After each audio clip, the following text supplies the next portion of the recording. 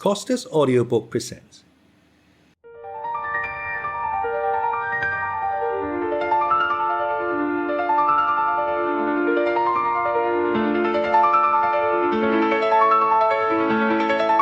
The Brothers Karamazov by Fyodor Dostoyevsky. Part 2. Book 6. The Russian Monk. Chapter 1.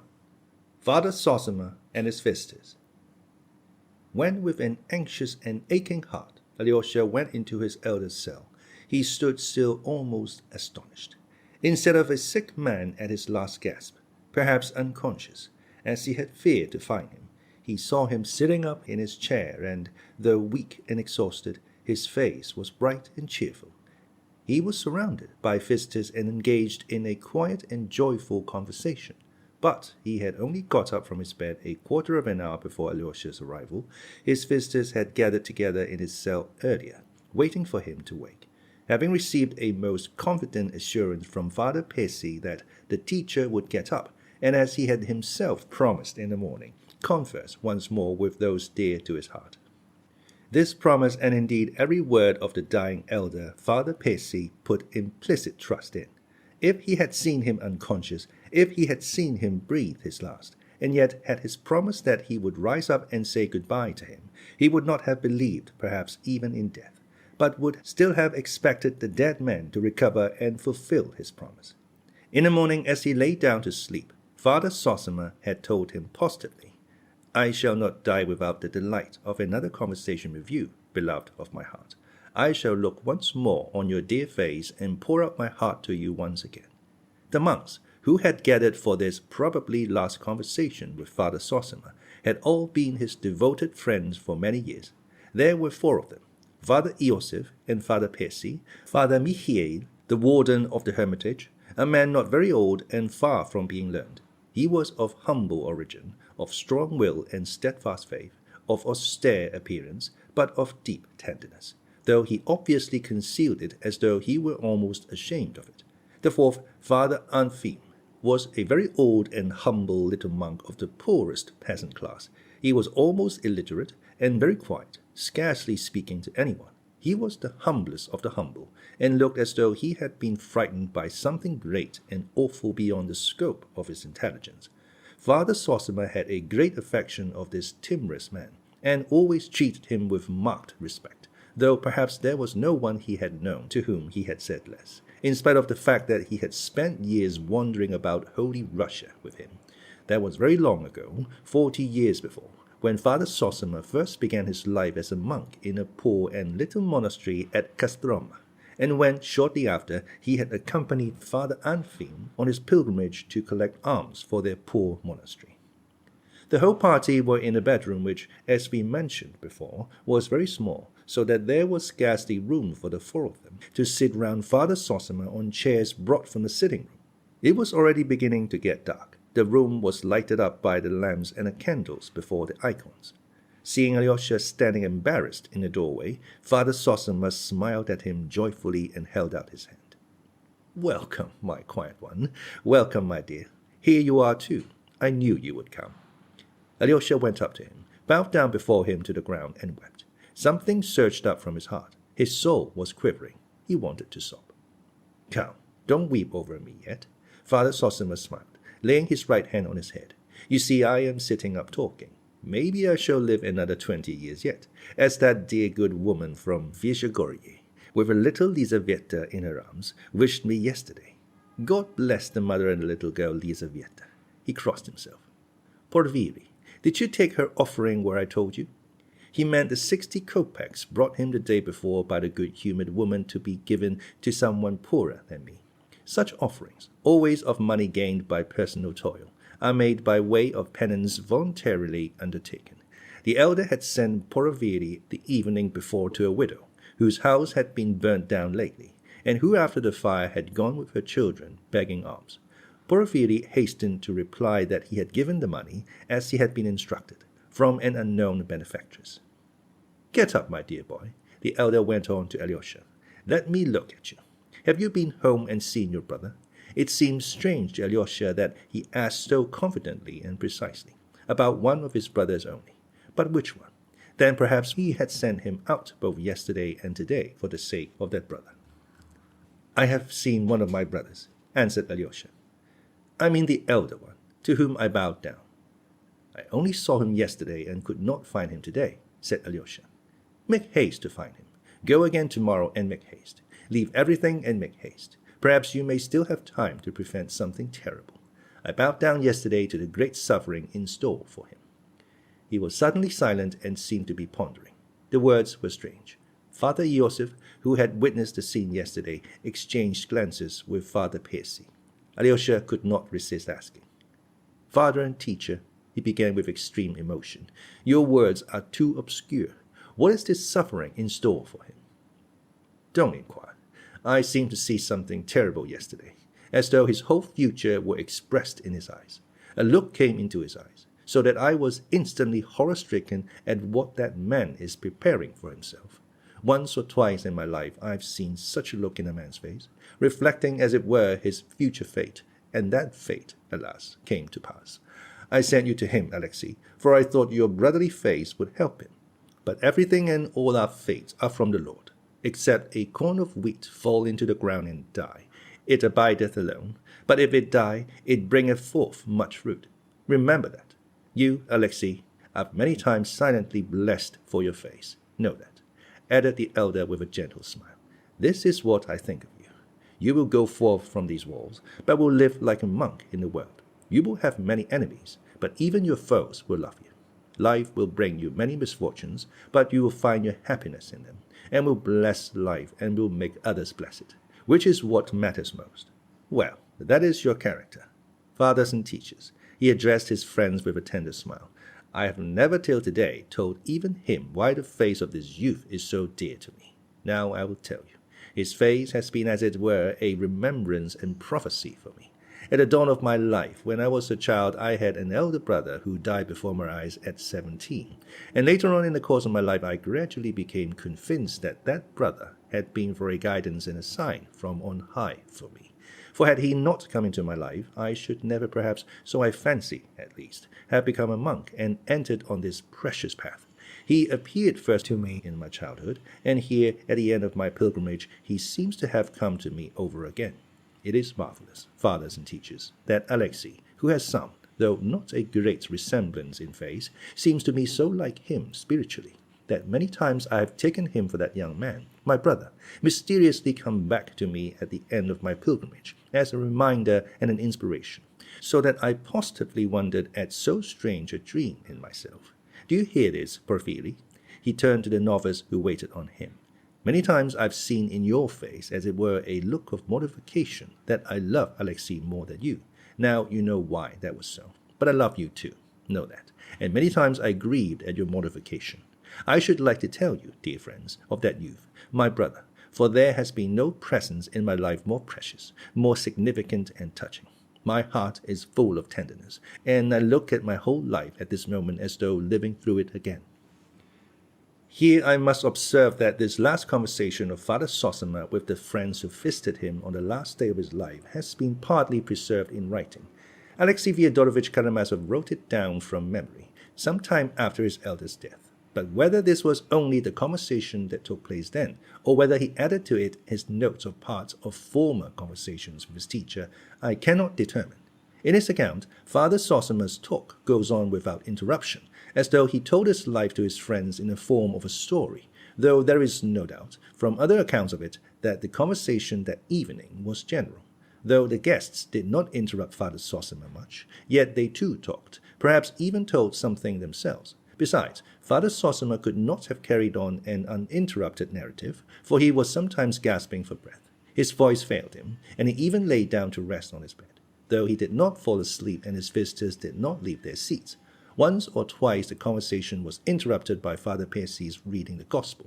It is worthy of note, too, that no one of them supposed that he would die that night, for on that evening of his life, after his deep sleep in the day, he seemed suddenly to have found new strength, which kept him up through this long conversation. It was like a last effort of love, which gave him marvelous energy, only for a little time, however, for his life was cut short immediately. But of that later. I will only add now that I have preferred to confine myself to the account given by Alexei Fyodorovich Karamazov. It will be shorter and not so fatiguing, though, of course, as I must repeat, Alyosha took a great deal from previous conversations and added them to it. Notes of the life of the deceased priest and monk, the Elder Zosima, taken from his own words by Alexei Fyodorovich Karamazov. Biographical notes. Beloved fathers and teachers, I was born in a distant province in the north, in the town of V. My father was a gentleman by birth, but of no great consequence or position.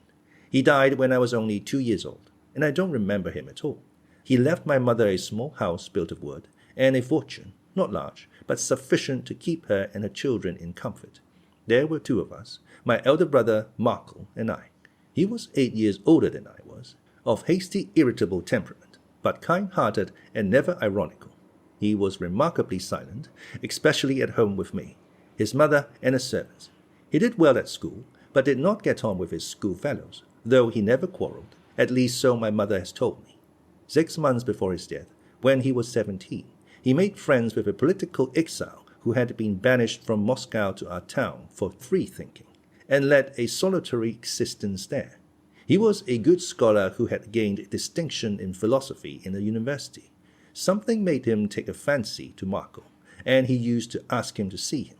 The young man would spend whole evenings with him during that winter, till the exile was summoned to Petersburg to take up his post again at his own request, as he had powerful friends. It was the beginning of Lent, and Marco would not fast. He was rude and laughed at it. That's all silly twaddle, and there is no God, he said, horrifying my mother, the servants, and me too. For though I was only 9, I too was aghast at hearing such words. We had 4 servants, or serfs. I remember my mother selling one of the 4, the cook Afimya, who was lame and elderly, for 60 paper rubles, and hiring a free servant to take her place. In the 6th week in Lent, my brother, who was never strong and had a tendency to consumption, was taken ill. He was tall but thin and delicate-looking, and of very pleasant countenance. I suppose he caught cold. Anyway, the doctor, who came, soon whispered to my mother that it was galloping consumption, that he would not live through the spring. My mother began weeping, and, careful not to alarm my brother, she entreated him to go to church, to confess and take the sacrament, as he was still able to move about. This made him angry, and he said something profane about the church. He grew thoughtful, however. He guessed at once that he was seriously ill, and that was why his mother was begging him to confess and take the sacrament. He had been aware, indeed, for a long time past, that he was far from well, and had a year before coolly observed at dinner to our mother and me, "My life won't be long among you.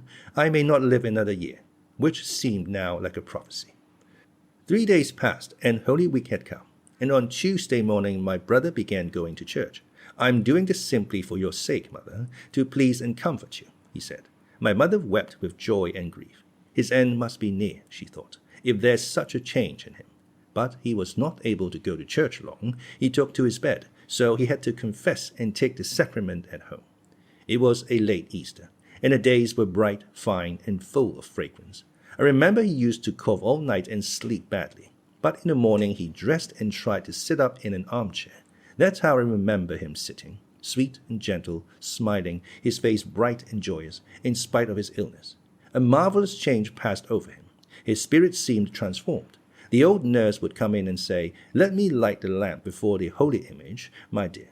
And once he would not have allowed it and would have blown it out. Light it, dear. I was a wretch to have prevented you doing it. You are praying when you light the lamp, and I am praying when I rejoice seeing you. So we are praying to the same God.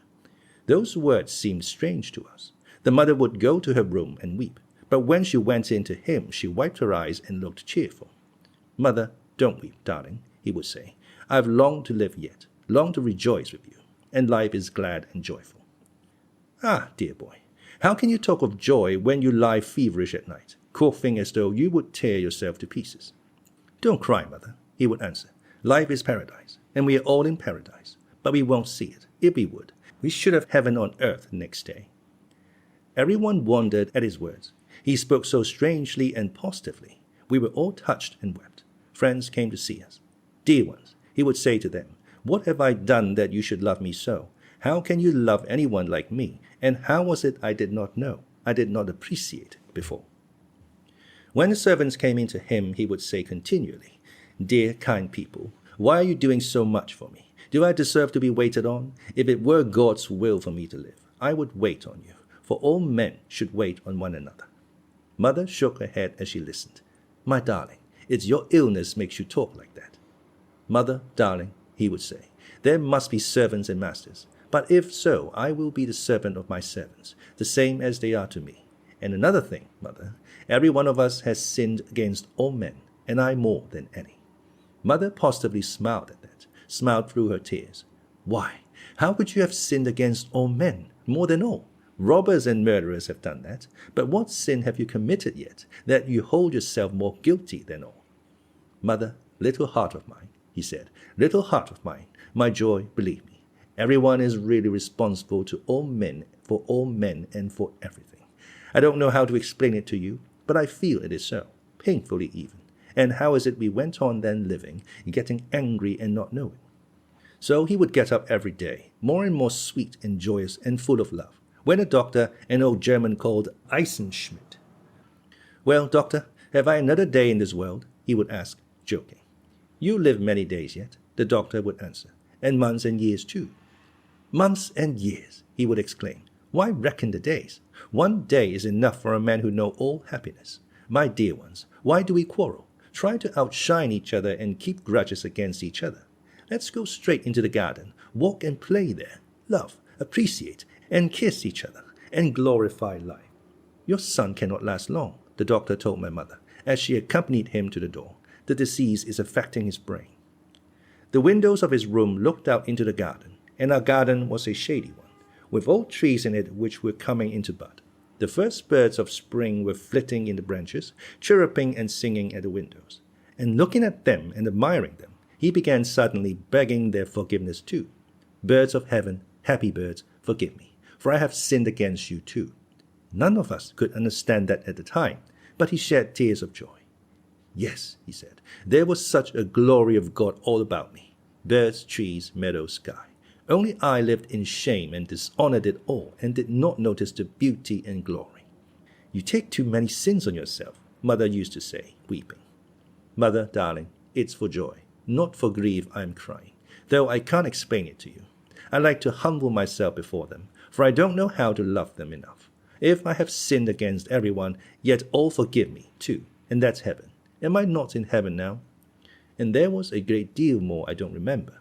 I remember I went once into his room when there was no one else there. It was a bright evening, the sun was setting, and the whole room was lighted up. He beckoned me, and I went up to him. He put his hands on my shoulders and looked into my face tenderly, lovingly. He said nothing for a minute, only looked at me like that. "Well," he said, "run and play now. Enjoy life for me too." I went out then and ran to play. And many times in my life afterwards I remembered even with tears how he told me to enjoy life for him too. There were many other marvelous and beautiful sayings of his, though we did not understand them at the time. He died the third week after Easter. He was fully conscious, though he could not talk. Up to his last hour he did not change. He looked happy. His eyes beamed and sought us. He smiled at us, beckoned us. There was a great deal of talk even in the town about his death. I was impressed by all this at the time, but not too much so, though I cried a good deal at his funeral. I was young then, a child, but a lasting impression, a hidden feeling of it all, remained in my heart, ready to rise up and respond when the time came. So indeed it happened.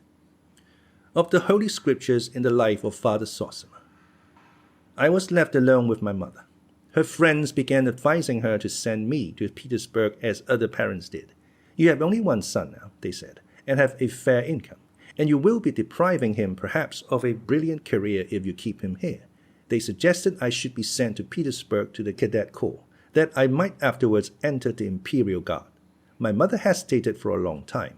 It was awful to part with her only child, but she made up her mind to it at last, though not without many tears, believing she was acting for my happiness. She brought me to Petersburg and put me into the Cadet Corps, and I never saw her again, for she too died 3 years afterwards. She spent those 3 years mourning and grieving for both of us. From the house of my childhood I have brought nothing but precious memories. For for there are no memories more precious than those of early childhood in one's first home, and that is almost always so if there is any love and harmony in the family at all. Indeed, precious memories may remain even of a bad home, if only the heart knows how to find what is precious. With my memories of home I count, too, my memories of the Bible, which, child as I was very eager to read at home. I had a book of scripture history, then with excellent pictures, called 104 Stories from the Old and New Testament, and I learned to read from it.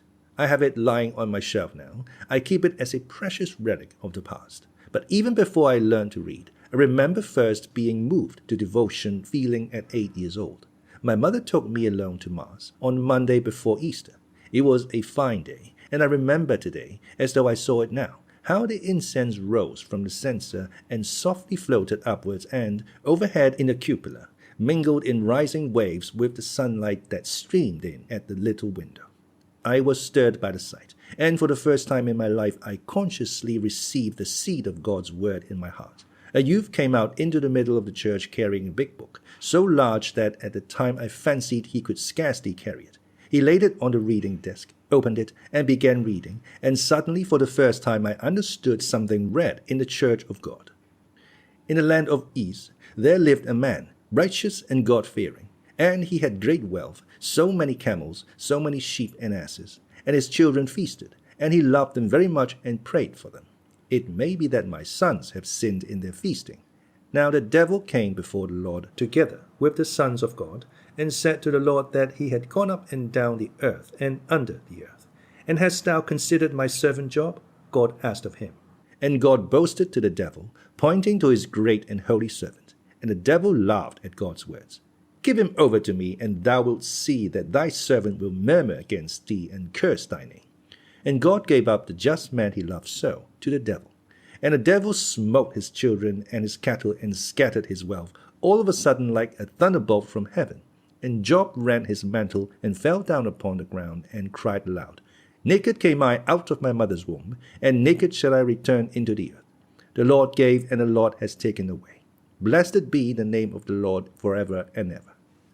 Fathers and teachers, forgive my tears now, for all my childhood rises up again before me, and I breathe now as I breathed then, with the breast of a little child of 8, and I feel as I did then, awe and wonder and gladness.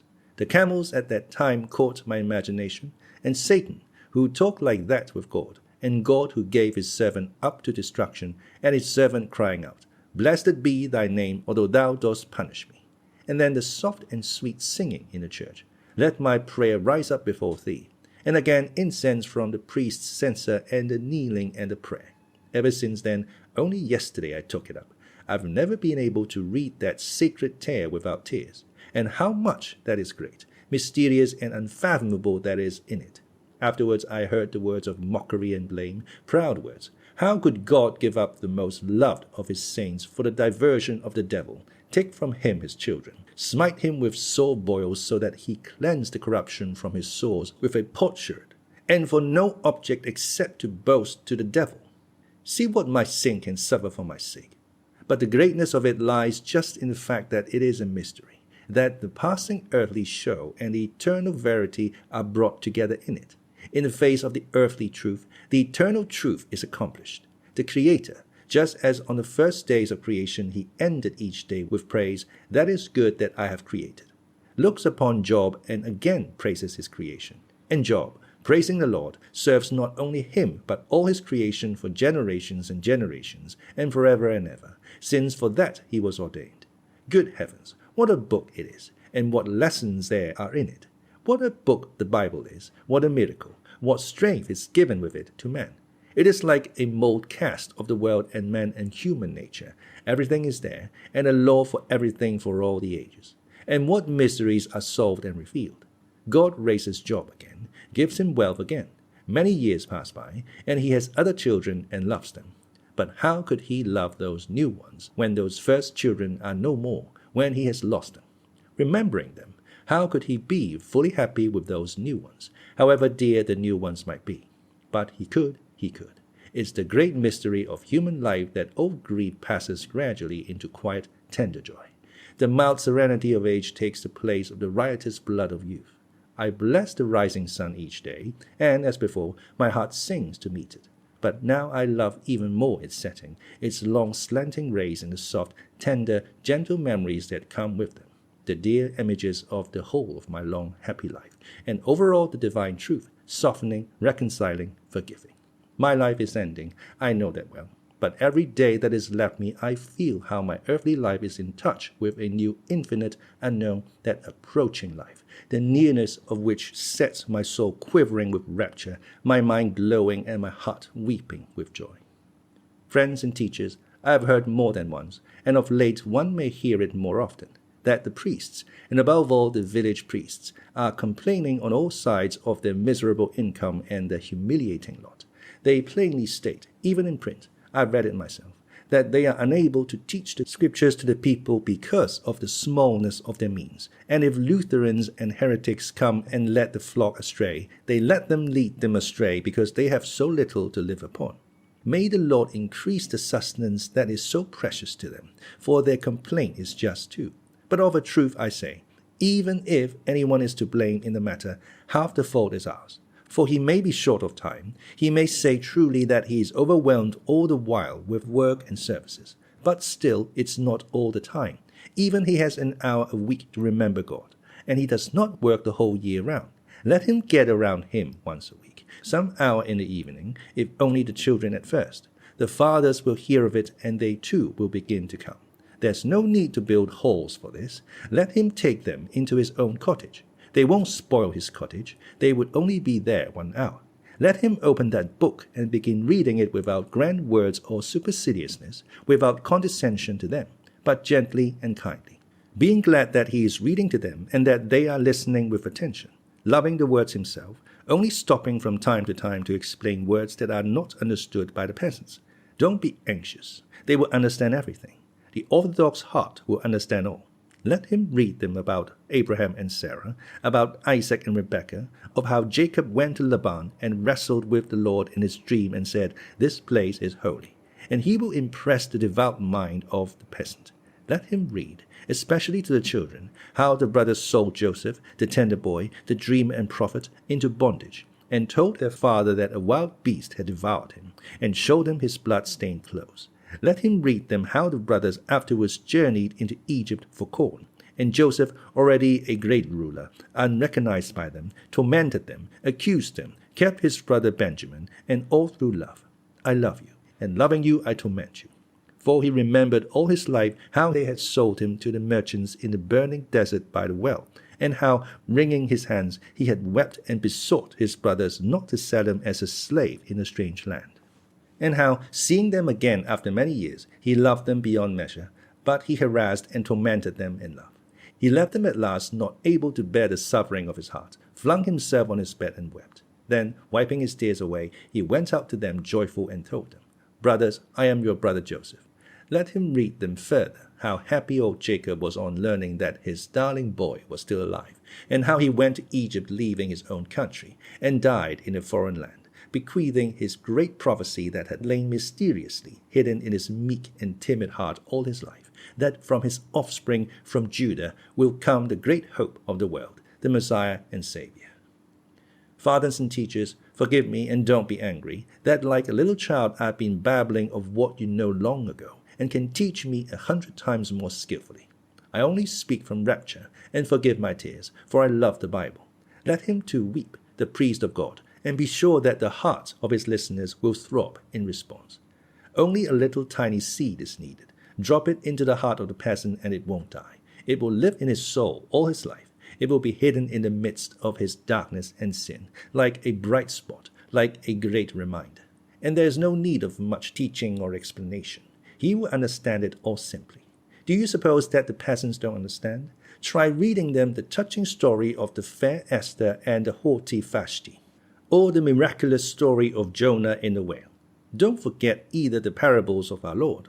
Choose especially from the Gospel of St. Luke, and then from the Acts of the Apostles, the conversion of St. Paul, and from the lives of the saints, for instance, the life of Alexei, the man of God, and, greatest of all, the happy martyr and the seer of God, Mary of Egypt. And you will penetrate their hearts with these simple tales. Give 1 hour a week to it in spite of your poverty, only 1 little hour, and you will see for yourselves that our people is gracious and grateful, and will repay you 100-fold. Mindful of the kindness of the priest and the moving words they have heard from him, they will, of their own accord, help him in his fields and in his house, and will treat him with more respect than before, so that it will even increase his worldly well-being too. The thing is so simple that sometimes one is even afraid to put it into words, for fear of being laughed at, and yet how true it is. One who does not believe in God will not believe in God's people. He who believes in God's people will see his holiness too, even though he had not believed in it till then. Only the people and the future spiritual power will convert our atheists who have torn themselves away from their native soil. And what is the use of Christ's words unless we set an example? The people is lost without the word of God, for its soul is athirst for the word and for all that is good.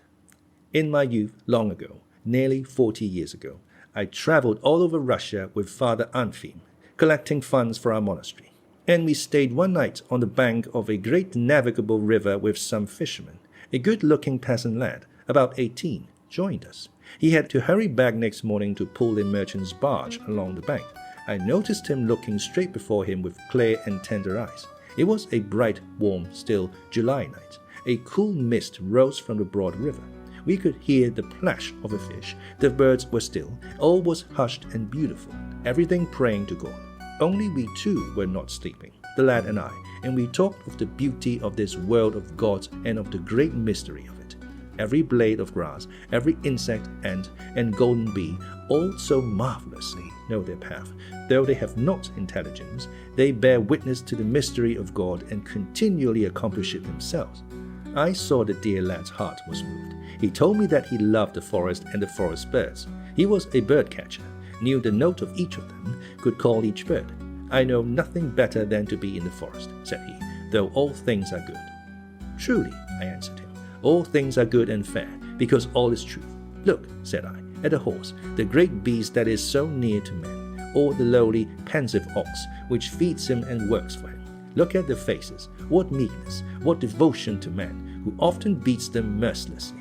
What gentleness, what confidence, and what beauty. It's touching to know that there's no sin in them, for all except men, is sinners, and Christ has been with them before us. Why? Asked the boy. Is Christ with them too? It cannot but be so, said I, since the word is for all creation and all creatures, every leaf is striving to the word, singing glory to God, weeping to Christ, unconsciously accomplishing this by the mystery of their sinless life. Yonder, said I, in the forest wanders the dreadful bear, fierce and menacing, and yet innocent in it. And I told him how once a bear came to a great saint who had taken refuge in a tiny cell in the wood, and the great saint pitied him, went up to him without fear, and gave him a piece of bread. Go along, said he, Christ be with you. And the savage beast walked away meekly and obediently, doing no harm. And the lad was delighted that the bear had walked away without hurting the saint, and that Christ was with him too. Ah, said he, how good that is! How good and beautiful is all God's work! He sat musing softly and sweetly. I saw he understood, and he slept beside me a light and sinless sleep. May God bless you. And I prayed for him as I went to sleep. Lord, send peace and light to thy people.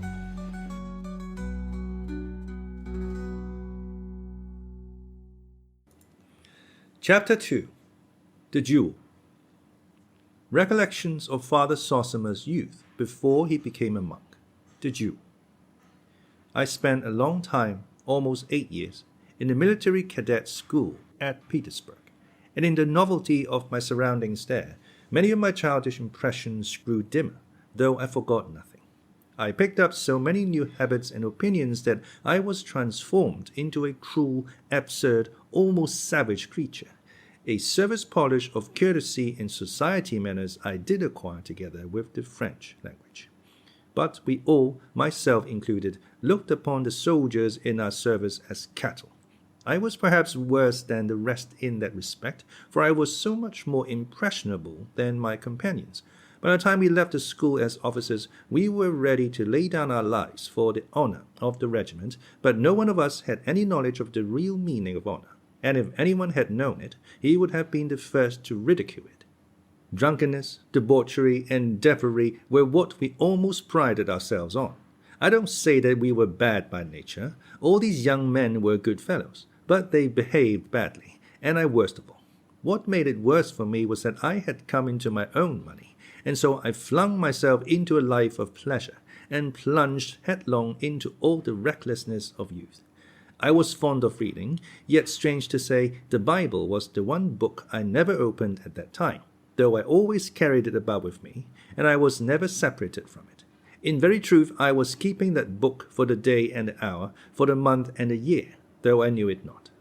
After 4 years of this life, I chanced to be in the town of K, where our regiment was stationed at the time. We found people of the town hospitable, rich and fond of entertainments. I met with a cordial reception everywhere, as I was of a lively temperament and was known to be well off, which always goes a long way in the world. And then a circumstance happened which was the beginning of it all. I formed an attachment to a beautiful and intelligent young girl of noble and lofty character, the daughter of people much respected. They were well-to-do people of influence and position. They always gave me a cordial and friendly reception. I fancied that the young lady looked on me with favor, and my heart was aflame at such idea. Later on I saw and fully realized that I perhaps was not so passionately in love with her at all, but only recognized the elevation of her mind and character, which I could not indeed have helped doing. I was prevented, however, from making her an offer at the time by my selfishness. I was loath to part with the allurements of my free and licentious bachelor life in the heyday of my youth, and with my pockets full of money. I did drop some hint as to my feelings, however, though I put off taking any decisive step for a time. Then, all of a sudden, we were ordered off for 2 months to another district. On my return 2 months later, I found a young lady already married to a rich neighboring landowner, a very amiable man, still young though older than I was, connected with the best Petersburg society, which I was not, and of excellent education, which I also was not. I was so overwhelmed at this unexpected circumstance that my mind was positively clouded. The worst of it all was that, as I learned then, the young landowner had been a long while betrothed to her, and I had met him indeed many times in her house, but blinded by my conceit, I had noticed nothing. And this particularly mortified me. Almost everybody had known all about it, while I knew nothing. I was filled with sudden, irrepressible fury. With flushed face, I began recalling how often I had been on the point of declaring my love to her, and as she had not attempted to stop me or to warn me, she must, I concluded, have been laughing at me all the time. Later on, of course, I reflected and remembered that she had been very far from laughing at me. On the contrary, she used to turn off any love-making on my part with a jest and begin talking of other subjects. But at that moment I was incapable of reflecting and was all eagerness for revenge. I am surprised to remember that my wrath and revengeful feelings were extremely repugnant to my own nature, for being of an easy temper, I found it difficult to be angry with anyone for long. And so I had to work myself up artificially and became at last revolting and absurd. I waited for an opportunity and succeeded in insulting my rival in the presence of a large company. I insulted him on a perfectly extraneous pretext, jeering at his opinion upon an important public event. It was in the year 1826, and my jeer was, so people said, clever and effective. Then I forced him to ask for an explanation, and behaved so rudely that he accepted my challenge in spite of the vast inequality between us, as I was younger, a person of no consequence, and of inferior rank. I learned afterwards for a fact that it was from a jealous feeling on his side also that my challenge was accepted. He had been rather jealous of me on his wife's account before their marriage. He fancied now that if he submitted to be insulted by me and refused to accept my challenge, and if she heard of it, she might begin to despise him and waver in her love for him. I soon found a second in a comrade, an ensign of our regiment. In those days, though, duels were severely punished, yet dueling was a kind of fashion among the officers. So strong and deeply rooted will a brutal prejudice sometimes be. It was the end of June, and our meeting was to take place at 7 o'clock the next day on the outskirts of the town, and then something happened that in very truth was the turning point of my life. In the evening, returning home in a savage and brutal humor, I flew into a rage with my orderly Afanasy, and gave him 2 blows in the face with all my might, so that it was covered with blood. He had not long been in my service, and I had struck him before, but never with such ferocious cruelty. And believe me, though it's 40 years ago, I recalled it now with shame and pain. I went to bed and slept for about 3 hours. When I waked up, the day was breaking. I got up. I did not want to sleep any more. I went to the window, opened it. It looked out upon the garden. I saw the sun rising. It was warm and beautiful. The birds were singing. What's the meaning of it? I thought. I feel in my heart, as it were, something vile and shameful. Is it because I'm going to shed blood? No, I thought. I feel it's not that. Can it be that I'm afraid of death, afraid of being killed? No, that's not it. That's not it at all. And all at once I knew what it was. It was because I had beaten Afanasy the evening before. It all rose before my mind. It all was, as it were, repeated over again. He stood before me, and I was beating him straight on the face, and he was holding his arms stiffly down, his head erect, his eyes fixed upon me as though on parade. He staggered at every blow and did not even dare to raise his hands to protect himself. That is what a man has been brought to, and that was a man beating a fellow creature. What a crime! It was as though a sharp dagger had pierced me right through. I stood as if I were struck dumb, while the sun was shining, the leaves were rejoicing, and the birds were trilling the praise of God. I hid my face in my hands, fell on my bed, and broke into a storm of tears. And then I remembered my brother Markel and what he said on his deathbed to his servants. My dear ones, why do you wait on me? Why do you love me? Am I worth your waiting on me? Yes, am I worth it? Flashed through my mind. After all, what am I worth? That another man, a fellow creature, made in the likeness and image of God, should serve me. For the first time in my life, this question forced itself upon me. He had said, "Mother, my little heart, in truth we are each responsible to all for all. It's only that men don't know this. If they knew it, the world would be a paradise at once." God, can that too be false? I thought as I wept. In truth, perhaps I'm more than all others responsible for all, a greater sinner than all men in the world. And all at once the whole truth in its full light appeared to me. What was I going to do? I was going to kill the good, clever nobleman who had done me no wrong, and by depriving his wife of happiness for the rest of her life, I should be torturing and killing her too. I lay thus in my bed with my face in the pillow, heedless how the time was passing. Suddenly my second, the ensign, came in with the pistols to fetch me. "Ah," said he, "it's a good thing you are up already. It's time we were off. Come along." I did not know what to do and hurried to and fro undecided. We went out to the carriage, however. "Wait here a minute," I said to him. "I'll be back directly. I have forgotten my purse." And I ran back alone to Afanasy's little room. "Afanasy," I said, "I gave you 2 blows on the face yesterday. Forgive me," I said. He started as though he were frightened and looked at me, and I saw that it was not enough, and on the spot, in my full officer's uniform, I dropped at his feet and bowed my head to the ground. "Forgive me," I said. Then he was completely aghast. "Your Honor, sir, what are you doing? Am I worth it?"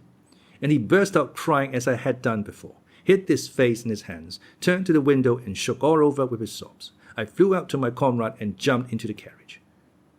"Ready," I cried. "Have you ever seen a conqueror?" I asked him. "Here's one before you." I was in ecstasy, laughing and talking all the way. I don't remember what about. He looked at me. "Well, brother, you are a plucky fellow. You keep up the honor of the uniform, I can see." So we reached the place and found them there, waiting us. We were placed 12 paces apart. He had the first shot. I stood gaily, looking him full in the face. I did not twitch an eyelash. I looked lovingly at him, for I knew what I would do. His shot just grazed my cheek and ear. "Thank God," I cried. "No man has been killed." And I seized my pistol, turned back and flung it far away into the wood. "That's the place for you," I cried. I turned to my adversary. "Forgive me, young fool that I am, sir," I said, "for my unprovoked insult to you and for forcing you to fire at me. I am 10 times worse than you and more, maybe. Tell that to the person whom you hold dearest in the world." I had no sooner said this than they all 3 shouted at me. "Upon my word," cried my adversary, annoyed, "if you did not want to fight, why did you let me alone?" "Yesterday I was a fool. Today I know better," I answered him gaily. "As to yesterday, I believe you. But as for today, it is difficult to agree with your opinion," said he. Bravo, I cried, clapping my hands. I agree with you there too. I have deserved it. Will you shoot, sir, or not? No, I won't, I said. If you like, fire at me again, but it would be better for you not to fire. The seconds, especially mine, were shouting too. Can you disgrace the regiment like this, facing your antagonist and begging his forgiveness? If I had only known this. I stood facing them all, not laughing now. Gentlemen, I said, is it really so wonderful in these days to find a man who can repent of his stupidity and publicly confess his wrongdoing? But not in a duel, cried my second again. That's what's so strange, I said, for I ought to have owned my vote as soon as I got here, before he had fired a shot, before leading him into a great and deadly sin. But we have made our lives so grotesque that to act in that way would have been almost impossible. For only after I have faced his shot at a distance of 12 paces could my words have any significance for him. And if I had spoken before, he would have said, he's a coward. The sight of the pistol has frightened him. No use to listen to him. Gentlemen, I cried suddenly, speaking straight from my heart, look around you at the gifts of God. The clear sky, the pure air, the tender grass, the birds. Nature is beautiful and sinless. And we, only we, are sinful and foolish. And we don't understand that life is heaven. For we have only to understand that, and it will at once be fulfilled in all its beauty. We shall embrace each other and weep. I would have said more, but I could not. My voice broke with the sweetness and youthful gladness of it, and there was such bliss in my heart as I had never known before in my life. All this as rational and edifying, said my antagonist, and in any case you are an original person. You may laugh, I said to him, laughing too, but afterwards you will approve of me. Oh, I'm ready to approve of you now, said he. Will you shake hands, for I believe you are genuinely sincere. No, I said, not now. Later on, when I have grown worthier and deserve your esteem, then shake hands and you will do well. We went home, my second upbraiding me all the way, while I kissed him. All my comrades heard of the affair at once and gathered together to pass judgment on me the same day. He has disgraced the uniform, they said. Let him resign his commission. Some stood up for me. He faced a shot, they said. Yes, but he was afraid of his other shot and begged for forgiveness. If he had been afraid of being shot, he would have shot his own pistol first before asking forgiveness, while he flung it loaded into the forest. No, there's something else in this, something original. I enjoyed listening and looking at them. My dear friends and comrades, said I, don't worry about my resigning my commission, for I have done so already. I have sent in my papers this morning, and as soon as I get my discharge, I shall go into the monastery. It's with that object I am leaving the regiment. When I had said this, every one of them burst out laughing. You should have told us of that first. That explains everything. We can't judge a monk. They laughed and could not stop themselves, and not scornfully, but kindly and merrily. They all felt friendly to me at once, even those who had been sternest in their censure, and all the following month, before my discharge came, they could not make enough of me. Ah, you monk, they would say, and everyone said something kind to me. They began trying to dissuade me, even to pity me. What are you doing to yourself? No, they would say, he is a brave fellow. He faced fire and could have fired his own pistol too, but he had a dream the night before that he should become a monk. That's why he did it. It was the same thing with the society of the town. Till then I had been kindly received, but had not been the object of special attention, and now all came to know me at once and invited me. They laughed at me, but they loved me. I may mention that although everybody talked openly of our duel, the authorities took no notice of it, because my antagonist was a near relation of our general, and as there had been no bloodshed and no serious consequences, and as I resigned my commission, they took it as a joke. And I began then to speak aloud and fearlessly, regardless of their laughter, for it was always kindly and not spiteful laughter.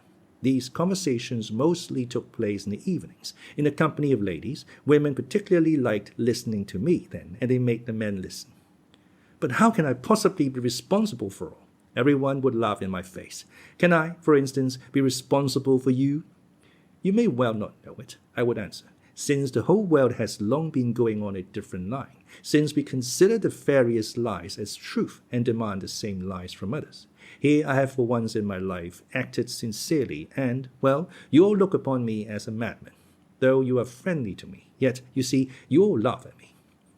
But how can we help being friendly to you? Said my hostess, laughing. The room was full of people. All of a sudden the young lady rose, on whose account the duel had been fought and whom only lately I had intended to be my future wife. I had not noticed her coming into the room. She got up, came to me, and held out her hand. "Let me tell you," she said, "that I am the first not to laugh at you. But on the contrary, I thank you with tears and express my respect for you for your action then." Her husband, too, came up, and then they all approached me and almost kissed me. My heart was filled with joy.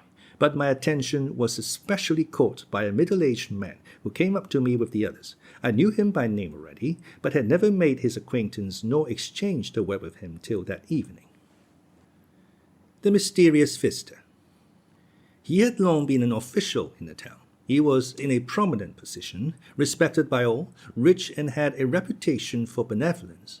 He subscribed considerable sums to the almshouse and the orphan asylum. He was very charitable, too, in secret, a fact which only became known after his death. He was a man of about 50, almost stern in appearance and not much given to conversation. He had been married about 10 years, and his wife, who was still young, had borne him 3 children. Well, I was sitting alone in my room the following evening when my door suddenly opened and this gentleman walked in. I must mention, by the way, that I was no longer living in my former quarters. As soon as I resigned my commission, I took rooms with an old lady, the widow of a government clerk. My landlady's servant waited upon me, for I had moved into her room simply because on my return from the duel I had sent a pharmacy back to the regiment, as I felt ashamed to look him in the face after my last interview with him. So prone is the man of the world to be ashamed of any righteous action. "I have," said my visitor, "with great interest listened to you speaking in different houses the last few days, and I wanted at last to make your personal acquaintance, so as to talk to you more intimately. Can you, dear sir, grant me this favor?" "I can, with the greatest pleasure, and I shall look upon it as an honor." I said this, though I felt almost dismayed. So greatly was I impressed from the first moment by the appearance of this man. For though other people had listened to me with interest and attention, no one had come to me before with such a serious, stern, and concentrated expression. And now he had come to see me in my own rooms. He sat down. "You are, I see, a man of great strength of character," he said, "as you have dared to serve the truth, even when by doing so you risked incurring the contempt of all." "Your praise is, perhaps, excessive," I replied.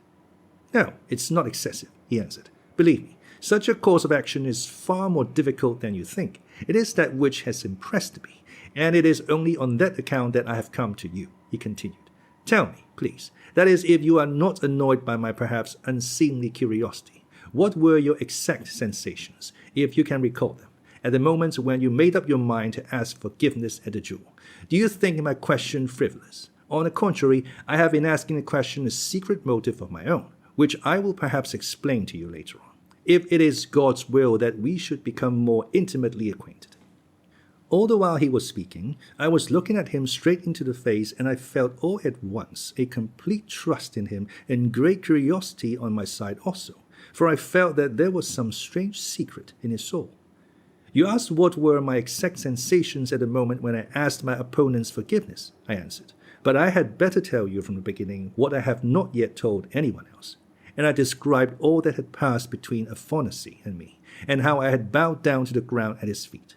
"From that you can see for yourself," I concluded, "that at the time of the duel it was easier for me, for I had made a beginning already at home, and when once I had started on that road, to go farther along it was far from being difficult, but became a source of joy and happiness." I liked the way he looked at me as he listened. "All that," he said, "is exceedingly interesting.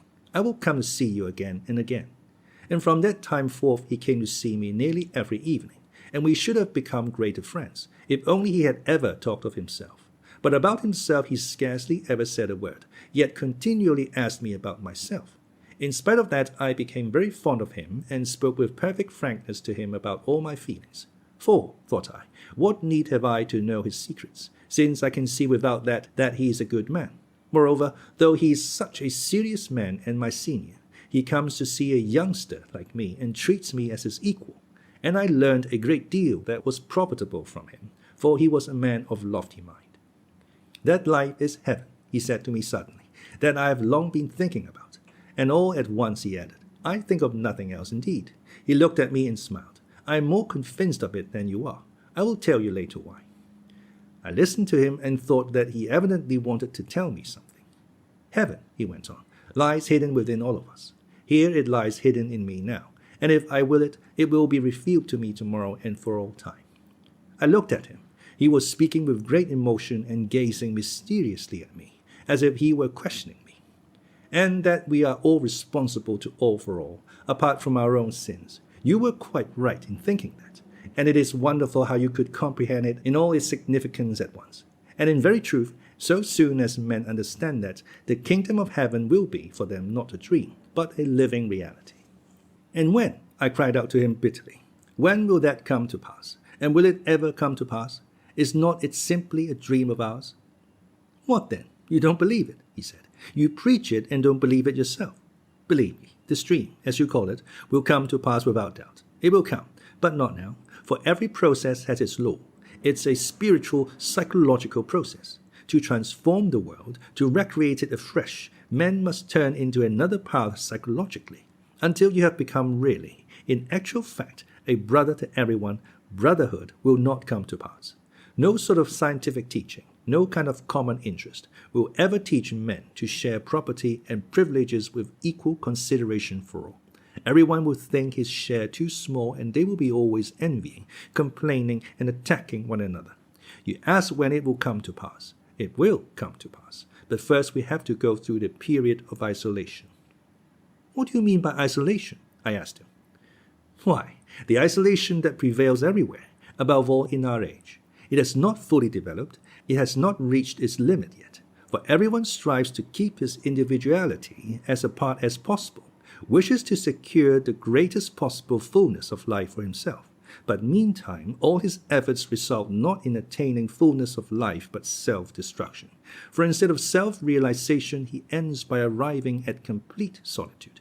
All mankind in our age have split up into units. They all keep apart, each in his own roof. Each one holds aloof, hides himself and hides what he has from the rest, and he ends by being repelled by others and repelling them. He heaps up riches by himself and thinks, how strong I am now and how secure.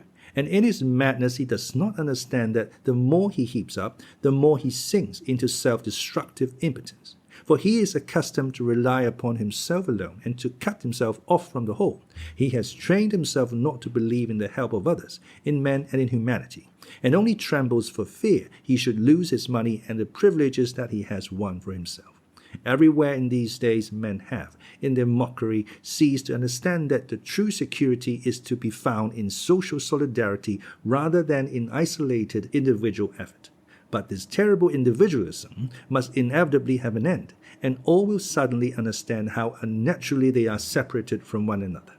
It will be the spirit of the time, and people will marvel that they have sat so long in darkness without seeing the light, and then the sign of the Son of Man will be seen in the heavens. But until then, we must keep the banner flying, sometimes even if he has to do it alone, and his conduct seems to be crazy.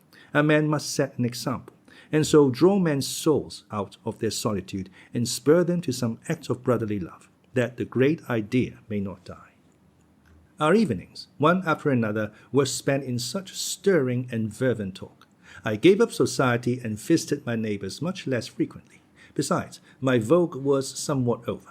I say this, not as blame, for they still loved me and treated me good-humoredly. But there's no denying that fashion is a great power in society. I began to regard my mysterious visitor with admiration, for besides enjoying his intelligence, I began to perceive that he was brooding over some plan in his heart, and was preparing himself perhaps for a great deed.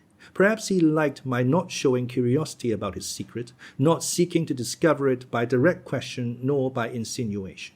But I noticed at last that he seemed to show signs of wanting to tell me something. This had become quite evident, indeed, about a month after he first began to visit me. Do you know, he said to me once, that people are very inquisitive about us in the town and wonder why I come to see you so often. But let them wonder, for soon all will be explained. Sometimes an extraordinary agitation would come over him, and almost always on such occasions he would get up and go away. Sometimes he would fix a long piercing look upon me, and I thought, he will say something directly now. But he would suddenly begin talking of something ordinary and familiar. He often complained of headache too. One day, quite unexpectedly indeed, after he had been talking with great fervor a long time, I saw him suddenly turn pale, and his face worked convulsively, while he stared persistently at me. "What's the matter?" I said. "Do you feel ill?" He had just been complaining of headache. Do you know, I murdered someone." He said this and smiled with a face as white as chalk. Why is it he is smiling? The thought flashed through my mind before I realized anything else. I too turned pale. "What are you saying?" I cried. "You see," he said with a pale smile, "how much it has cost me to say the first word. Now I have said it. I feel I have taken the first step and shall go on." For a long while I could not believe him, and I did not believe him at that time, but only after he had been to see me 3 days running and told me all about it. I thought he was mad, but ended by being convinced, to my great grief and amazement. His crime was a great and terrible one. 14 years before, he had murdered the widow of a landowner, a wealthy and handsome young woman who had a house in our town. He fell passionately in love with her, declared his feeling, and tried to persuade her to marry him, but she had already given her heart to another man, an officer of noble birth and high rank in the service, who was at that time away at the front, though she was expecting him soon to return. She refused his offer and begged him not to come and see her. After he had ceased to visit her, he took advantage of his knowledge of the house to enter at night through the garden by the roof, at great risk of discovery. But, as often happens, a crime committed with extraordinary audacity is more successful than others. Entering the garret through the skylight, he went down the ladder, knowing that the door at the bottom of it was sometimes, through the negligence of the servants, left unlocked.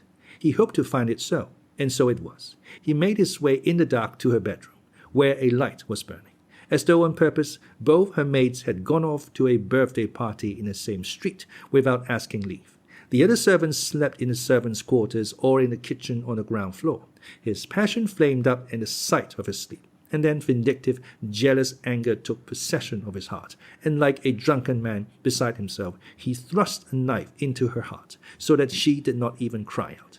Then, with devilish and criminal cunning, he contrived that suspicion should fall on the servants. He was so base as to take her purse, to open her chest with keys from under her pillow, and to take some things from it, doing it all as it might have been done by an ignorant servant, leaving valuable papers and taking only money. He took some of the larger gold things, but left smaller articles that were 10 times as valuable. He took with him, too, some things for himself as remembrances, but of that later. Having done this awful deed, he returned by the way he had come.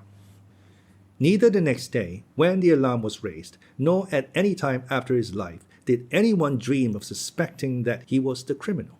No one indeed knew of his love for her, for he was always reserved and silent and had no friend to whom he would have opened his heart. He was looked upon simply as an acquaintance, and not a very intimate one, of the murdered woman. As for the previous fortnight, he had not even visited her. A serf of hers called Pyotr was at once suspected, and every circumstance confirmed the suspicion.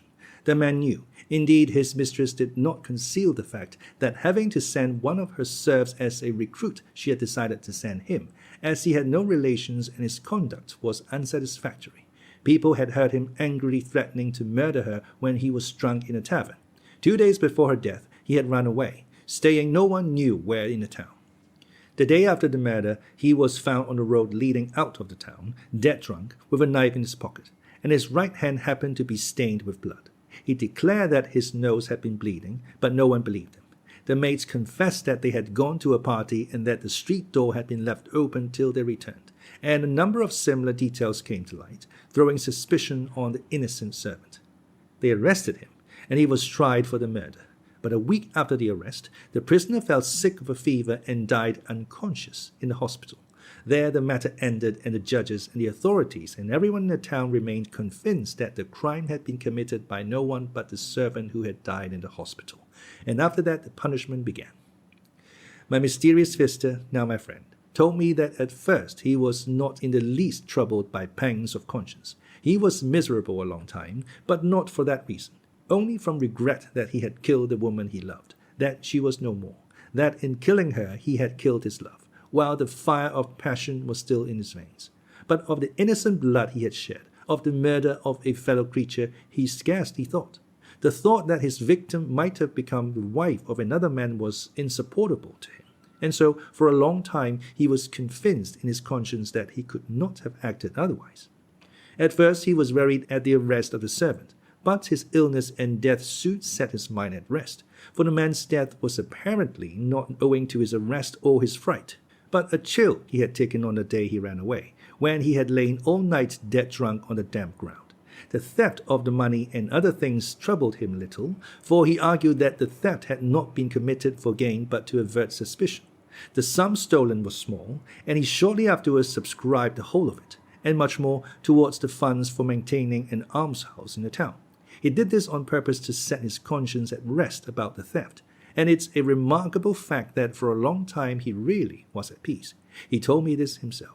He entered then upon a career of great activity in the service, volunteered for a difficult and laborious duty, which occupied him 2 years, and being a man of strong will, almost forgot the past.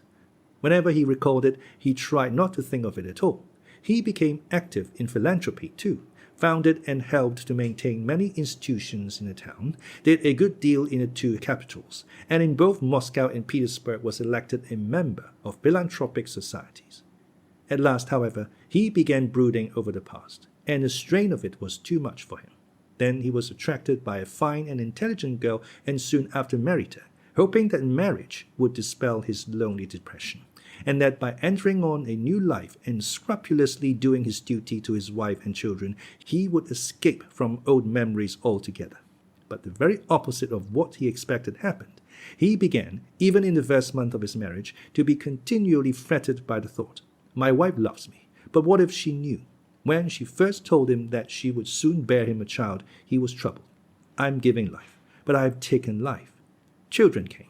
How dare I love them, teach and educate them? How can I talk to them of virtue? I have shed blood. They were splendid children. He longed to caress them. And I can't look at their innocent, candid faces. I'm unworthy." At last he began to be bitterly and ominously haunted by the blood of his murdered victim, by the young life he had destroyed, by the blood that cried out for vengeance. He had begun to have awful dreams, but being a man of fortitude, he bore his suffering a long time, thinking, "I shall expiate everything by this secret agony." But that hope, too, was vain. The longer it went on, the more intense was his suffering. He was respected in society for his active benevolence, though everyone was overawed by his stern and gloomy character. But the more he was respected, the more intolerable it was for him.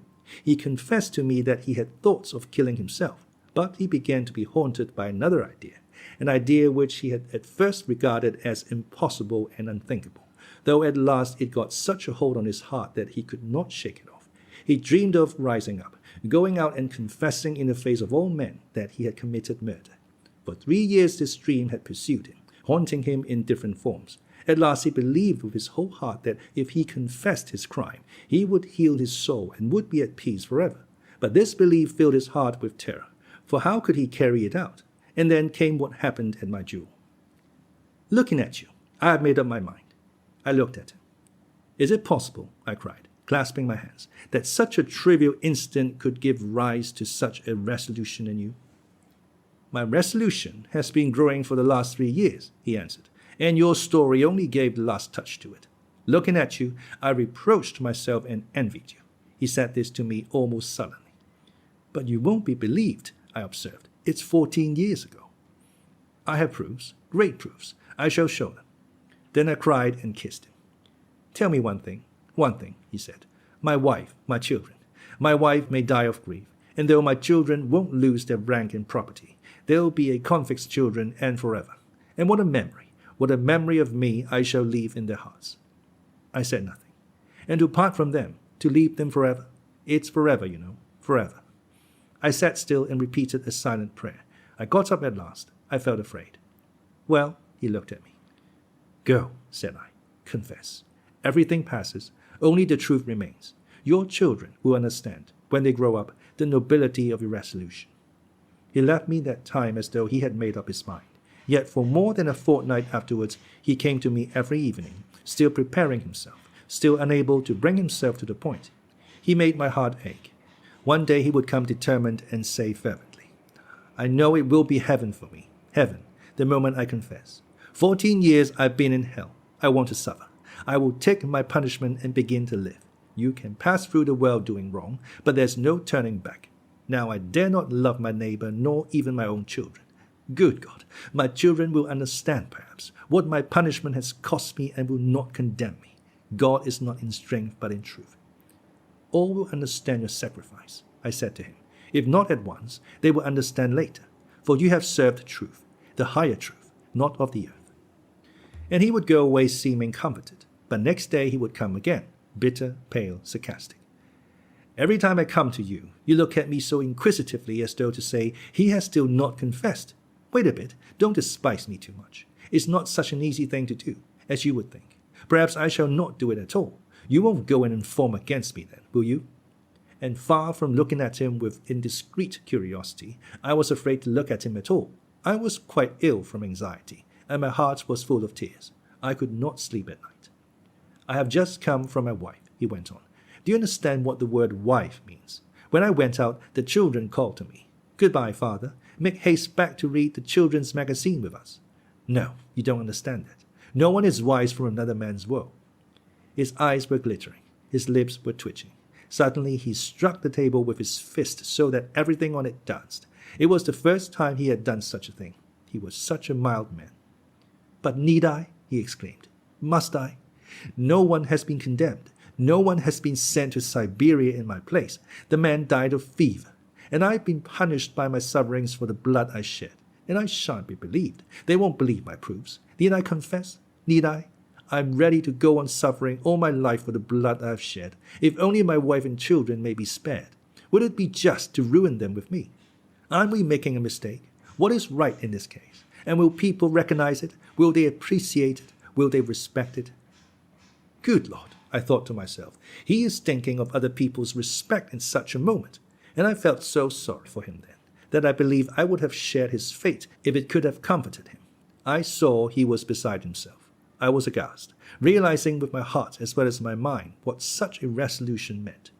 Decide my fate, he exclaimed again. Go and confess, I whispered to him.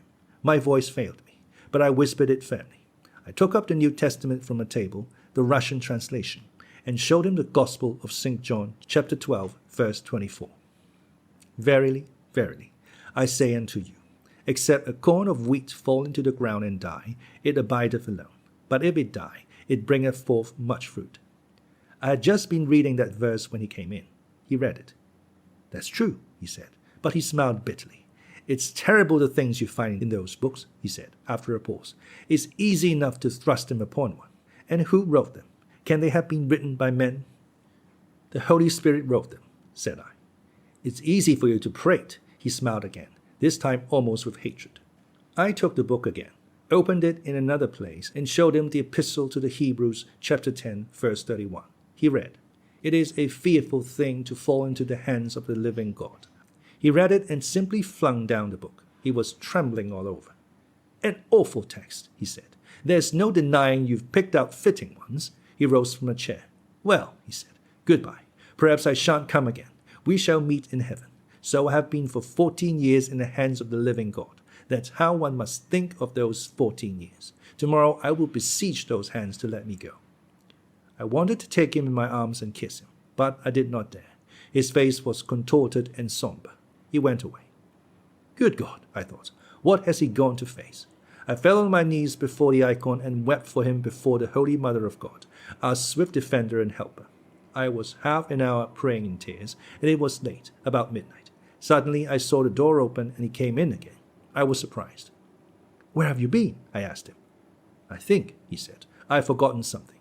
My handkerchief, I think. Well, even if I've not forgotten anything, let me stay a little. He sat down. I stood over him. You sit down too, he said. I sat down. We sat still for 2 minutes. He looked intently at me and suddenly smiled. I remember that. Then he got up, embraced me warmly and kissed me. Remember, he said, how I came to you a second time. Do you hear? Remember it. And he went out. Tomorrow, I thought. And so it was. I did not know that evening that the next day was his birthday. I had not been out for the last few days, so I had no chance of hearing it from anyone. On that day he always had a great gathering. Everyone in the town went to it. It was the same this time. After dinner, he walked into the middle of the room with a paper in his hand, a formal declaration to the chief of his department who was present. This declaration he read aloud to the whole assembly. It contained a full account of the crime, in every detail. I cut myself off from men as a monster. God has visited me, he said in conclusion. I want to suffer for my sin. Then he brought out and laid on the table all the things he had been keeping for 14 years, that he thought would prove his crime. The jewels belonging to the murdered woman, which he had stolen to divert suspicion, a cross in the locket taken from her neck with a portrait of her betrothed in the locket, her notebook and 2 letters, one from her betrothed, telling her that he would soon be with her, and her unfinished answer left on the table to be sent off next day. He carried off these 2 letters. What for? Why had he kept them for 14 years afterwards instead of destroying them as evidence against him? And this is what happened. Everyone was amazed and horrified. Everyone refused to believe it and thought that he was deranged, though all listened with intense curiosity. A few days later, it was fully decided and agreed in every house that the unhappy man was mad. The legal authorities could not refuse to take the case up, but they too dropped it.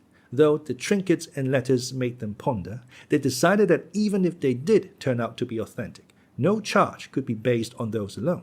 Besides, she might have given him those things as a friend, or asked him to take care of them for her. I heard afterwards, however, that the genuineness of the things was proved by the friends and relations of the murdered woman, and that there was no doubt about them. Yet nothing was destined to come of it, after all. 5 days later, all had heard that he was ill and that his life was in danger. The nature of his illness I can't explain. They said it was an affection of the heart. But it became known that the doctors had been induced by his wife to investigate his mental condition also, and had come to the conclusion that it was a case of insanity. I betrayed nothing, though people ran to question me. But when I wanted to visit him, I was for a long while forbidden to do so, above all by his wife. "It's you who have caused his illness," she said to me. He was always gloomy, but for the last year people noticed that he was peculiarly excited and did strange things, and now you have been the ruin of him. Your preaching has brought him to this. For the last month he was always with you. Indeed, not only his wife but the whole town were down upon me and blamed me. "It's all your doing," they said. I was silent and indeed rejoiced at heart, for I saw plainly God's mercy to the man who had turned against himself and punished himself. I could not believe in his insanity. They let me see him at last. He insisted upon saying goodbye to me. I went into him and saw at once that not only his days, but his hours were numbered. He was weak, yellow, his hands trembled, he gasped for breath, but his face was full of tender and happy feeling. "It's done," he said. "I've long been yearning to see you. Why didn't you come?" I did not tell him that they would not let me see him. God has had pity on me and is calling me to himself. I know I am dying, but I feel joy and peace for the first time after so many years. There was heaven in my heart from the moment I had done what I had to do. Now I dare to love my children and to kiss them. Neither my wife nor the judges, nor anyone has believed it. My children will never believe it either. I see it that God's mercy to them. I shall die, and my name will be without a stain for them. And now I feel God near. My heart rejoices as in heaven. I have done my duty. He could not speak. He gasped for breath. He pressed my hand warmly, looking fervently at me. We did not talk for long. His wife kept peeping in at us, but he had time to whisper to me. "Do you remember how I came back to you that second time, at midnight? I told you to remember it. You know what I came back for? I came to kill you." I started. I went out from you then into the darkness. I wandered about the streets, struggling with myself, and suddenly I hated you so that I could hardly bear it. Now, I thought, he is all that binds me, and he is my judge. I can't refuse to face my punishment tomorrow, for he knows all. It was not that I was afraid you would betray me, but I thought, how can I look him in the face if I don't confess? And if you had been at the other end of the earth, but alive, it would have been all the same. The thought was unendurable that you were alive knowing everything and condemning me. I hated you as though you were the cause, as though you were to blame for everything. I came back to you then, remembering that you had a dagger lying on the table. I sat down and asked you to sit down, and for a whole minute I pondered. If I had killed you, I should have been ruined by that murder even if I had not confessed the other. But I did not think about that at all, and I did not want to think of it at that moment. I only hated you and longed to revenge myself on you for everything. The Lord vanquished the devil in my heart. But let me tell you, you were never nearer death." A week later he died. The whole town followed him to the grave. The chief priest made a speech full of feeling. All lamented the terrible illness that had cut short his days. But all the town was up in arms against me after the funeral, and people even refused to see me. Some, at first a few and afterwards more, began indeed to believe in the truth of his story, and they visited me and questioned me with great interest and eagerness, for man loves to see the downfall and disgrace of the righteous.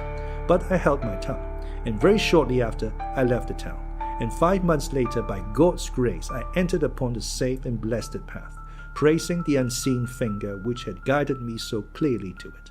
But I remember in my prayer to this day the servant of God, Mikhail, who suffered so greatly.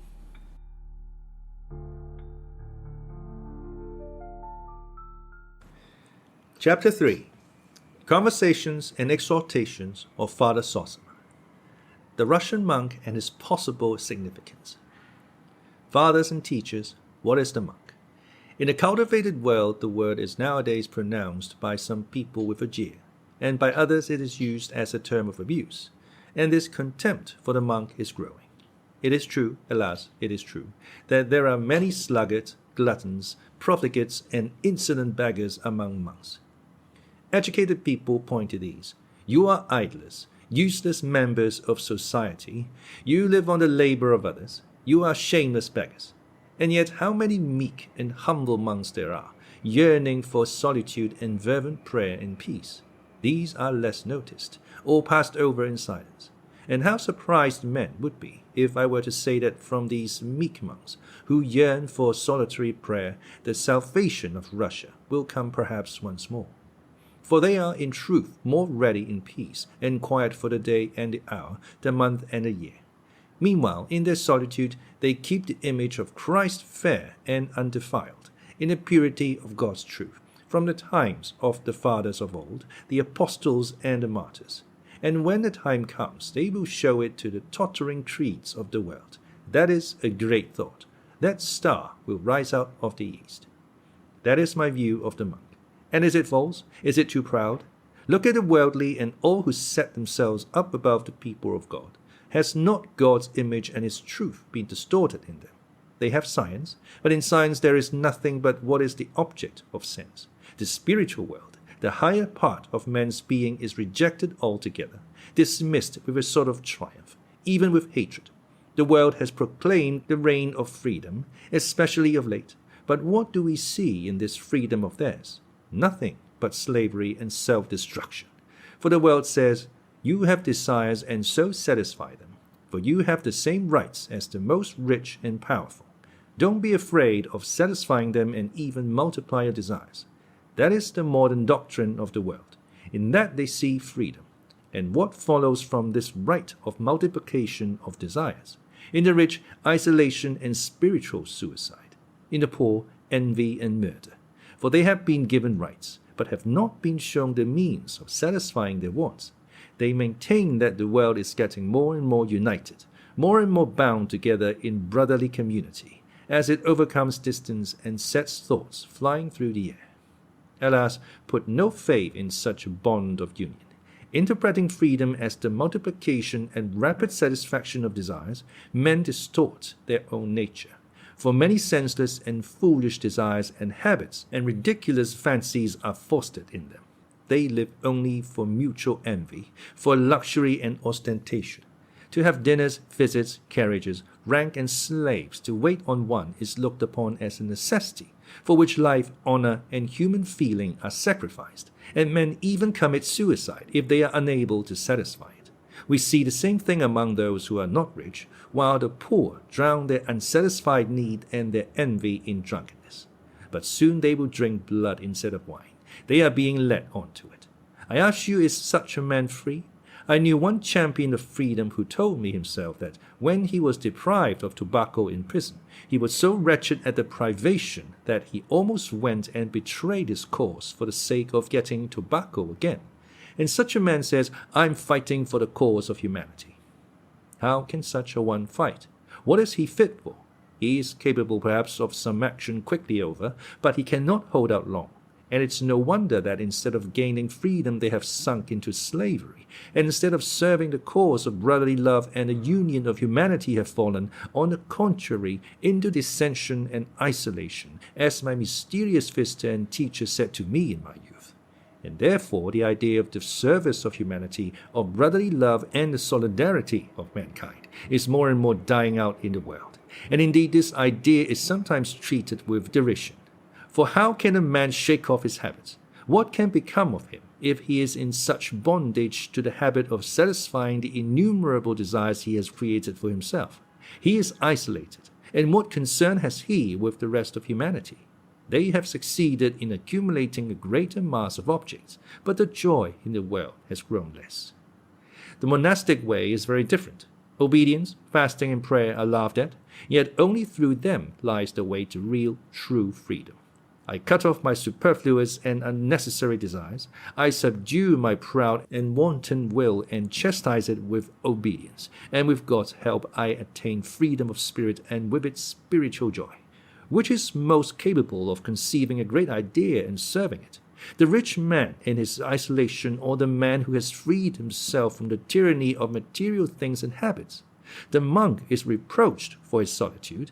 You have secluded yourself within the walls of the monastery for your own salvation, and have forgotten the brotherly service of humanity. But we shall see which will be most zealous in the cause of brotherly love, for it is not we, but they, who are in isolation, though they don't see that. Of old leaders of the people came from among us, and why should they not again? The same meek and humble ascetics will rise up and go out to work for the great cause. The salvation of Russia comes from the people, and the Russian monk has always been on the side of the people. We are isolated only if the people are isolated. The people believe as we do, and an unbelieving reformer will never do anything in Russia, even if he is sincere in heart and a genius. Remember that. The people will meet the atheist and overcome him, and Russia will be one and orthodox. Take care of the peasant and guard his heart. Go on educating him quietly. That's your duty as monks, for the peasant has God in his heart. Of masters and servants, and of whether it is possible for them to be brothers in the spirit. Of course, I don't deny that there is sin in the peasants too, and the fire of corruption is spreading visibly, hourly, working from above downwards. The spirit of isolation is coming upon the people too. Moneylenders and devourers of the commune are rising up. Already the merchant grows more and more eager for rank, and strives to show himself cultured, though he has not a trace of culture, and to this end meanly despises his old traditions, and is even ashamed of the faith of his fathers. He visits princes, though he is only a peasant corrupted. The peasants are rotting in drunkenness and cannot shake off the habit.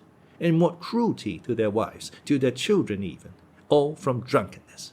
I've seen in the factories children of 9 years old, frail, rickety, bent, and already depraved. The stuffy workshop, the din of machinery, work all day long, the vile language, and the drink. The drink. Is that what a little child's heart needs? He needs sunshine, childish play, good examples all about him, and at least a little love. There must be no more of this, monks, no more torturing of children. Rise up and preach that. Make haste, make haste. But God will save Russia. For though the peasants are corrupted and cannot renounce their filthy sin, yet they know it is cursed by God, and that they do wrong in sinning, so that our people still believe in righteousness, have faith in God, and weep tears of devotion. It is different with the upper classes. They, following science, want to base justice on reason alone, but not with Christ, as before, and they have already proclaimed that there is no crime, that there is no sin, and that's consistent. For if you have no God, what is the meaning of crime? In Europe, the people are already rising up against the rich with violence, and the leaders of the people are everywhere leading them to bloodshed, and teaching them that their wrath is righteous. But their wrath is accursed, for it is cruel. But God will save Russia as he has saved her many times. Salvation will come from the people, from their faith and their meekness. Fathers and teachers, watch over the people's faith, and this will not be a dream. I've been struck all my life in our great people by their dignity, their true and seemly dignity. I've seen it myself. I can testify to it. I've seen it and marveled at it. I have seen it in spite of the degraded sins and poverty-stricken appearance of our peasantry. They are not servile, and even after 2 centuries of serfdom they are free in manner and bearing, yet without insolence, and not revengeful and not envious. You are rich and noble, you are clever and talented. Well, be so. God bless you. I respect you, but I know that I too am a man. By the very fact that I respect you without envy, I prove my dignity as a man. In truth, if they don't say this, that is how they act. I have seen it myself, I have known it myself, and, would you believe it, the poorer our Russian peasant is, the more noticeable is that serene goodness. For the rich among them are for the most part corrupted already, and much of that is due to our carelessness and indifference. But God will save his people, for Russia is great in her humility. I dream of seeing, and seem to see clearly already, our future. It will come to pass that even the most corrupt of our rich will end by being ashamed of his riches before the poor, and the poor, seeing his humility, will understand and give way before him, will respond joyfully and kindly to his honorable shame. Believe me that it will end in that. Things are moving to that. Equality is to be found only in the spiritual dignity of man, and that will only be understood among us. If we were brothers, there would be fraternity. But before that, they will never agree about the division of wealth. We preserve the image of Christ, and it will shine forth like a precious diamond to the whole world. So may it be. So may it be. Fathers and teachers, a touching incident befell me once. In my wanderings, I met in the town of K, my old orderly Afanasy. It was 8 years since I had parted from him. He chanced to see me in the marketplace, recognized me, ran up to me, and how delighted he was. He simply pounced on me. Master dear, is it you? Is it really you I see? He took me home with him. He was no longer in the army. He was married and already had 2 little children. He and his wife earned their living as costermongers in the marketplace. His room was poor, but bright and clean. He made me sit down, set the samovar, sent for his wife, as though my appearance were a festival for them. He brought me his children. Bless them, Father. Is it for me to bless them? I am only a humble monk. I will pray for them. And for you, Fyodor Pavlovich, I have prayed every day since that day, for it all came from you, said I, and I explained that to him as well as I could. And what do you think? The man kept gazing at me and could not believe that I, his former master and officer, was now before him in such a guise and position. It made him shed tears. Why are you weeping? Said I. Better rejoice over me, dear friend, whom I can never forget, for my path is a glad and joyful one.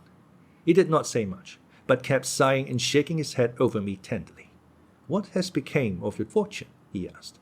I gave it to the monastery, I answered. We live in common. After tea I began saying goodbye, and suddenly he brought out half a rouble as an offering to the monastery, and another half a rouble I saw him thrusting hurriedly into my hand. That's for you in your wanderings. It may be of use to you, Father. I took his half rouble, bowed to him and his wife, and went out rejoicing. And on my way I thought, here we are both now, he at home and I on the road, sighing and shaking our heads, no doubt, and yet smiling joyfully in the gladness of our hearts, remembering how God brought about our meeting. I have never seen him again since then. I had been his master and he my servant. But now when we exchanged a loving kiss with softened hearts, there was a great human bond between us. I have thought a great deal about that, and now what I think is this. Is it so inconceivable that that grand and simple-hearted unity might in due time become universal among the Russian people? I believe that it will come to pass and that the time is at hand. And of servants I will add this. In old days when I was young, I was often angry with servants. The cook had served something too hot, the orderly had not brushed my clothes. But what taught me better then was a thought of my dear brothers, which I had heard from him in childhood. Am I worth it that another should serve me and be ordered about by me in his poverty and ignorance? And I wondered at that time that such simple and self-evident ideas should be so slow to occur to our minds. It is impossible that there should be no servants in the world, but act so that your servant may be free in spirit than if he were not a servant. And why cannot I be a servant to my servant and even let him see it, and that without any pride on my part or any mistrust on his? Why should not my servant be like my own kindred, so that I may take him into my family and rejoice in doing so? Even now this can be done, but it will lead to the grand unity of men in the future. when a man will not seek servants for himself, or desire to turn his fellow creatures into servants as he does now, but on the contrary, will long with his whole heart to be the servant of all, as the gospel teaches. And can it be a dream that in the end man will find his joy only in deeds of light and mercy, and not in cruel pleasures as now, in gluttony, fornication, ostentation, boasting, and envious rivalry of one with the other? I firmly believe that it is not, and that the time is at hand. People laugh and ask, when will that time come, and does it look like coming? I believe that with Christ's help we shall accomplish this great thing. And how many ideas there have been on earth in the history of men which were unthinkable 10 years before they appeared. Yet when their destined hour had come, they came forth and spread over the whole earth.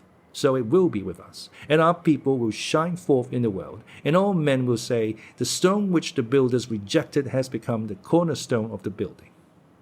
And we may ask the scornful themselves, if our hope is a dream, when will you build up your edifice and order things justly by your intellect alone, without Christ?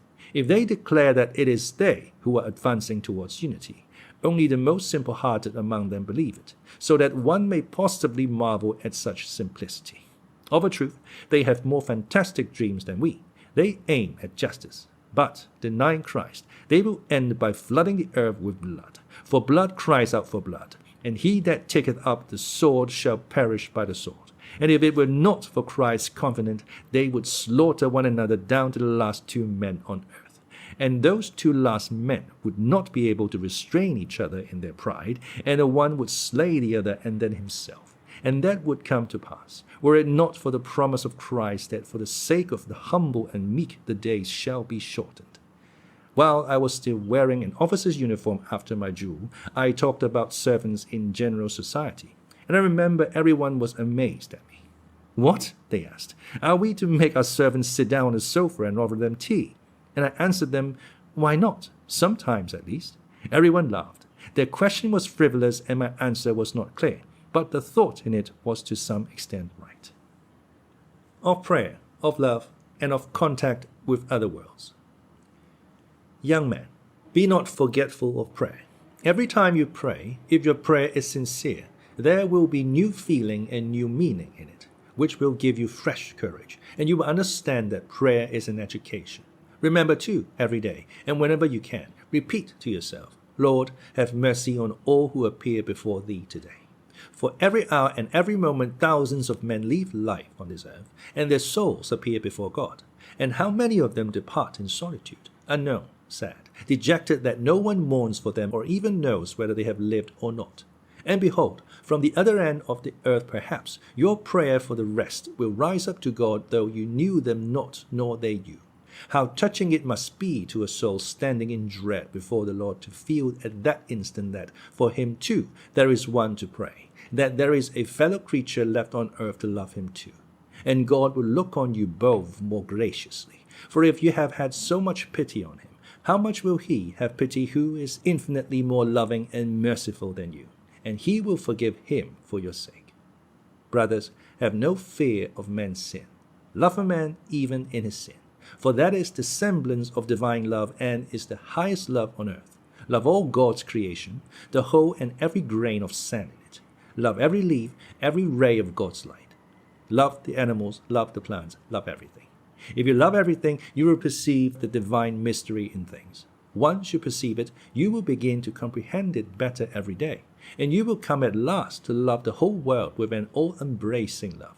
Love the animals. God has given them the rudiments of thought and joy untroubled. Do not trouble it. Don't harass them.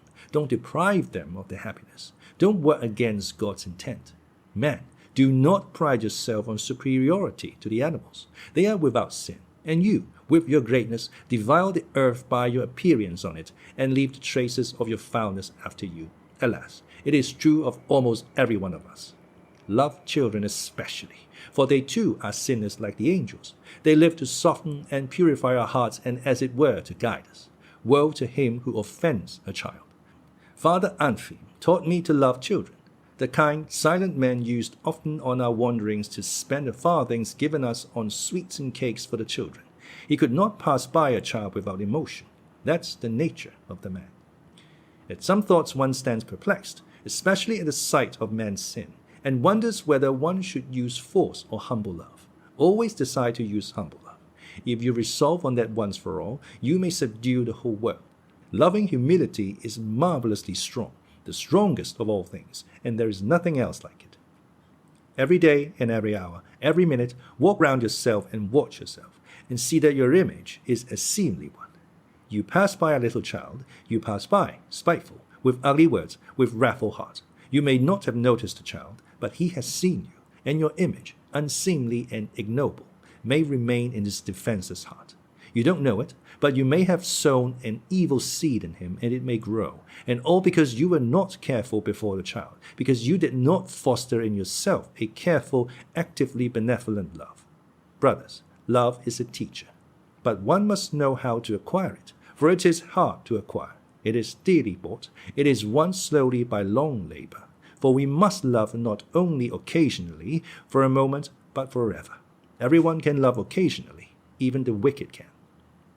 My brother asked the birds to forgive him. That sounds senseless, but it is right. For all is like an ocean. All is flowing and blending. A touch in one place sets up movement at the other end of the earth. It may be senseless to beg forgiveness of the birds, but birds would be happier at your side. A little happier anyway. And children and all animals, if you were nobler than you are now. It's all like an ocean, I tell you.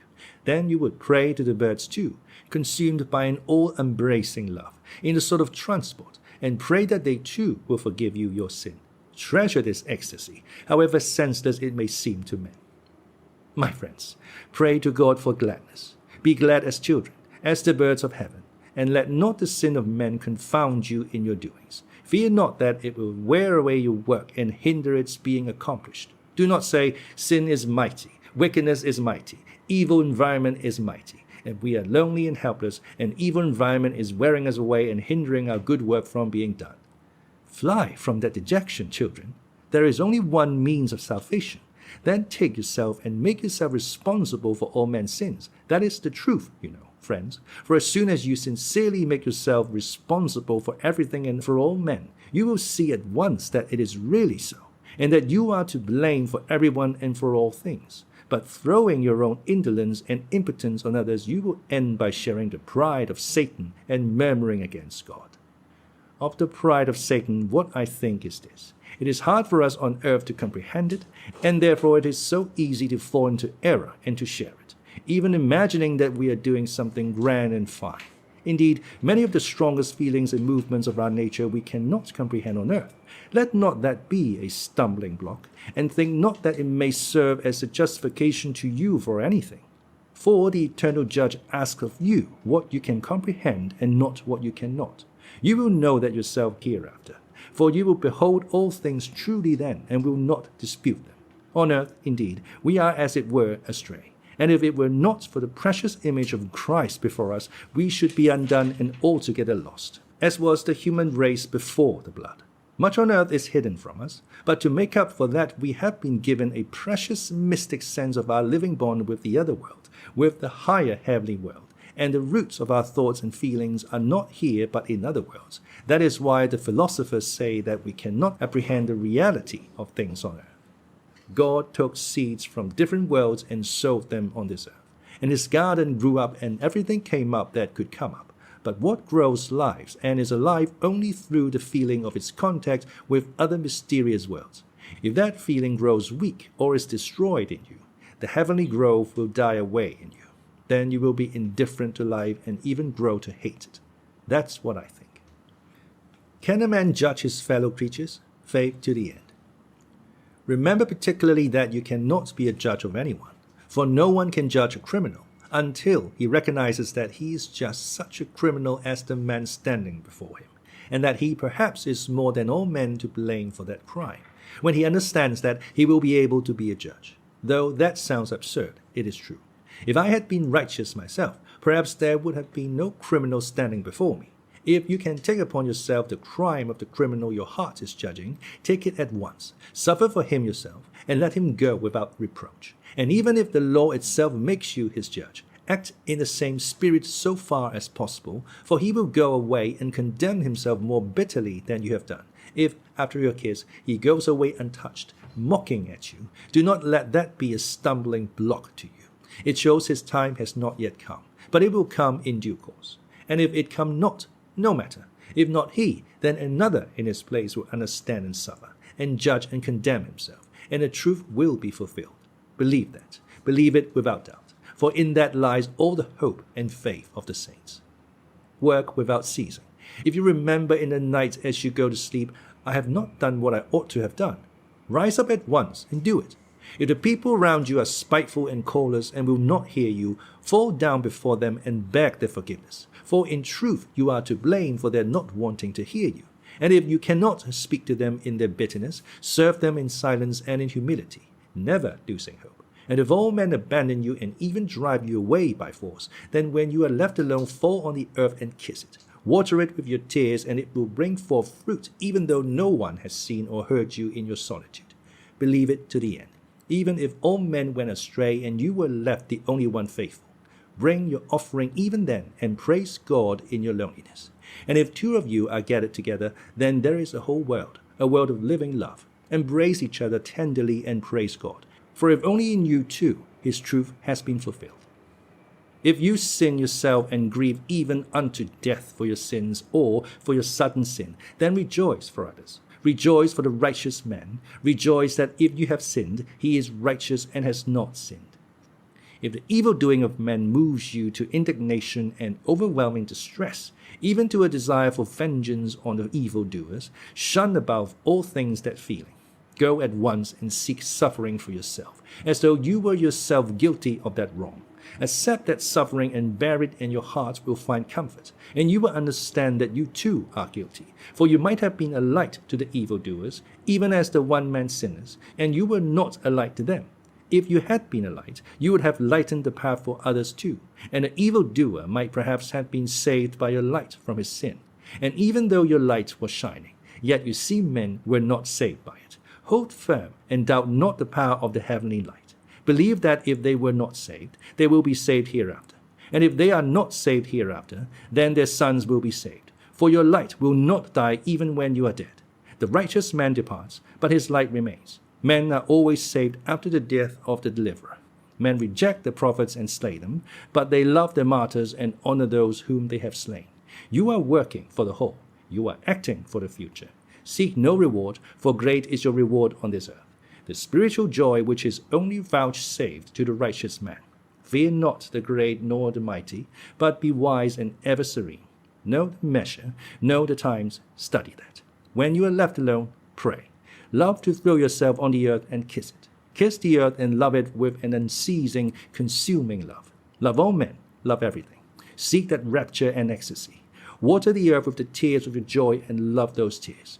Don't be ashamed of that ecstasy. Prize it, for it is a gift of God and a great one. It is not given to many, but only to the elect. Of hell and hellfire, a mystic reflection. Fathers and teachers, I ponder, what is hell? I maintain that it is the suffering of being unable to love. Once in infinite existence, immeasurable in time and space, a spiritual creature was given on his coming to earth the power of saying, I am and I love. Once, only once, there was given him a moment of active living love, and for that was earthly life given him, and with it times and seasons. And that happy creature rejected the priceless gift, prized it and loved it not, scorned it and remained callous. Such a one, having left the earth, sees Abraham's bosom and talks with Abraham, as we are told in the parable of the rich man and Lazarus, and beholds heaven and can go up to the Lord. But that is just his torment, to rise up to the Lord without ever having loved, to be brought close to those who have loved when he has despised their love. For he sees clearly and says to himself, now I have understanding, and though I now thirst to love, there will be nothing great, no sacrifice in my love, for my earthly life is over. And Abraham will not come even with a drop of living water to cool the fiery thirst of spiritual love which burns in me now, though I despised it on earth. There is no more life for me and will be no more time. Even though I would gladly give my life for others, it can never be, for that life is past which can be sacrificed for love. And now there is a gulf fixed between that life and this existence. They talk of hellfire in a material sense. I don't go into that mystery and I shun it. But I think if there were fire in material sense, they would be glad of it. For I imagine that in material agony, their still greater spiritual agony would be forgotten for a moment. Moreover, that spiritual agony cannot be taken from them, for that suffering is not external but within them. And if it could be taken from them, I think it would be bitterer still for the unhappy creatures.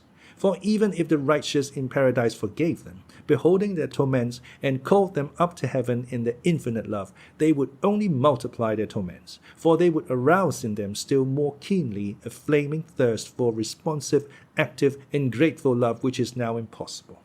In the timidity of my heart, I imagine, however, that the very recognition of this impossibility would serve at last to console them. For accepting the love of the righteous together with the impossibility of repaying it, by this submissiveness and the effect of this humility, they will attain at last, as it were, to a certain semblance of that active love which they scorned in life, to something like its outward expression. I am sorry, friends and brothers, that I cannot express this clearly. But woe to those who have slain themselves on earth, woe to the suicides. I believe that there can be none more miserable than they. They tell us that it is a sin to pray for them, and outwardly the Church, as it were, renounces them. But in my secret heart I believe that we may pray even for them. Love can never be an offense to Christ. For such as those I have prayed inwardly all my life. I confess it, fathers and teachers, and even now I pray for them every day. Oh, there are some who remain proud and fierce even in hell. In spite of their certain knowledge and contemplation of the absolute truth, there are some fearful ones who have given themselves over to Satan and his proud spirit entirely. For such, hell is voluntary and ever-consuming. They are tortured by their own choice, for they have cursed themselves, cursing God and life. They live upon their vindictive pride like a starving man in the desert sucking blood out of his own body. But they are never satisfied, and they refuse forgiveness. They curse God who calls them. They cannot behold the living God without hatred, and they cry out that the God of life should be annihilated, that God should destroy himself in his own creation. And they will burn in the fire of their own wrath forever and yearn for death and annihilation, but they will not attain to death. Here Alexei Fyodorovich Karamazov's manuscript ends. I repeat, it is incomplete and fragmentary. Biographical details, for instance, cover only Father Zosima's earliest youth. Of his teaching and opinions, we find brought together sayings evidently uttered on very different occasions. His utterances during the last few hours have not been kept separate from the rest, but their general character can be gathered from what we have in Alexei Fyodorovich's manuscript. The elder's death came in the end quite unexpectedly, for although those who were gathered about him that last evening realized that his death was approaching, yet it was difficult to imagine that it would come so suddenly. On the contrary, his friends, as I observed already, seeing him that night apparently so cheerful and talkative, were convinced that there was at least a temporary change for the better in his condition. Even 5 minutes before his death, they said afterwards wonderingly, it was impossible to foresee it. He seemed suddenly to feel an acute pain in his chest. He turned pale and pressed his hands to his heart. All rose from their seats and hastened to him. But though suffering, he still looked at them with a smile, sank slowly from his chair onto his knees, then bowed his face to the ground, stretched out his arms, and as though in joyful ecstasy, praying and kissing the ground, quietly and joyfully gave up his soul to God. The news of his death spread at once through the hermitage and reached the monastery. The nearest friends of the deceased and those whose duty it was from their position began to lay out the corpse according to the ancient ritual, and all the monks gathered together in the church. And before dawn the news of the death reached the town. By the morning all the town was talking of the event, and crowds were flocking from the town to the monastery. But this subject will be treated in the next book. I will only add here that before a day had passed, something happened so unexpected, so strange, upsetting, and bewildering in its effect on the monks and the townspeople, that after all these years, that day of general suspense is still vividly remembered in the town.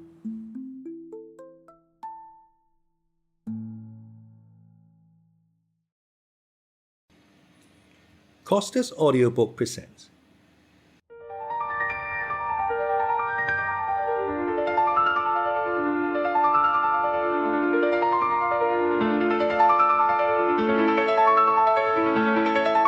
The Brothers Karamazov by Fyodor Dostoyevsky. Part 3, Book 7, Alyosha, Chapter 1, The Breath of Corruption. The body of Father Zosima was prepared for burial according to the established ritual. As is well known, the bodies of dead monks and hermits are not washed. In the words of the church ritual, if any one of the monks depart in the Lord, the monk designated shall wipe the body with warm water, making first the sign of the cross with a sponge on the forehead of the deceased, on the breast, on the hands and feet, and on the knees, and that is enough. All this was done by Father Piercy, who then clothed the deceased in his monastic garb and wrapped him in his cloak, which was, according to custom, somewhat slit to allow of its being folded about him in the form of a cross. On his head he put a hood with an 8-cornered cross. The hood was left open, and the dead man's face was covered with black gauze. In his hands was put an icon of the Saviour. Towards morning he was put in the coffin which had been made ready long before. It was decided to leave the coffin all day in a cell, in the larger room in which the elder used to receive his visitors and fellow monks. As the deceased was a priest and monk of the strictest rule, the gospel, not the Psalter, had to be read over his body by monks in holy orders. The reading was begun by Father Iosif immediately after the requiem service. Father Piercy desired later on to read the gospel all day and night over his dead friend, but for the present he, as well as the father superintendent of the hermitage, was very busy and occupied, for something extraordinary and unheard of. Even unseemly excitement and impatient expectation began to be apparent in the monks, and the visitors from the monastery hostels, and the crowds of people flocking from the town. And as time went on, this grew more and more marked. Both the superintendent and Father Piercy did their utmost to calm the general bustle and agitation. When it was fully daylight, some people began bringing their sick, in most cases children, with them from the town, as though they had been waiting expressly for this moment to do so, evidently persuaded that the dead elder's remains had a power of healing, which would be immediately made manifest in accordance with their faith. It was only then apparent how unquestionably everyone in our town had accepted Father Zosima during his lifetime as a great saint, and those who came were far from being all of the humbler classes. This intense expectation on the part of believers displayed with such haste, such openness, even with impatience and almost insistence, impressed Father Piercy as unseemly. Though he had long foreseen something of the sort, the actual manifestation of the feeling was beyond anything he had looked for. When he came across any of the monks who displayed this excitement, Father Piercy began to reprove them. Such immediate expectation of something extraordinary, he said, shows a levity possible to worldly people but unseemly in us. But little attention was paid him, and Father Piercy noticed it uneasily. Yet he himself, secretly at the bottom of his heart, cherished almost the same hopes and could not but be aware of it, though he was indignant at the too impatient expectation around him, and saw in it light-mindedness and vanity. Nevertheless, it was particularly unpleasant to him to meet certain persons, whose presence aroused in him great misgivings. In the crowd in the dead man's cell, he noticed with inward aversion the presence of Rakitin and of the monk from Obdorsk, who was still staying in the monastery. Of both of them, Father Piercy felt for some reason suddenly suspicious, though indeed he might well have felt the same about others. The monk from Obdorsk was conspicuous as the most fussy in the excited crowd. He was to be seen everywhere. Everywhere he was asking questions, everywhere he was listening, on all sides he was whispering with a peculiar, mysterious air. His expression showed the greatest impatience and even a sort of irritation. As for Rakitin, he, as appeared later, had come so early to the hermitage at the special request of Madame Holikov.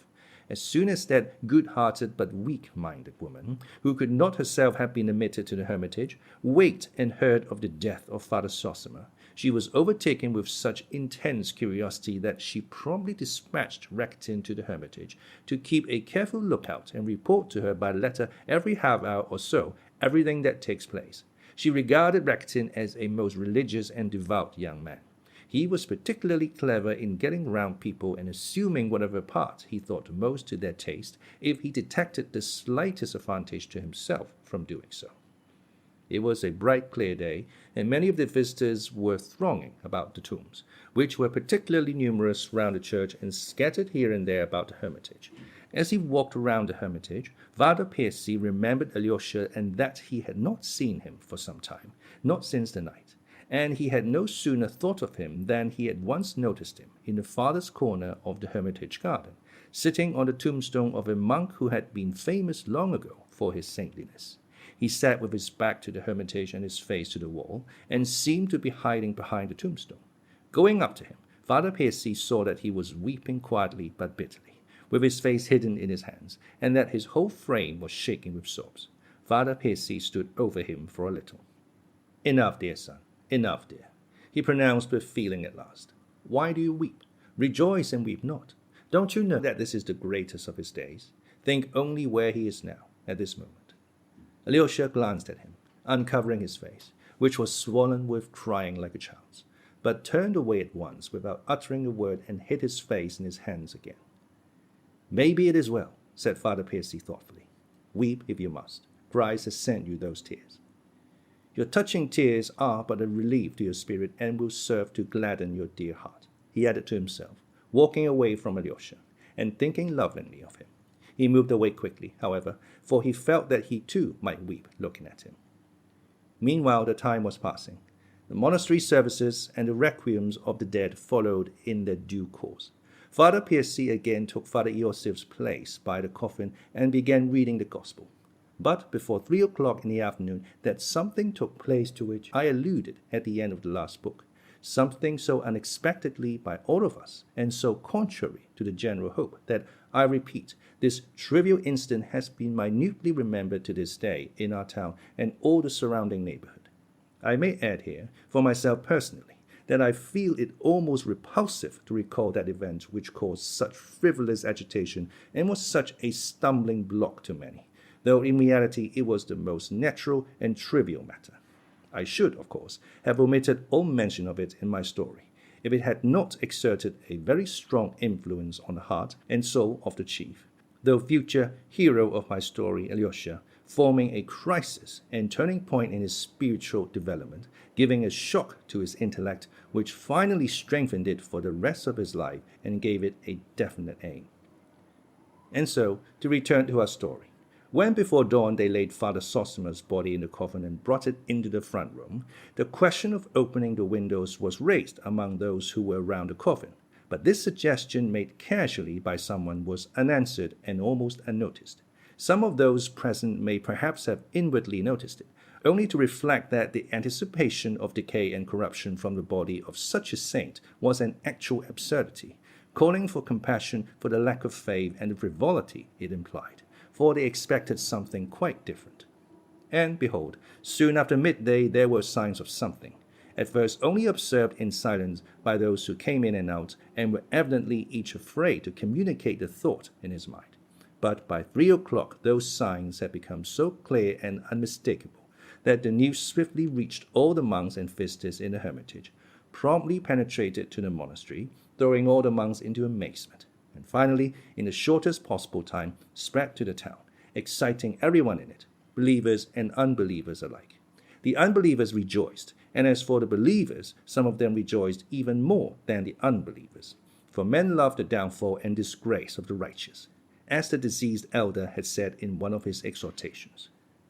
The fact is that a smell of decomposition began to come from the coffin, growing gradually more marked, and by 3 o'clock it was quite unmistakable.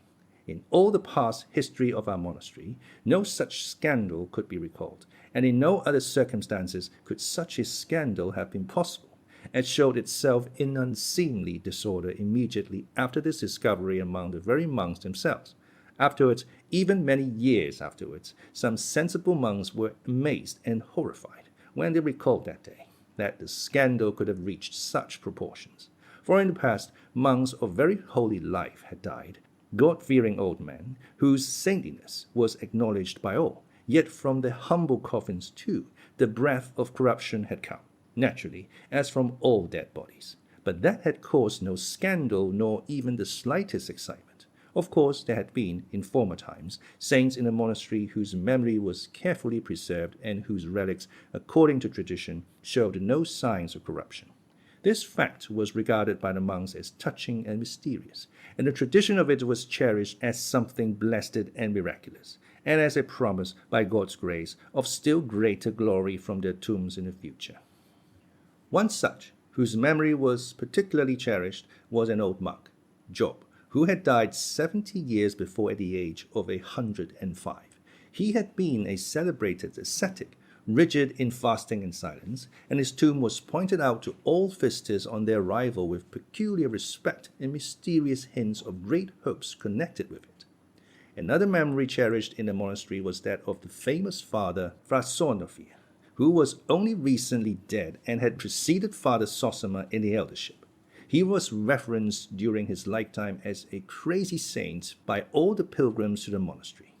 There was a tradition that both of these had lain in their coffins as though alive, that they had shown no signs of decomposition when they were buried, and that there had been a holy light in their faces, and some people even insisted that a sweet fragrance came from their bodies. Yet, in spite of these edifying memories, it would be difficult to explain the frivolity, absurdity, and malice that were manifested beside the coffin of Father Zosima. It is my private opinion that several different causes were simultaneously at work, one of which was the deeply rooted hostility to the institution of elders as a pernicious innovation, and antipathy hidden deep in the hearts of many of the monks. Even more powerful was jealousy of the dead man's saintliness, so firmly established during his lifetime that it was almost a forbidden thing to question it. For though the late elder had won over many hearts, more by love than by miracles, and had gathered round him a mass of loving adherents, nonetheless, in fact, rather than more on that account he had awakened jealousy, and so had come to have bitter enemies, secret and open, not only in the monastery but in the world outside it. He did no one any harm, but why do they think him so saintly? And that question alone, gradually repeated, gave rise at last to an intense, insatiable hatred of him. That, I believe, was why many people were extremely delighted at the smell of decomposition which came so quickly. For not a day had passed since his death. At the same time there were some among those who had been hitherto reverently devoted to the elder, who were almost mortified and personally affronted by this incident. This was how the thing happened.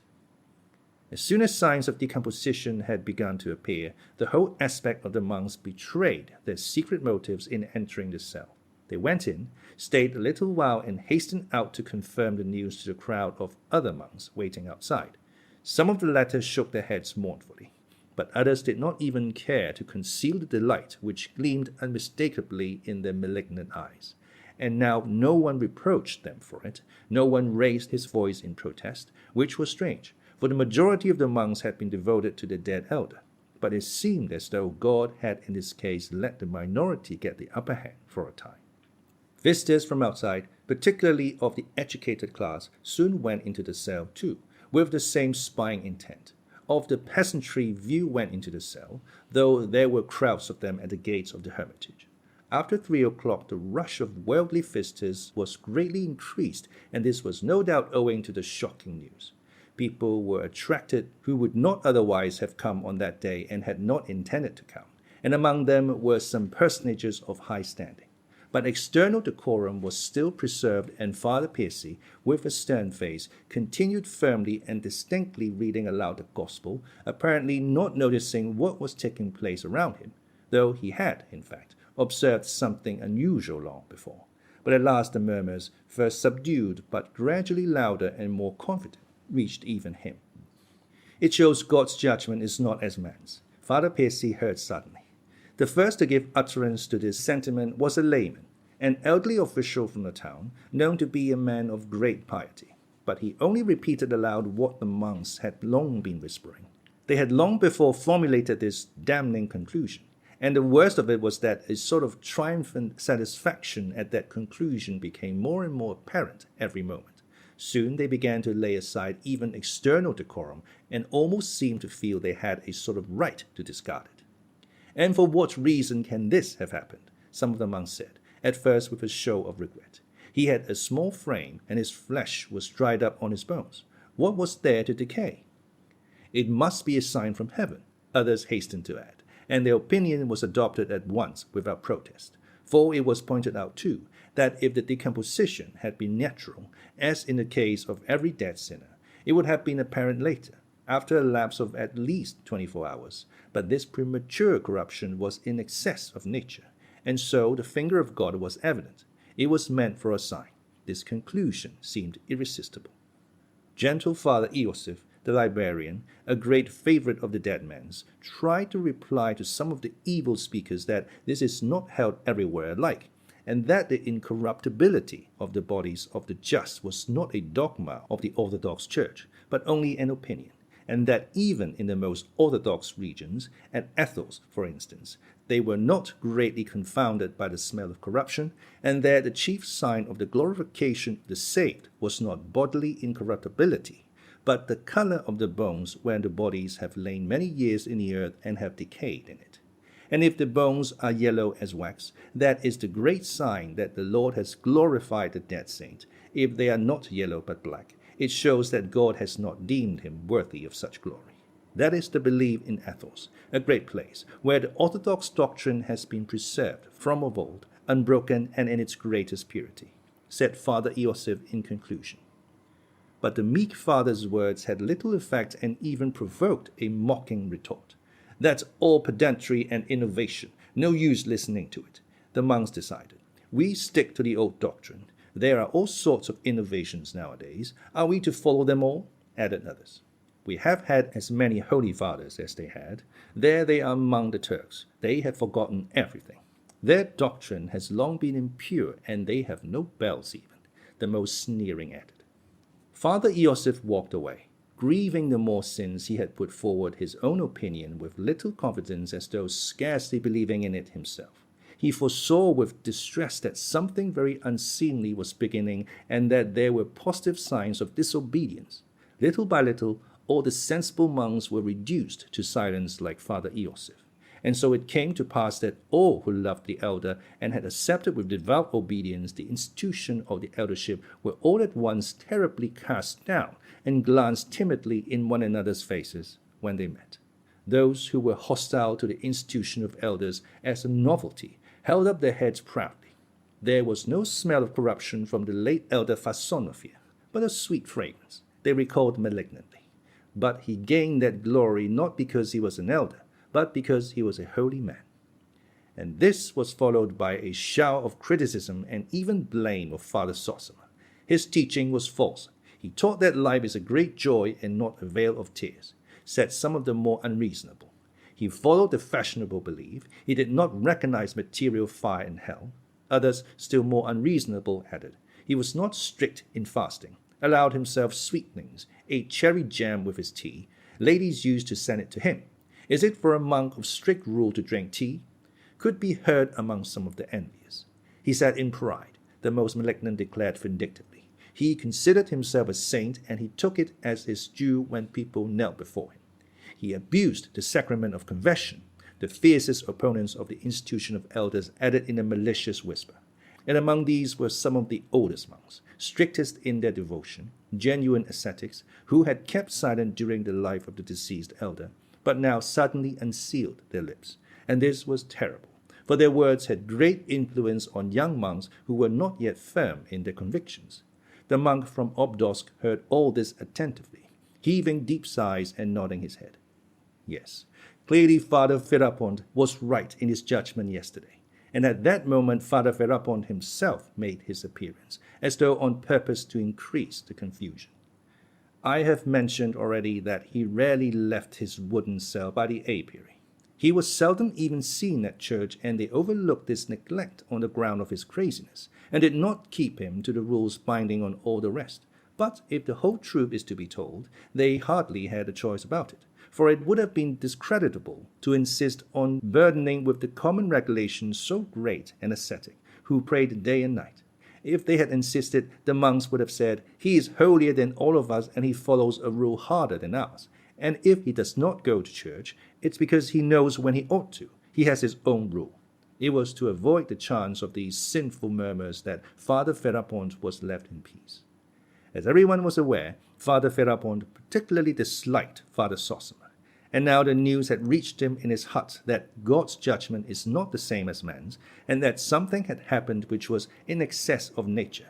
It may well be supposed that among the first to run to him with the news was the monk from Obdorsk, who had visited him the evening before and left his cell terror-stricken.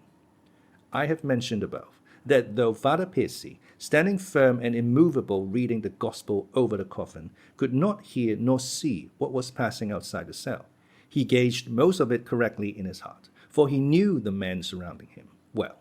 He was not shaken by it, but awaited what would come next without fear, watching with penetration and insight for the outcome of the general excitement. Suddenly, an extraordinary uproar in the passage in open defiance of decorum burst on his ears. The door was flung open, and Father Ferapont appeared in the doorway. Behind him there could be seen, accompanying him, a crowd of monks, together with many people from the town. They did not, however, enter the cell, but stood at the bottom of the steps, waiting to see what Father Ferapont would say or do, for they felt with a certain awe, in spite of their audacity, that he had not come for nothing. Standing in the doorway, Father Ferapont raised his arms, and under his right arm the keen, inquisitive little eyes of the monk from Obdorsk peeped in. He alone, in his intense curiosity, could not resist running up the steps after Father Ferapont. The others, on the contrary, pressed farther back in sudden alarm when the door was noisily flung open. Holding his hands aloft, Father Ferapont suddenly roared, "Casting out, I cast out!" And, turning in all directions, he began at once making the sign of the cross at each of the 4 walls and 4 corners of the cell in succession. All who accompanied Father Ferapont immediately understood his action, for they knew he always did this wherever he went, and that he would not sit down or say a word till he had driven out the evil spirits. "Satan, go hence! Satan, go hence!" He repeated at each sign of the cross. "Casting out, I cast out," he roared again. He was wearing his coarse gown girt with a rope. His bare chest, covered with grey hair, could be seen under his hempen shirt. His feet were bare. As soon as he began waving his arms, the cruel irons he wore under his gown could be heard clanking. Father Percy paused in his reading, stepped forward, and stood before him waiting. "What have you come for, worthy father? Why do you offend against good order? Why do you disturb the peace of the flock?" he said at last, looking sternly at him. "What have I come for? You ask why? What is your faith?" shouted Father Ferapont crazily. "I've come here to drive out your fistes, the unclean devils. I've come to see how many have gathered here while I have been away. I want to sweep them out with a birch broom." "You cast out the evil spirit, but perhaps you are serving him yourself," Father Percy went on fearlessly. "And who can say of himself, 'I am holy'? Can you, Father?" "I am unclean, not holy. I would not sit in an armchair and would not have them bow down to me as an idol," thundered Father Ferapont. "Nowadays folk destroy the true faith. The dead man, your saint," he turned to the crowd, pointing with his finger to the coffin, "did not believe in devils. He gave medicine to keep off the devils. And so they have become as common as spiders in the corners. And now he has begun to stink himself. In that we see a great sign from God." The incident he referred to was this. One of the monks was haunted in his dreams and, later on, in waking moments, by visions of evil spirits. When in the utmost terror he confided this to Father Zosima, the elder had advised continual prayer and rigid fasting. But when that was of no use, he advised him, while persisting in prayer and fasting, to take a special medicine. Many persons were shocked at the time and wagged their heads as they talked over it, and most of all Father Ferapont, to whom some of the censoriers had hastened to report this extraordinary counsel on the part of the elder. "Go away, Father," said Father Percy, in a commanding voice. "It's not for man to judge, but for God. Perhaps we see here a sign which neither you, nor I, nor any one of us is able to comprehend. Go, Father, and do not trouble the flock," he repeated impressively. He did not keep the fasts according to the rule, and therefore the sign has come.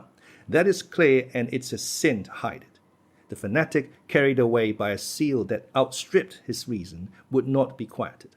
He was seduced by sweetmeats. Ladies brought them to him in their pockets. He sipped tea. He worshipped his belly, filling it with sweet things and his mind with haughty thoughts, and for this he is put to shame. You speak lightly, Father. Father Percy, too, raised his voice. I admire your fasting and severities, but you speak lightly like some frivolous youth, fickle and childish. Go away, Father, I command you. Father Percy thundered in conclusion. I will go, said Ferapont, seeming somewhat taken aback, but still as bitter. You learned men. You are so clever you look down upon my humbleness. I came hither with little learning, and here I have forgotten what I did know. God himself has preserved me in my weakness from your subtlety. Father Percy stood over him, waiting resolutely. Father Ferapont paused, and suddenly leaning his cheek on his hand despondently, pronounced in a sing-song voice, looking at the coffin of the dead elder. Tomorrow they will sing over him, our helper and defender, a splendid anthem, and over me when I die all they'll sing will be what earthly joy, a little canticle. He added with tearful regret, You are proud and puffed up. This is a vain place. He shouted suddenly like a madman, and with a wave of his hand he turned quickly and quickly descended the steps. The crowd awaiting him below wavered. Some followed him at once, and some lingered, for the cell was still open, and Father Percy, following Father Ferapont onto the steps, stood watching him. But the excited old fanatic was not completely silenced. Walking 20 steps away, he suddenly turned towards the setting sun, raised both his arms, and, as though someone had cut him down, fell to the ground with a loud scream. My God has conquered! Christ has conquered the setting sun! He shouted fanatically, stretching up his hands to the sun, and falling face downwards on the ground, he sobbed like a little child, shaken by his tears, and spread out his arms on the ground. Then all rushed up to him. There were exclamations and sympathetic sobs. A kind of frenzy seemed to take possession of them all. This is the one who is a saint. This is the one who is a holy man, some cried aloud, losing their fear. This is he who should be an elder, others added malignantly. He won't be an elder. He would refuse. He won't serve a cursed innovation. He won't imitate their foolery, other voices chimed in at once. And it is hard to say how far they might have gone, but at that moment the bell rang summoning them to service. All began crossing themselves at once. Father Ferapont, too, got up and crossing himself went back to his cell without looking round, still uttering exclamations which were utterly incoherent.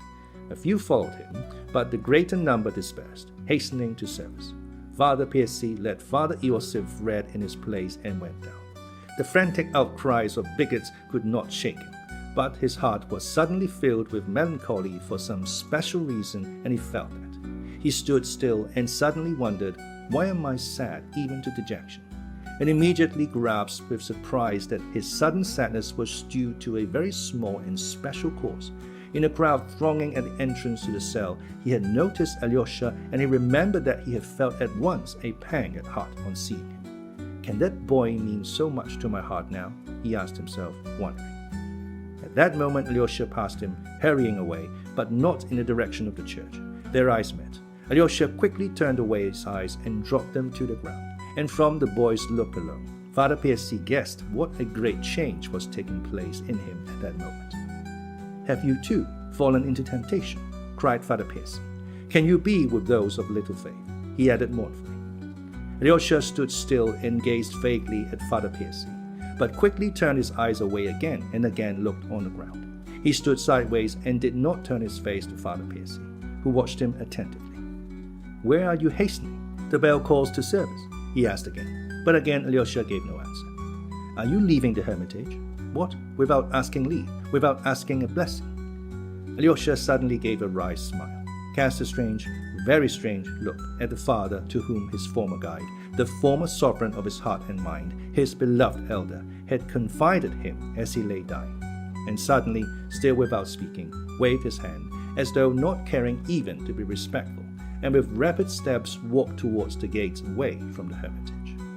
You will come back again, murmured Father Percy, looking after him with sorrowful surprise.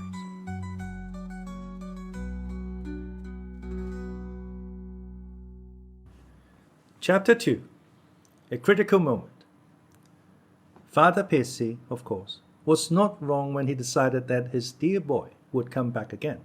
Perhaps, indeed, to some extent, he penetrated with insight into the true meaning of Alyosha's spiritual condition. Yet I must frankly own that it would be very difficult for me to give a clear account of that strange, vague moment in the life of the young hero I love so much. To Father Piercy's sorrowful question, "Are you too with those of little faith?" I could of course confidently answer for Alyosha. No, he is not with those of little faith, quite the contrary. Indeed, all his trouble came from the fact that he was of great faith. But still the trouble was there and was so agonizing that even long afterwards Alyosha thought of that sorrowful day as one of the bitterest and most fatal days of his life.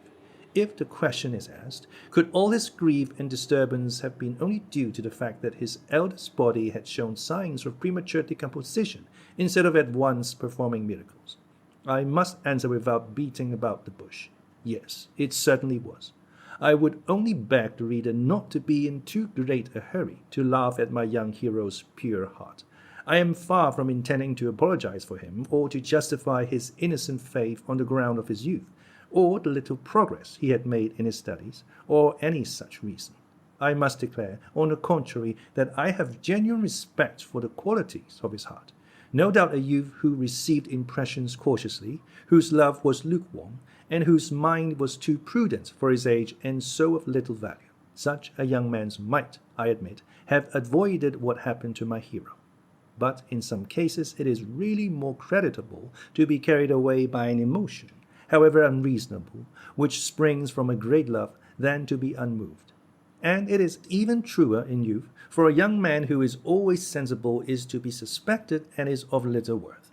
That's my opinion.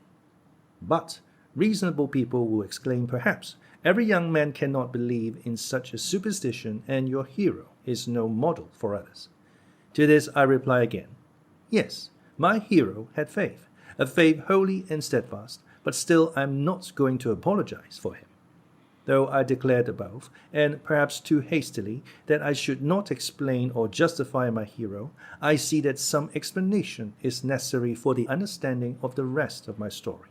Let me say then, it was not a question of miracles. There was no frivolous and impatient expectation of miracles in his mind.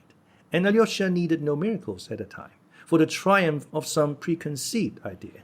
Oh no, not at all. What he saw before all was one figure, the figure of his beloved elder, the figure of that holy man whom he revered with such adoration. The fact is that all the love that lay concealed in his pure young heart for everyone and everything had, for the past year, been concentrated, and perhaps wrongly so, on one being, his beloved elder. It is true that being had for so long been accepted by him as his ideal, that all his young strength and energy could not but turn towards that ideal, even to the forgetting at the moment of everyone and everything. He remembered afterwards how, on that terrible day, he had entirely forgotten his brother Dmitri, about whom he had been so anxious and troubled the day before. He had forgotten, too, to take the 200 rubles to Ilyusha's father, though he had so warmly intended to do so the preceding evening. But again, it was not miracles he needed, but only the higher justice, which had been in his belief outraged by the blow that had so suddenly and cruelly wounded his heart.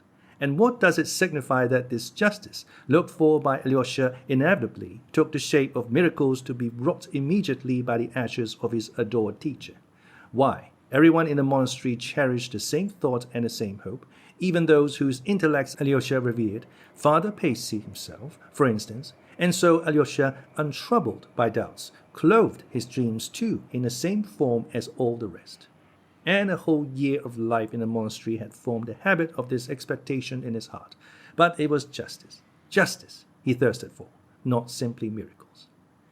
And now the man who should, he believed, have been exalted above everyone in the whole world, that man, instead of receiving the glory that was his due, was suddenly degraded and dishonored. What for? Who had judged him? Who could have decreed this? Those were the questions that wrung his inexperienced and virginal heart.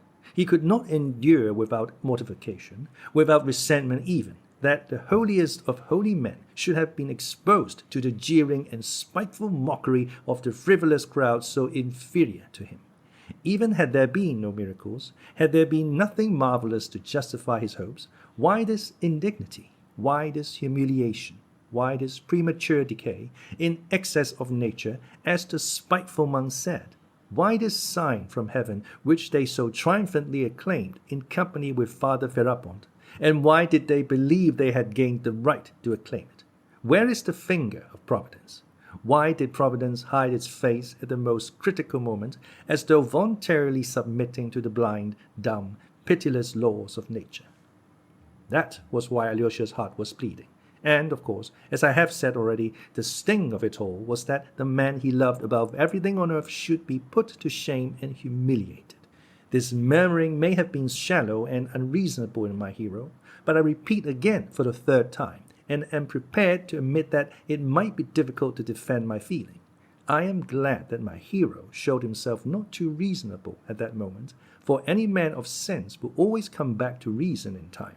But if love does not gain the upper hand in the boy's heart at such an exceptional moment, when will it? I will not, however, omit to mention something strange, which came for a time to the service of Alyosha's mind at this fatal and obscure moment. This new something was the harassing impression left by the conversation with Ivan, which now persistently haunted Alyosha's mind. At this moment it haunted him. Oh, it was not that something of the fundamental elemental, so to speak. Faith of his soul had been shaken.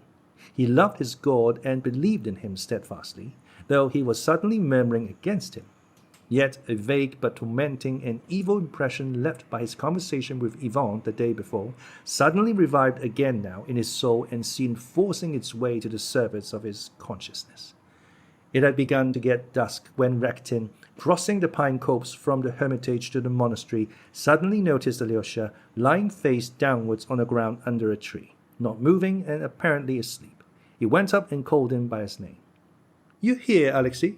Can you have—" He began wondering but broke off. He had meant to say, "Can you have come to this?" Alyosha did not look at him, but from a slight movement Rakitin at once saw that he heard and understood him. "What's the matter?" he went on, but the surprise in his face gradually passed into a smile that became more and more ironical. "I say, I've been looking for you for the last 2 hours. You suddenly disappeared. What are you about? What foolery is this? You might just look at me." Alyosha raised his head, sat up and leaned his back against the tree.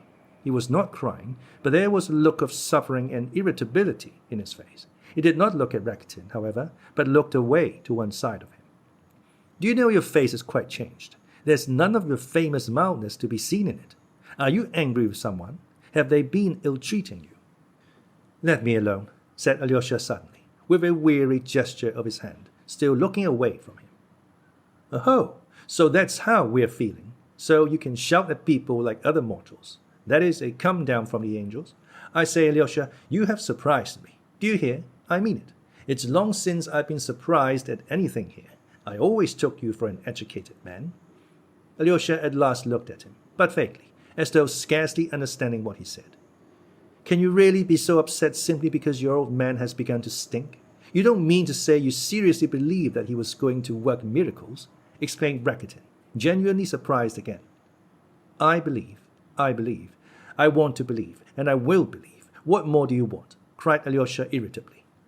"Nothing at all, my boy. Damn it all. Why, no schoolboy of 13 believes in that now.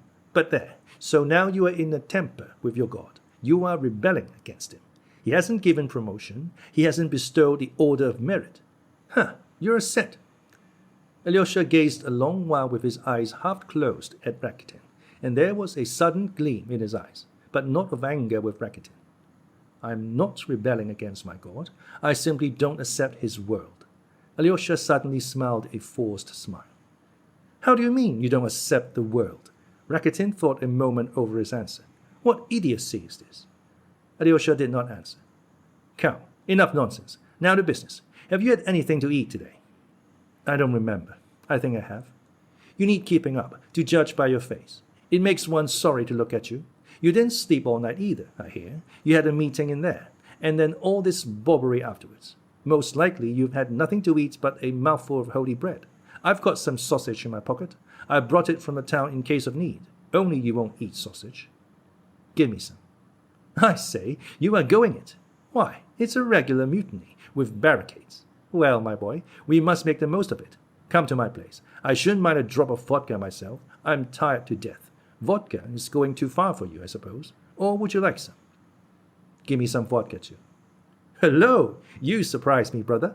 Rakitin looked at him in amazement. Well, one way or another, vodka or sausage. This is a jolly fine chance and mustn't be missed. Come along. Alyosha got up in silence and followed Rakitin. If your little brother Ivan could see this, wouldn't he be surprised? By the way, your brother Ivan set off to Moscow this morning. Did you know? Yes, answered Alyosha listlessly, and suddenly the image of his brother Dmitri rose before his mind, but only for a minute, and though it reminded him of something that must not be put off for a moment, some duty, some terrible obligation, even that reminder made no impression on him, did not reach his heart and instantly faded out of his mind and was forgotten. But a long while afterwards, Alyosha remembered this. Your brother Ivan declared once that I was a liberal booby with no talents whatsoever. Once you, too, could not resist letting me know I was dishonorable. Well, I should like to see what your talents and sense of honor will do for you now. This phrase Rakitin finished to himself in a whisper. Listen, he said aloud. Let's go by the path beyond the monastery straight to the town. I ought to go to Madame Holokov's, by the way. Only fancy. I've written to tell her everything that happened, and would you believe it? She answered me instantly in pencil that she would never have expected such conduct from a man of such a reverend character as Fyodor Zosima. That was her very word. Conduct. She is very angry, too. You're a set.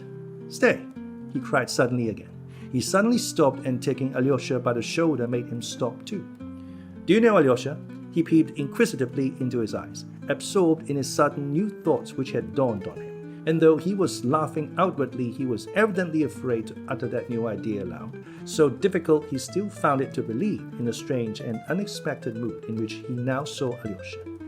Alyosha, do you know where we had better go? He brought out at last timidly and insinuatingly. I don't care. Where you like. Let's go to Grushenka, eh? Will you come? Pronounced Rakitin at last, trembling with timid suspense. Let's go to Grushenka, Alyosha answered calmly, at once, and this prompt and calm agreement was such a surprise to Rakitin that he almost started back. Well, I say, he cried in amazement, but seizing Alyosha firmly by the arm, he led him along path, still dreading that he would change his mind. They walked along in silence. Rakitin was positively afraid to talk. And how glad she will be, how delighted, he muttered, but lapsed into silence again. And indeed it was not to please Grushenka he was taking Alyosha to her. He was a practical person and never undertook anything without a prospect of gain for himself. His object in this case was twofold. First, a revengeful desire to see the downfall of the righteous, and Alyosha's fall from the saints to the sinners, over which he was already gloating in his imagination. And in the second place, he had in view a certain material gain for himself, of which more will be said later. So the critical moment has come, he thought to himself with spiteful glee, and we shall catch it on the hop, for it's just what we want.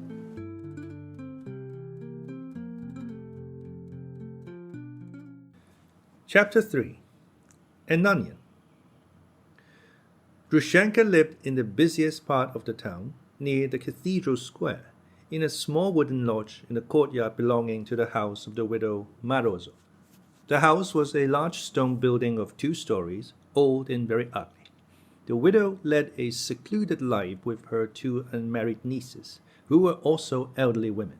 She had no need to let her lodge, but everyone knew that she had taken in Grushenka as a lodger 4 years before, solely to please her kinsman, the merchant Samsonov, who was known to be the girl's protector.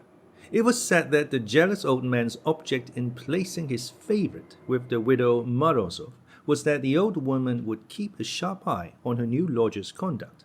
But this sharp eye soon proved to be unnecessary, and in the end the widow Morozov seldom met Grushenka and did not worry her by looking after her in any way.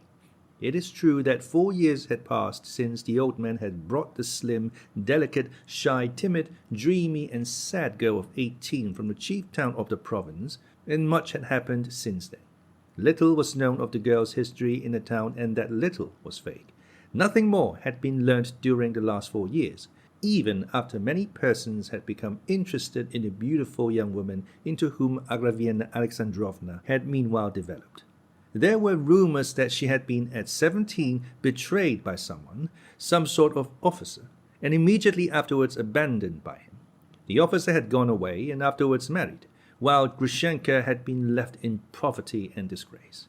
It was said, however, that though Grushenka had been raised from destitution by the old man, Samsonov, she came of a respectable family belonging to the clerical class, that she was the daughter of a deacon or something of the sort. And now, after 4 years, this sensitive, injured, and pathetic little orphan had become a plump, rosy beauty of the Russian type, a woman of bold and determined character, proud and insolent.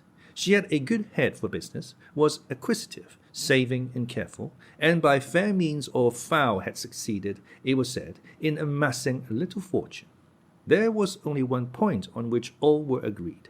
Grushenka was not easily to be approached, and except her aged protector, there had not been one man who could boast of her favors during those 4 years. It was a positive fact, for there had been a good many, especially during the last 2 years, who had attempted to obtain those favors. But all their efforts had been in vain, and some of these suitors had been forced to beat an undignified and even comic retreat, owing to the firm and ironical resistance they met from the strong-willed young person. It was known, too, that the young person had, especially of late, been given to what is called speculation, and that she had shown marked abilities in that direction, so that many people began to say that she was no better than a Jew. It was not that she lent money on interest, but it was known, for instance, that she had some time past, in partnership with old Karamazov, actually invested in the purchase of bad debts for a trifle, a tenth of their nominal value, and afterwards had made out of them 10 times their value. The old widower Samsonov, a man of large fortune, was stingy and merciless. He tyrannized over his grown-up sons, but for the last year during which he had been ill and lost the use of his swollen legs, he had fallen greatly under the influence of his protege, whom he had at first kept strictly and in humble surroundings on lantern fare, as the wit said at the time. But Grushenka had succeeded in emancipating herself, while she established in him a boundless belief in her fidelity. The old man, now long since dead, had had a large business in his day and was also a noteworthy character, miserly and hard as flint. Though Grushenka's hold upon him was so strong that he could not live without her, he did not settle any considerable fortune on her and would not have been moved to do so, if she had threatened to leave him. But he had presented her with a small sum, and even that was a surprise to everyone when it became known. "You are a wench with brains," he said to her, when he gave her 8,000 rubles, "and you must look after yourself. But let me tell you that except your yearly allowance as before, you get nothing more from me to the day of my death, and I'll leave you nothing in my will either." And he kept his word. He died and left everything to his sons, whom, with their wives and children, he had treated all his life as servants. Grushenka was not even mentioned in his will. All this became known afterwards. He helped Grushenka with his advice to increase her capital and put business in her way. When Fyodor Pavlovich, who first came into contact with Grushenka over a piece of speculation, ended to his own surprise by falling madly in love with her, old Samsonov, gravely ill as he was immensely amused. It is remarkable that throughout their whole acquaintance, Grushenka was absolutely and spontaneously open with the old man, and he seems to have been the only person in the world with whom she was so. Of late, when Dmitri too had come on the scene with his love, the old man left off laughing. On the contrary, he once gave Grushenka a stern and earnest piece of advice. "If you have to choose between the two, father or son, you'd better choose the old man.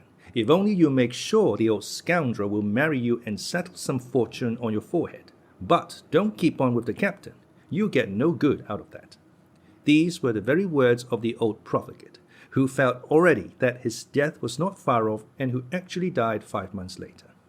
I will note, too, in passing, that although many in our town knew of the grotesque and monstrous rivalry of the Karamazovs, father and son, the object of which was Grushenka, scarcely anyone understood what really underlay her attitude to both of them.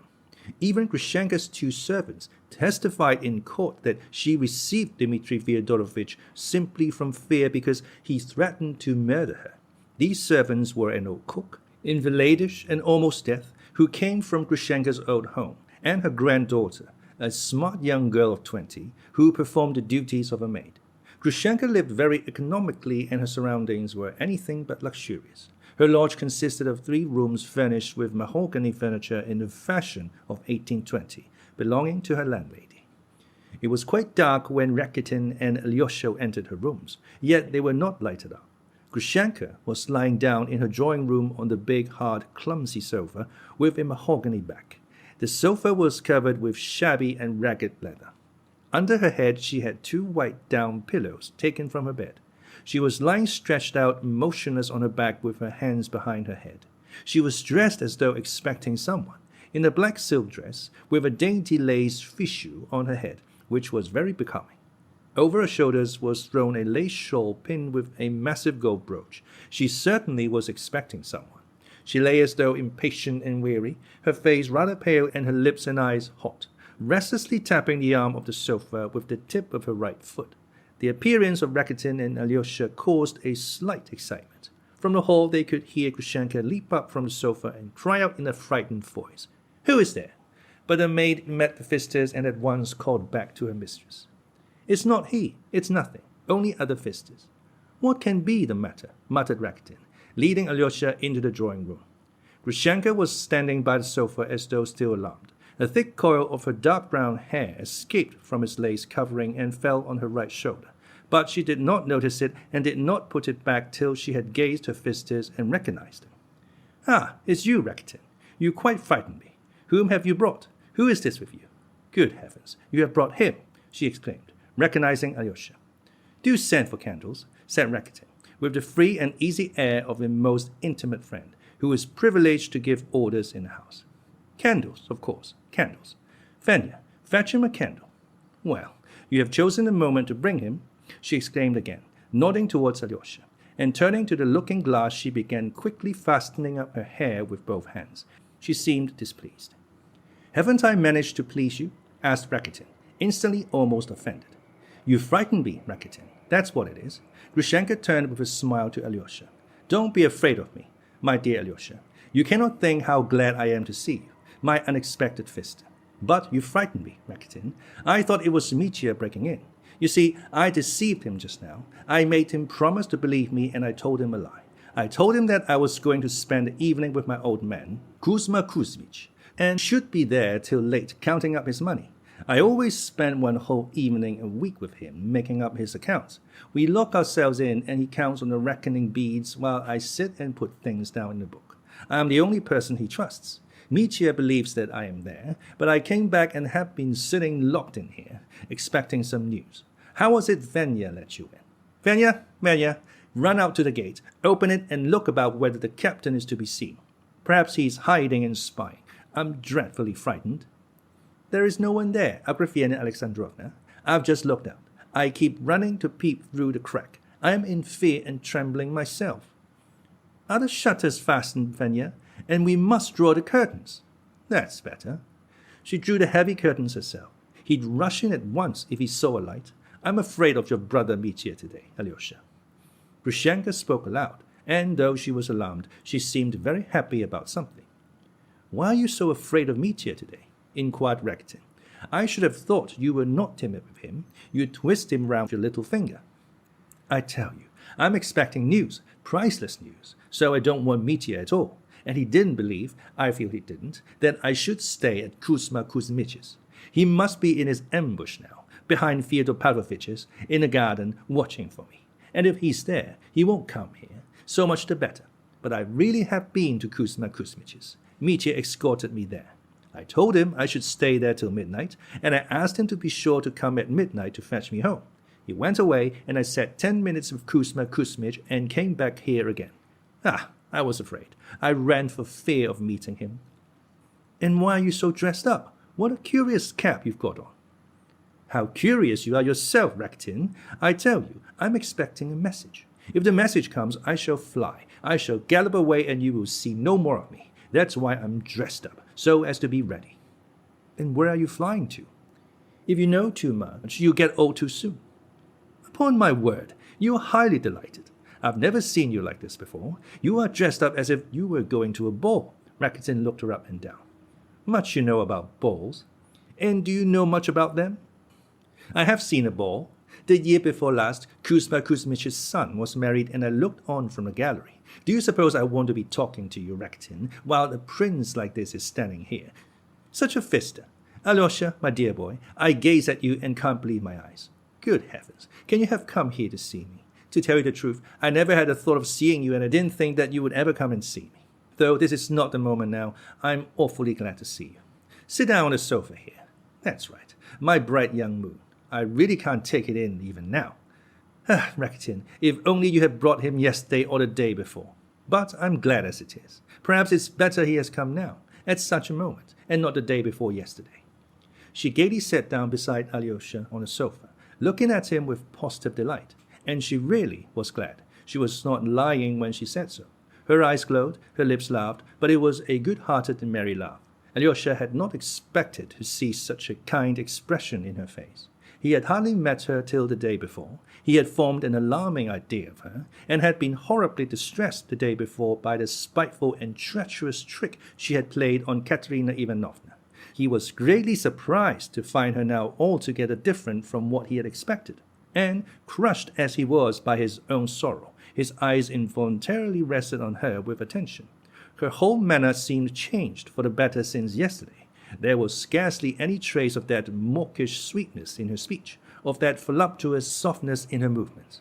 Everything was simple and good-natured. Her gestures were rapid, direct, confiding, but she was greatly excited.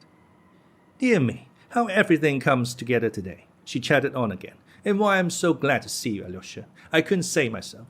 If you asked me, I couldn't tell you. Come, don't you know why you're glad? Said Rakitin, grinning. You used to be always pestering me to bring him. You'd some object, I suppose. I had a different object once, but now it's over. This is not the moment. I say, I want you to have something nice. I am so good-natured now. You sit down too, Rakitin. Why are you standing? You sit down already. There's no fear of Rakitin's forgetting to look after himself. Look, Alyosha, he's sitting there opposite us, so offended that I didn't ask him to sit down before you. Rakitin is such a one to take offense, laughed Grushenka. Don't be angry, Rakitin. I'm kind today. Why are you so depressed, Alyosha? Are you afraid of me? She peeped into his eyes with merry mockery. He's sad. The promotion has not been given, boomed Rakitin. What promotion? His elder stings. What? You are talking some nonsense. You want to say something nasty. Be quiet, you stupid. Let me sit on your knee, Alyosha, like this. She suddenly skipped forward and jumped, laughing, on his knee, like a nestling kitten, with her right arm about his neck. I'll cheer you up, my pious boy. Yes, really. Will you let me sit on your knee? You won't be angry? If you tell me, I'll get off. Alyosha did not speak. He sat afraid to move. He heard her words. If you tell me, I'll get off. But he did not answer. But there was nothing in his heart such as Rakitin, for instance, watching him malignantly from his corner, might have expected or fancied.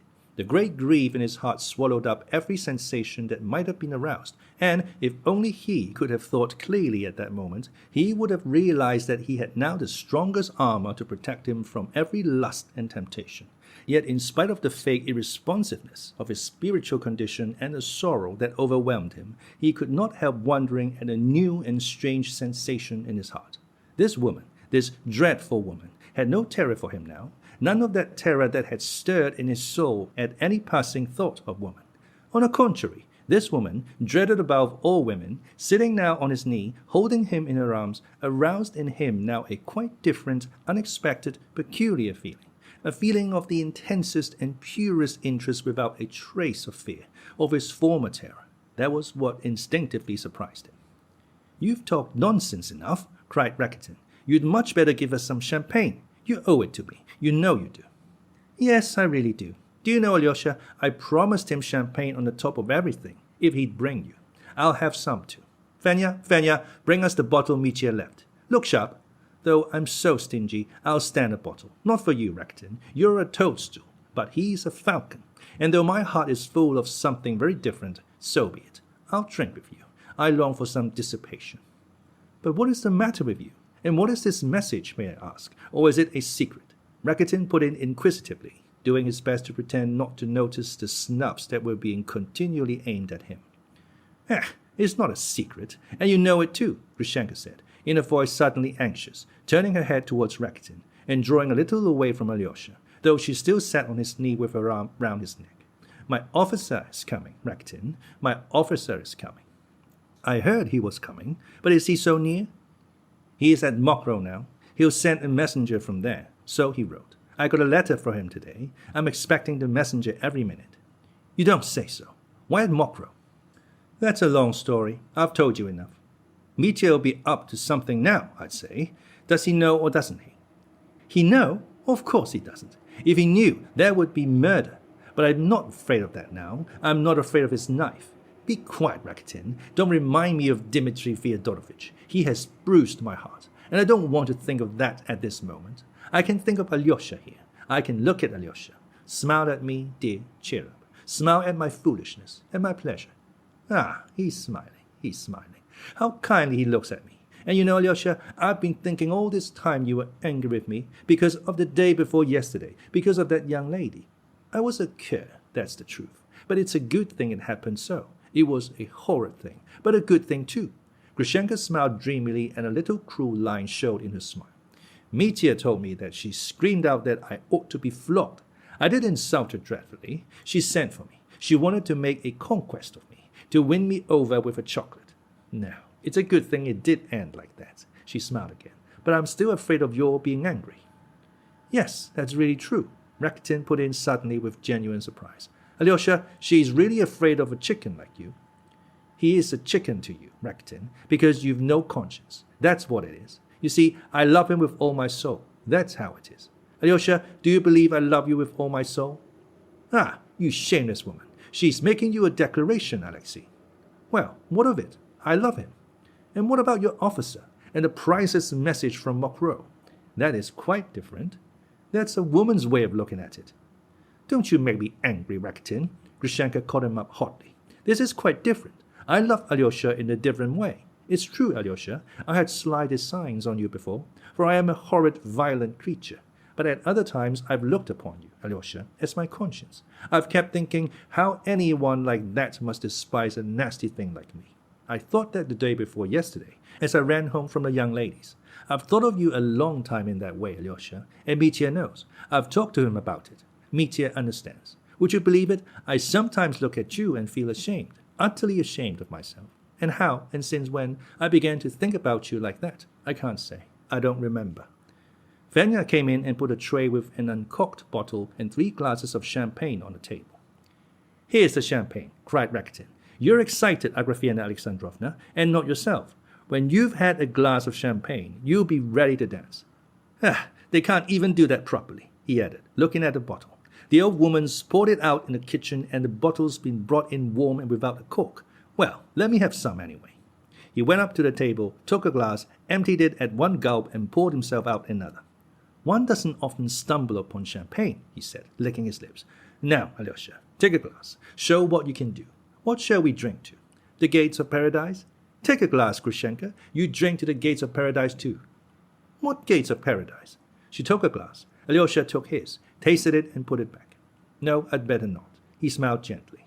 "And you bragged," cried Rakitin. "Well, if so, I won't either," chimed in Grushenka.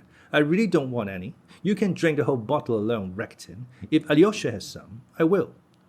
"What touching sentimentality," said Rakitin tauntingly. "And she's sitting on his knee too. He's got something to grieve over, but what's the matter with you? He's rebelling against his God and ready to eat sausage." "How so?" "His elder died today, Father Zosima, the saint." "So Father Zosima is dead," cried Grushenka. "Good God, I did not know." She crossed herself devoutly. "Goodness, what have I been doing, sitting on his knee like this at such a moment?" She started up as though in dismay, instantly slipped off his knee and sat down on the sofa. Alyosha bent a long wondering look upon her, and a light seemed to dawn in his face. "Rakitin," he said suddenly, in a firm and loud voice, "don't taunt me with having rebelled against God. I don't want to feel angry with you, so you must be kinder too. I've lost a treasure such as you have never had, and you cannot judge me now. You had much better look at her. Do you see how she was pity on me? I came here to find a wicked soul. I felt drawn to evil because I was base and evil myself, and I found a true sister. I have found a treasure, a loving heart. She had pity on me just now, Agrafena Alexandrovna. I'm speaking of you. You've raised my soul from the depths." Alyosha's lips were quivering, and he caught his breath. She has saved you, it seems, laughed Rakitin spitefully, and she meant to get you in her clutches. Do you realize that? Stay, Rakitin. Grushenka jumped up. Hush, both of you. Now I'll tell you all about it. Hush, Alyosha. Your words make me ashamed, for I am bad and not good. That's what I am. And you hush, Rakitin, because you are telling lies. I had the low idea of trying to get him in my clutches, but now you are lying. Now it's all different. And don't let me hear anything more from you, Rakitin. All this Grushenka said with extreme emotion. They are both crazy, said Rakitin, looking at them with amazement. I feel as though I were in a madhouse. They're both getting so feeble they'll begin crying in a minute. I shall begin to cry, I shall, repeated Grushenka. He called me his sister, and I shall never forget that. Only let me tell you, Rakitin, though I'm bad, I did give away an onion. An onion? Hang it all, you really are crazy. Rakitin wondered at their enthusiasm. He was aggrieved and annoyed, though he might have reflected that each of them was just passing through a spiritual crisis such as does not come often in a lifetime. But though Rakitin was very sensitive about everything that concerned himself, he was very obtuse as regards the feelings and sensations of others, partly from his youth and inexperience, partly from his intense egoism. You see, Alyosha, Grushenka turned to him with a nervous laugh. I was boasting when I told Rakitin I had given away an onion, but it's not to boast I tell you about it. It's only a story, but it's a nice story. I used to hear it when I was a child from Matryona, my cook, who is still with me. It's like this. Once upon a time, there was a peasant woman, and a very wicked woman she was. And she died and did not leave a single good deed behind. The devils caught her and plunged her into the lake of fire. So her guardian angel stood and wondered what good deed of hers he could remember to tell the god. She once pulled up an onion in her garden, said he, and gave it to a beggar woman. And God answered, You take that onion then, hold it out to her in the lake, and let her take hold and be pulled out. And if you can pull her out of the lake, let her come to paradise. But if the onion breaks, then the woman must stay where she is. The angel ran to the woman and held out the onion to her. Come, said he, catch hold and I'll pull you out. And he began cautiously pulling her out. He had just pulled her right out, when the other sinners in the lake, seeing how she was being drawn out, began catching hold of her so as to be pulled out with her. But she was a very wicked woman, and she began kicking them. I'm to be pulled out, not you. It's my onion, not yours. As soon as she said that, the onion broke, and the woman fell into the lake, and she is burning there to this day. So the angel wept and went away. So that's the story, Alyosha. I know it by heart, for I am that wicked woman myself. I boasted to Rakitin that I had given away an onion, but to you I'll say I've done nothing but give away one onion all my life. That's the only good deed I've done. So don't praise me, Alyosha. Don't think me good. I'm bad. I'm a wicked woman, and you make me ashamed if you praise me. Hey, I must confess everything. Listen, Alyosha, I was so anxious to get hold of you that I promised Rakitin 25 rubles if he would bring you to me. Stay, Rakitin. Wait. She went with rapid steps to the table, opened a drawer, pulled out a purse, and took from it a 25-ruble note. What nonsense! What nonsense! Cried Rakitin, disconcerted. Take it, Rakitin. I owe it you. There's no fear of you refusing it. You asked for it yourself. And she threw the note to him. Likely I should refuse it, boomed Rakitin, obviously abashed, but carrying off his confusion with a swagger. That will come in very handy. Fools are made for wise men's profit. And now hold your tongue, Rakitin. What I'm going to say now is not for your ears. Sit down in that corner and keep quiet. You don't like us, so hold your tongue. What should I like you for? Rakitin snarled, not concealing his ill humor. He put the 25-ruble note in his pocket, and he felt ashamed at Alyosha seeing it. He had reckoned on receiving his payment later, without Alyosha's knowing of it, and now, feeling ashamed, he lost his temper. Till that moment he had thought it discreet not to contradict Grushenka too flatly in spite of her snubbing, since he had something to get out of her. But now he too was angry. One loves people for some reason, but what have either of you done for me? You should love people without a reason, as Alyosha does. How does he love you? How has he shown it, that you make such a fuss about it? Grushenka was standing in the middle of the room. She spoke with heat, and there were hysterical notes in her voice. Hush, Rakitin, you know nothing about us, and don't dare to speak to me like that again. How dare you be so familiar? Sit in that corner and be quiet, as though you were my footman. And now, Alyosha, I'll tell you the whole truth, that you may see what a wretch I am. I'm not talking to Rakitin, but to you.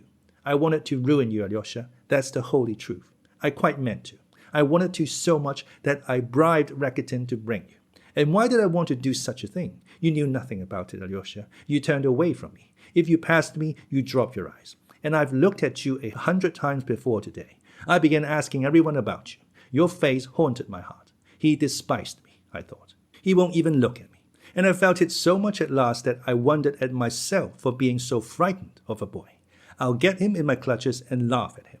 I was full of spite and anger. Would you believe it? Nobody here dares talk or think of coming to Agrafena Alexandrovna with any evil purpose. Oh, Kuzma is the only man I have anything to do with here. I was bound and sold to him. Satan brought us together. But there has been no one else. But looking at you, I thought, I'll get him in my clutches and laugh at him. You see what a spiteful cur I am. And you called me your sister. And now that man who wronged me has come. I sit here waiting for a message from him. And do you know what that man has been to me? 5 years ago, when Kuzma brought me here, I used to shut myself up that no one might have sight or sound of me. I was a silly slip of a girl. I used to sit here sobbing. I used to lie awake all night thinking, where is he now, the man who wronged me? He is laughing at me with another woman, most likely.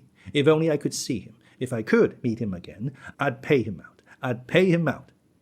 At night, I used to lie sobbing into my pillow in the dark, and I used to brood over it. I used to tear my heart on purpose and gloat over my anger. I'll pay him out. I'll pay him out. That's what I used to cry out in the dark. And when I suddenly thought that I should really do nothing to him, and that he was laughing at me then, or perhaps had utterly forgotten me, I would fling myself on the floor, melt into helpless tears, and lie there shaking till dawn.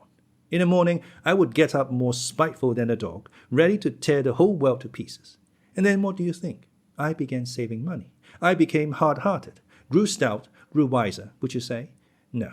No one in the whole world sees it. No one knows it. But when night comes on, I sometimes lie as I did 5 years ago, when I was a silly girl, clenching my teeth and crying all night, thinking, I'll pay him out. I'll pay him out. Do you hear? Well then, now you understand me. A month ago, a letter came to me. He was coming. He was a widower. He wanted to see me. It took my breath away. Then I suddenly thought, if he comes and whistles to call me, I shall creep back to him like a beaten dog. I couldn't believe myself. Am I so abject? Should I run to him or not? And I've been in such a rage with myself all this month that I am worse than I was 5 years ago. Do you see now, Alyosha, what a violent, vindictive creature I am? I've shown you the whole truth. I played with Mitya to keep me from running to that other. Hush, Rakitin. It's not for you to judge me. I'm not speaking to you.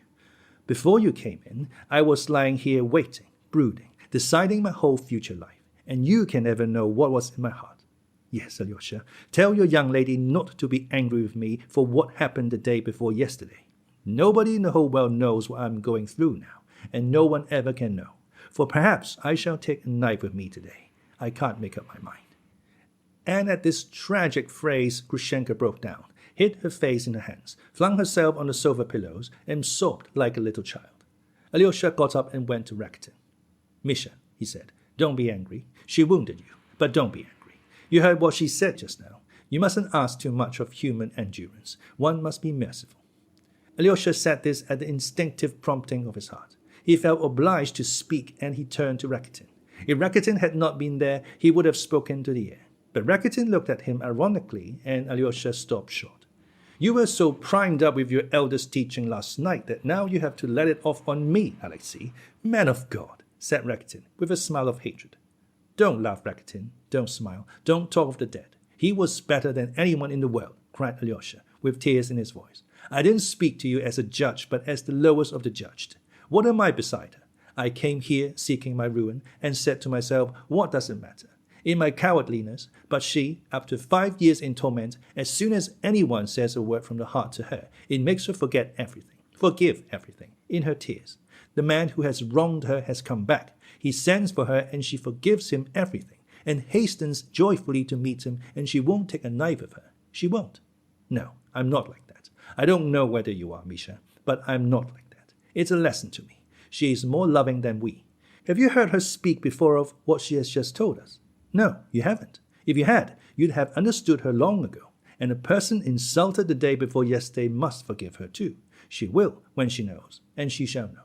This soul is not yet at peace with itself. One must be tender with it. There may be a treasure in their soul. Alyosha stopped, because he caught his breath. In spite of his ill humor, Rakitin looked at him with astonishment. He had never expected such a tirade from the gentle Alyosha. She's found someone to plead her cause. Why? Are you in love with her? Agrafena Alexandrovna, our monk's really in love with you. You've made a conquest, he cried, with a coarse laugh. Grushenka lifted her head from the pillow and looked at Alyosha with her tender smile shining on her tear-stained face. Let him alone, Alyosha, my cherub. You see what he is. He is not a person for you to speak to. Mikhail Osipovich. She turned to Rakitin. I meant to beg your pardon for being rude to you, but now I don't want to. Alyosha, come to me. Sit down here. She beckoned to him with a happy smile. That's right. Sit here. Tell me. She shook him by the hand and peeped into his face, smiling. Tell me, do I love that man or not? The man who wronged me, do I love him or not? Before you came, I lay here in the dark, asking my heart whether I loved him. Decide for me, Alyosha. The time has come. It shall be as you say. Am I to forgive him or not? But you have forgiven him already, said Alyosha, smiling. Yes, I really have forgiven him, Grushenka murmured thoughtfully. What an abject heart, to my abject heart. She snatched up a glass from a table, emptied it at a gulp, lifted it in the air and flung it on the floor. The glass broke with a crash. A little cruel line came into her smile. Perhaps I haven't forgiven him, though, she said, with a sort of menace in her voice, and she dropped her eyes to the ground as though she were talking to herself. Perhaps my heart is only getting ready to forgive. I shall struggle with my heart, you see, Alyosha. I've grown to love my tears in these 5 years. Perhaps I only love my resentment, not him. Well, I shouldn't care to be in his shoes, hissed Rakitin. Well, you won't be, Rakitin. You'll never be in his shoes. You shall black my shoes, Rakitin. That's the place you are fit for. You'll never get a woman like me. And he won't either, perhaps. Won't he? Then why are you dressed up like that? Said Rakitin, with a venomous sneer. Don't taunt me with dressing up, Rakitin. You don't know all that is in my heart. If I choose to tear off my finery, I'll tear it off at once, this minute, she cried in a resonant voice. You don't know what that finery is for, Rakitin. Perhaps I shall see him and say, have you ever seen me look like this before? He left me a thin, consumptive crybaby of 17. I'll sit by him, fascinate him, and work him up. Do you see what I'm like now? I'll say to him, well, and that's enough for you, my dear sir. There's many a slip twixt the cup and the lip. That may be what the finery is for, Rakitin. Grushenka finished with a malicious laugh. I'm violent and resentful, Alyosha. I'll tear off my finery. I'll destroy my beauty. I'll scorch my face, slash it with a knife, and turn beggar. If I choose, I won't go anywhere now to see anyone. If I choose, I'll send Kuzma back all he has ever given me tomorrow, and all his money, and I'll go out charring for the rest of my life. You think I won't do it, Rakitin? That I would not dare to do it? I would. I could do it directly. Only don't exasperate me. And I'll send him about his business. I'll snap my fingers in his face, and he shall never see me again. She uttered the last words in an hysterical scream, but broke down again, hid her face in her hands, buried it in the pillow, and shook with sobs. Rakitin got up. It's time we were off, he said. It's late. We shall be shut out of the monastery. Grushenka leapt up from her place. Surely you don't want to go, Alyosha, she cried, in mournful surprise. What are you doing to me? You've stirred up my feeling, tortured me, and now you leave me to face this night alone. He can hardly spend the night with you, though if he wants to, let him. I'll go alone, Rakitin scoffed jeeringly. Hush, evil tongue, Grushenka cried angrily at him. You never said such words to me as he has come to say. What has he said to you so special? Asked Rakitin irritably. I can't say. I don't know. I don't know what he said to me. It went straight to my heart. He has wrung my heart. He is the first, the only one who has pitied me. That's what it is. Why did you not come before, you angel? She fell on her knees before him as though in a sudden frenzy. I've been waiting all my life for someone like you. I knew that someone like you would come and forgive me. I believed that. Nasty as I am, someone would really love me, not only with a shameful love. What have I done to you? Answered Alyosha, bending over her with a tender smile, and gently taking her by the hands. I only gave you an onion. Nothing but a tiny little onion. That was all. He was moved to tears himself as he said it. At that moment there was a sudden noise in the passage. Someone came into the hall. Grushenka jumped up, seeming greatly alarmed. Fenya ran noisily into the room, crying out, Mistress, mistress, darling, a messenger has galloped up, she cried, breathless and joyful. A carriage from Mokrow for you. Timothy, the driver, with 3 horses. They are just putting in fresh horses. "A letter. Here's the letter, mistress." A letter was in her hand, and she waved it in the air all the while she talked. Grushenka snatched the letter from her and carried it to the candle. It was only a note, a few lines. She read it in one instant. "He has sent for me," she cried, her face white and distorted, with a wan smile. "He whistles. Crawl back, little dog." But only for one instant she stood as though hesitating. Suddenly the blood rushed to her head and sent a glow to her cheeks. "I will go," she cried. 5 years of my life. Goodbye. Goodbye, Alyosha. My fate is sealed. Go. Go, leave me, all of you. Don't let me see you again. Grushenka is flying to a new life. Don't you remember evil against me either, Rakitin. I may be going to my death. I feel as though I were drunk." She suddenly left them and ran to her bedroom. "Well, she has no thoughts for us now," grumbled Rakitin. "Let's go, or we may hear that feminine shriek again. I'm sick of all these tears and cries." Alyosha mechanically let himself be led out. In the yard stood a covered cart. Horses were being taken out of the shafts. Men were running to and fro with the lantern. 3 fresh horses were being led in at the open gate. But when Alyosha Rakitin reached the bottom of the steps, Grushenka's bedroom window was suddenly opened, and she called in a ringing voice after Alyosha. "Alyosha, give my greetings to your brother Mitya and tell him not to remember evil against me, though I have brought him misery.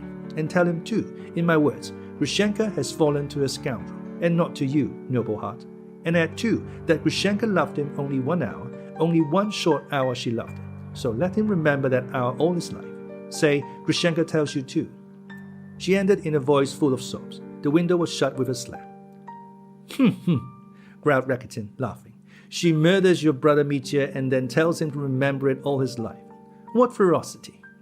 Alyosha made no reply. He seemed not to have heard. He walked fast beside Rakitin as though in a terrible hurry. He was lost in thought and moved mechanically.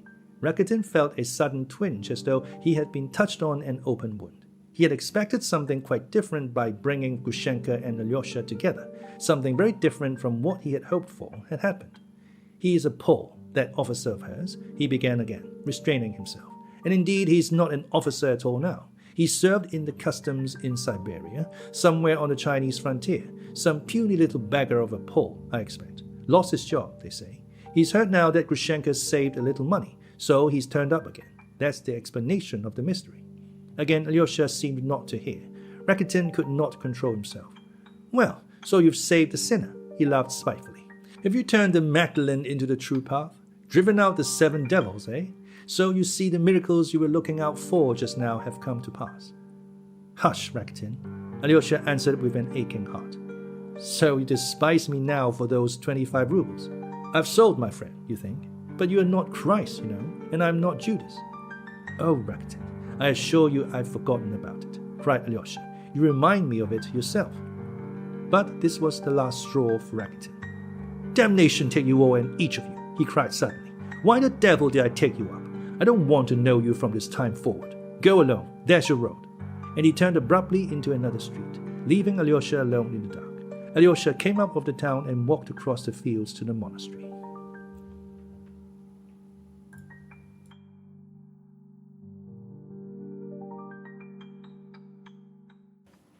Chapter 4.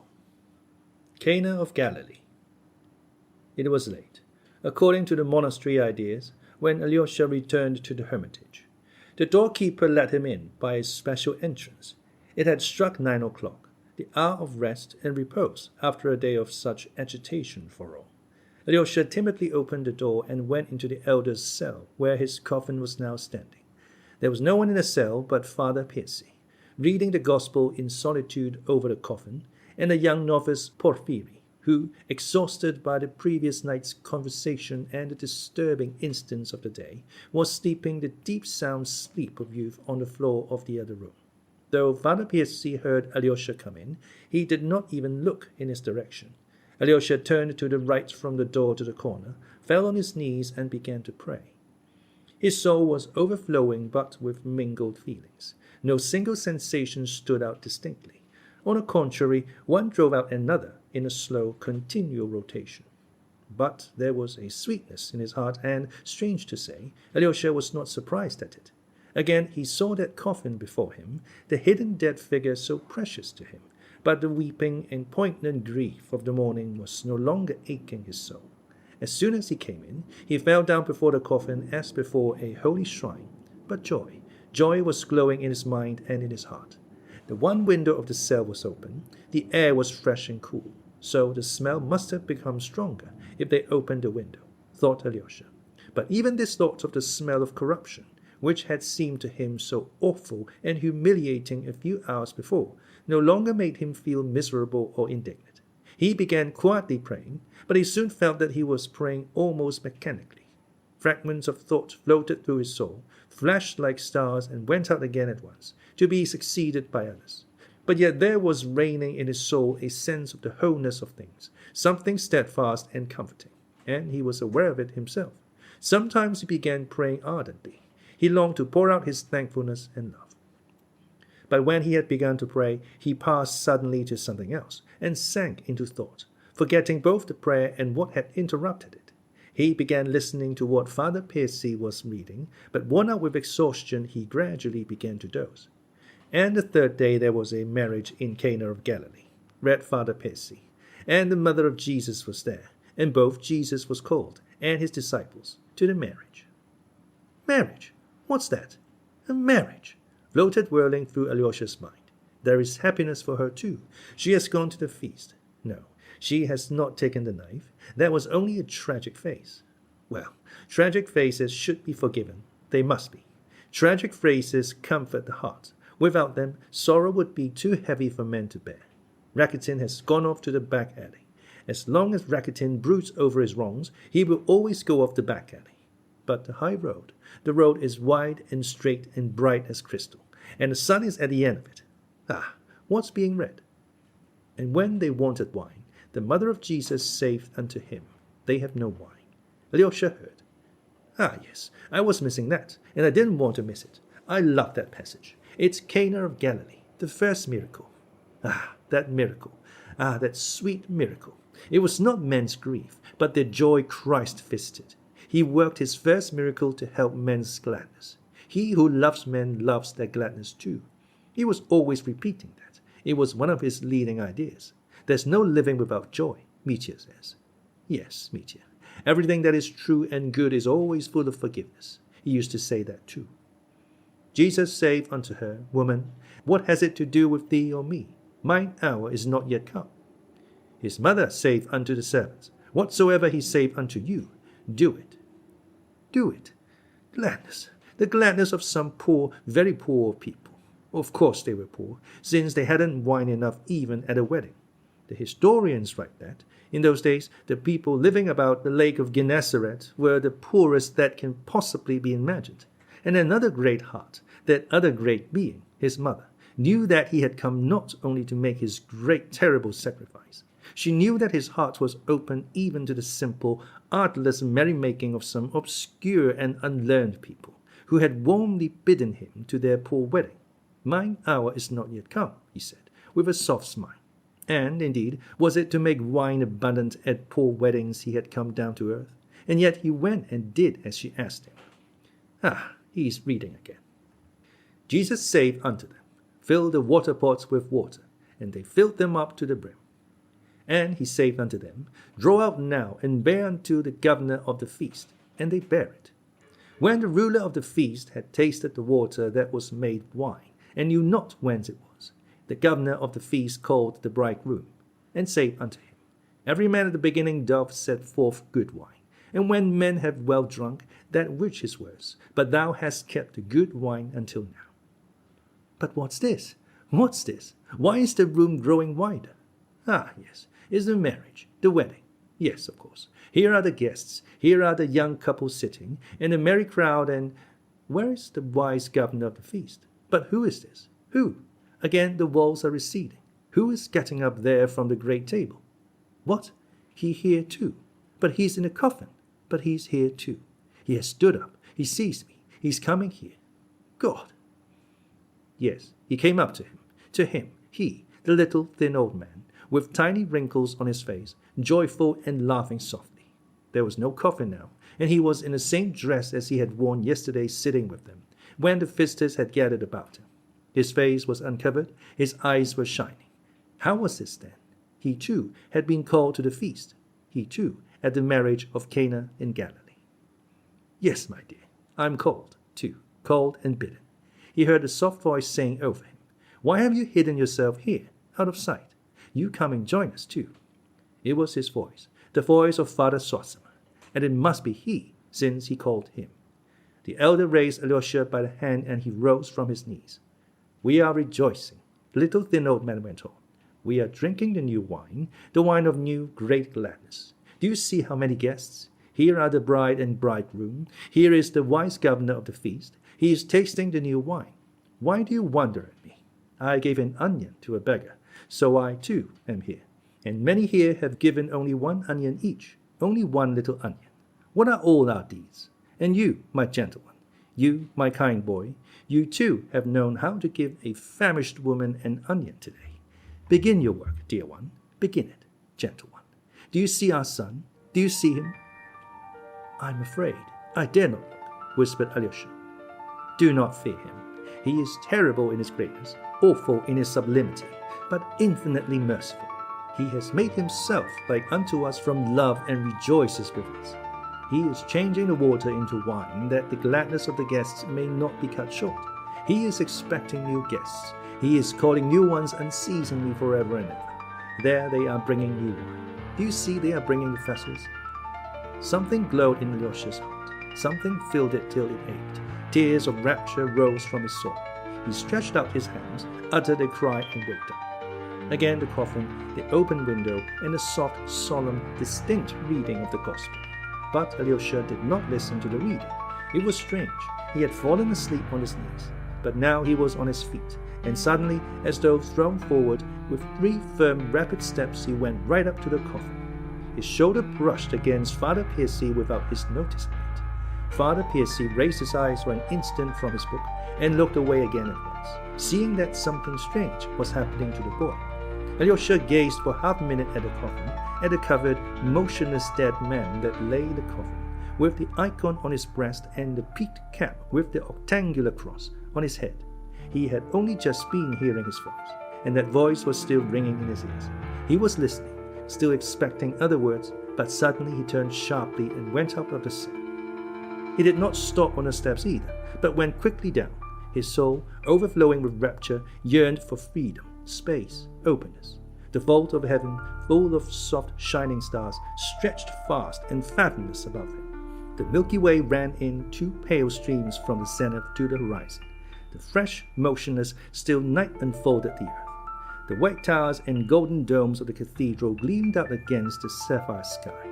The gorgeous autumn flowers in the beds round the house were slumbering till morning. The silence of earth seemed to melt into the silence of the heavens. The mystery of earth was one with the mystery of the stars. Alyosha stood, gazed, and suddenly threw himself down on the earth. He did not know why he embraced it. He could not have told why he longed so irresistibly to kiss it all. But he kissed it weeping, sobbing, and watering it with his tears, and vowed passionately to love it forever and ever. Water the earth with the tears of your joy and love those tears, echoed in his soul. What was he weeping over? Oh, in his rapture he was weeping even over those stars, which were shining to him from the abyss of space, and he was not ashamed of that ecstasy. There seemed to be threads from all those innumerable worlds of God, linking his soul to them, and it was trembling all over in contact with other worlds. He longed to forgive everyone and for everything, and to beg forgiveness. Oh, not for himself, but for all men, for all and for everything. And others are praying for me too, echoed again in his soul. But with every instant he felt clearly and, as it were, tangibly, that something firm and unshakable as that vault of heaven had entered into his soul. It was as though some idea had seized the sovereignty of his mind, and it was for all his life and forever and ever. He had fallen on the earth a weak boy, but he rose up a resolute champion, and he knew and felt it suddenly at the very moment of his ecstasy. And never, never, all his life long, could Alyosha forget that minute. "Someone visited my soul in that hour," he used to say afterwards, with implicit faith in his words. Within 3 days he left the monastery in accordance with the words of his elder, who had bidden him sojourn in the world.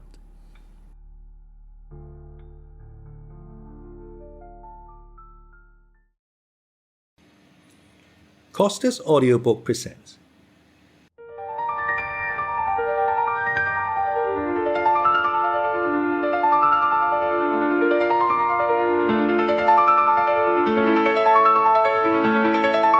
The Brothers Karamazov by Fyodor Dostoyevsky. Part 3.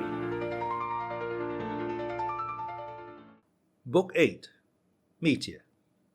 Chapter 1. Kuzma Samsonov. But Dmitri, to whom Grushenka, flying away to a new life, had left her last greetings, bidding him remember the hour of her love forever, knew nothing of what had happened to her, and was at that moment in a condition of feverish agitation and activity. For the last 2 days he had been in such an inconceivable state of mind that he might easily have fallen ill with brain fever, as he said himself afterwards. Alyosha had not been able to find him the morning before, and Ivan had not succeeded in meeting him at the tavern on the same day. The people at his lodgings, by his orders, concealed his movements. He had spent those 2 days literally rushing in all directions, struggling with his destiny and trying to save himself, as he expressed it himself afterwards. And for some hours he had even made a dash out of the town on urgent business, terrible as it was to him to lose sight of Grushenka for a moment. All this was explained afterwards in detail, and confirmed by documentary evidence, but for the present we will only note the most essential instance of those 2 terrible days immediately preceding the awful catastrophe that broke so suddenly upon him. Though Grushenka had, it is true, loved him for an hour genuinely and sincerely, yet she tortured him sometimes cruelly and mercilessly. The worst of it was that he could never tell what she meant to do. To prevail upon her by force or kindness was also impossible. She would yield to nothing. She would only have become angry and turned away from him altogether. He knew that well already. He suspected, quite correctly, that she, too, was passing through an inward struggle, and was in a state of extraordinary indecision, that she was making up her mind to something, and unable to determine upon it. And so, not without good reason, he divined, with a sinking heart, that at moments she must simply hate him and his passion.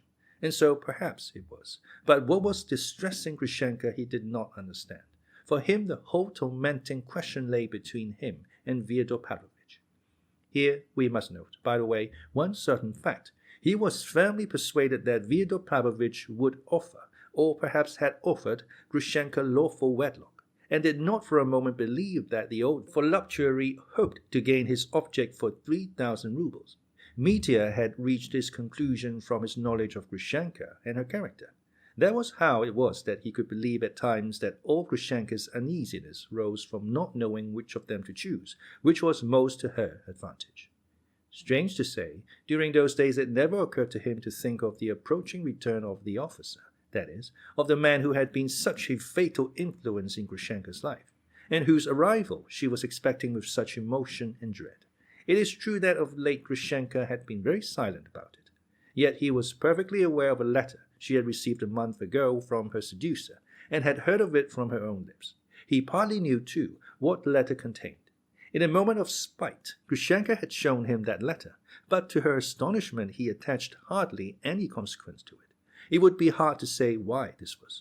Perhaps weighed down by all the hideous horror of his struggle with his own father for this woman, he was incapable of imagining any danger more terrible, at any rate for the time. He simply did not believe in a suitor who suddenly turned up again after 5 years' disappearance, still less in his speedy arrival. Moreover, in the officer's first letter which had been shown to Mitya, the possibility of his new rival's visit was very vaguely suggested. The letter was very indefinite, high-flown, and full of sentimentality. It must be noted that Grushenka had concealed from him the last times of the letter, in which his return was alluded to more definitely. He had, besides, noticed at that moment, he remembered afterwards, a certain involuntary proud contempt for this missive from Siberia on Grushenka's face. Grushenka told him nothing of what had passed later between her and this rival, so that by degrees he had completely forgotten the officer's existence. He felt that whatever might come later, whatever turn things might take, his final conflict with Fyodor Pavlovich was close upon him, and must be decided before anything else. With a sinking heart, he was expecting every moment Grushenka's decision, always believing that it would come suddenly, on the impulse of the moment. All of a sudden, she would say to him, "Take me, I'm yours forever," and it would all be over. He would seize her and bear her away at once to the ends of the earth. Oh, then he would bear her away at once, as far away as possible, to the farthest end of Russia, if not of the earth. Then he would marry her and settle down with her incognito, so that no one would know anything about them, there, here, or anywhere. Then, a new life would begin at once. Of this different, reformed, and virtuous life he dreamed feverishly at any moment. He thirsted for that reformation and renewal. The filthy morass in which he had sunk of his own free will was too revolting to him, and, like very many men in such cases, he put faith above all in change of place. If only it were not for these people, if only it were not for these circumstances, if only he could fly away from this accursed place, he would be altogether regenerated, would enter on a new path. That was what he believed in, and what he was yearning for. But all this could only be on condition of the first, the happy solution of the question. There was another possibility, a different and awful ending. Suddenly she might say to him, "Go away. I've just come to terms with Fyodor Pavlovich. I'm going to marry him and don't want you."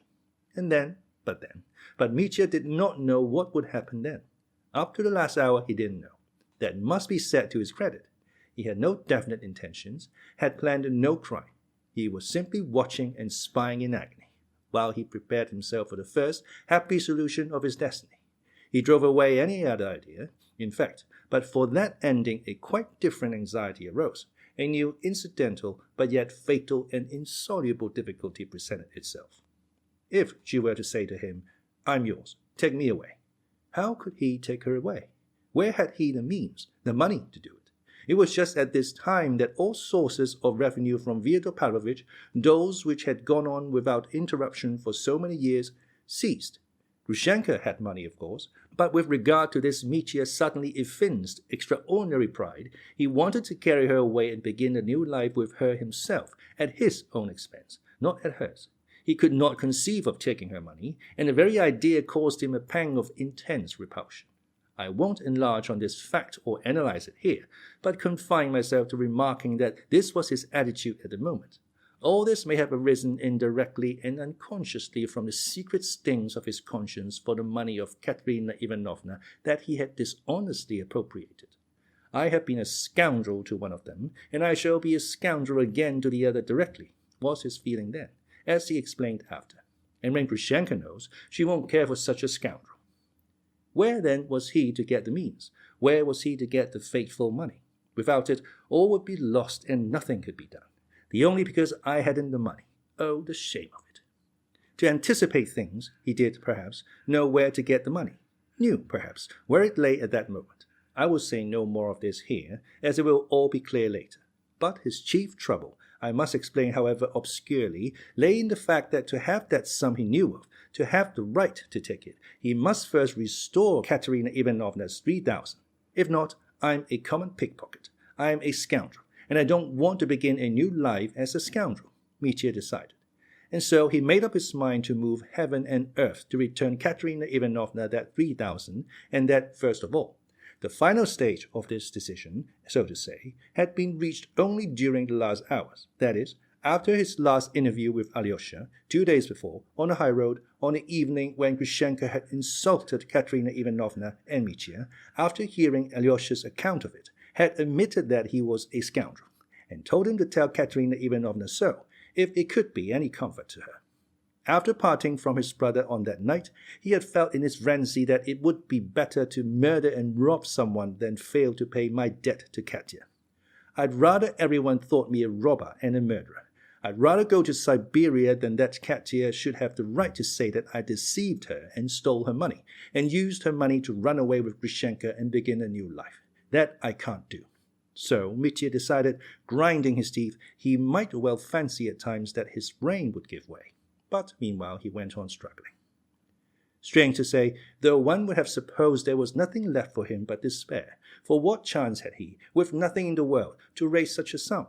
Yet to the very end he persisted in hoping that he would get that 3,000, that the money would somehow come to him of itself, as though it might drop from heaven. That is just how it is with people who, like Dmitri, had never had anything to do with money, except to squander what has come to them by inheritance without any effort of their own, and have no notion how money is obtained. A world of the most fantastic notions took possession of his brain immediately after he had parted with Alyosha 2 days before, and threw his thoughts into a tangle of confusion. This is how it was he pitched first on a perfectly wild enterprise. And perhaps to men of that kind in such circumstances, the most impossible, fantastic schemes occur first and seem most practical.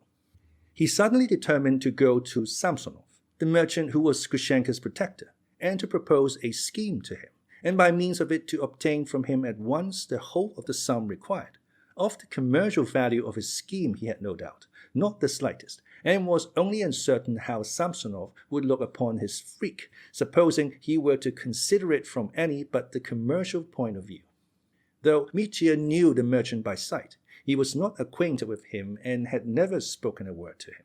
But for some unknown reason, he had long entertained the conviction that the old reprobate, who was lying at death's door, would perhaps not at all object now to Grushenka's securing a respectable position and marrying a man to be depended upon.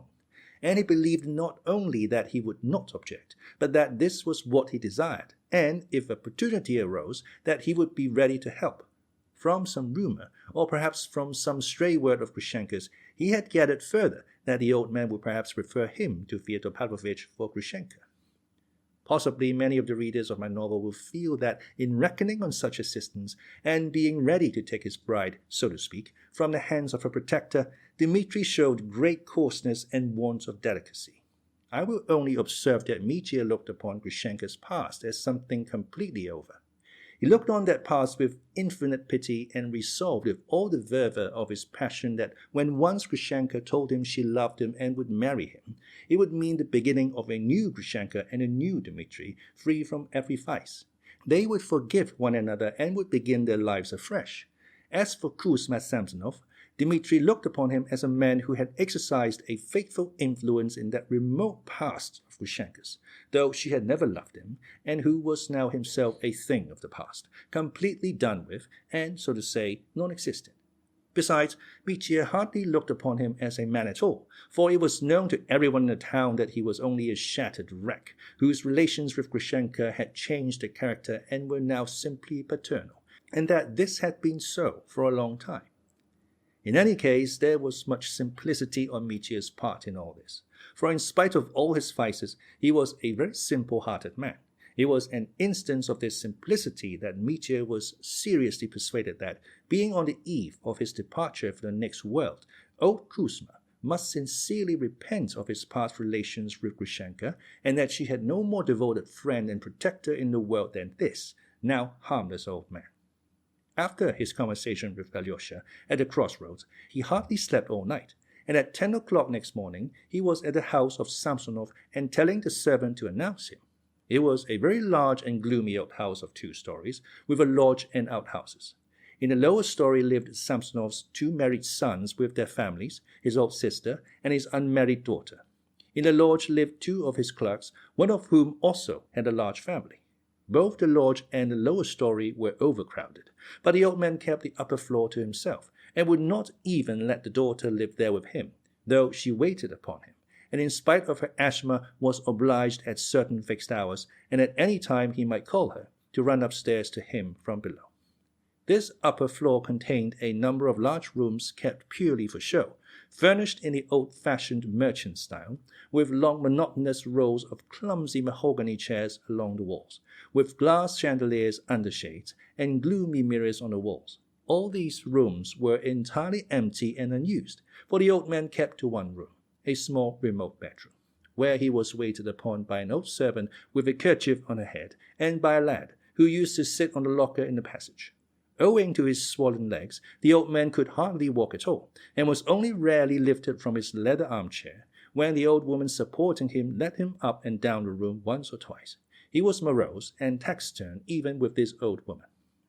When he was informed of the arrival of the captain, he at once refused to see him, but Mitya persisted and sent his name up again. Samsonov questioned the lad minutely. What he looked like, whether he was drunk, was he going to make a row? The answer he received was that he was sober, but won't go away. The old man again refused to see him.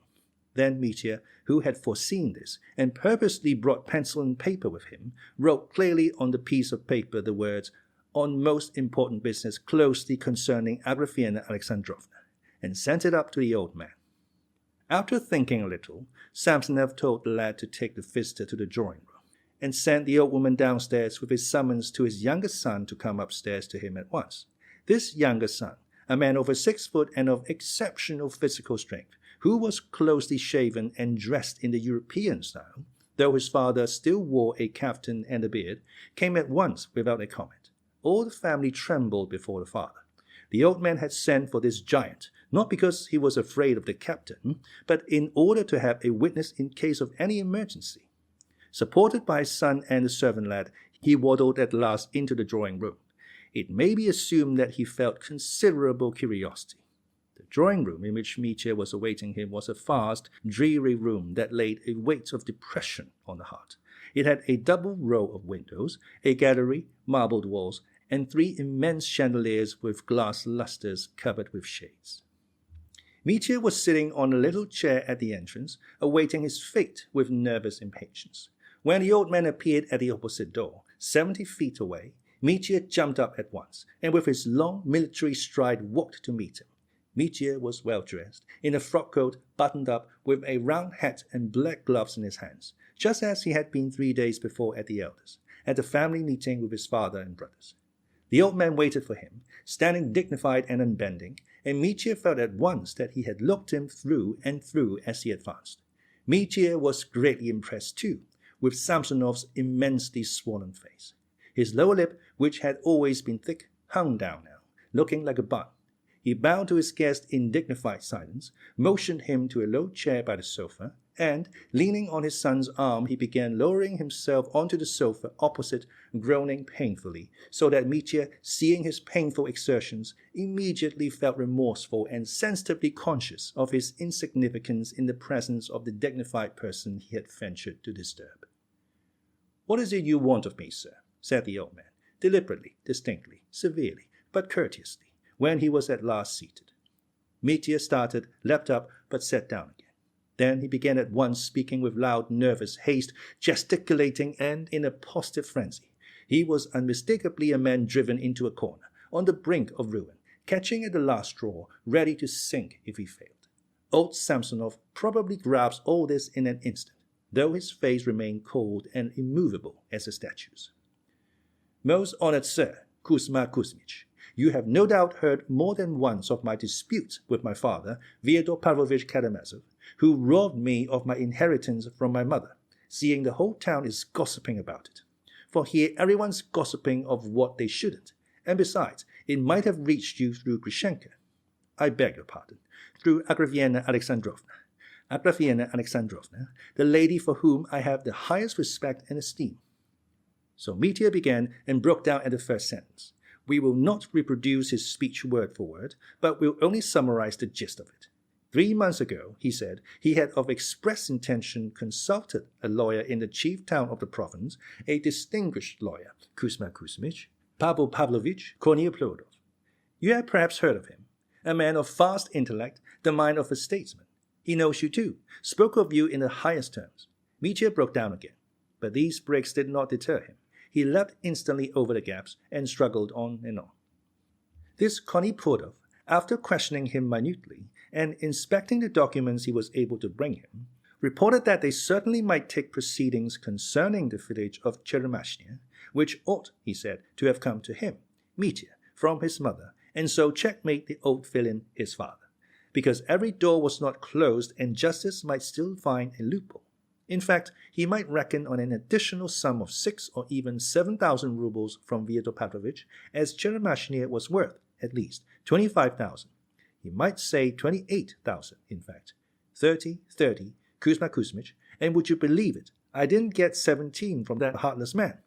So he, Mitya, had thrown the business up, for the time, knowing nothing about the law, but on coming here was struck down by a cross claim made upon him. So will not you, excellent and honored Kuzma Kuzmich, be willing to take up all my claims against the unnatural monster, and pay me a sum down of only 3,000. You see, you cannot, in any case, lose over it. Oh, my honor, I swear that. Quite the contrary, you may make 6 or 7,000 instead of 3. Above all, he wanted this concluded that very day. I'll do the business with you at a notary's, or whatever it is. In fact, I'm ready to do anything.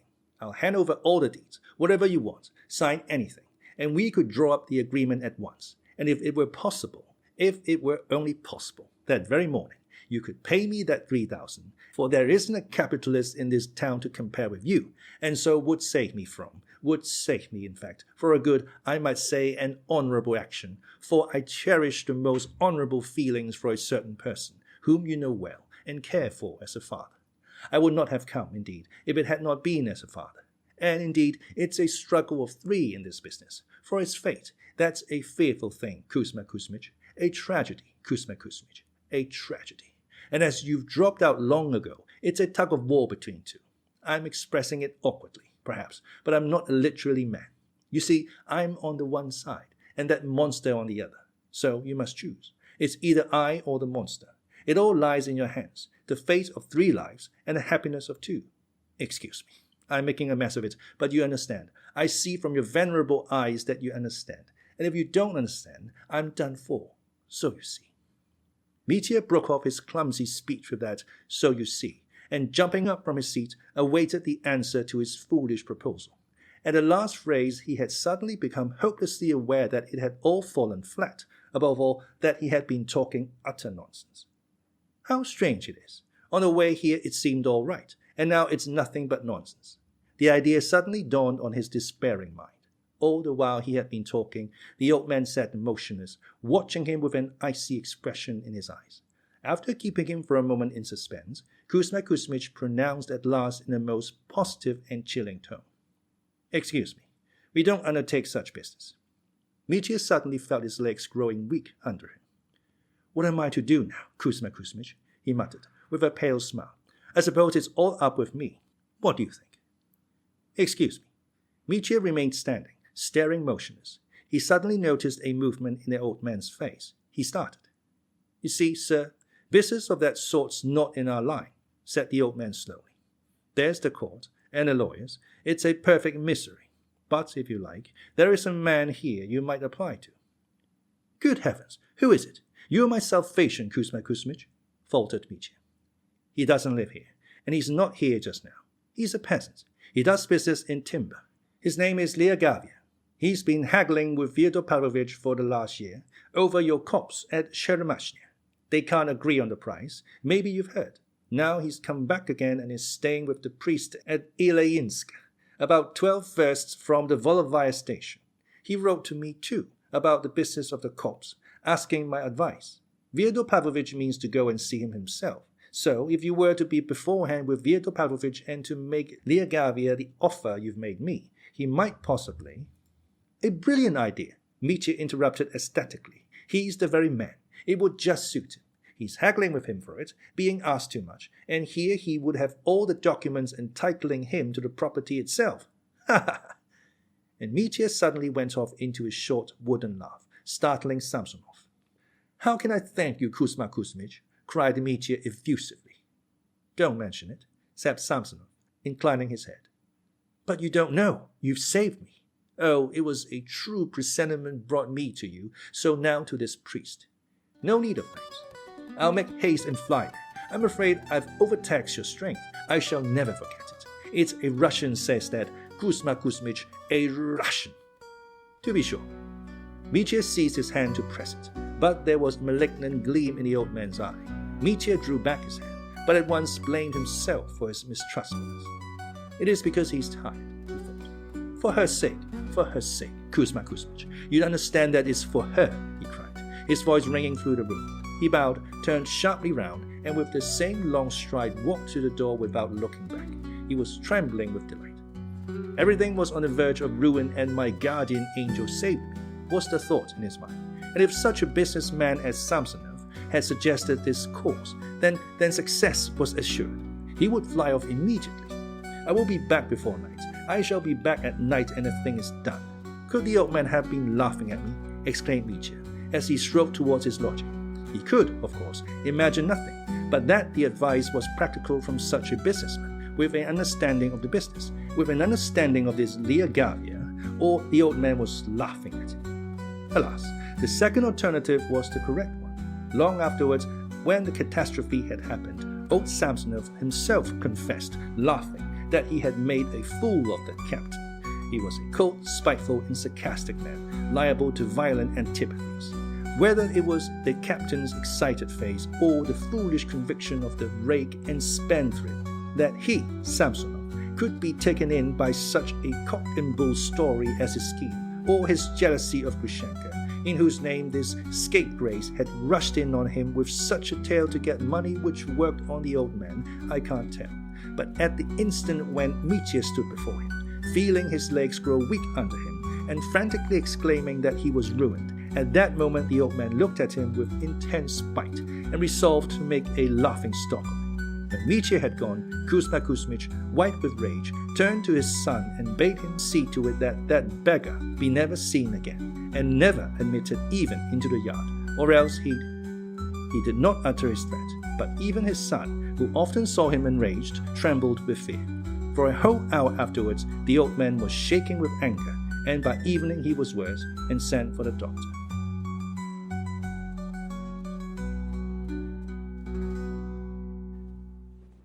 Chapter 2. Liagavia. So he must drive at full speed, and he had not the money for horses. He had 40 kopecks, and that was all. All that was left after so many years of prosperity. But he had at home an old silver watch which had long ceased to go. He snatched it up and carried it to a Jewish watchmaker and had a shop in the marketplace. The Jew gave him 6 rubles for it. "And I didn't expect that," cried Mitya, ecstatically. He seized his 6 rubles and ran home. At home he borrowed 3 rubles from the people of the house, who loved him so much that they were pleased to give it him, though it was all they had. Mitya in his excitement told them on the spot that his fate would be decided that day, and he described, in desperate haste, the whole scheme he had put before Samsonov, the latter's decision, his own hopes for the future, and so on. These people had been told many of their lodger's secrets before, and so looked upon him as a gentleman who was not at all proud, and almost one of themselves. Having thus collected 9 rubles, Mitya sent for posting horses to take him to the Volovaya station. This was how the fact came to be remembered and established that at midday on the day before the event, Mitya had not a farthing, and that he had sold his watch to get money and had borrowed 3 rubles from his landlord, all in the presence of witnesses. I note this fact. Later on it will be apparent why I do so. Though he was radiant with the joyful anticipation that he would at last solve all his difficulties, yet as he drew near Volovaya station, he trembled at the thought of what Grushenka might be doing in his absence. What if she made up her mind today to go to Fyodor Pavlovich? This was why he had gone off without telling her, and why he left orders with his landlady not to let out where he had gone, if anyone came to inquire for him. I must get back tonight," he repeated, as he was jolted along in the cart, "and I dare say I shall have to bring this Liagavia back here to draw up the deed." So mused Mitya, with a throbbing heart, but alas, his dreams were not fated to be carried out. To begin with, he was late, taking a short cut from Volovaya station, which turned out to be 18 versts instead of 12. Secondly, he did not find the priest at home at Ilyinska.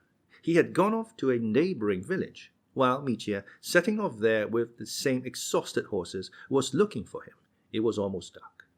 The priest, a shy and amiable-looking little man, informed him at once that though Liagavia had been staying with him at first, he was now at Sahoy Pasur, that he was staying the night in the forester's cottage, as he was spying timber there too. At Mitya's urgent request that he would take him to Liagavia at once, and by so doing save him, so to speak, the priest agreed, after some demur, to conduct him to Sahoy Pasur. His curiosity was obviously aroused, but, unluckily, he advised their going on foot, as it would not be much over at first. Mitya, of course, agreed, and marched off with his yard-long strides, so that the poor priest almost ran after him. He was a very cautious man, though not old. Mitya at once began talking to him, too, of his plans, nervously and excitedly asking advice in regard to Liagavia, and talking all the way. The priest listened attentively. but gave little advice. He turned off Mitya's questions with, "I don't know. I can't say. How can I tell?" and so on. When Mitya began to speak of his quarrel with his father over his inheritance, the priest was positively alarmed, as he was in some way dependent on Fyodor Pavlovich. He inquired, however, with surprise, why he called the peasant trader Gatskin Liagavia, and obligingly explained to Mitya that though the man's name really was Liagavia, he was never called so, as he would be grievously offended at the name, and that he must be sure to call him Gatskin, or you do nothing with him. He won't even listen to you, said the priest in conclusion. Mitya was somewhat surprised for a moment, and explained that that was what Samsonov had called him. On hearing this fact, the priest dropped the subject, though he would have done well to put into words his doubt whether, if Samsonov had sent him to that peasant calling him Liagavia, there was not something wrong about it, and he was turning him into ridicule. But Mitya had no time to pause over such trifles. He hurried, striding along, and only when he reached Sahoy Pasur did he realize that they had come not one verst, nor 1.5, but at least 3. This annoyed him, but he controlled himself. They went into the hut. The forester lived in one half of the hut, and Gatskin was lodging in the other, the better room the other side of the passage. They went into that room and lighted a tallow candle. The hut was extremely overheated. On a table there was a samovar that had gone out, a tray with cups, an empty rum bottle, a bottle of vodka partly full, and some half-eaten crusts of wheaten bread. The visitor himself lay stretched at full length on the bench, with his coat crushed up under his head for a pillow, snoring heavily. Mitya stood in perplexity. "Of course I must wake him. My business is too important.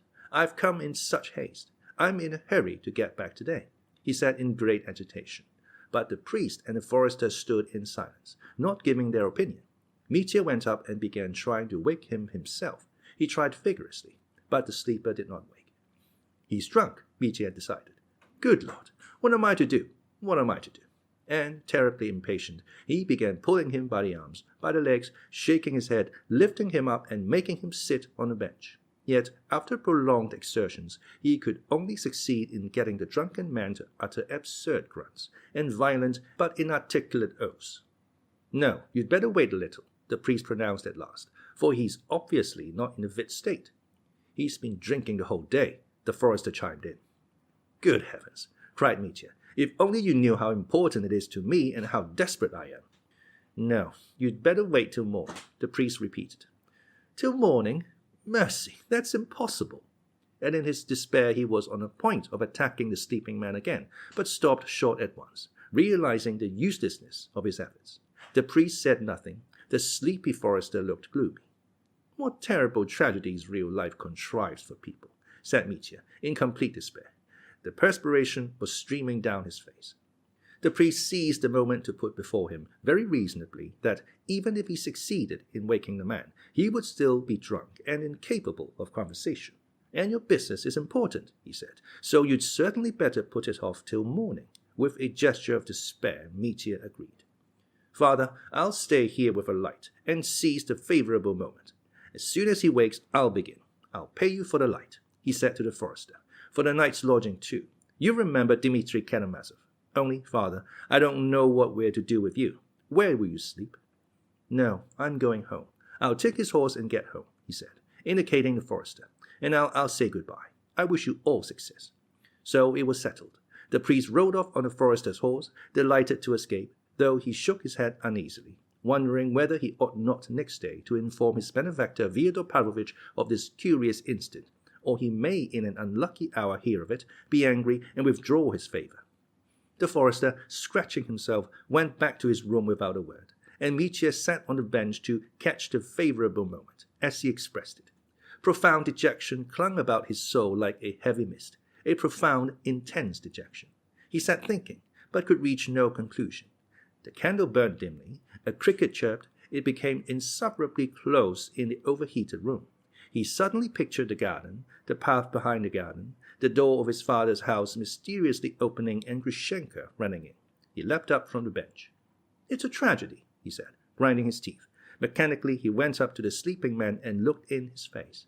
He was a lean, middle-aged peasant with a very long face, flaxen curls, and a long, thin, reddish beard, wearing a blue cotton shirt and a black waistcoat, from the pocket of which peeped the chain of a silver watch. Mitya looked at his face with intense hatred, and for some unknown reason his curly hair particularly irritated him. What was insufferably humiliating was that after leaving things of such importance and making such sacrifices, he, Mitya, utterly worn out, should with business of such urgency be standing over this dolt on whom his whole fate depended, while he snored as though there were nothing the matter, as though he dropped from another planet. "Oh, the irony of fate!" cried Mitya, and, quite losing his head, he fell again to rousing the tipsy peasant. He roused him with a sort of ferocity, pulled at him, pushed him, even beat him, but after 5 minutes of vain exertions, he returned to his bench in helpless despair and sat down. "Stupid, stupid!" cried Mitya, "and how dishonorable it all is!" Something made him add. His head began to ache horribly. Should he fling it up and go away altogether? He wondered. No, wait till tomorrow now. I'll stay on purpose. What else did I come for? Besides, I have no means of going. How am I to get away from here now? Oh, the idiocy of it! But his head ached more and more. He sat without moving, and unconsciously dozed off and fell asleep as he sat. He seemed to have slept for 2 hours or more. He was waked up by his head aching so unbearably that he could have screamed. There was a hammering in his temples, and the top of his head ached. It was a long time before he could wake up fully and understand what had happened to him. At last he realized that the room was full of charcoal fumes from the stove, and that he might die of suffocation. And the drunken peasant still lay snoring. The candle guttered and was about to go out. Mitya cried out, and ran staggering across the passage into the forester's room. The forester waked up at once, but hearing that the other room was full of fumes, to Mitya's surprise and annoyance, accepted the fact with strange unconcern, though he did go to see to it. "But he's dead! He's dead! And what am I to do then?" cried Mitya frantically. They threw open the doors, opened the window and the chimney. Mitya brought a pail of water from the passage. First he wetted his own head, then, finding a rag of some sort, dipped it into the water and put it on Lyagavy's head. The forester still treated the matter contemptuously, and when he opened the window said grumpily, "It'll be all right now." He went back to sleep, leaving Mitya a lighted lantern. Mitya fussed about the drunken peasant for half an hour, wetting his head, and gravely resolved not to sleep all night. But he was so worn out that when he sat down for a moment to take breath, he closed his eyes, unconsciously stretched himself full length on the bench, and slept like the dead. It was dreadfully late when he waked. It was somewhere about 9 o'clock. The sun was shining brightly in the 2 little windows of the hut. The curly-headed peasant was sitting on the bench and had his coat on. He had another samovar and another bottle in front of him. Yesterday's bottle had already been finished, and a new one was more than half empty. Mitya jumped up and saw at once that the cursed peasant was drunk again, hopelessly and incurably. He stared at him for a moment with wide-opened eyes. The peasant was silently and slyly watching him, with insulting composure, and even a sort of contemptuous condescension, so Mitya fancied. He rushed up to him. "Excuse me. You see, You've most likely heard from the forester here in the hut. I'm Lieutenant Dmitri Karamazov, the son of the old Karamazov whose corpse you are buying." "That's a lie," said the peasant, calmly and confidently. "A lie? You know Fyodor Pavlovich." "I don't know any of your Fyodor Pavloviches," said the peasant, speaking thickly. "You're bargaining with him for the corpse. For the corpse. Do wake up and collect yourself. Father Pavel of Ilyinska brought me here. You wrote to Samsonov, and he has sent me to you." Mitya gasped breathlessly. "You're lying." Lyagavya blurted out again. Mitya's legs went cold. "For mercy's sake, it isn't a joke. You're drunk, perhaps, yet you can speak and understand, or else I understand nothing. You're a painter." "For mercy's sake, I'm Karamazov, Dmitri Karamazov. I have an offer to make you, an advantageous offer, very advantageous offer, concerning the corpse." The peasant stroked his beard importantly. "No, you've contracted for the job and turned out a scamp. You're a scoundrel." "I assure you, you're mistaken," cried Mitya, wringing his hands in despair. The peasant still stroked his beard and suddenly screwed up his eyes cunningly. "No, you show me this. You tell me the law that allows roguery. Do you hear? You're a scoundrel. Do you understand that?" Mitya stepped back gloomily. and suddenly something seemed to hit him on the head, as he said afterwards. In an instant a light seemed to dawn in his mind. A light was kindled, and I grasped it all. He stood, stupefied, wondering how he, after all a man of intelligence, could have yielded to such folly, have been led into such an adventure, and have kept it up for almost 24 hours, fussing round this Liagavia, wetting his head. Why, the man's drunk, dead drunk, and he'll go on drinking now for a week. What's the use of waiting here? And what if Samsonov sent me here on purpose? What if she... Oh God, what have I done? The peasant sat watching him and grinning. Another time Mitya might have killed the fool in a fury, but now he felt as weak as a child. He went quietly to the bench, took up his overcoat, put it on without a word, and went out of the hut. He did not find the forester in the next room. There was no one there. He took 50 kopecks in small change out of his pocket and put them on the table for his night's lodging, the candle, and the trouble he had given. Coming out of the hut, he saw nothing but forest all round. He walked at hazard, not knowing which way to turn out of the hut, to the right or to the left. Hurrying there the evening before with the priest, he had not noticed the road. He had no revengeful feeling for anybody, even for Samsonov, in his heart. He strode along a narrow forest path, aimless, dazed, without heeding where he was going. A child could have knocked him down, so weak was he in body and soul. He got out of the forest somehow, however, and a vista of fields, bare after the harvest, stretched as far as the eye could see. What despair! What death all round! He repeated, striding on and on. He was saved by meeting an old merchant who was being driven across country in a hired trap. When he overtook him, Mitya asked the way, and it turned out that the old merchant, too, was going to Volovaya. After some discussion, Mitya got into the trap. 3 hours later, they arrived. At Volovaya, Mitya at once ordered posting horses to drive to the town, and suddenly realized that he was appallingly hungry. While the horses were being harnessed, an omelette was prepared for him. He ate it all in an instant, ate a huge hunk of bread, ate sausage, and swallowed 3 glasses of vodka. After eating, his spirits and his heart grew lighter. He flew towards the town, urged on the driver, and suddenly made a new and unalterable plan to procure that accursed money before evening. And only to think that a man's life should be ruined for the sake of that paltry 3,000, he cried, contemptuously. I'll settle it today.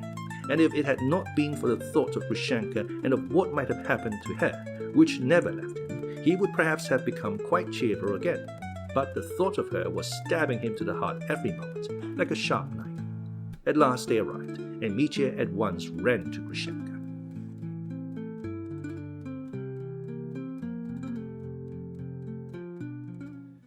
Chapter 3. Gold Mines. This was the visit of Mitya of which Grushenka had spoken to Rakitin with such horror. She was just then expecting the message, and was much relieved that Mitya had not been to see her that day or the day before. She hoped that, please God, he won't come till I'm gone away, and he suddenly burst in on her. The rest we know already. To get him off her hands, she suggested at once that he should walk with her to Samsonov's, where she said she absolutely must go to settle his accounts. And when Mitya accompanied her at once, she said goodbye to him at the gate, making him promise to come at 12 o'clock to take her home again. Mitya, too, was delighted at this arrangement. If she was sitting at Samsonov's, she could not be going to Fyodor Pavlovich's. If only she's not lying, he added at once. But he thought she was not lying from what he saw. He was that sort of jealous man who, in the absence of the beloved woman, at once invents all sorts of awful fancies of what may be happening to her, and how she may be betraying him. But when shaken, heartbroken, convinced of her faithlessness, he runs back to her. At the first glance at her face, her gay, laughing, affectionate face, he revives at once, lays aside all suspicion, and with joyful shame abuses himself for his jealousy. After leaving Grushenka at the gate, he rushed home. Oh, he had so much still to do that day, but the load had been lifted from his heart anyway. Now I must only make haste and find out from Smerdyakov whether anything happened there last night, whether, by any chance, she went to Fyodor Pavlovich. Floated through his mind. Before he had time to reach his lodging, jealousy had surged up again in his restless heart. Jealousy. Othello was not jealous, he was trustful, observed Pushkin. And that remark alone is enough to show the deep insight of our great poet. Othello's soul was shattered and his whole outlook clouded simply because his ideal was destroyed. But Othello did not begin hiding, spying, peeping. He was trustful, on the contrary. He had to be led up, pushed on, excited with great difficulty before he could entertain the idea of deceit. The truly jealous man is not like that.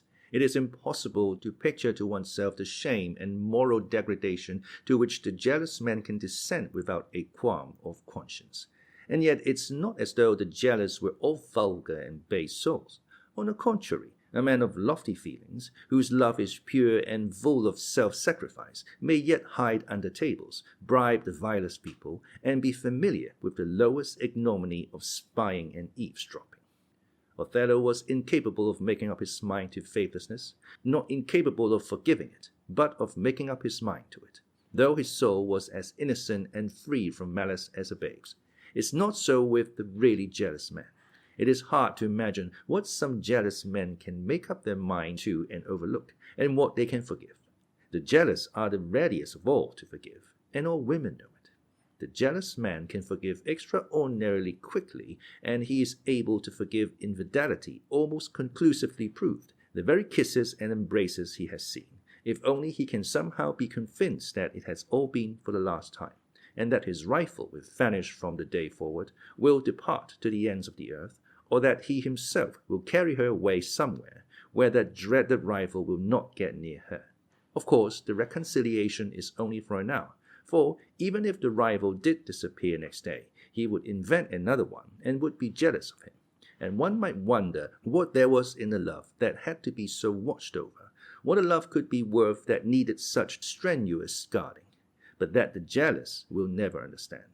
And yet among them are men of noble hearts. It is remarkable, too, that those very men of noble hearts, standing hidden in some cupboard, listening and spying, never feel the stings of conscience at that moment. Anyway, though they understand clearly enough with their noble hearts the shameful depths to which they have voluntarily sunk. At the sight of Grushenka, Mitya's jealousy vanished, and for an instant he became trustful and generous, and positively despised himself for his evil feelings. But it only proved that, in his love for the woman, there was an element of something far higher than he himself imagined, that it was not only a sensual passion, not only the curve of her body, of which he had talked to Alyosha. But as soon as Grushenka had gone, Mitya began to suspect her of all the low cunning of faithlessness, and he felt no sting of conscience at it. And so jealousy surged up in him again. He had, in any case, to make haste. The first thing to be done was to get hold of at least a small, temporary loan of money. The 9 rubles had almost all gone on his expedition, and, as we all know, one can't take a step without money. But he had thought over in the cards where he could get a loan. He had a brace of fine dueling pistols in the case, which he had not pawned till then because he prized them above all his possessions. In a metropolis tavern he had some time since made acquaintance with a young official and had learned that this very opulent bachelor was passionately fond of weapons. He used to buy pistols, revolvers, daggers, hang them on his wall and show them to acquaintances. He prided himself on them and was quite a specialist on the mechanism of the revolver. Mitya, without stopping to think, went straight to him and offered to pawn his pistols to him for 10 rubles. The official, delighted, began trying to persuade him to sell them outright, but Mitya would not consent, so the young man gave him 10 rubles, protesting that nothing would induce him to take interest. They parted friends. Mitya was in haste. He rushed towards Fyodor Pavlovich's by the back way, to his arbor, to get hold of Smerdyakov as soon as possible. In this way, the fact was established that 3 or 4 hours before a certain event, of which I shall speak later on, Mitya had not a farthing, and pawned for 10 rubles a possession he valued, though 3 hours later he was in possession of thousands. But I am anticipating. From Maria Kondratyevna he learned the very disturbing fact of Smerdyakov's illness. He heard the story of his fall in the cellar, his fit, the doctor's visit, Fyodor Pavlovich's anxiety. He heard with interest, too, that his brother Ivan had set off that morning for Moscow. Then he must have driven through Volovaya before me, thought Dmitri. But he was terribly distressed about Smerdyakov. What will happen now? Who'll keep watch for me? Who'll bring me word? He thought. He began greedily questioning the women whether they had seen anything the evening before. They quite understood what he was trying to find out, and completely reassured him. No one had been there. Ivan Fyodorovich had been there the night. Everything had been perfectly as usual. Mitya grew thoughtful. He would certainly have to keep watch today. But where? Here or at Samsonov's gate? He decided that he must be on the lookout both here and there, and meanwhile, the difficulty was that he had to carry out the new plan that he had made on the journey back. He was sure of its success, but he must not delay acting upon it. Mitya resolved to sacrifice an hour to it. In an hour I shall know everything. I shall settle everything, and then, first of all to Samsonov's. I'll inquire whether Grushenka's there, and instantly be back here again, stay till 11, and then to Samsonov's again to bring her home. This was what he decided. He flew home, washed, combed his hair, brushed his clothes, dressed, and went to Madame Hohlakov's. Alas, he had built his hopes on her. He had resolved to borrow 3,000 from that lady, and what was more, he felt suddenly convinced that she would not refuse to lend it to him.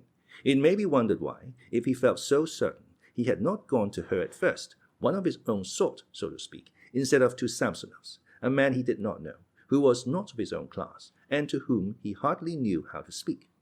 But the fact was that he had never known Madame Hohlakov well, and had seen nothing of her for the last month, and that he knew she could not endure him. She had detested him from the first because he was engaged to Katerina Ivanovna, while she had, for some reason, suddenly conceived the desire that Katerina Ivanovna should throw him over and marry the charming, chivalrously refined Ivan, who had such excellent manners. Mitya's manners she detested. Mitya positively laughed at her, and had once said about her that she was just as lively and at her ease as she was uncultivated. But that morning in the cart a brilliant idea had struck him. If she is so anxious I should not marry Katerina Ivanovna, why should she refuse me now that 3,000 just to enable me to leave Katya and get away from her forever? These spoiled fine ladies, if they set their hearts on anything, will spare no expense to satisfy their caprice. Besides, she's so rich, Mitya argued. As for his plan, it was just the same as before. It consisted of the offer of his rights to Cheremashnya, but not with a commercial object, as it had been with Samsonov, not trying to allure the lady with the possibility of making a profit of 6,000 or 7,000, but simply as a security for the debt. As he worked out this new idea, Mitya was enchanted with it, but so it always was with him in all his undertakings, in all his sudden decisions. He gave himself up to every new idea with passionate enthusiasm. Yet, when he mounted the steps of Madame Hohlakov's house, he felt a shiver of fear run down his spine. At that moment he saw fully, as a mathematical certainty, that this was his last hope, that if this broke down, nothing else was left him in the world but to rob and murder someone for the 3,000. It was 7:30 when he rang at the bell. At first fortune seemed to smile upon him. As soon as he was announced, he was received with extraordinary rapidity, as though she were waiting for me, thought Mitya. And as soon as he had been led to the drawing-room, the lady of the house herself ran in and declared at once that she was expecting him. I was expecting you, though I had no reason to suppose you would come to see me, as you will admit yourself. Yet I did expect you. You may marvel at my instinct, Dmitri Fyodorovich, but I was convinced all the morning that you would come. That is certainly wonderful, madam, observed Mitya, sitting down limply. But I have come to you on a matter of great importance, on a matter of supreme importance for me. That is, madam, for me alone, and I hasten. I know you've come on most important business, Dmitri Fyodorovich. It's not a case of presentiment, no reactionary harking back to the miraculous. This is a case of mathematics. You couldn't help coming, after all that has passed with Katerina Ivanovna. You couldn't. That's a mathematical certainty. The realism of actual life, madam, that's what it is. But allow me to explain. Realism indeed, Dmitri Fyodorovich. I'm all for realism now. I've seen too much of miracles. You've heard that Father Zosima is dead. No, madam, it's the first time I've heard of it. Mitya was a little surprised. The image of Alyosha rose to his mind.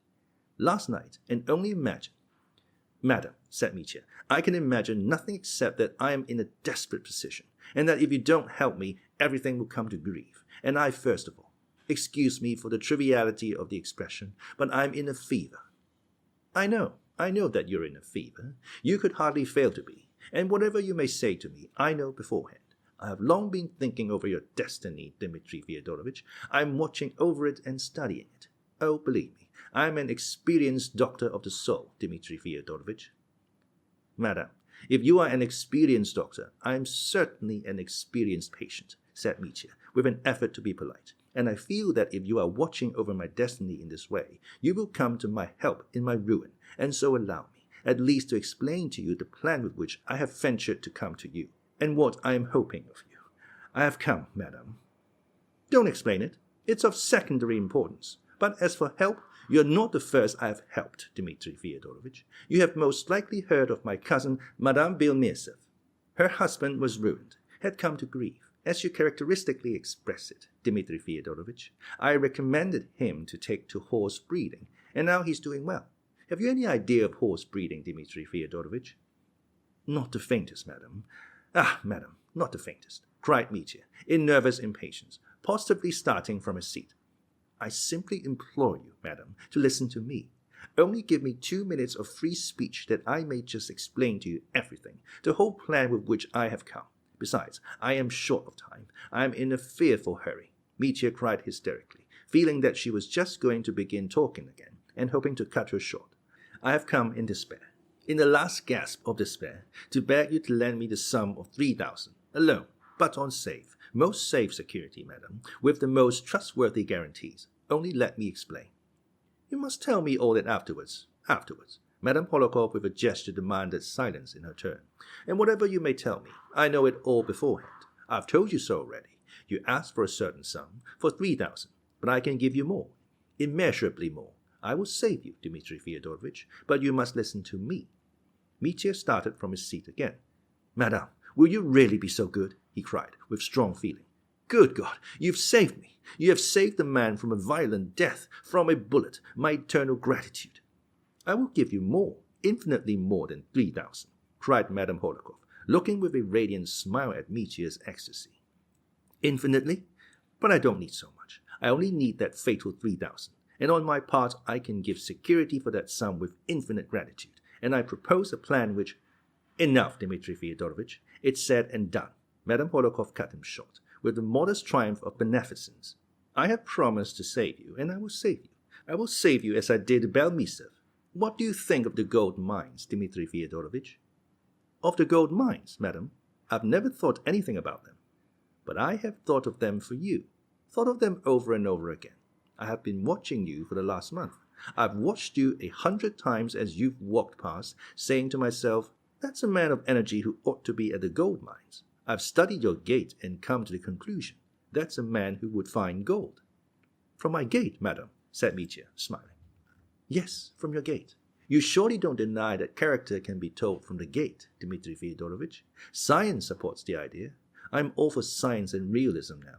After all this business with Father Zosima, which had so upset me, from this very day I'm a realist and I want to devote myself to practical usefulness. I'm cured. Enough, as Turgenev says. But madam, the 3,000 you so generously promised to lend me. It is yours, Dmitri Fyodorovich. Madame Hohlakov cut in at once. The money is as good as in your pocket. Not 3,000, but 3 million, Dmitri Fyodorovich, in less than no time. I'll make you a present of the idea. You shall find gold mines, make millions, return and become a leading man, and wake us up and lead us to better things. Are we to leave it all to the Jews? You will find institutions and enterprises of all sorts. You will help the poor, and they will bless you. This is the age of railways, Dmitri Fyodorovich. You will become famous and indispensable to the Department of Finance, which is so badly off at present. The depreciation of the ruble keeps me awake at night, Dmitri Fyodorovich. People don't know that side of me. Madam, Dmitri interrupted with an uneasy presentiment. I shall indeed, perhaps, follow your advice, your wise advice, madam. I shall perhaps set off to the gold mines. I'll come and see you again about it, many times indeed. But now, that 3,000 you so generously, oh, that would set me free. And if you could today, you see, I haven't a minute to lose today. Enough, Dmitri Fyodorovich, enough, Madame Hohlakov interrupted emphatically. The question is, will you go to the gold mines or not? Have you quite made up your mind? Answer yes or no. I will go, madam, afterwards. I'll go where you like. But now, wait, cried Madame Hohlakov, and jumping up and running to a handsome bureau with numerous little drawers, she began pulling out one drawer after another, looking for something with desperate haste. The 3,000, thought Mitya, his heart almost stopping. And at the instant, without any papers or formalities, that's doing things in gentlemanly style. She's a splendid woman, if only she didn't talk so much. Here, cried Madame Hohlakov, running back joyfully to Mitya. Here's what I was looking for. It was a tiny silver icon on a cord, such as is sometimes worn next to skin with a cross. This is from Kiev, Dmitri Fyodorovich, she went on reverently, from the relics of the holy martyr Varvara.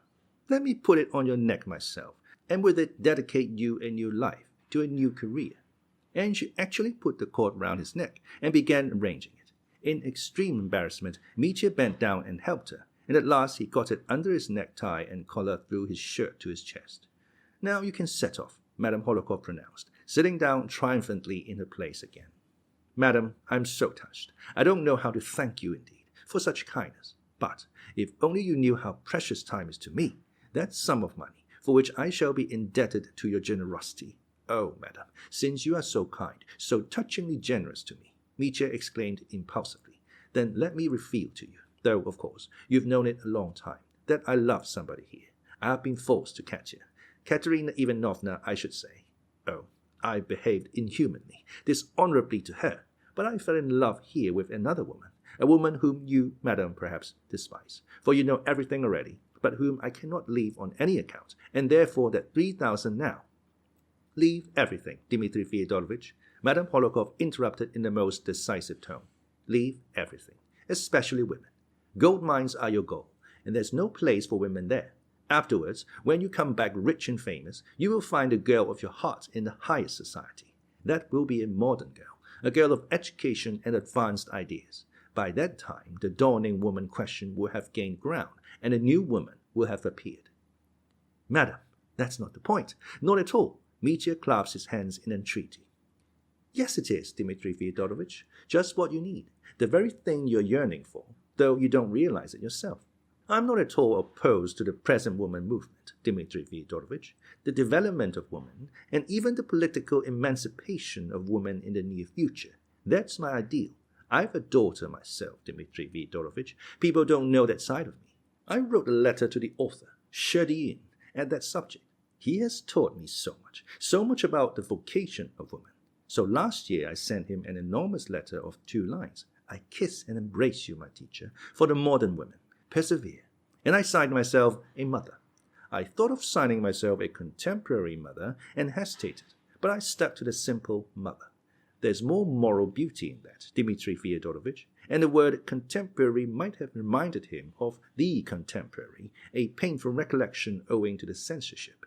Good heavens, what is the matter? Madam, cried Mitya, jumping up at last, clasping his hands before her in helpless entreaty, you will make me weep if you delay what you have so generously.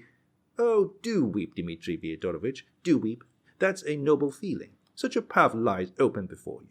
Tears will ease your heart, and later on you will return rejoicing. You will hasten to me from Siberia on purpose to share your joy with me. But allow me too, Mitya cried suddenly, for the last time and entreat you. Tell me, can I have the sum you promised me today? If not, when may I come for it? What sum, Dmitri Fyodorovich? The 3,000 you promised me, that you so generously... 3,000 rubles? Oh, no, I haven't got 3,000, Madame Hohlakov announced with serene amazement. Mitya was stupefied. Why, you said just now, you said it was as good as in my hands. Oh, no, you misunderstood me, Dmitri Fyodorovich. In that case, you misunderstood me. I was talking of the gold mines. It's true I promised you more, infinitely more than 3,000. I remember it all now, but I was referring to the gold mines. But the money, the 3,000, Mitya exclaimed awkwardly. Oh, if you meant money, I haven't any. I haven't a penny, Dmitri Fyodorovich. I'm quarreling with my steward about it, and I've just borrowed 500 rubles from Yusuf, myself. No, I've no money. And do you know, Dmitri Fyodorovich, if I had, I wouldn't give it to you. In the first place, I never lend money. Lending money means losing friends, and I won't give it to you particularly. I won't give it to you because I like you and want to save you, for all you need is the gold mines, the gold mines, the gold mines. Oh, the devil, roared Mitya, and with all his might brought his fist down on the table. "Aye, aye," cried Madame Hohlakov, alarmed, and she flew to the other end of the drawing room. Mitya spat on the ground and strode rapidly out of the room, out of the house, into the street, into the darkness. He walked like one possessed and beating himself on the breast on the spot where he had struck himself 2 days previously before Alyosha, the last time he saw him in the dark on the road. What those blows upon his breast signified on that spot and what he meant by it, that was, for the time, a secret which was known to no one in the world and had not been told even to Alyosha. But that secret meant for him more than disgrace. It meant ruin, suicide. So he had determined, if he did not get hold of the 3,000 that would pay his debt to Katerina Ivanovna and so remove from his breast, from that spot on his breast, the shame he carried upon it, that weighed on his conscience. All this will be fully explained to the reader later on, but now that his last hope had vanished, this man, so strong in appearance, burst out crying like a little child a few steps from the Holokov's house. He walked on, and not knowing what he was doing, wiped away his tears with his fist. In this way he reached the square and suddenly became aware that he had stumbled against something. He heard a piercing wail from an old woman whom he had almost knocked down. "Good Lord, you've nearly killed me. Why don't you look where you're going, scapegrace?" "Why, it's you!" cried Mitya, recognizing the old woman in the dark. It was the old servant who waited on Samsonov, whom Mitya had particularly noticed the day before. "And who are you, my good sir?" said the old woman, in quite a different voice. "I don't know you in the dark." "You live at Kuzma Kuzmich's. You're the servant there." "Just so, sir. I was only running out to Prahoricha, but I don't know you now." "Tell me, my good woman, is Agrafena Alexandrovna there now?" said Mitya, beside himself with suspense. "I saw her to the house some time ago." "She has been there, sir. She stayed a little while and went off again." "What? Went away?" cried Mitya. "When did she go?" "Why, as soon as she came. She only stayed a minute. She only told Kuzma Kuzmich a tale that made him laugh, and then she ran away." "You're lying! Damn you!" roared Mitya. "Aye, aye!" shrieked the old woman, but Mitya had vanished. He ran with all his might to the house where Grushenka lived. At the moment he reached it, Grushenka was on her way to Mokrow. It was not more than a quarter of an hour after her departure. Vanya was sitting with her grandmother, the old cook, Matryona, in the kitchen when the captain ran in. Vanya uttered a piercing shriek on seeing him. "You scream!" roared Mitya. "Where is she?" But without giving the terror-stricken Vanya time to utter a word, he fell all of a heap at her feet. "Vanya, for Christ's sake, tell me, where is she?" "I don't know, Dmitri Fyodorovich, my dear, I don't know. You may kill me, but I can't tell you. You went out with her yourself not long ago." "She came back." "Indeed she didn't. By God, I swear she didn't come back." "You're lying," shouted Mitya. "From your terror, I know where she is." He rushed away. Vanya, in her fright, was glad she had got off so easily, but she knew very well that it was only that he was in such haste, or she might not have fared so well. But as he ran, he surprised both Vanya and old Matryona by an unexpected action. On the table stood a brass mortar, with a pestle in it, a small brass pestle, not much more than 6 inches long. Mitya already had opened the door with one hand when, with the other, he snatched up the pestle and thrust it in his side pocket. "Oh, Lord, he's going to murder someone," cried Vanya, flinging up her hands.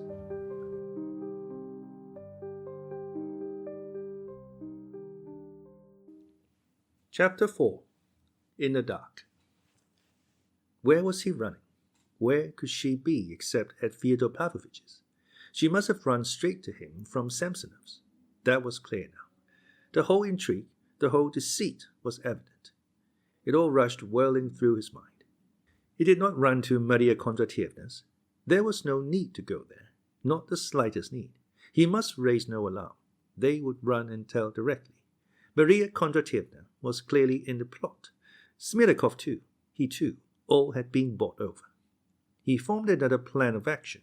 He ran a long way round Fyodor Pavlovich's house, crossing the lane, running down Mitrovsky Street, then over the little bridge, and so came straight to the deserted alley at the back, which was empty and uninhabited, with on one side the hurdle fence of a neighbor's kitchen garden, on the other the strong high fence that ran all round Fyodor Pavlovich's garden. Here he chose a spot, apparently the very place, where, according to the tradition, he knew Lizaveta had once climbed over it. If she could climb over it, the thought, God knows why, occurred to him, surely I can. He did in fact jump up, and instantly contrived to catch hold of the top of the fence. Then he vigorously pulled himself up and sat astride on it. Close by, in the garden, stood the bath-house, but from the fence he could see the lighted windows of the house too. Yes, the old man's bedroom is lighted up. She's there. And he leapt from the fence into the garden. Though he knew Grigory was ill, and very likely Smerdyakov too, and that there was no one to hear him, he instinctively hid himself, stood still, and began to listen. But there was dead silence on all sides and, as though of design, complete stillness, not the slightest breath of wind. And not but the whispering silence. The line for some reason rose to his mind. If only no one heard me jump over the fence. I think not. Standing still for a minute, he walked softly over the grass in the garden, avoiding the trees and shrubs. He walked slowly, creeping stealthily at every step, listening to his own footsteps. It took him 5 minutes to reach the lighted window. He remembered that just under the window there were several thick and high bushes of elder and white bean. The door from the house into the garden on the left-hand side was shut. He had carefully looked on purpose to see, in passing. At last he reached the bushes and hid behind them. He held his breath. I must wait now, he thought, to reassure them, in case they heard my footsteps and are listening. If only I don't cough or sneeze. He waited 2 minutes. His heart was beating violently, and at moments he could scarcely breathe.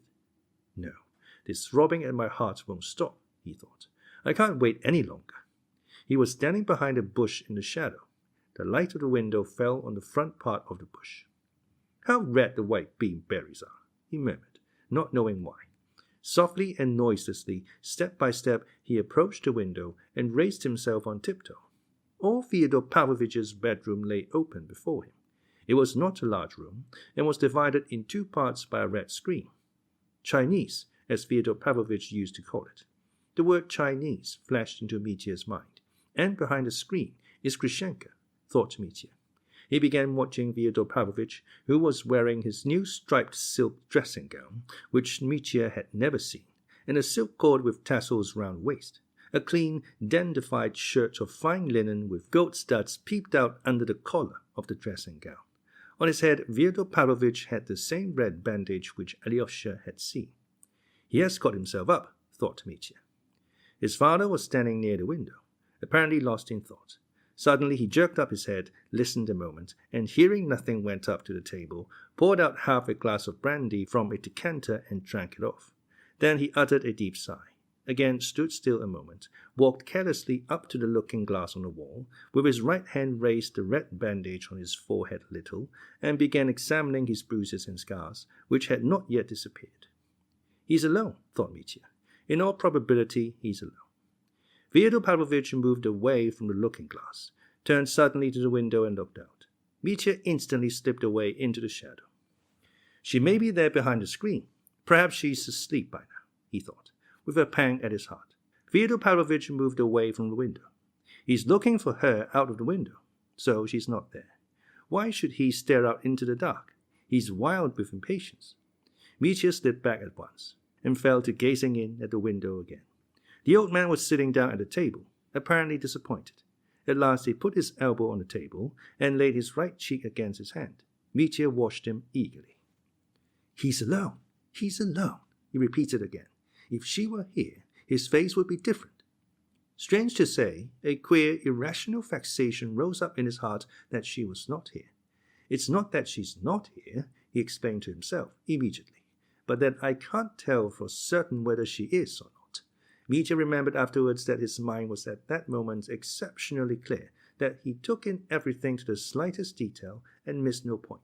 But a feeling of misery, the misery of uncertainty and indecision, was growing in his heart with every instant.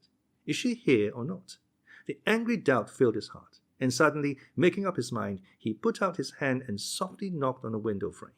He knocked the signal the old man had agreed upon with Smerdyakov, twice slowly and then 3 times more quickly, the signal that meant Grushenka is here. The old man started, jerked up his head, and, jumping up quickly, ran to the window. Mitya slipped away into the shadow. Fyodor Pavlovich opened the window and thrust his whole head out. "Grushenka, is it you? Is it you?" he said, in a sort of trembling half-whisper. "Where are you, my angel? Where are you?" He was fearfully agitated and breathless. "He's alone," Mitya decided. "Where are you?" cried the old man again, and he thrust his head out farther, thrust it out to the shoulders, gazing in all directions, right and left. "Come here, I have a little present for you. Come, I'll show you." He means the 3,000, thought Mitya. "But where are you? Are you at the door? I'll open it directly." And the old man almost climbed out of the window, peering out to the right, where there was a door into the garden, trying to see into the darkness. In another second, he would certainly have run out to open the door without waiting for Grushenka's answer. Mitya looked at him from the side without staring. The old man's profile that he loathed so, his pendant Adam's apple, his hooked nose, his lips that smiled in greedy expectation, were all brightly lighted up by the slanting lamplight falling on the left from the room. A horrible fury of hatred suddenly surged up in Mitya's heart. There he was, his rival, the man who had tormented him, had ruined his life. It was a rush of that sudden, furious, revengeful anger of which he had spoken, as though foreseeing it to Alyosha 4 days ago in the arbor, when, in answer to Alyosha's question, "How can you say you killed our father?" I don't know, he had said then. "Perhaps I shall not kill him. Perhaps I shall. I'm afraid he'll suddenly be so loathsome to me at that moment. I hate his double chin, his nose, his eyes, his shameless grin. I feel a personal repulsion. That's what I'm afraid of. That's what may be too much for me." This personal repulsion was growing unendurable. Mitya was beside himself. He suddenly pulled the brass pestle out of his pocket. "God was watching over me then," Mitya himself said afterwards. At that very moment, Grigory waked up on his bed of sickness. Earlier in the evening, he had undergone the treatment which Smerdyakov had described to Ivan. He had rubbed himself all over with vodka mixed with his secret, very strong decoction, had drunk what was left of the mixture while his wife repeated a certain prayer over him, after which he had gone to bed. Marfa Ignatievna had tasted the stuff too, and, being unused to strong drink, slept like the dead beside her husband. But Grigory waked up in the night, quite suddenly, and, after a moment's reflection, though he immediately felt a sharp pain in his back, he sat up in bed. Then he deliberated again, got up and dressed hurriedly. Perhaps his conscience was uneasy at the thought of sleeping while the house was unguarded in such perilous times. Smerdyakov, exhausted by his fit, lay motionless in the next room. Marfa Ignatievna did not stir. The stuff's been too much for the woman, Grigory thought. Glancing at her and groaning, he went out on the steps. No doubt he only intended to look out from the steps, for he was hardly able to walk. The pain in his back and his right leg was intolerable. But he suddenly remembered that he had not locked the little gate into the garden that evening.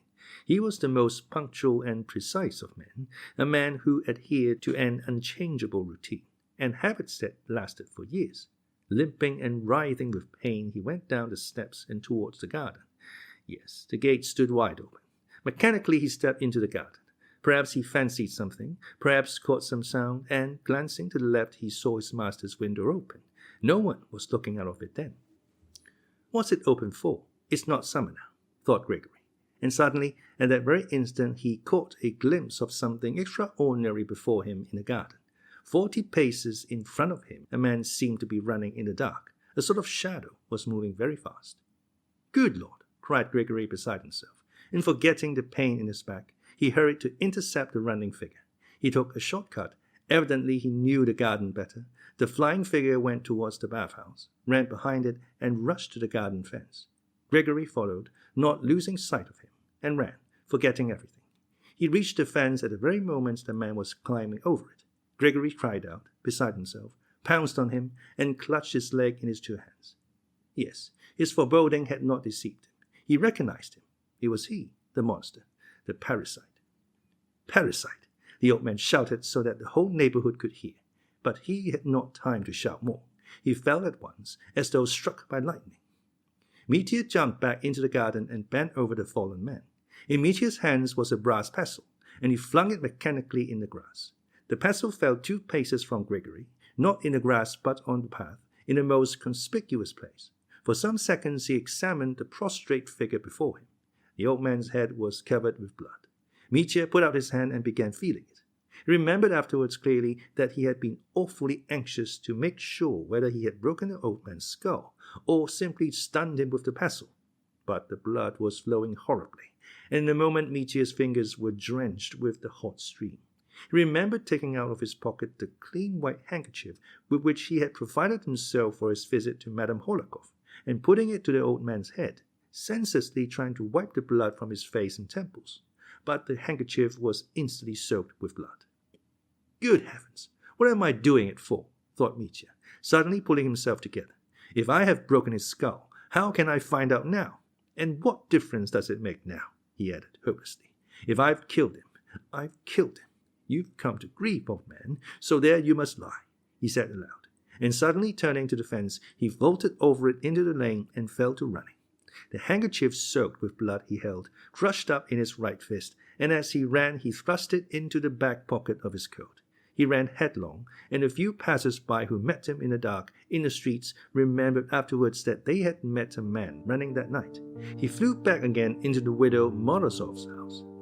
Immediately after he had left it that evening, Venya had rushed to the chief porter, Nazar Ivanovich, and besought him, for Christ's sake, not to let the captain in again today or tomorrow. Nazar Ivanovich promised, but went upstairs to his mistress, who had suddenly sent for him, and meeting his nephew, a boy of 20, who had recently come from the country, on the way up told him to take his place, but forgot to mention the captain. Mitya, running up to the gate, knocked. The lad instantly recognized him, for Mitya had more than once tipped him. Opening the gate at once, he let him in, and hastened to inform him with a good-humored smile that Avraviana Alexandrovna is not at home now. Where is she then, Prover? Asked Mitya, stopping short. She set off this evening, some 2 hours ago, with Timothy to Mokrow. What for? Cried Mitya. That I can't say. To see some officer. Someone invited her and horses were sent to fetch her. Mitya left him and ran like a madman to Fenya.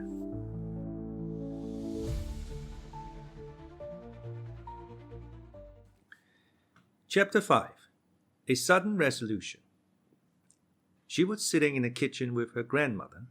They were both just going to bed. Relying on Nazar Ivanovich, they had not locked themselves in.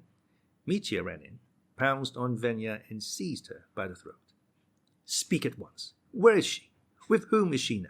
At Mokrow? He roared furiously. Both the women squealed. I'll tell you. Dmitri Fyodorovich, darling, I'll tell you everything directly. I won't hide anything, gabbled Venya, frightened to death. She's gone to Mokrow, to her officer. What officer? Roared Mitya. To her officer, the same one she used to know, the one who threw her over 5 years ago, cackled Venya, as fast as she could speak.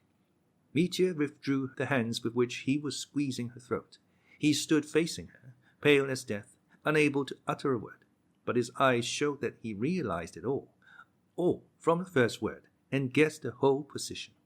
Poor Fenya was not in a condition at that moment to observe whether he understood or not. She remained sitting on the trunk as she had been when he ran into the room, trembling all over, holding her hands out before her as though trying to defend herself. She seemed to have grown rigid in that position. Her wide-opened, scared eyes were fixed immovably upon him, and to make matters worse, both his hands were smeared with blood. On the way, as he ran, he must have touched his forehead with them, wiping off the perspiration so that on his forehead and his right cheek were blood-stained patches. Venya was on the verge of hysterics. The old cook had jumped up and was staring at him like a mad woman, almost unconscious with terror. Mitya stood for a moment, then mechanically sank onto a chair next to Venya. He sat, not reflecting, but, as it were, terror-stricken, benumbed. Yet everything was clear as day. That officer, he knew about him. He knew everything perfectly. He had known it from Grushenka herself, had known that the letter had come from him a month before, so that for a whole month, this has been going on, a secret from him, till the very arrival of this new man, and he had never thought of him. But how could he not have thought of him? Why was it he had forgotten this officer like that, forgotten him as soon as he heard of him? That was the question that faced him with some monstrous thing, and he looked at this monstrous thing with horror, growing cold with horror. But suddenly, as gently and mildly as a gentle and affectionate child, he began speaking to Fenya as though he had utterly forgotten how he had scared and hurt her just now. He fell to questioning Fenya with an extreme preciseness, astonishing in his precision, and though the girl looked wildly at his blood-stained hands, she too, with wonderful readiness and rapidity, answered every question as though eager to put the whole truth and nothing but the truth before him. Little by little, even with a sort of enjoyment, she began explaining every detail, not wanting to torment him, but, as it were, eager to be of the utmost service to him. She described the whole of that day, in great detail, the visit of Rakitin and Alyosha, how she, Fenya, had stood on the watch, how the mistress had set off, and how she had called out of the window to Alyosha to give him, Mitya, her greetings, and to tell him to remember forever how she had loved him for an hour. Hearing of the message, Mitya suddenly smiled, and there was a flush of color on his pale cheeks. At the same moment Fenya said to him, not a bit afraid now, to be inquisitive, "Look at your hands, Dmitri Fyodorovich. They're all over blood." "Yes," answered Mitya mechanically. He looked carelessly at his hands and at once forgot them and Fenya's question. He sank into silence again. 20 minutes had passed since he had run in. His first horror was over, but evidently some new fixed determination had taken possession of him. He suddenly stood up, smiling dreamily. "What has happened to you, sir?" said Fenya, pointing to his hands again. She spoke compassionately, as though she felt very near to him now in his grief. Mitya looked at his hands again.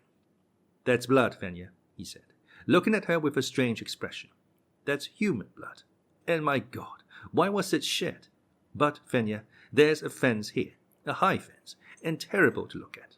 But at dawn tomorrow, when the sun rises, Mitya will leap over the fence. You don't understand what fence, Fenya, and never mind. You'll hear tomorrow and understand.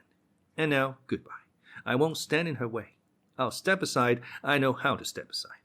Live, my joy. You loved me for an hour. Remember Mityenka Karamazov so forever. She always used to call me Mityenka. Do you remember?" And with those words he went suddenly out of the kitchen. Fenya was almost more frightened at this sudden departure than she had been when he ran in and attacked her. Just 10 minutes later, Dmitri went in to Pyotr Ilyich Pirotin, the young official with whom he had pawned his pistols. It was by now 8:30, and Pyotr Ilyich had finished his evening tea, and had just put his coat on again to go to the metropolis to play billiards. Mitya caught him coming out. Seeing him with his face all smeared with blood, the young man uttered a cry of surprise. "Good heavens, what is the matter?" "I've come for my pistols," said Mitya, "and brought you the money. And thanks very much. I'm in a hurry, Peter Ilyich. Please make haste." Peter Ilyich grew more and more surprised. He suddenly caught sight of a bundle of banknotes in Mitya's hand, and what was more, he had walked in holding the notes as no one walks in and no one carries money. He had them in his right hand, and held them outstretched as if to show them. Pirotin's servant boy, who met Mitya in the passage, said afterwards that he walked into the passage in the same way, with the money outstretched in his hand, so he must have been carrying them like that even in the streets. They were all rainbow-colored 100-ruble notes, and the fingers holding them were covered with blood. When Peter Ilyich was questioned later on as to the sum of the money, he said that it was difficult to judge at a glance, but that it might have been 2,000, or perhaps 3, but it was a big, fat bundle. Dmitri Fyodorovich, so he testified afterwards, seemed unlike himself, too, not drunk, but, as it were, exalted, lost to everything, but at the same time, as it were, absorbed, as though pondering and searching for something and unable to come to a decision. He was in great haste, answered abruptly and very strangely, and at moments seemed not at all dejected, but quite cheerful. "But what is the matter with you? What's wrong?" cried Pyotr Ilyich, looking wildly at his guest. "How is it that you are all covered with blood? Have you had a fall? Look at yourself." He took him by the elbow and led him to the glass. Seeing his blood-stained face, Mitya started and scowled wrathfully. "Damnation! That's the last straw," he muttered angrily, hurriedly changing the notes from his right hand to the left, and impulsively jerked the handkerchief out of his pocket. But the handkerchief turned out to be soaked with blood, too. There was scarcely a white spot on it, and it had not merely begun to dry, but had stiffened into a crumbled ball and could not be pulled apart. Mitya threw it angrily on the floor. "Oh, damn it," he said. "Haven't you a rag of some sort to wipe my face?" So you're only stained, not wounded.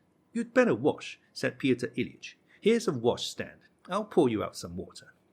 A washstand? That's all right. But where am I to put this? With the stranger's perplexity, he indicated his bundle of 100-ruble notes, looking inquiringly at Pyotr Ilyitch as though it were for him to decide what he, Mitya, was to do with his own money. In your pocket, or on the table here. They won't be lost. In my pocket? Yes, in my pocket. All right. But I say, that's all nonsense, he cried, as though suddenly coming out of his absorption. Look here, let's first settle that business of the pistols. Give them back to me. Here's your money, because I'm in great need of them, and I haven't a minute to spare. And taking the topmost note from the bundle, he held it out to Pyotr Ilyitch. But I shan't have change enough. Haven't you less? No, said Mitya, looking again at the bundle, and as though not trusting his own words, he turned over 2 or 3 of the topmost ones. No, they're all alike, he added, and again he looked inquiringly at Pyotr Ilyitch. How have you grown so rich? The latter asked. Wait, I'll send my boy to Portnikov's. They close late, to see if they won't change it. Here, Misha, he called into the passage. To Portnikov's shop, first rate, cried Mitya, as though struck by an idea. Misha, he turned to the boy as he came in. Look here, run to Portnikov's and tell them that Dmitri Fyodorovich sends his greetings, and we'll be there directly. But listen. Tell them to have champagne, 3 dozen bottles, ready before I come, and packed as it was to take to Mokrow. I took 4 dozen with me then, he added. They know all about it. Don't you trouble, Misha. He turned again to the boy. Stay, listen. Tell them to put in cheese, Strasbourg pies, smoked fish, ham, caviar, and everything. Everything they've got, up to 100 rubles or 120 as before. But wait, don't let them forget dessert. Sweets, pears, watermelons, 2 or 3 or 4. No, 1 melon's enough. And chocolate, candy, toffee, fondants. In fact, everything I took to Mokrow before. 300 rubles worth with the champagne. Let it be just the same again. And remember, Misha, if you are called Misha. His name is Misha, isn't it? He turned to Pyotr Ilyitch again. Wait a minute, Pyotr Ilyitch intervened, listening and watching him uneasily. You'd better go yourself and tell them. He'll muddle it. He will, I see he will. Ah, Misha, well, I was going to kiss you for the commission. If you don't make a mistake, there's 10 rubles for you. Run along, make haste. Champagne's the chief thing. Let them bring up champagne, and brandy too, and red and white wine, and all I had then. They know what I had then.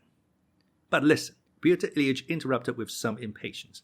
I say, let him simply run and change the money and tell them not to close, and you go and tell them. Give him your note. Be off, Misha. Put your best leg forward. Pyotr Ilyitch seemed to hurry Misha off on purpose, because the boy remained standing with his mouth and eyes wide open, apparently understanding little of Mitya's orders, gazing up with amazement and terror at his blood-stained face and the trembling blood-stained fingers that held the notes. Well, now come and wash, said Pyotr Ilyitch sternly. Put the money on the table or else in your pocket. That's right, come along, but take off your coat. And beginning to help him off with his coat, he cried out again. Look, your coat's covered with blood too. It's not the coat. It's only a little here on the sleeve, and that's only here where the handkerchief lay. It must have soaked through. I must have sat on the handkerchief at Fenya's, and the blood's come through. Mitya explained at once, with a childlike unconsciousness that was astounding. Pyotr Ilyitch listened, frowning. Well, you must have been up to something. You must have been fighting with someone, he muttered. They began to wash. Pyotr Ilyitch held the jug and poured out the water. Mitya, in desperate haste, scarcely soaped his hands, but the young official insisted on his soaping them thoroughly and rubbing them more. He seemed to exercise more and more sway over Mitya as time went on. It may be noted in passing that he was a young man of sturdy character. Look, you haven't got your nails clean. Now rub your face. Here, on your temples, by your ear. Will you go in that shirt? Where are you going? Look, all the cuff of your right sleeve is covered with blood. Yes, it's all bloody, observed Mitya, looking at the cuff of his shirt. Then change your shirt. I haven't time. You see, Mitya went on with the same confiding ingenuousness, drying his face and hands on the towel and putting on his coat. I'll turn it up at the wrist. It won't be seen under the coat, you see. Tell me now, what game have you been up to? Have you been fighting with someone? In the tavern again as before? Have you been beating that captain again? Pyotr Ilyitch asked him reproachfully. Whom have you been beating now? or killing, perhaps. Nonsense, said Mitya. Why nonsense? Don't worry, said Mitya, and he suddenly laughed. I smashed an old woman in the marketplace just now. Smashed? An old woman? An old man, cried Mitya, looking Pyotr Ilyitch straight in the face, laughing, and shouting at him as though he were deaf. Confound it! An old woman, an old man. Have you killed someone? We made it up. We had a row and made it up. In a place I know of. We parted friends. A fool. He's forgiven me. He's sure to have forgiven me by now. If he had got up, he won't have forgiven me. Mitya suddenly winked. Only damn him, you know. I say, Pyotr Ilyitch, damn him. Don't worry about him. I don't want to just now. Mitya snapped out resolutely. Whatever do you want to go picking quarrels with everyone for? Just as you did with that captain over some nonsense. You've been fighting and now you're rushing off on a spree. That's you all over. 3 dozen champagne. What do you want all that for?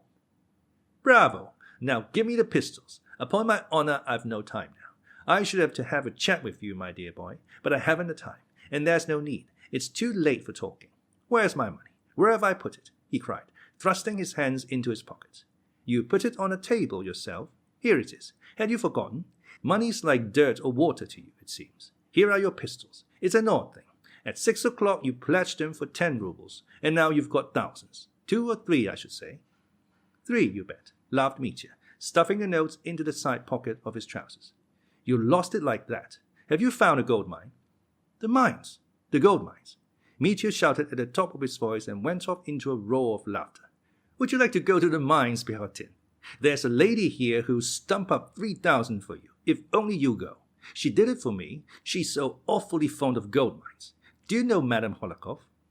I don't know her, but I've heard of her and seen her. Did she really give you 3,000? Did she really? Said Pyotr Ilyitch, eyeing him dubiously.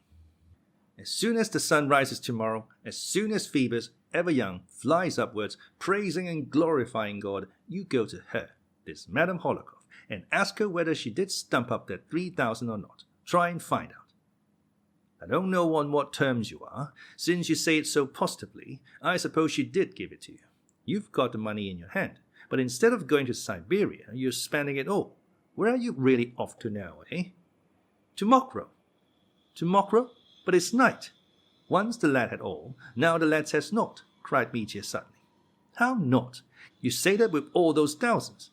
I'm not talking about thousands. Damn thousands. I'm talking of the female character. Fickle is the heart of woman, treacherous and full of vice. I agree with Ulysses. That's what he says. I don't understand you. Am I drunk? Not drunk, but worse. I'm drunk in spirit, Pyotr Ilyitch, drunk in spirit. But that's enough. What are you doing? Loading the pistol? I'm loading the pistol. Unfastening the pistol case, Mitya actually opened the powder horn and carefully sprinkled and rammed in the charge. Then he took the bullet and, before inserting it, held it in 2 fingers in front of the candle. Why are you looking at the bullet? Asked Pyotr Ilyitch, watching him with uneasy curiosity. Oh, a fancy. Why, if you meant to put that bullet in your brain, would you look at it or not? Why look at it? It's going into my brain, so it's interesting to look and see what it's like. But that's foolishness, a moment's foolishness. Now that's done, he added, putting in the bullet and driving it home with the ramrod. Pyotr Ilyitch, my dear fellow, that's nonsense, all nonsense. And if only you knew what nonsense. Give me a little piece of paper now. Here's some paper. No, a clean new piece, writing paper. That's right. And taking a pen from the table, Mitya rapidly wrote 2 lines, folded the paper in 4, and thrust it in his waistcoat pocket. He put the pistols in a case, locked it up, and kept it in his hand. Then he looked at Pyotr Ilyitch with a slow, thoughtful smile. Now, let's go. Where are we going? No, wait a minute. Are you thinking of putting that bullet in your brain, perhaps? Pyotr Ilyitch asked uneasily. I was fooling about the bullet. I want to live. I love life. You may be sure of that. I love golden-haired Phoebus and his warm light. Dear Pyotr Ilyitch, do you know how to step aside? What do you mean by stepping aside? Making way. Making way for a dear creature, and for one I hate. And to let the one I hate become dear, that's what making way means. And to say to them, God bless you, go your way, pass on, while you. That's enough. Let's go. Upon my word, I'll tell someone to prevent your going there, said Pyotr Ilyitch, looking at him. What are you going to Mokroe for now? There's a woman there. A woman. That's enough for you. You shut up. Listen, though you're such a savage, I've always liked you. I feel anxious. Thanks, old fellow. I'm a savage, you say. Savages, savages. That's what I'm always saying. Savages. Why, here's Misha. I was forgetting him. Misha ran in, post-haste, with a handful of notes in change, and reported that everyone was in a bustle at the Pornikovs. They are carrying down the bottles and a fish and a tea. It will all be ready directly. Mitya seized 10 rubles and handed it to Pyotr Ilyich, then tossed another 10-ruble note to Misha. Don't dare to do such a thing, cried Pyotr Ilyich. I won't have it in my house. It's a bad, demoralizing habit. Put your money away. Here, put it here. Why waste it? It would come in handy tomorrow. And I dare say you'll be coming to me to borrow 10 rubles again. Why do you keep putting the notes in your side pocket? Ah, you lose them. I say, my dear fellow, let's go to Mokrow together. What should I go for? I say, let's open a bottle at once and drink to life. I want to drink, and especially to drink with you. I've never drunk with you, have I? Very well, we can go to the metropolis. I was just going there. I haven't time for that. Let's drink at the Pornikovs, in the back room. Shall I ask you a riddle? Ask away. Mitya took the piece of paper out of his waistcoat pocket, unfolded it and showed it. In a large, distinct hand was written, I punish myself for my whole life. My whole life I punish. I will certainly speak to someone. I'll go at once, said Pyotr Ilyich, after reading the paper. You won't have time, dear boy. Come and have a drink. March. Pornikov's shop was at the corner of the street, next door but one to Pyotr Ilyitch's. It was the largest grocery shop in our town, and by no means a bad one, belonging to some rich merchants. They kept everything that could be got in a Petersburg shop, grocery of all sorts, wines bottled by the brothers Ilyasiev, fruits, cigars, tea, coffee, sugar, and so on. There were 3 shop assistants and 2 errand boys always employed. Though our part of the country had grown poorer, the landowners had gone away, and trade had gone worse, yet the grocery stores flourished as before, every year with increasing prosperity. There were plenty of purchasers for their goods. They were awaiting Mitya with impatience in the shop. They had vivid recollections of how he had bought, 3 or 4 weeks ago, wine and goods of all sorts to the value of several hundred rubles, paid for in cash. They remembered that then, as now, he had had a bundle of 100-ruble notes in his hand, and had scattered them at random, without bargaining, without reflecting, or caring to reflect what use so much wine and provisions would be to him. The story was told all over the town that, driving off then with Grushenka to Mokrow, he had spent 3,000 in one night and the following day, and had come back from spree without a penny. He had picked up a whole troop of gypsies, who for 2 days got money without stint out of him while he was drunk, and drank expensive wine without stint. People used to tell, laughing at Mitya, how he had given champagne to grimy-handed peasants, and feasted the village women and girls on sweets and Strasbourg pies. Though to laugh at Mitya to his face was rather a risky proceeding, there was much laughter behind his back, especially in a tavern, at his own ingenuous public avowal that all he had got out of Grushenka by this escapade was permission to kiss her foot, and that was the utmost she had allowed him.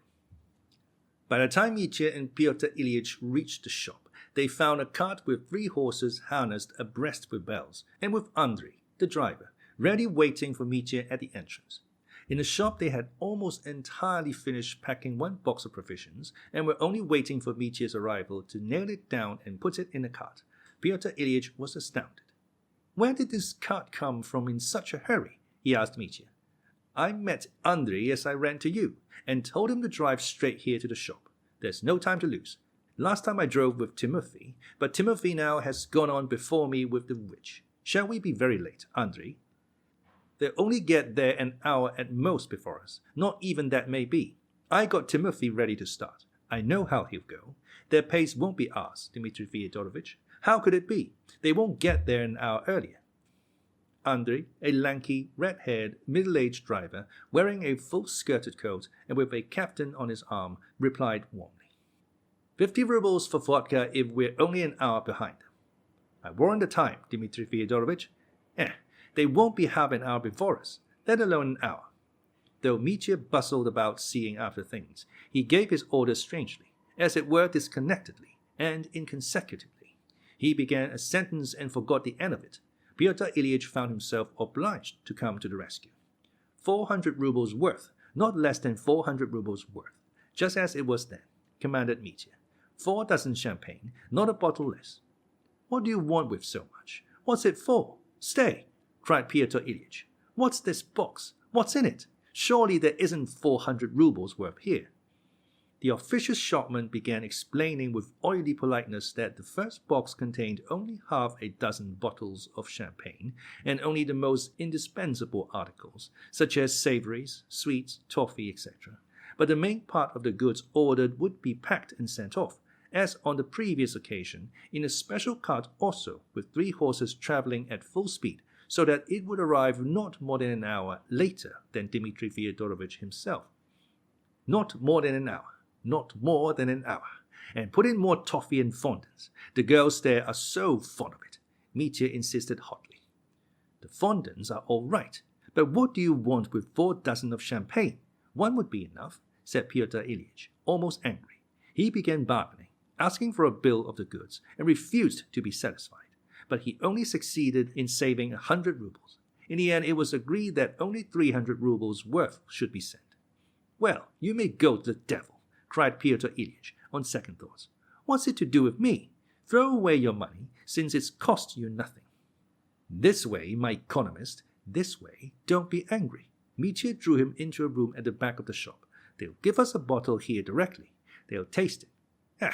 Pyotr Ilyich, come along with me, for you're a nice fellow, the sort I like. Mitya sat down on a wicker chair before a little table covered with a dirty dinner napkin. Pyotr Ilyich sat down opposite, and a champagne soon appeared, and oysters were suggested to the gentleman. First-class oysters, the last lot in. Hang the oysters, I don't eat them, and we don't need anything, cried Pyotr Ilyich, almost angrily. There's no time for oysters, said Mitya, and I'm not hungry. Do you know, friend, he said suddenly, with feeling, I never have liked all this disorder. Who does like it? 3 dozen of champagne for peasants, upon my word, that's enough to make anyone angry. That's not what I mean. I'm talking of a higher order. There's no order in me, no higher order. But that's all over. There's no need to grieve about it. It's too late. Damn it, my whole life has been disorder, and one must set it in order. Is that a pun, eh? You're raving, not making puns. Glory be to God in heaven, glory be to God in me. That verse came from my heart once. It's not a verse, but a tear. I made it myself. Not while I was pulling the captain's beard, though. Why do you bring him in all of a sudden? Why do I bring him in? Foolery. All things come to an end. All things are made equal. That's the long and short of it. You know, I keep thinking of your pistols. That's all foolery, too. Drink, and don't be fanciful. I love life. I've loved life too much, shamefully much. Enough. Let's drink to life, dear boy. I propose the toast. Why am I pleased with myself? I'm a scoundrel, but I'm satisfied with myself, and yet I'm tortured by the thought that I'm a scoundrel, but satisfied with myself. I bless the creation. I'm ready to bless God and His creation directly, but I must kill one noxious insect for fear it should crawl and spoil life for others. Let us drink to life, dear brother. What can be more precious than life? Nothing. To life, and to one queen of queens. Let's drink to life and to your queen, too, if you like. They drank a glass each. Although Mitya was excited and expansive, yet he was melancholy too. It was as though some heavy, overwhelming anxiety were weighing upon him. Misha, here's your Misha come. Misha, come here, my boy. Drink this glass to Phoebus, the golden head of tomorrow morn. What are you giving it him for? Cried Pyotr Ilyich irritably. Yes, let me. I want to. Misha emptied the glass, bowed, and ran out. He remembered afterwards, Mitya remarked, Woman, I love woman. What is woman? The queen of creation. My heart is sad. My heart is sad, Pyotr Ilyich. Do you remember Hamlet? I'm very sorry, good Horatio. Alas, poor Yorick. Perhaps that's me, Yorick. Yes, I'm Yorick now, and a skull afterwards. Pyotr Ilyich listened in silence. Mitya, too, was silent for a while. What dog's that you've got here? He asked the shopman, casually, noticing a pretty little lapdog with dark eyes sitting in the corner. It belongs to Varvara Alexievna, the mistress, answered the clerk. She brought it and forgot it here. It must be taken back to her. I saw one like it in a regiment, murmured Mitya dreamily. Only that one had its hind leg broken. By the way, Pyotr Ilyich, I wanted to ask you, have you ever stolen anything in your life? What a question. Oh, I didn't mean anything. From somebody's pocket, you know. I don't mean government money. Everyone steals that. And no doubt you do, too. You go to the devil. I'm talking of other people's money.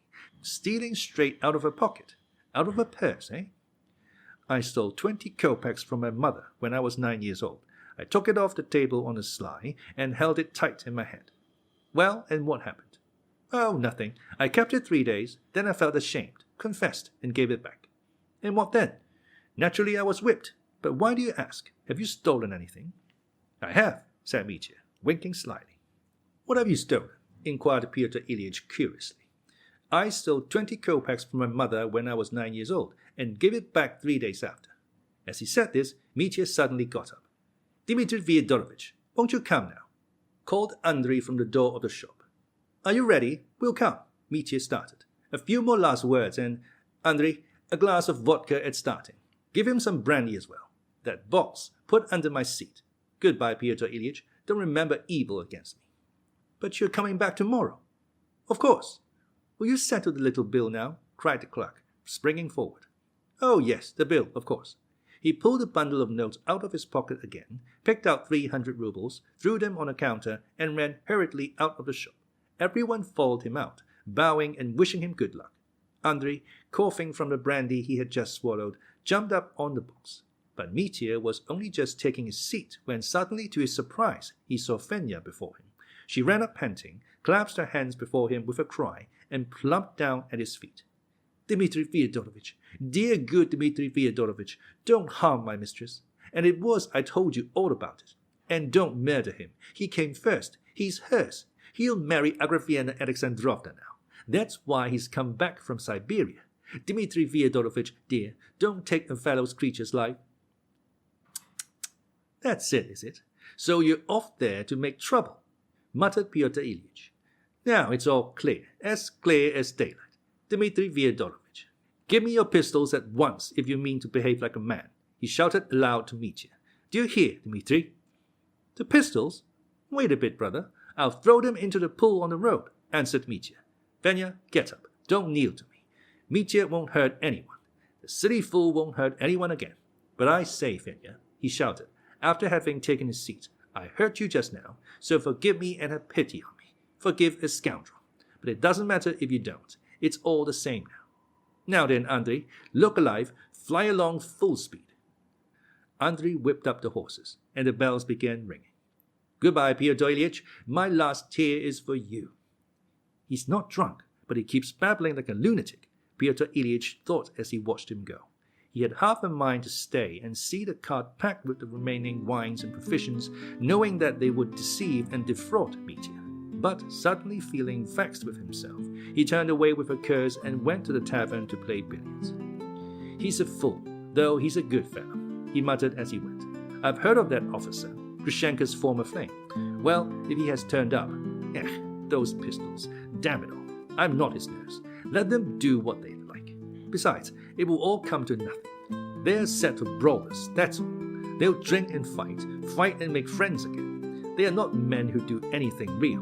What does he mean by, I'm stepping aside, I'm punishing myself? It will come to nothing. He's shouted such phrases 1,000 times. Drunk, in the taverns. But now he's not drunk. Drunk in spirit. They're fond of fine phrases, the villains. Am I his nurse? He must have been fighting. His face was all over blood. With whom? I shall find out at the metropolis. And his handkerchief was soaked in blood. It's still lying on the floor. Hang it. He reached the tavern in a bad humor and at once made up a game. The game cheered him. He played a second game and suddenly began telling one of his partners that Dmitri Karamazov had come in for some cash again, something like 3,000 rubles, and had gone to Mokroe again to spend it with Grushenka. This news roused singular interest in his listeners. They all spoke of it, not laughing, but with a strange gravity.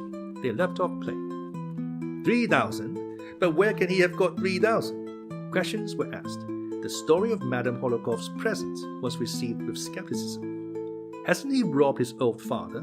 That's the question. 3,000. There's something odd about it. He boasted aloud that he would kill his father. We all heard him here, and it was 3,000 he talked about. Pyotr Ilyich listened. All at once he became short and dry in his answers. He said not a word about the blood on Mitya's face and hands, though he had meant to speak of it at first. They began a third game, and by degrees the talk about Mitya died away. But by the end of the third game, Pyotr Ilyich felt no more desire for billiards. He laid down a cue, and without having supper as he had intended, he walked out of the tavern. When he reached the marketplace, he stood still in perplexity, wondering at himself. He realized that what he wanted was to go to Fyodor Pavlovich's and find out if anything had happened there, on account of some stupid nonsense, as it's sure to turn out. Am I going to wake up the household and make a scandal? Fool! Damn it! Is it my business to look after them? In a very bad humor, he went straight home, and suddenly remembered Fenya. Damn it all! I ought to have questioned her just now. He thought with vexation. I should have heard everything, and the desire to speak to her, and so find out, became so pressing and importunate that when he was halfway home, he turned abruptly and went towards the house where Grushenka lodged. Going up to the gate, he knocked. The sound of the knock in the silence of the night sobered him and made him feel annoyed, and no one answered him. Everyone in the house was asleep. And I shall be making a fuss, he thought, with a feeling of positive discomfort. But instead of going away altogether, he fell to knocking again with all his might, filling the street with clamor.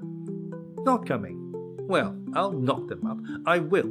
He muttered at each knock, fuming at himself, but at the same time he redoubled his knocks on a gate.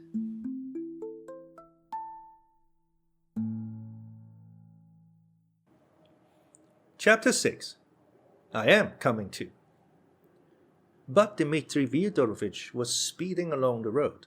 It was a little more than 20 versts to Mokrow, but Andrei's 3 horses galloped at such a pace that the distance might be covered in an hour and a quarter. The swift motion revived Mitya. The air was fresh and cool. There were big stars shining in the sky. It was the very night, and perhaps the very hour, in which Alyosha fell on the earth and rapturously swore to love it forever and ever. All was confusion, confusion, in Mitya's soul, but although many things were goading his heart, at that moment his whole being was yearning for her, his queen, to whom he was flying to look on her for the last time. One thing I can say for certain, his heart did not waver for one instant. I shall perhaps not be believed when I say that this jealous lover felt not the slightest jealousy of this new rival who seemed to have sprung out of the earth. If any other had appeared on the scene, he would have been jealous at once, and would perhaps have stained his fierce hands with blood again. But as he flew through the night, he felt no envy, no hostility even, for the man who had been her first lover. It is true, he had not yet seen him. Here there was no room for dispute. It was her right and his. This was her first love which, after 5 years, she had not forgotten, so she had loved him only for those 5 years. And I, how do I come in? What right have I? Step aside, Mitya, and make way. What am I now? Now everything is over apart from the officer. Even if he had not appeared, everything would be over. These words would roughly have expressed his feelings, if he had been capable of reasoning. But he could not reason at that moment. His present plan of action had arisen without reasoning. At Fenya's first words, it had sprung from feeling, and been adopted in the flesh, with all its consequences. And yet, in spite of his resolution, there was confusion in his soul, an agonizing confusion. His resolution did not give him peace. There was so much behind that tortured him, and it seemed strange to him at moments to think that he had written his own sentence of death with pen and paper. I punished myself, and the paper was lying there in his pocket, ready. The pistol was loaded. He had already resolved how, next morning, he would meet the first warm ray of golden-haired Phoebus. And yet he could not be quit of the past, of all that he had left behind and that tortured him. He felt that miserably, and the thought of it sank into his heart with despair. There was one moment when he felt an impulse to stop Andrei, to jump out of the cart, to pull out his loaded pistol, and to make an end of everything without waiting for the dawn. But that moment flew by like a spark. The horses galloped on, devouring space, and as he drew near his goal, again the thought of her alone, took more and more complete possession of his soul, chasing away the fearful images that had been haunting it. Oh, how he longed to look upon her, if only for a moment, if only from a distance.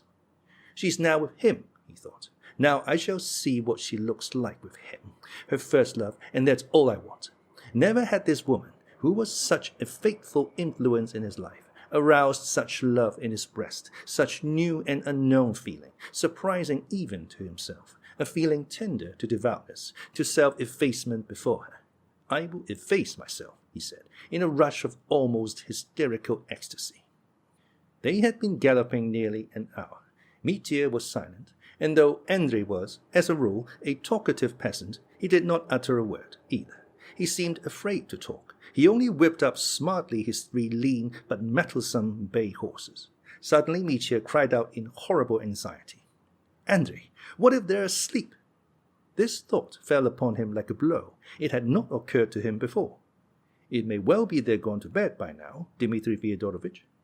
Mitya frowned as though in pain. Yes, indeed, he was rushing there, with such feelings, while they were asleep. She was asleep, perhaps, there too. An angry feeling surged up in his heart. "Drive on, Andrei. Whip them up. Look alive," he cried, beside himself. "But maybe they're not in bed," Andrei went on after a pause. "Timothy said there were a lot of them there." "At the station?" "Not at the posting station, but at Plastunov's, at the inn, where they let out horses too." "I know. So you say there are a lot of them. How's that? Who are they?" cried Mitya, greatly dismayed at this unexpected news. "Well, Timothy was saying they're all gentle folk, 2 from our town. Who they are I can't say. And there are 2 others, strangers, maybe more besides. I didn't ask particularly. They've set to playing cards, so Timothy said." "Cards? So, maybe they're not in bed if they're at cards. It's most likely not more than 11. "Quicker, Andrei, quicker," Mitya cried again, nervously. "May I ask you something, sir?" said Andrei, after a pause. "Only I'm afraid of angering you, sir." "What is it?" "Why, Fenya threw herself at your feet just now, and begged you not to harm her mistress, and someone else too. So you see, sir, it's I am taking you there. Forgive me, sir. It's my conscience. Maybe it's stupid of me to speak of it." Mitya suddenly seized him by the shoulders from behind. "Are you a driver?" he asked frantically. "Yes, sir." "Then you know that one has to make way. What would you say to a driver who wouldn't make way for anyone, but would just drive on and crush people?" "No, the driver mustn't run over people. One can't run over a man. One can't spoil people's lives. And if you have spoiled a life, punish yourself. If only you've spoiled, if only you've ruined anyone's life, punish yourself and go away." These phrases burst from Mitya almost hysterically. Though Andrei was surprised at him, he kept up the conversation. "That's right, Dmitri Fyodorovich, you're quite right. One mustn't crush or torment a man, or any kind of creature, for every creature is created by God. Take a horse, for instance. For some folks, even among us drivers, drive anyhow. Nothing will restrain them. They just force it along." "To hell," Mitya interrupted, and went off into his abrupt, short laugh. Andrei, simple soul. He seized him by the shoulders again. "Tell me, will Dmitri Fyodorovich Karamazov go to hell or not? What do you think?" "I don't know, darling. It depends on you, for you are... You see, sir, when the Son of God was nailed on the cross and died, he went straight down to hell from the cross and set free all sinners that were in agony. And the devil groaned, because he thought that he would get no more sinners in hell. And God said to him then, 'Don't groan, for you shall have all the mighty of the earth, the rulers, the chief judges, and the rich men, and shall be filled up as you have been in all the ages till I come again.' Those were his very words." "A peasant legend. Capital. Whip up the left, Andrei." "So you see, sir, who it is hell's for," said Andrei, whipping up the left horse. "But you're like a little child. That's how we look on you. And though you're hasty-tempered, sir, yet God will forgive you for your kind heart." "And you, do you forgive me, Andrei?" "What should I forgive you for, sir? You've never done me any harm." "No, for everyone, for everyone. You're here alone on the road. Will you forgive me for everyone? Speak, simple peasant heart." "Oh, sir, I feel afraid of driving you. Your talk is so strange." But Mitya did not hear. He was frantically praying and muttering to himself, "Lord, receive me with all my lawlessness, and do not condemn me.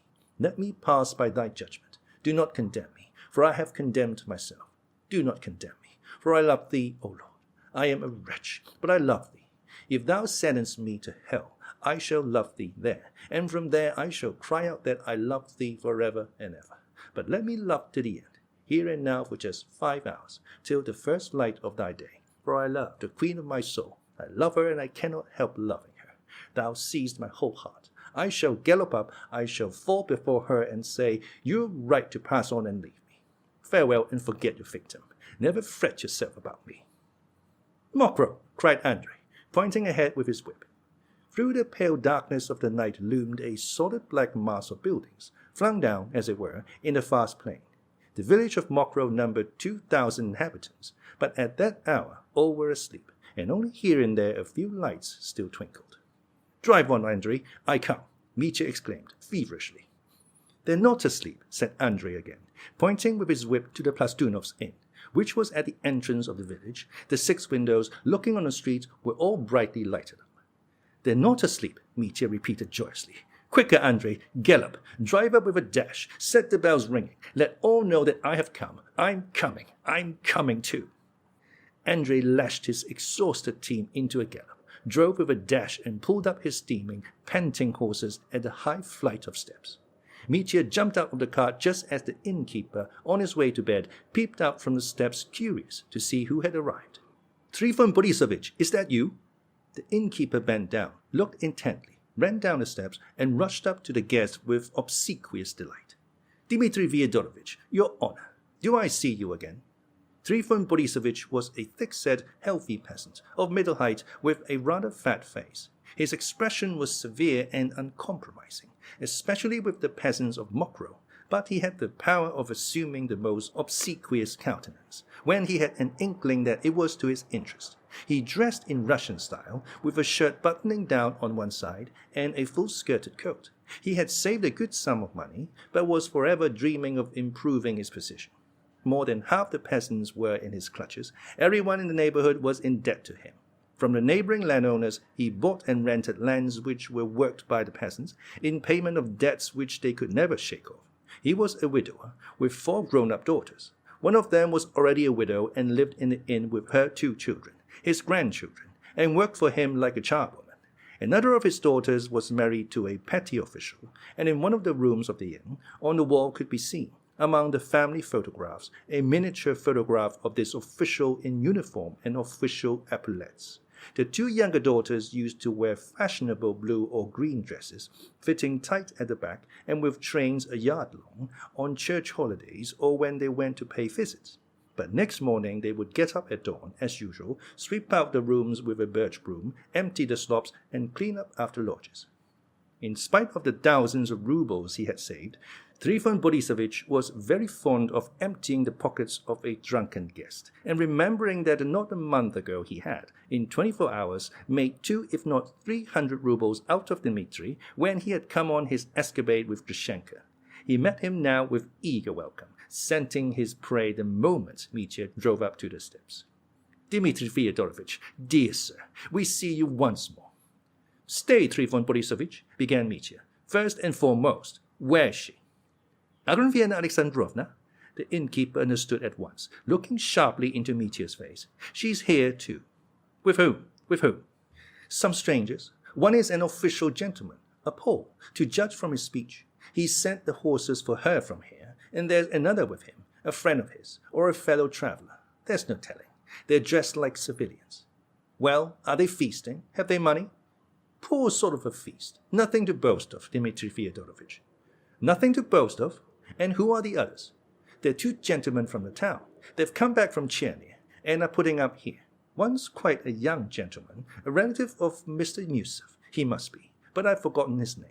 And I expect you know the other 2, a gentleman called Maximov. He's been on a pilgrimage, so he says, to the monastery in a town. He's traveling with this young relation of Mr. Yusuf. Is that all? Yes. Stay, listen, Trifon Borisovich, tell me the chief thing. What of her? How is she? Oh, she's only just come. She's sitting with them. Is she cheerful? Is she laughing? No, I think she's not laughing much. She's sitting quite dull. She's combing the young gentleman's hair. The Pole, the officer. He's not young. He's not an officer either. Not him, sir. It's the young gentleman that's Mr. Musov's relation. I've forgotten his name. Kalganov. That's it, Kalganov. All right, I'll see for myself. Are they playing cards? They have been playing, but they've left off. They've been drinking tea. The official gentleman asked for liquors. Stay, Trifon Borisovich, stay. My good soul, I'll see for myself. Now answer one more question. Are the gypsies here? You can't have the gypsies now, Dmitri Fyodorovich. The authorities have sent them away. But we've Jews that play the cymbals and the fiddle in the village, so one might send for them. They'd come. Send for them. Certainly send for them, cried Mitya. And you can get the girls together as you did then. Maria especially. Stepanida too, and Arina. 200 rubles for a chorus. Oh, for a sum like that I can get all the village together, though by now they're asleep. Are the peasants here worth such kindness, Dmitri Fyodorovich, or the girls either? To spend a sum like that on such coarseness and rudeness? What's the good of giving a peasant a cigar to smoke, the stinking ruffian? And the girls are all lousy. Besides, I'll get my daughters up for nothing, let alone a sum like that. They've only just gone to bed. I'll give them a kick and send them singing for you. You gave the peasants champagne to drink the other day. Yuck! For all his pretended compassion for Mitya, Trifon Borisovich had hidden half a dozen bottles of champagne on that last occasion, and had picked up a 100-ruble note under the table, and it had remained in his clutches. Trifon Borisovich, I sent more than 1,000 flying last time I was here. Do you remember? You did send it flying. I may well remember. You must have left 3,000 behind you. Well, I've come to do the same again. Do you see? And he pulled out his roll of notes and held them up before the innkeeper's nose. Now, listen and remember. In an hour's time the wine will arrive, savories, pies, and sweets. Bring them all up at once. That box Andrei has got is to be brought up at once too. Open it, and hand champagne immediately. And the girls. We must have the girls, Maria especially. He turned to the cart and pulled out a box of pistols. Here, Andrei, let's settle. Here's 15 rubles for the drive, and 50 for vodka. For your readiness, for your love. Remember Karamazov. I'm afraid, sir, faltered Andrei. You give me 5 rubles extra, but more I won't take. Trifon Borisovich, bear witness, forgive my foolish words. What are you afraid of? Asked Mitya, scanning him. Well, go to the devil if that's it, he cried, flinging him 5 rubles. Now, Trifon Borisovich, take me up quietly and let me first get a look at them so that they don't see me. Where are they? In the blue room? Trifon Borisovich looked apprehensively at Mitya, but at once obediently did his bidding. Leading him into the passage, he went himself into the first large room, adjoining that in which the Vistas were sitting, and took the light away. Then he stealthily led Mitya in, and put him in a corner in the dark, whence he could freely watch the company without being seen. But Mitya did not look long, and indeed he could not see them. He saw her. His heart throbbed violently, and all was dark before his eyes. She was sitting sideways to the table in a low chair, and beside her on a sofa was the pretty youth Kalganov. She was holding his hand and seemed to be laughing, while he, seeming vexed and not looking at her, was saying something in a loud voice to Maximov, who sat the other side of the table, facing Grushenka. Maximov was laughing violently at something. On a sofa sat he, and on a chair by the sofa there was another stranger.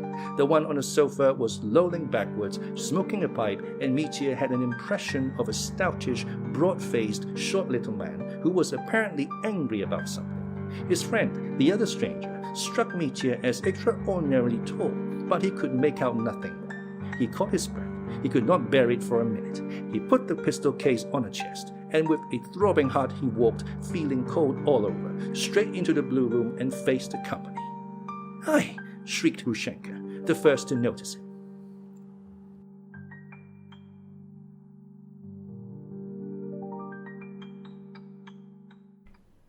Chapter 7. The First and Rightful Lover. With his long, rapid strides, Mitya walked straight up to the table. "Gentlemen," he said in a loud voice, almost shouting, yet stammering at every word. I'm all right. Don't be afraid," he exclaimed. There's nothing the matter." He turned suddenly to Grushenka, who had shrunk back in her chair towards Kalganov, and clasped his hand tightly. I'm coming too. I'm here till morning, gentlemen. May I stay with you till morning? Only till morning, for the last time, in this same room." So he finished, turning to the fat little man with the pipe sitting on the sofa. The latter removed his pipe from his lips with dignity and observed severely, "Pani, we're here in private. There are other rooms." "Why, it's you, Dmitri Fyodorich. What do you mean?" answered Kalganov suddenly. "Sit down with us. How are you?" "Delighted to see you, dear, and precious fellow. I always thought a lot of you," Mitya responded, joyfully and eagerly, at once holding out his hand across the table. "Hi, how tight you squeeze. You've quite broken my fingers," laughed Kalganov. "He always squeezes like that, always," Grushenka put in gaily, with a timid smile, seeming suddenly convinced from Mitya's face that he was not going to make a scene. She was watching him with intense curiosity and still some uneasiness. She was impressed by something about him, and indeed the last thing she expected of him was that he would come in and speak like this at such a moment. "Good evening," Maximov ventured blandly on the left. Mitya rushed up to him too. "Good evening. You're here too. How glad I am to find you here too. Gentlemen, I flew here. I wanted to spend my last hour in this room, in this very room, where I, too, adored my queen. Forgive me, Pani," he cried wildly. "I flew here and vowed. Oh, don't be afraid. It's my last night. Let's drink to our good understanding. They'll bring the wine at once. I brought this with me. Allow me, Pani. I want to have music, singing, a revel as we had before. But the worm, the unnecessary worm, will crawl away, and there'll be no more of him. I will commemorate my day of joy on my last night." He was almost choking.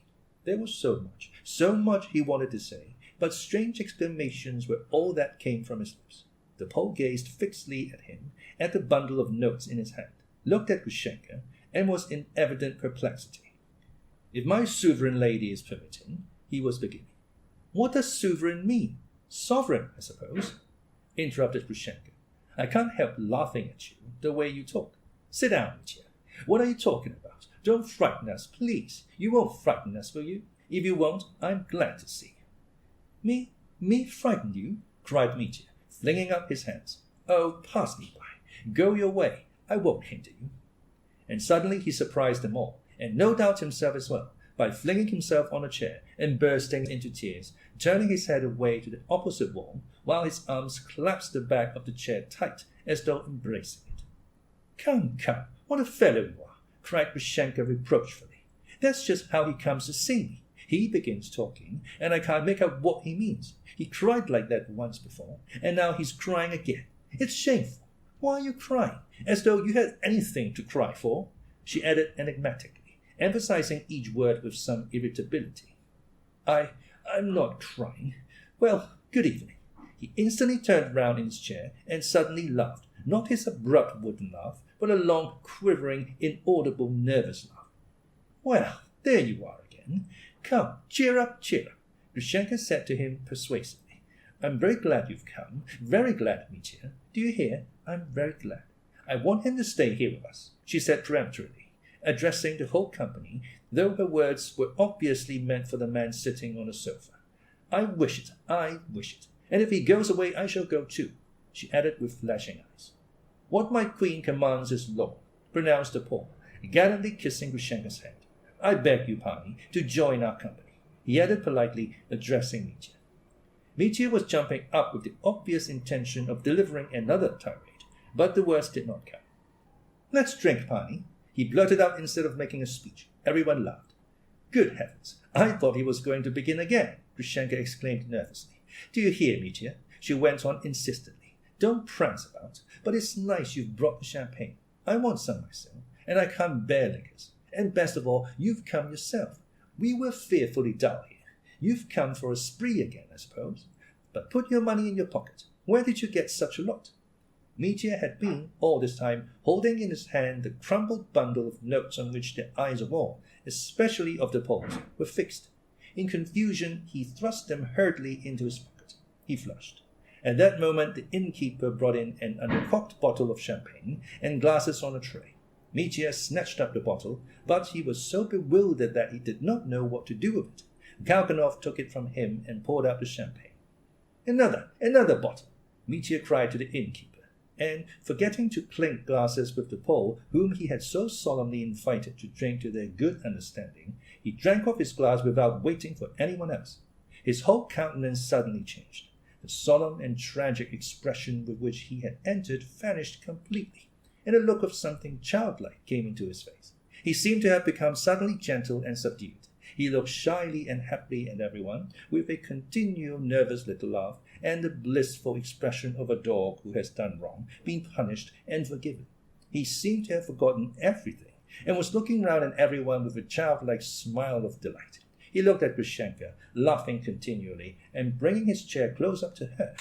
By degrees he had gained some idea of the two Poles, though he had formed no definite conception of them yet.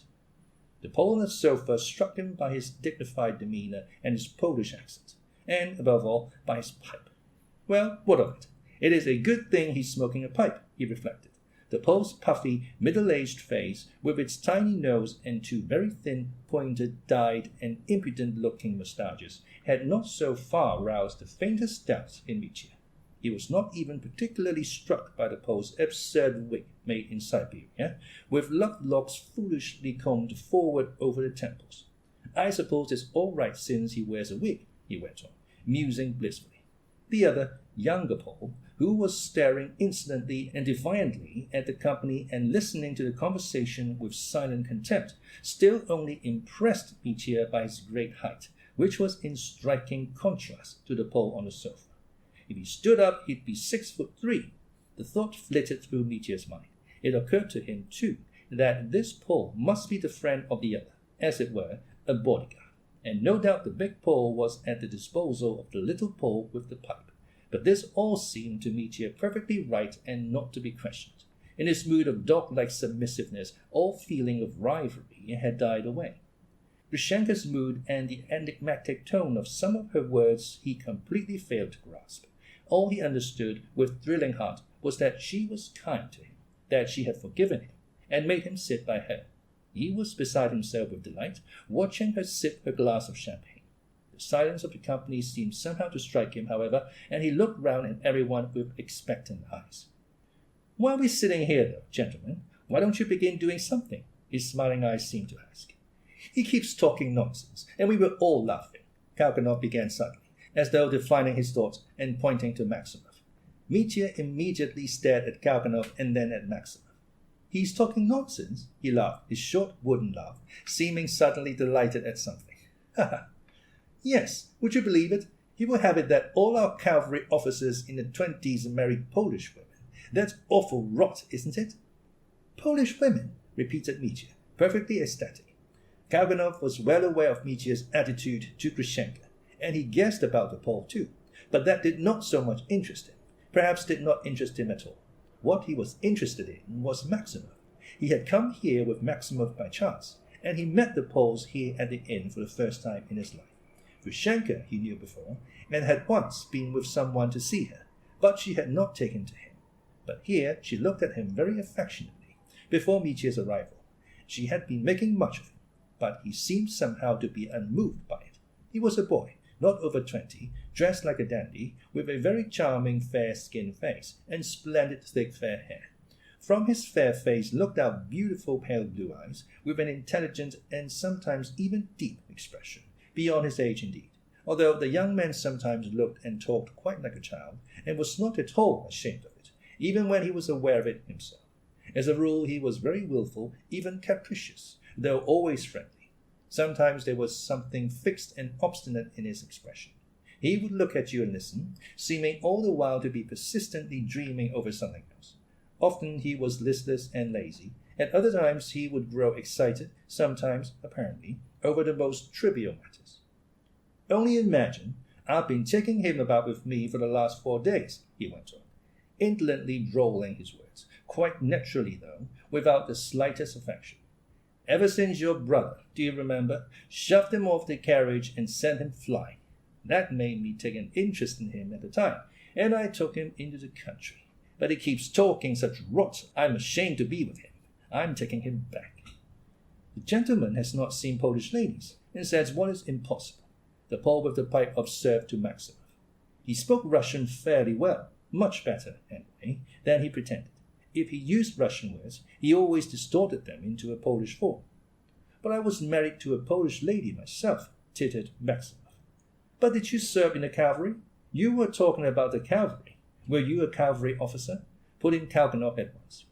Was he a cavalry officer indeed? cried Mitya, listening eagerly, and turning his inquiring eyes to each as he spoke, as though there were no knowing what he might hear from each. No, you see, Maximov turned to him. What I mean is that those pretty Polish ladies, when they dance the mazurka with our ulans, when one of them dances a mazurka with a ulan, she jumps on his knee like a kitten, a little white one, and the Pan father and Pan mother look on and allow it. They allow it. The next day the ulan comes and offers her his hand. That's how it is. Offers her his hand. Maximov ended tittering. The Pan is a lilac. The tall Pole on the chair growled suddenly and crossed one leg over the other. Mitya's eye was caught by his huge greased boot, with its thick, dirty sole. The dress of both the Poles looked rather greasy. Well, now it's lilac. What's he scolding about? Said Grushenka, suddenly vexed. Pani Agrippina, what the gentleman saw in Poland was servant girls, and not ladies of good birth. The Pole with the pipe observed to Grushenka. You can reckon on that. The tall Pole snapped contemptuously. What next? Let them talk. People talk. Why hinder them? It makes it cheerful, Grushenka said crossly. I'm not hindering them, Pani, said the Pole in the wig, with a long look at Grushenka, and relapsing into dignified silence, he sucked his pipe again. No, the Polish gentleman spoke the truth. Kalganov got excited again, as though it were a question of vast import. He's never been in Poland, so how can we talk about it? I suppose you weren't married in Poland, were you? No, in the province of Smolensk. Only a ulan had brought her to Russia before that, my future wife, with her mamma and her aunt, and another female relation with a grown-up son. He brought her straight from Poland and gave her up to me. He was a lieutenant in our regiment, a very nice young man. At first he meant to marry her himself, but he didn't marry her, because she turned out to be lame. So you married a lame woman, cried Kalganov. Yes, they both deceived me a little bit at a time and concealed it. I thought she was hopping. She kept hopping. I thought it was for fun. So pleased she was going to marry you, yelled Kalganov in a ringing, childish voice. Yes, so pleased. But it turned out to be quite a different course.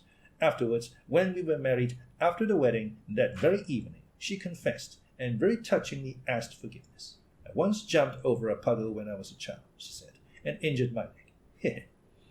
Kalganov went off into the most childish laughter, almost falling on a sofa. Grushenka, too, laughed. Mitya was at the pinnacle of happiness. Do you know, that's the truth. He's not lying now, exclaimed Kalganov, turning to Mitya. And do you know, he's been married twice. It's his first wife he's talking about. But his second wife, do you know, ran away and is alive now. Is it possible? Said Mitya, turning quickly to Maximov with an expression of the utmost astonishment. Yes, she did run away. I've had that unpleasant experience, Maximov modestly assented, with a monsieur. And what was worse, she'd had all my little property transferred to her beforehand. You're an educated man, she said to me. You can always get your living. She settled my business with that. A venerable bishop once said to me, one of your wives was lame, but the other was too light-footed. Listen, cried Kalganov, bubbling over. If he's telling lies, and he often is, he's only doing it to amuse us all. There's no harm in that, is there? You know, I sometimes like him. He's awfully low, but it's natural to him, eh? Don't you think so? Some people are low from self-interest, but he's simply so from nature. Only fancy, he claims, that Gogol wrote Dead Souls about him. Do you remember? There's a landowner called Maximov in it, whom Nozdryov thrashed. He was charged, do you remember, for inflicting bodily injury with rods on the landowner Maximov in a drunken condition. Would you believe it? He claims that he was that Maximov and that he was beaten. Now, can it be so? Chichikov made his journey, at the very latest, at the beginning of the 20s, so that the dates don't fit. He couldn't have been thrashed then. He couldn't, could he? It was difficult to imagine what Kalganov was excited about, but his excitement was genuine. Mitya followed his lead without protest. Well, but if they did thrash him, he cried, laughing. It's not that they thrashed me exactly, but what I mean is, put in Maximov. What do you mean? Either they thrashed you or they didn't. What o'clock is it, Pani? The Pole with the pipe asked his tall friend with a bored expression. The other shrugged his shoulders in reply. Neither of them had a watch. Why not talk? Let other people talk. Mustn't other people talk because you're bored? Grushenka flew at him with evident intention of finding fault. Something seemed for the first time to flash upon Mitya's mind. This time the Pole answered with unmistakable irritability. Pani, I didn't oppose it. I didn't say anything. All right then, come, tell us your story. Grushenka cried to Maximov. Why are you all silent? There's nothing to tell. It's all so foolish, answered Maximov at once, with evident satisfaction, mincing a little. Besides, all that's by way of allegory in Gogol, for he's made all the names having a meaning. Nozdryov was really called Nossev, and Kuvshinikov had quite a different name. He was called Shkurnev. Frenardi really was called Frenardi, only he wasn't an Italian, but a Russian. And Mamsel Frenardi was a pretty girl with her pretty little legs in tights, and she had a little short skirt with spangles, and she kept turning round and round, only not for 4 hours, but for 4 minutes only, and she bewitched everyone. But what were you beaten for? Cried Karganov. For Piron, answered Maximov. What Piron? Cried Mitya. The famous French writer Piron. We were all drinking then, a big party of us, in a tavern at that very fair. They'd invited me, and first of all I began quoting epigrams. Is that you, Boileau? What a funny get-up. And Boileau answers that he's going to a masquerade, that is, to the baths. And they took it to themselves, so I made haste to repeat another very sarcastic, well-known to all educated people. Yes, Sappho and Phaon are we, but one grief is weighing on me. You don't know your way to the sea. They were still more offended and began abusing me in the most unseemly way of it.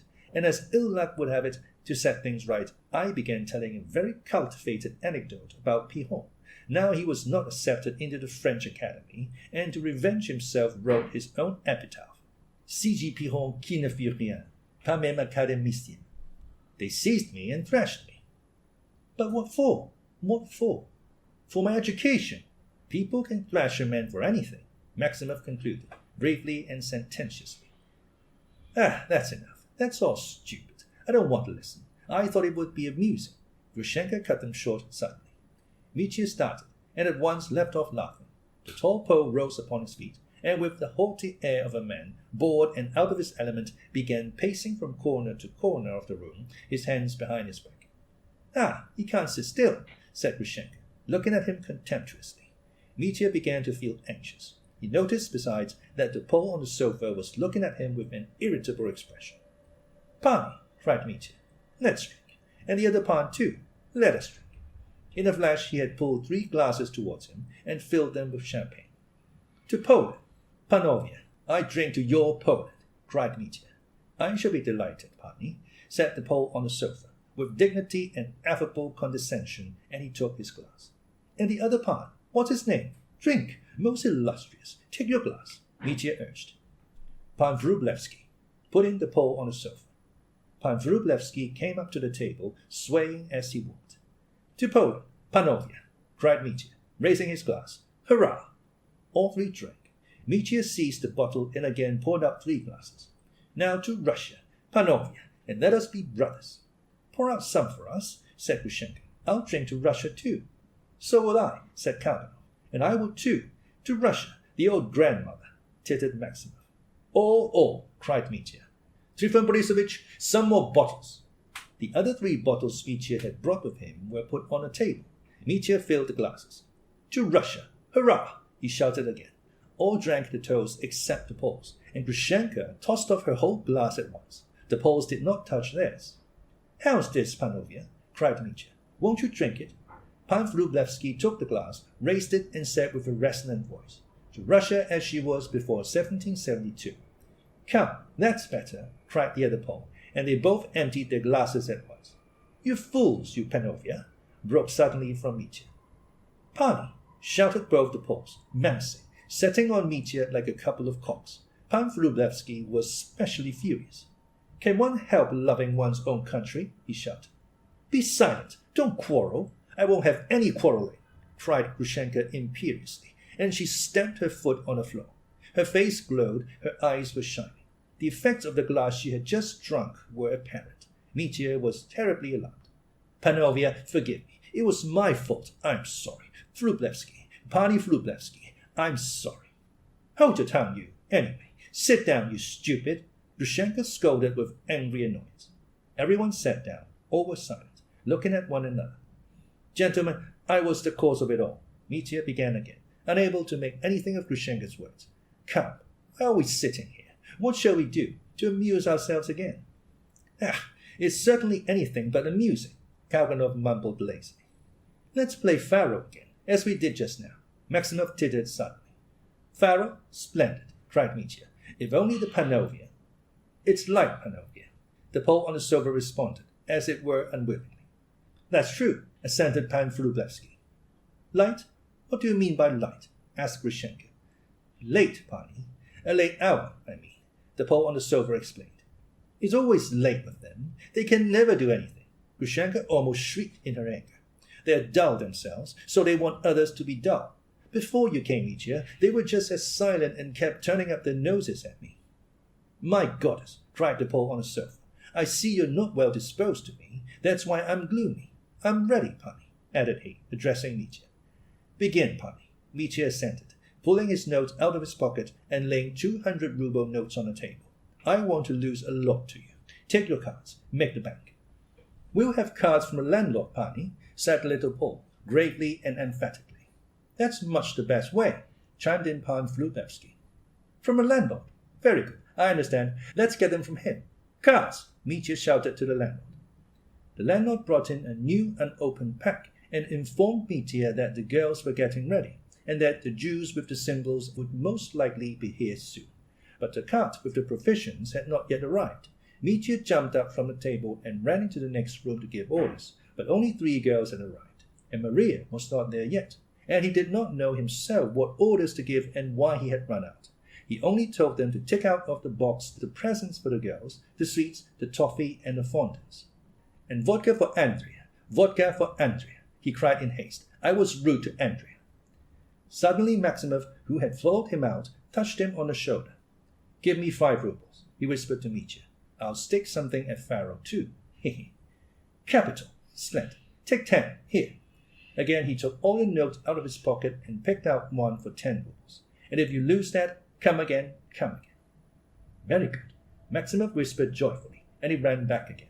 Mitya, too, returned, apologizing for having kept them waiting. The Poles had already sat down and opened the pack. They looked much more amiable, almost cordial. The Pole on the sofa had lighted another pipe and was preparing to throw. He wore an air of solemnity. To your places, gentlemen, cried Pan Vrublevsky. No, I'm not going to play any more, observed Kalganov. I've lost 50 rubles to them just now. The Pan had no luck. Perhaps he'll be lucky this time, the Pole on the sofa observed in his direction. How much in the bank, to correspond? Asked Mitya. That's according, Pani. Maybe 100, maybe 200. As much as you stake. 1 million, laughed Mitya. The Pan captain has heard of Pan Podvysotsky, perhaps. What Podvysotsky? In Warsaw there was a bank, and anyone comes and stakes against it. Podvysotsky comes, sees 1,000 gold pieces, stakes against the bank. The banker says, Pani Podvysotsky, are you laying down gold, or must we trust to your honor? To my honor, Pani, said Podvysotsky. So much the better. The banker throws the dice. Podvysotsky wins. Take it, Pani, says the banker, and pulling out the drawer he gives him 1 million. Take it, Pani. This is your game. There was 1 million in the bank. I didn't know that, says Podvysotsky. Pani Podvysotsky, said the banker, you pledged your honor, and we pledged ours. Podvysotsky took the 1 million. That's not true, said Kalganov. Pani Kalganov, in gentlemanly society one doesn't say such things.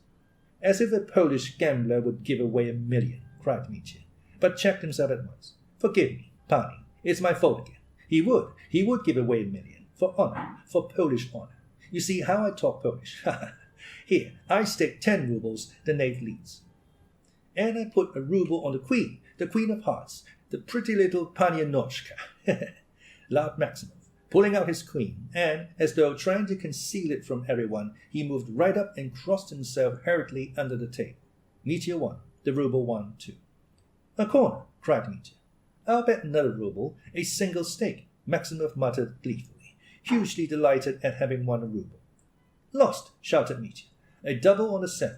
The 7, too, was trumped. Stop, cried Kalganov suddenly. Double, double. Mitya doubled his stakes, and each time he doubled the stake, the card he doubled was trumped by the Poles. The ruble stakes kept winning. On the double, shouted Mitya furiously. You've lost 200, Pani. Will you stake another 100? The Pole on the sofa inquired. What? Lost 200 already? Then another 200. All doubles. And pulling his money out of his pocket, Mitya was about to fling 200 rubles on the queen, but Kalganov covered it with his hand. That's enough, he shouted in his ringing voice. What's the matter? Mitya stared at him. That's enough. I don't want you to play any more. Don't. Why? Because I don't. Hang it. Come away. That's why. I won't let you go on playing. Mitya gazed at him in astonishment. Give it up, Mitya. He may be right. You've lost a lot as it is, said Grushenka, with a curious note in her voice. Both the Poles rose from their seats with a deeply offended air. Are you joking, Pani? Said the short man, looking severely at Kalganov. How dare you? Pan Vrublevsky, too, growled at Kalganov. Don't dare to shout like that, cried Grushenka. Ah, you turkey cocks. Mitya looked at each of them in turn, but something in Grushenka's face suddenly struck him, and at the same instant something new flashed into his mind, a strange new thought. Pani Agrippina, the little Pole was beginning, crimson with anger, when Mitya suddenly went up to him and snapped him on the shoulder. Most illustrious, 2 words with you. What do you want? In the next room. I've 2 words to say to you. Something pleasant, very pleasant. You'll be glad to hear it. The little Pan was taken aback and looked apprehensively at Mitya. He agreed at once, however, on condition that Pan Vrublevsky went with them. The bodyguard, let him come, and I want him too. I must have him, cried Mitya. March, Panovia. Where are you going? Asked Grushenka anxiously.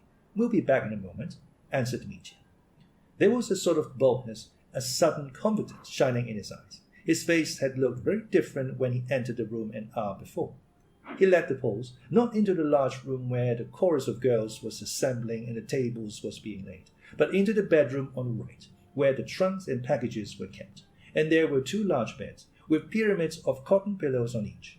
There was a lighted candle on a small deal table in the corner. The small man and Mitya sat down to this table, facing each other, while the huge Vrublevsky stood beside them, his hands behind his back.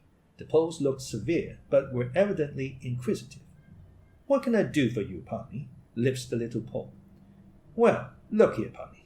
I won't keep you long. There's money for you. He pulled out his notes. Would you like 3,000? Take it and go your way.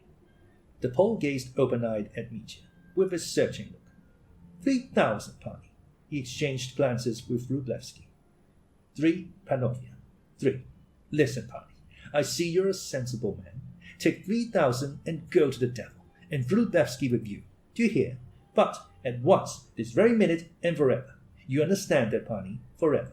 Here's the door. You go out of it. What have you got there? A greatcoat? A fur coat? I'll bring it out to you. They'll get the horses out directly. And then, goodbye, Pani. Mitya awaited an answer with assurance. He had no doubts. An expression of extraordinary resolution passed over the Pole's face. And the money, Pani? The money, Pani? 500 rubles I'll give you this moment for a journey, and as a first installment, and 2,500 tomorrow, in the town. I swear on my honor, I'll get it. I'll get it at any cost, cried Mitya. The Poles exchanged glances again. The short man's face looked more forbidding. 700. 700, not 500. At once. This minute, cash down, Mitya added, feeling something wrong. What's the matter, Pani? Don't you trust me? I can't give you the whole 3,000 straight off. If I give it, you may come back to her tomorrow. Besides, I haven't the 3,000 with me. I've got it at home in the town, faltered Mitya, his spirits sinking at every word he uttered. Upon my word, the money's there, hidden. In an instant, an extraordinary sense of personal dignity showed itself in the little man's face. What next? He asked ironically. For shame, he spat on the floor. Pan Vrublevsky spat too. You do that, Pani, said Mitya, recognizing with despair that all was over. Because you hope to make more out of Grushenka? You're a couple of capons, that's what you are. This is a mortal insult. The little Pole turned as red as a crab, and he went out of the room, briskly, as though unwilling to hear another word. Vrublevsky swung out after him, and Mitya followed, confused and crestfallen. He was afraid of Grushenka, afraid that the Pan would at once raise an outcry, and so indeed he did. The Pole walked into the room and threw himself in a theatrical attitude before Grushenka.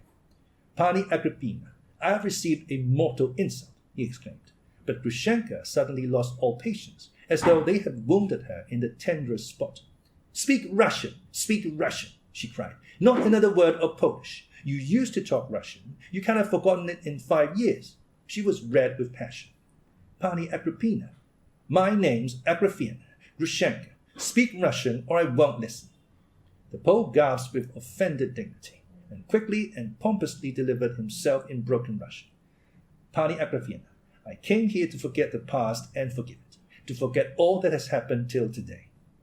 Forgive? Came here to forgive me? Grushenka cut him short, jumping up from her seat. Just so, Pani. I'm not pusillanimous, I'm magnanimous, but I was astounded when I saw your lovers. Pan Mitya offered me 3,000 in the other room to depart. I spat in the Pan's face. What? He offered you money for me? Cried Grushenka, hysterically. Is it true, Mitya? How dare you? Am I for sale? Pani, yelled Mitya. She's pure and shining, and I have never been her lover. That's a lie. How dare you defend me to him? Shrieked Grushenka. It wasn't virtue kept me pure, and it wasn't that I was afraid of Kuzma, but that I might hold up my head when I met him and tell him he's a scoundrel. And he did actually refuse the money. He took it, cried Mitya. Only wanted to get the whole 3,000 at once, and I could only give him 700 straight off. I see. He heard I had money and came here to marry me. Pani Agrippina, cried the little Pole. I'm a knight. I'm a nobleman, and not a light-up. I came here to make you my wife, and I find you a different woman, perverse and shameless. Oh, go back where you came from. I'll tell them to turn you out and you'll be turned out, cried Grushenka, furious. I've been a fool to have been miserable these 5 years. And it wasn't for his sake. It was my anger made me miserable. And this isn't he at all. Was he like this? It might be his father. Where did you get your wig from? He was a founder. This is a gander. He used to laugh and sing to me. And I've been crying for 5 years. Damned fool, abject, shameless I was. She sank back in a low chair and hid her face in her hands. At that instant, the chorus of Mokro began singing in the room on the left, a rollicking dance song. A regular sod, Vrublevsky roared suddenly. Landlord, send the shameless hussies away. The landlord, who had been for some time past inquisitively peeping in at the door, hearing shout and guessing that his guests were quarreling, at once entered the room. What are you shouting for? Do you want to split your throat? He said, addressing Vrublevsky with surprising rudeness. Animal, bellowed Pan Vrublevsky. Animal? And what sort of cards were you playing with just now? I gave you a pack and you hid it. You played with marked cards. I could send you to Siberia for playing with false cards. Do you know that? For it's just the same as false banknotes. And going up to the sofa, he thrust his fingers between the sofa back and a cushion and pulled out an unopened pack of cards. Here's my pack unopened. He held it up and showed it to all in the room. From where I stood, I saw him slip my pack away and put his in place of it. You're a cheat and not a gentleman. And I twice saw the Pan change a card, cried Karamazov. How shameful, exclaimed Grushenka, clasping her hands and blushing for genuine shame. Good Lord, he's come to that. I thought so too, said Mitya. But before he had uttered the words, Vrublevsky, with a confused and infuriated face, shook his fist at Grushenka, shouting, You low harlot! Mitya flew at him at once, clutched him in both hands, lifted him in the air, and in one instant had carried him into the room on the right, from which they had just come. I've laid him on the floor there, he announced, returning at once, gasping with excitement. He's struggling, the scoundrel, but he won't come back, no fear of that. He closed one half of the folding doors, and holding the other ajar, called out to the little Pole, Most illustrious, will you be pleased to retire as well? My dear Dmitri Fyodorovich, said Trifon Borisovich, make them give you back the money you lost. It's as good as stolen from you. I don't want my 50 rubles back, Kalganov declared suddenly. I don't want my 200 either, cried Mitya. I won't take it for anything. Let him keep it as a consolation. Bravo, Mitya. You're a trump, Mitya, cried Grushenka, and there was a note of fierce anger in the exclamation. Little Pan, crimson with fury but still mindful of his dignity, was making for the door. But he stopped short and said suddenly, addressing Grushenka, Pani, if you want to come with me, come. If not, goodbye. And swelling with indignation and importance, he went to the door. This was a man of character. He had so good an opinion of himself that after all that had passed, he still expected that she would marry him. Mitya slammed the door after him. "Lock it," said Karamazov, but the key clicked on the other side. They had locked it from within. "That's capital," exclaimed Grushenka relentlessly. "Serve them right."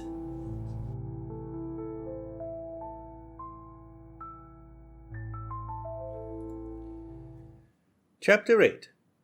Delirium.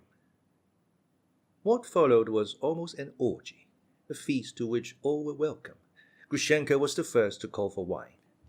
"I want to drink. I want to be quite drunk, as we were before. Do you remember, Mitya? Do you remember how we made friends here last night?" Mitya himself was almost delirious, feeling that his happiness was at hand, but Grushenka was continually sending him away from her. "Go and enjoy yourself. Tell them to dance, to make merry. Let the stove and cottage dance, as we had it last time," she kept exclaiming. She was tremendously excited, and Mitya hastened to obey her. The chorus was in the next room. The room in which they had been sitting till that moment was too small, and was divided in two by cotton curtains, behind which was a huge bed with a puffy feather mattress and a pyramid of cotton pillows. In the 4 rooms for visitors there were beds. Grushenka settled herself just at the door. Mitya set an easy chair for her. She had sat in the same place to watch the dancing and singing the time before, when they had made merry there. All the girls who had come had been there then. The Jewish band with fiddles and cithers had come too, and at last the long-expected cart had arrived with the wines and provisions. Mitya bustled about. All sorts of people began coming into the room to look on, peasants and their women, who had been roused from sleep and attracted by the hopes of another marvelous entertainment such as they had enjoyed a month before. Mitya remembered their faces, greeting and embracing everyone he knew. He uncorked bottles and poured out wine for everyone who presented himself. Only the girls were very eager for the champagne. The men preferred rum, brandy, and above all, hot punch. Mitya had chocolate made for all the girls, and ordered that 3 samovars should be kept boiling all night to provide tea and punch for everyone to help himself. An absurd chaotic confusion followed, but Mitya was in his natural element, and the more foolish it became, the more his spirits rose. If the peasants had asked him for money at that moment, he would have pulled out his notes and given them away right and left. This was probably why the landlord, Fyodor Borisovich, he kept hovering about Mitya to protect him. He seemed to have given up all idea of going to bed that night, but he drank little, only 1 glass of punch, and kept a sharp lookout on Mitya's interests after his own fashion. He intervened in the nick of time, civilly and obsequiously persuading Mitya not to give away cigars and Rhine wine, and above all, money to the peasants as he had done before. He was very indignant, too, at the peasant girls drinking liquor and eating sweets. "They're lousy lots, Dmitri Fyodorovich," he said. "I'd give them a kick, every one of them, and they'd take it as an honor. That's all they're worth." Mitya remembered Andrei again, and ordered punch to be sent out to him. "I was rude to him just now," he repeated with a sinking, softened voice. Kaganov did not want to drink, and at first did not care for the girls singing. But after he had drunk a couple of glasses of champagne, he became extraordinarily lively, strolling about the room, laughing and praising the music and the songs, admiring everyone and everything. Maximov, blissfully drunk, never left his side. Grushenka, too, was beginning to get drunk. Pointing to Kaganov, she said to Mitya, "What a dear, charming boy he is." And Mitya, delighted, ran to kiss Kaganov and Maximov. Oh, great were his hopes. She had said nothing yet, and seemed, indeed, purposely to refrain from speaking. But she looked at him from time to time with caressing and passionate eyes. At last she suddenly gripped his hand and drew him vigorously to her. She was sitting at the moment in the low chair by the door. "How was it you came just now, eh? Have you walked in? I was frightened. So you wanted to give me up to him, did you? Did you really want to?" "I didn't want to spoil your happiness," Mitya faltered blissfully, but she did not need his answer. "Well, go and enjoy yourself." She sent him away once more.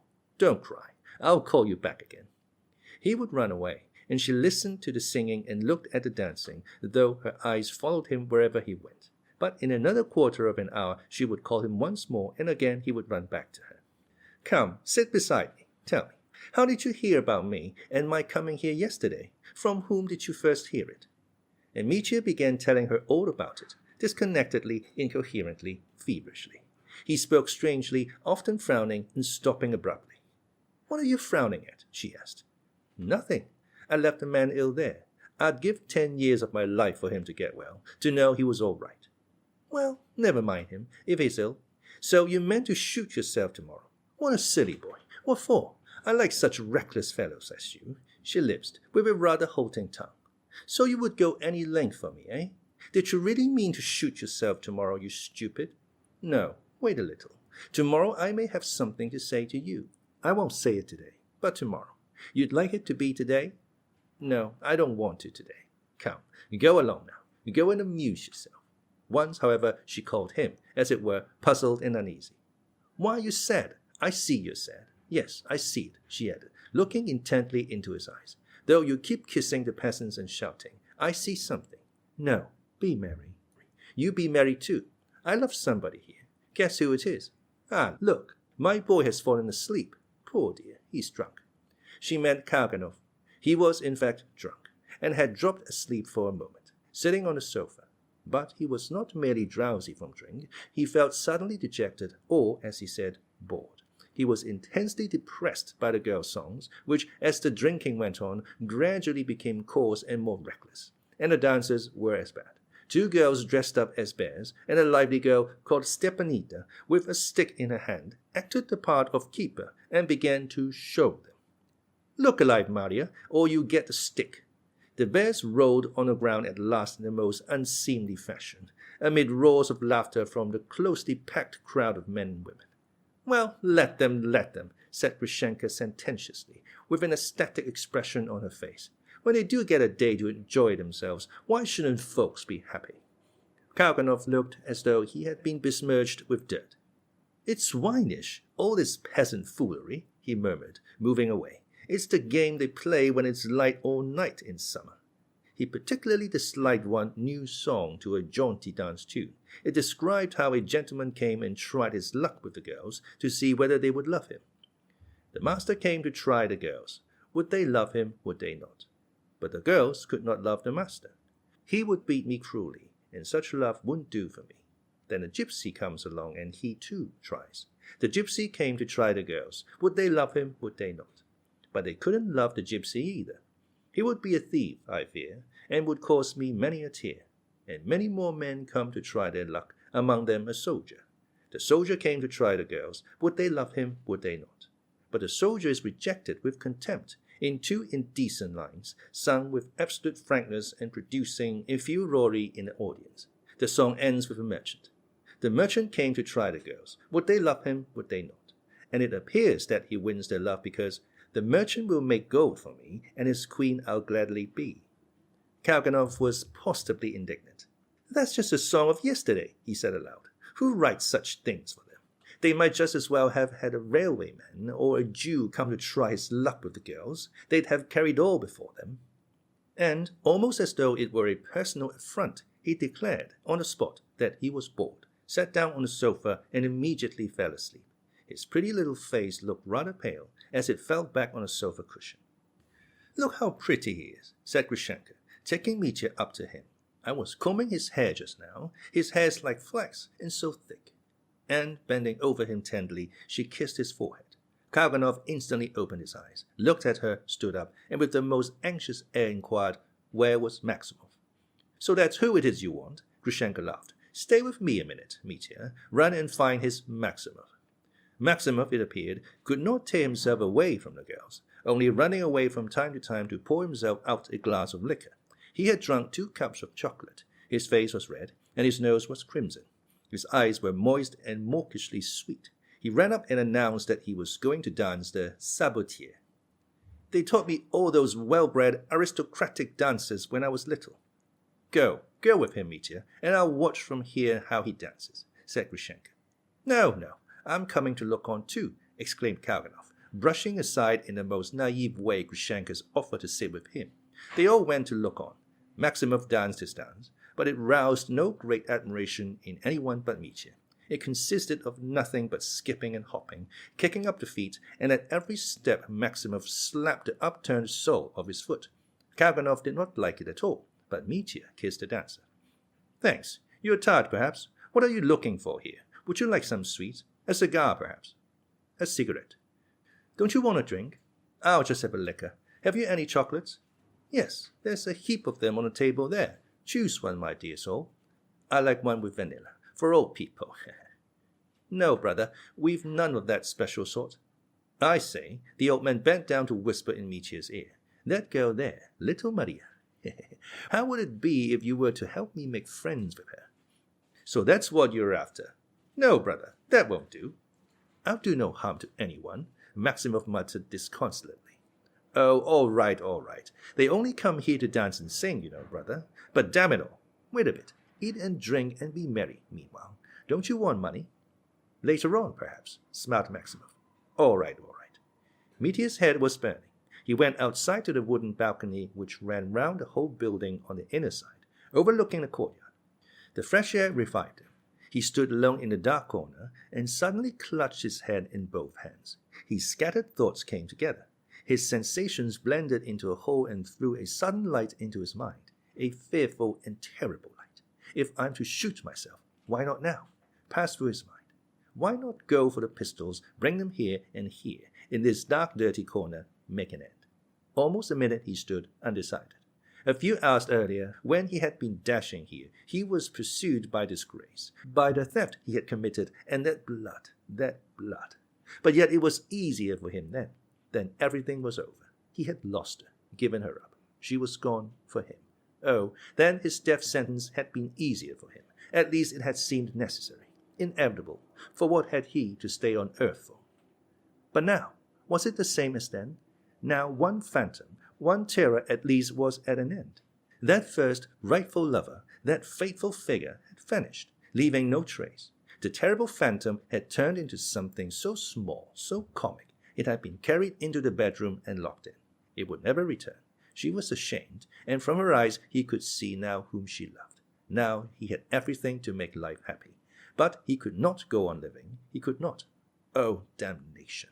Oh, God, restore to life the man I knocked down at the fence. Let this fearful cup pass from me. Lord, thou hast wrought miracles for such sinners as me. But what? What if the old man's alive? Oh, then the shame of the utter disgrace I would wipe away. I would restore the stolen money. I'd give it back. I'd get it somehow. No trace of that shame will remain except in my heart forever. But no. Oh, impossible, cowardly dreams. Oh, damnation. Yet there was a ray of light and hope in his darkness. He jumped up and ran back to the room, to her, his queen forever. Was not one moment of her love worth all the rest of life, even in the agonies of disgrace? This wild question clutched at his heart. To her alone, to see her, to hear her, to think of nothing, to forget everything, if only for that night, for an hour, for a moment. Just as he turned from the balcony into the passage, he came upon the landlord, Trifon Borisovich. He thought he looked gloomy and worried, and fancied he had come to find him. What is it, Trifon Borisovich? Are you looking for me? No, sir. The landlord seemed disconcerted. Why should I be looking for you? Where have you been? Why do you look so glum? You're not angry, are you? Wait a bit. You shall soon get to bed. What's the time? It will be 3 o'clock. Past 3, it must be. We'll leave off soon. We'll leave off. Don't mention it. It doesn't matter. Keep it up as long as you like. What's the matter with him? Mitya wondered for an instant, and he ran back to the room where the girls were dancing. But she was not there. She was not in the blue room either. There was no one but Kalganov asleep on the sofa. Mitya peeped behind the curtain. She was there. She was sitting in the corner on a trunk, bent forward, with her head and arms on the bed close by. She was crying bitterly, doing her utmost to stifle her sobs that she might not be heard. Seeing Mitya, she beckoned him to her, and when he ran to her, she grasped his hand tightly. Mitya, I loved him, you know. How I have loved him these 5 years, all that time. Did I love him or only my own anger? No, him. It's a lie that it was my anger I loved and not him. Mitya, I was only 17 then. He was so kind to me, so merry. He used to sing to me, or so it seemed to a silly girl like me. And now, oh Lord, it's not the same man. Even his face is not the same. He's different altogether. I shouldn't have known him. I drove here with Timothy, and all the way I was thinking how I should meet him, what I should say to him, how we should look at one another. My soul was faint, and all of a sudden it was just as though he had emptied a pail of dirty water over me. He talked to me like a schoolmaster, also grave and learned. He met me so solemnly that I was struck dumb. I couldn't get a word in. At first I thought he was ashamed to talk before his great big Pole. I sat staring at him and wondering why I couldn't say a word to him now. It must have been his wife that ruined him. You know, he threw me up to get married. She must have changed him like that. Mitya, how shameful it is. Oh, Mitya, I'm ashamed. I'm ashamed for all my life. Curse it. Curse it. Curse those 5 years. And again she burst into tears, but clung tight to Mitya's hand and did not let it go. Mitya, darling, stay. Don't go away. I want to say one word to you, she whispered, and suddenly raised her face to him. Listen, tell me who it is I love. I love one man here.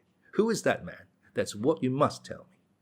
A smile lighted up her face that was swollen with weeping, and her eyes shone in the half-darkness. A falcon flew in, and my heart sank. Fool, that's the man you love. That was what my heart whispered to me at once. You came in and all grew bright. What's he afraid of, I wondered? For you were frightened. You couldn't speak. It's not them he's afraid of. Could you be frightened of anyone? It's me he's afraid of, I thought. Only me. Sylvania told you, you little stupid. How I called to Alyosha out of the window that I'd loved Mityenka for 1 hour, and that I was going now to love another. Mitya, how could I be such a fool as to think I could love anyone after you? Do you forgive me, Mitya? Do you forgive me or not? Do you love me? Do you love me? She jumped up and held him with both hands on his shoulders. Mitya, dumb with rapture, gazed into her eyes and her face and her smile, and suddenly clasped her tightly in his arms and kissed her passionately. You will forgive me for having tormented you. It was through spite I tormented you all. It was for spite I drove the old man out of his mind. Do you remember how you drank at my house one day and broke the wine glass? I remember that, and I broke the glass today and drank it to my vile heart. Mitya, my falcon, why don't you kiss me? He kissed me once, and now he draws back and looks and listens. Why listen to me? Kiss me hard. That's right. If you love, well then, love. I'll be your slave now. Your slave for the rest of my life. It's sweet to be a slave. Kiss me, beat me, ill-treat me, do what you will with me. And I do deserve to suffer. Stay. Wait, afterwards I won't have that. She suddenly thrust him away. Go along, Mitya. I'll come and have some wine. I want to be drunk. I'm going to get drunk and dance. I must. She tore herself away from him and disappeared behind the curtain. Mitya followed like a drunken man. Yes, come what may, whatever may happen now, for 1 minute I'd give the whole world, he thought. Grushenka did, in fact, toss off a whole glass of champagne at one gulp, and became at once very tipsy. She sat down in the same chair as before, with a blissful smile on her face. Her cheeks were glowing, her lips were burning, her flashing eyes were moist. There was passionate appeal in her eyes. Even Karamazov felt a stir at the heart and went up to her. Did you feel how I kissed you when you were asleep just now? She said thickly. I'm drunk now. That's what it is. And aren't you drunk? And why isn't Mitya drinking? Why don't you drink, Mitya? I'm drunk, and you don't drink. I am drunk. I'm drunk as it is. Drunk with you. And now I'll be drunk with wine too. He drank off another glass, and he thought it strange himself. That glass made him completely drunk. He was suddenly drunk, although till that moment he had been quite sober. He remembered that. From that moment, everything whirled about him, as though he were delirious. He walked, laughed, talked to everybody, without knowing what he was doing. Only one persistent burning sensation made itself felt continually, like a red-hot coal in his heart, he said afterwards. He went up to her, sat beside her, gazed at her, listened to her. She became very talkative and kept calling everyone to her and beckoned to different girls out of the chorus. When a girl came up, she either kissed her or made the sign of the cross over her. In another minute, she might have cried. She was greatly amused by the little old man, as she called Maximov. He ran up every minute to kiss her hands, each little finger, and finally he danced another dance to an old song, which he sang himself. He danced with special vigor to the refrain. The little pig says, "Oomph, oomph, oomph." The little calf says, "Moo, moo, moo." The little duck says, "Quack, quack, quack." The little goose says, "Ga, ga, ga." The hen goes strutting through the porch. "True-roo-roo-roo-roo," she'll say. "True-roo-roo-roo-roo," she'll say. "Give him something, Mitya," said Grushenka. "Give him a present. He's poor, you know. Ah, the poor, the insulted. Do you know, Mitya, I shall go into a nunnery." No, I really shall one day. Alyosha said something to me today that I shall remember all my life. Yes, but today let us dance. Tomorrow to the nunnery. But today we'll dance. I want to play today. Good people. And what of it? God will forgive us. If I were God, I'd forgive everyone. My dear sinners, from this day forth I forgive you. I'm going to beg forgiveness. Forgive me, good people. A silly wench.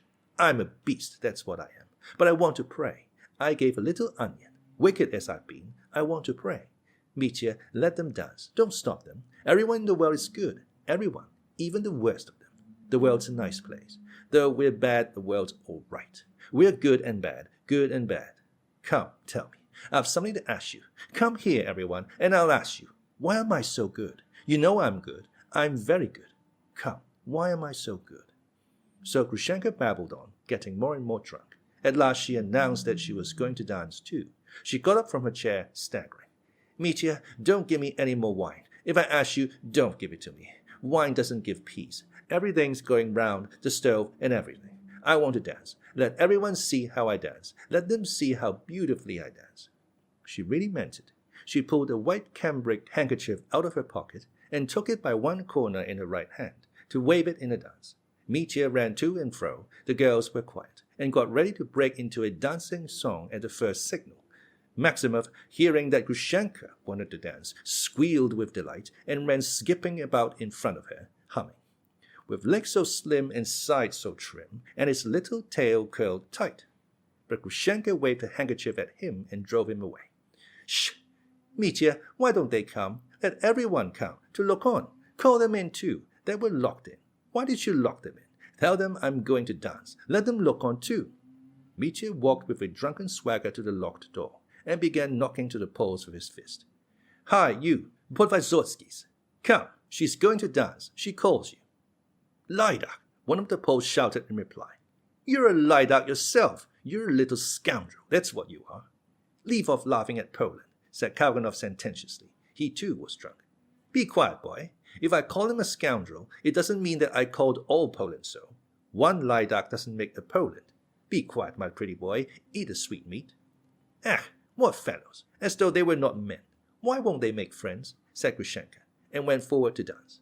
The chorus broke into, Ah, my porch, my new porch. Grushenka flung back her head, half opened her lips, smiled, waved her handkerchief, and suddenly, with a violent lurch, stood still in the middle of the room, looking bewildered. I'm weak, she said in an exhausted voice. Forgive me. I'm weak. I can't. I'm sorry. She bowed to the chorus, and then began bowing in all directions. I'm sorry. Forgive me. The lady's been drinking. The pretty lady has been drinking. Voices were heard saying. The lady's drunk too much, Maximov explained to the girls, giggling. Mitya, lead me away. Take me, said Grushenka helplessly. Mitya pounced on her, snatched her up in his arms, and carried the precious burden through the curtains. Well, now I'll go, thought Kalganov, and walked out of the blue room. He closed the two halves of the door after him. But the orgy in the larger room went on and grew louder and louder. Mitya laid Grushenka on the bed and kissed her on the lips.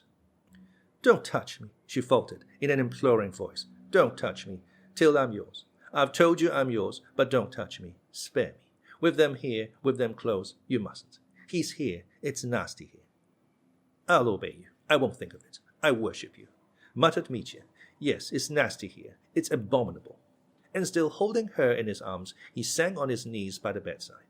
I know. Though you're a brute, you're generous, Grushenka articulated with difficulty. It must be honorable. It shall be honorable for the future. And let us be honest. Let us be good. Not brutes, but good. Take me away. Take me far away. Do you hear? I don't want it to be here, but far, far away. Oh, yes, yes, it must be, said Mitya, pressing her in his arms. I'll take you and we'll fly away. Oh, I'd give my whole life for 1 year only to know about that blood. What blood? Asked Grushenka, bewildered. Nothing, muttered Mitya, through his teeth. Grushenka, you wanted to be honest, but I'm a thief. But I've stolen money from Katya. Disgrace, a disgrace. From Katya? From that young lady? No, you didn't steal it. Give it her back. Take it from me. Why make a fuss? Now everything of mine is yours. What does money matter? We shall waste it anyway. Folks like us are bound to waste money. But we'd better go and work the land. I want to dig the herb with my own hands. We must work, do you hear? Alyosha said so. I won't be your mistress. I'll be faithful to you. I'll be your slave. I'll work for you. We'll go to the young lady and bow down to her together, so that she may forgive us, and then we'll go away. And if she won't forgive us, we'll go anyway. Take her money, and love me. Don't love her. Don't love her anymore. If you love her, I shall strangle her. I'll put out both her eyes with a needle. I love you. I love only you. I'll love you in Siberia. Why Siberia? Never mind Siberia, if you like. I don't care. We'll work. There's snow in Siberia. I love driving in the snow, and must have bells. Do you hear? There's a bell ringing. Where is that bell ringing? There are people coming. Now it stopped. She closed her eyes, exhausted, and suddenly fell asleep for an instant. There had certainly been the sound of a bell in the distance, but the ringing had ceased. Mitya let his head sink on her breast. He did not notice that the bell had ceased ringing, nor did he notice that the songs had ceased, and that instead of singing and drunken clamor, there was absolute stillness in the house. Grushenka opened her eyes. What's the matter? Was I asleep? Yes, a bell. Up in the sleep and dreamt I was driving over the snow with bells, and I dozed. I was with someone I loved, with you, and far, far away. I was holding you and kissing you, nestling close to you. I was cold, and the snow glistened. You know how the snow glistened at night when the moon shines. It was as though I was not on earth. I woke up, and my dear one is close to me. How sweet that is. Close to you, murmured Mitya, kissing her dress, her bosom, her hands. And suddenly he had a strange fancy. It seemed to him that she was looking straight before him, not at him, not into his face, but over his head with an intent, almost uncanny fixity. An expression of wonder, almost of alarm, came suddenly into her face. Mitya, who is that looking at us? She whispered. Mitya turned and saw that someone had, in fact, parted the curtains and seemed to be watching them, and not one person alone, it seemed. He jumped up and walked quickly to the intruder. Here, come to us, come here, said a voice, speaking not loudly, but firmly and peremptorily. Mitya passed to the other side of the curtain and stood stock still. The room was filled with people, but not those who had been there before. An instantaneous shiver ran down his back, and he shuddered. He recognized all those people instantly. That tall, stout old man in an overcoat and forage cap with a cockade was the police captain, VIII Mitya, and that consumptive-looking trim dandy who always had such polished boots, that was the deputy prosecutor. He has a chronometer worth 400 rubles. He showed it to me. And that small young man in spectacles, Mitya forgot his surname though he knew him, had seen him. He was the investigating lawyer from the School of Jurisprudence, who had only lately come to town. And this man, the inspector of police, Matveyevich, a man he knew well. And those fellows with the brass plates on, why are they here? And those other two, peasants, and there at the door Karganov with Trifon Borisovich. Gentlemen, what's this for, gentlemen?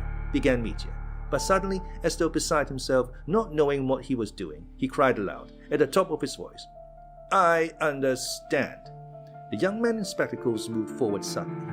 Stepping up to Mitya, began with dignity, though hurriedly. We have to make, in brief, I beg you to come this way to the sofa. It is absolutely imperative that you should give an explanation. The old man, cried Mitya frantically. The old man and his blood. I understand. And he sank, almost fell on a chair close by, as though he had been mown down by a scythe. You understand? He understands it. Monster and parasite. Your father's blood cries out against you. The old captain of police roared suddenly, stepping up to Mitya. He was beside himself, crimson in the face and quivering all over.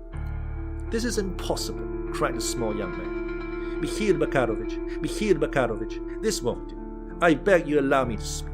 I should never have expected such behavior from you. This is delirium, gentlemen, raving delirium, cried the captain of police. Look at him, drunk, at this time of night, in the company of a disreputable woman, with the blood of his father on his hands. It's delirium. I beg you most earnestly, dear Mikhail Makarovich, to restrain your feelings, the prosecutor said in a rapid whisper to the old police captain, or I shall be forced to resort to... But the little lawyer did not allow him to finish. He turned to Mitya and delivered himself in a loud, firm, dignified voice. Ex-Lieutenant Karamazov, it is my duty to inform you that you are charged with the murder of your father, Fyodor Pavlovich Karamazov, perpetrated this night. He said something more, and the prosecutor, too, put in something. But though Mitya heard them, he did not understand them. He stared at them all with wild eyes.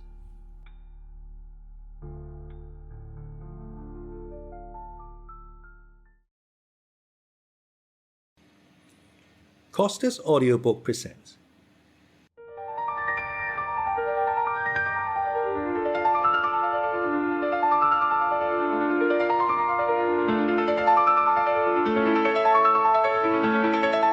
The Brothers Karamazov by Fyodor Dostoyevsky. Part 3. Book 9. The Preliminary Investigation. Chapter 1. The Beginning of Pechotin's Official Career. Pyotr Ilyich Pechotin, whom we left knocking at the strong locked gates of the widow Morozov's house, ended, of course, by making himself heard. Venya, who was still excited by the fright she had had 2 hours before, and too much upset to go to bed, was almost frightened into hysterics on hearing the furious knocking at the gate. Though she had herself seen him drive away, she fancied that it must be Dmitri Fyodorovich knocking again. No one else could knock so savagely. She ran to the house porter, who had already waked up and gone out to the gate, and began imploring him not to open it. But having questioned Pyotr Ilyich and learned that he wanted to see Venya on very important business, the man made up his mind at last to open. Pyotr Ilyich was admitted into Venya's kitchen, but the girl begged him to allow the house porter to be present because of her misgivings.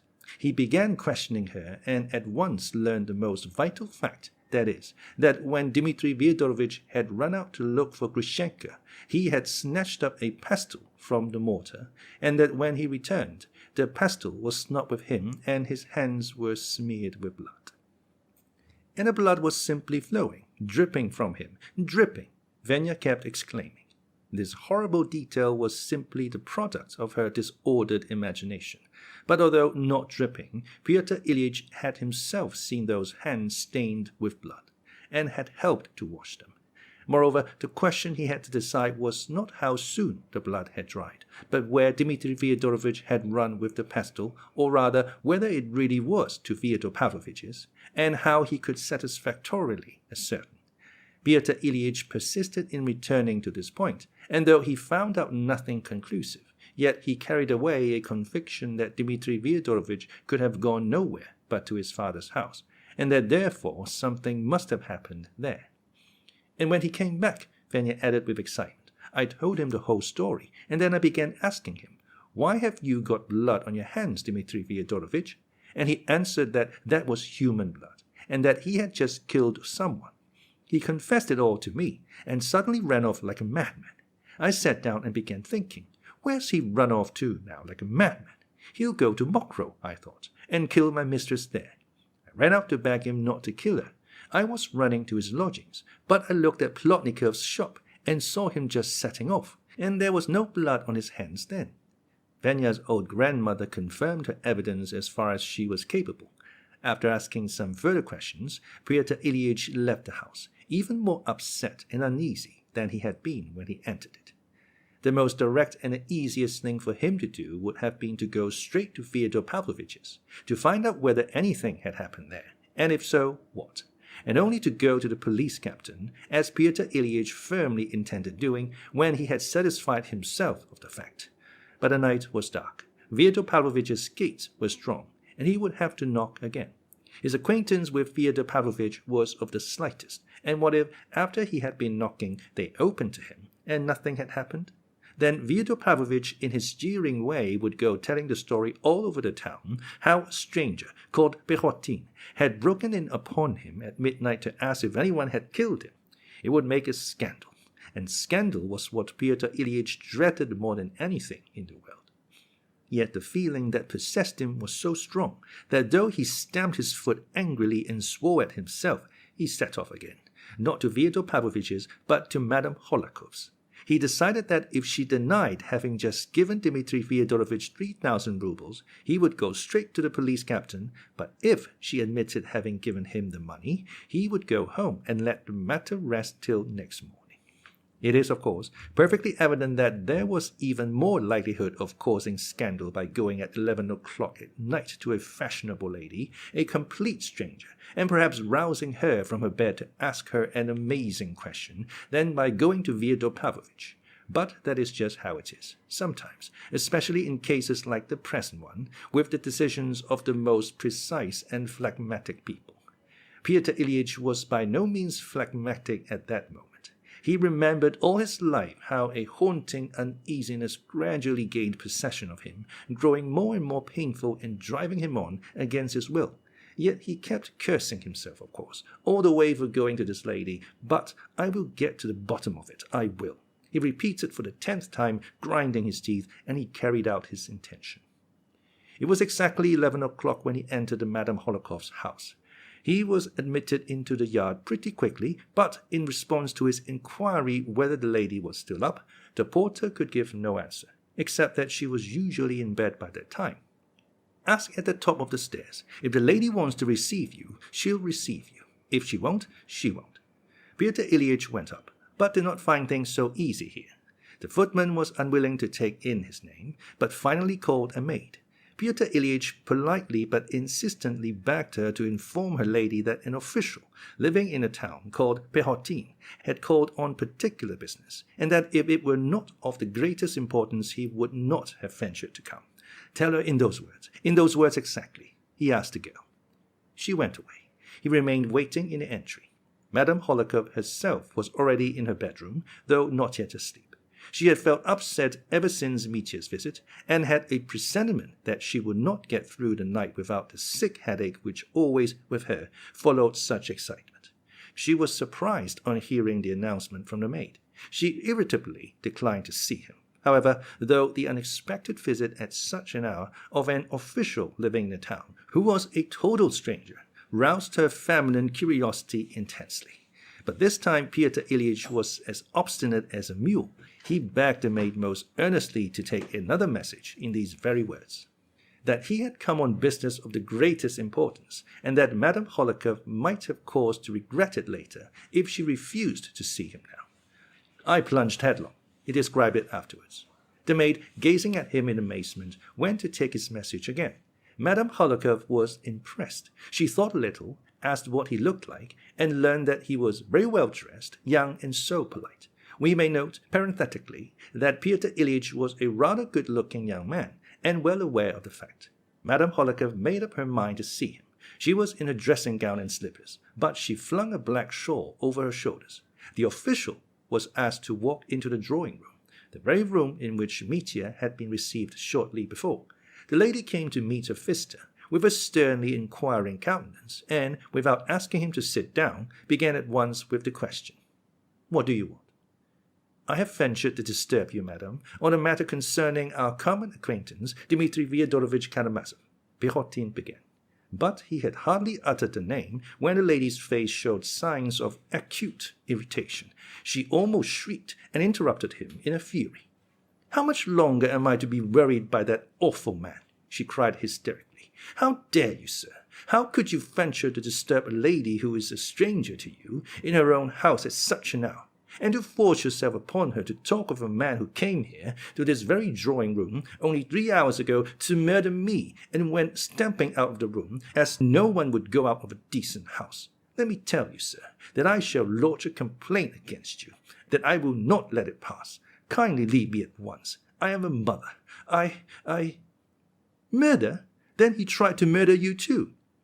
Why, has he killed somebody else?" Madame Hohlakov asked impulsively. "If you would kindly listen, madam, for half a moment, I'll explain it all in a couple of words," answered Pehotin firmly. "At 5 o'clock this afternoon, Dmitri Fyodorovich borrowed 10 rubles from me, and I know for a fact he had no money. Yet at 9 o'clock he came to see me with a bundle of 100-ruble notes in his hand, about 2,000 or 3,000 rubles. His hands and face were all covered with blood, and he looked like a madman. When I asked him where he had got so much money, he answered that he had just received it from you, that you had given him a sum of 3,000 to go to the gold mines." Madame Hohlakov's face assumed an expression of intense and painful excitement. "Good God! He must have killed his old father!" she cried, clasping her hands. "I've never given him money. Never. Oh, run, run. Don't say another word. Save the old man. Run to his father. Run." "Excuse me, madam, then you did not give him money. You remember for a fact that you did not give him any money." No, I didn't. I refused to give it him, for he could not appreciate it. He ran out in a fury, stamping. He rushed at me, but I slipped away. And let me tell you, as I wish to hide nothing from you now, that he positively spat at me. Can you fancy that? But why are we standing?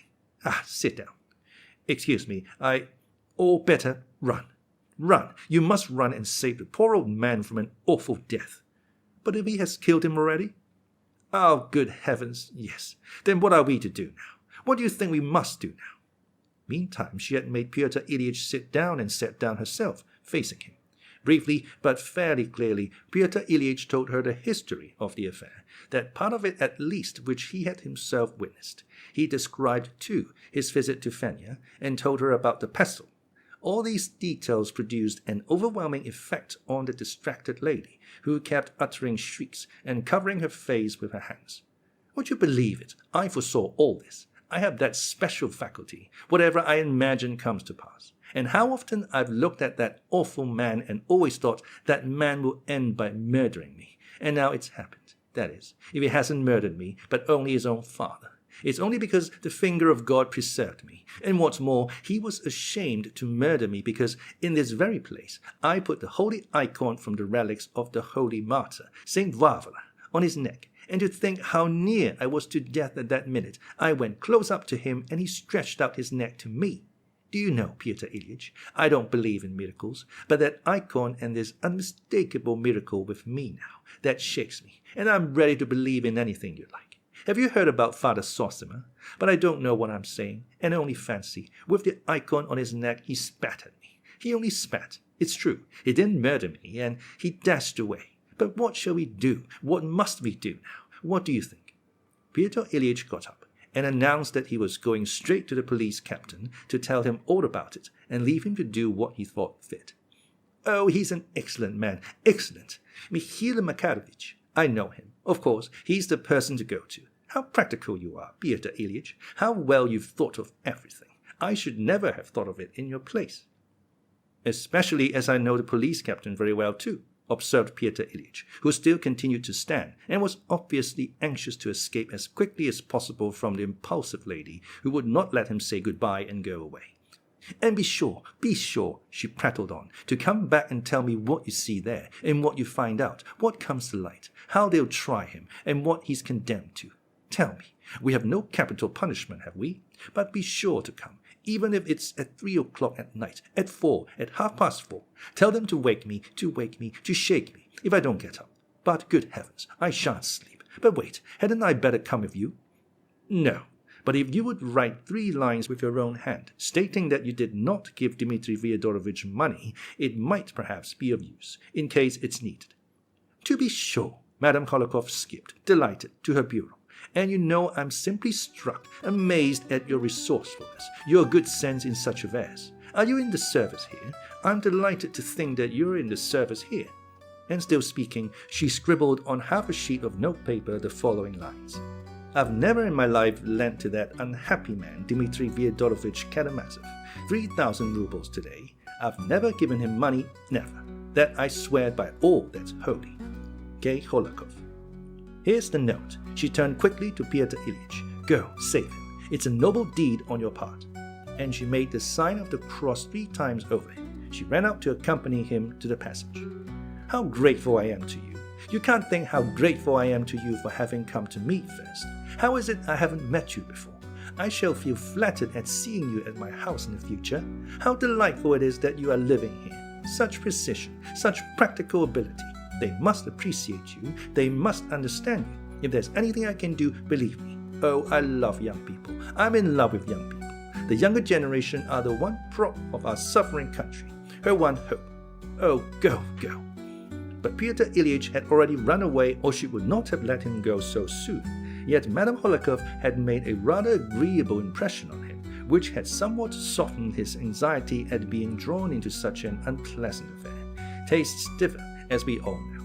She's by no means so elderly, he thought, feeling pleased. On the contrary, I should have taken her for her daughter. As for Madame Holikov, she was simply enchanted by the young man.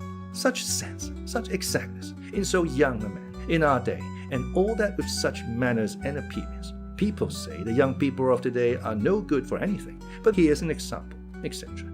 So she simply forgot this dreadful affair, and it was only as she was getting into bed that, suddenly recalling how near death she had been, she exclaimed, "Ah, it is awful, awful." But she fell at once into a sound, sweet sleep.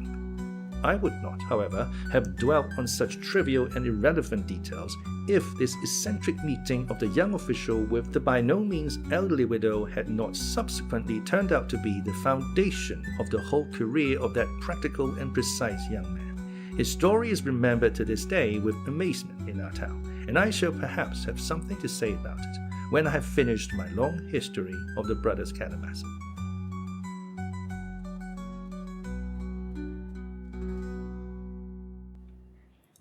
Chapter 2. The Alarm.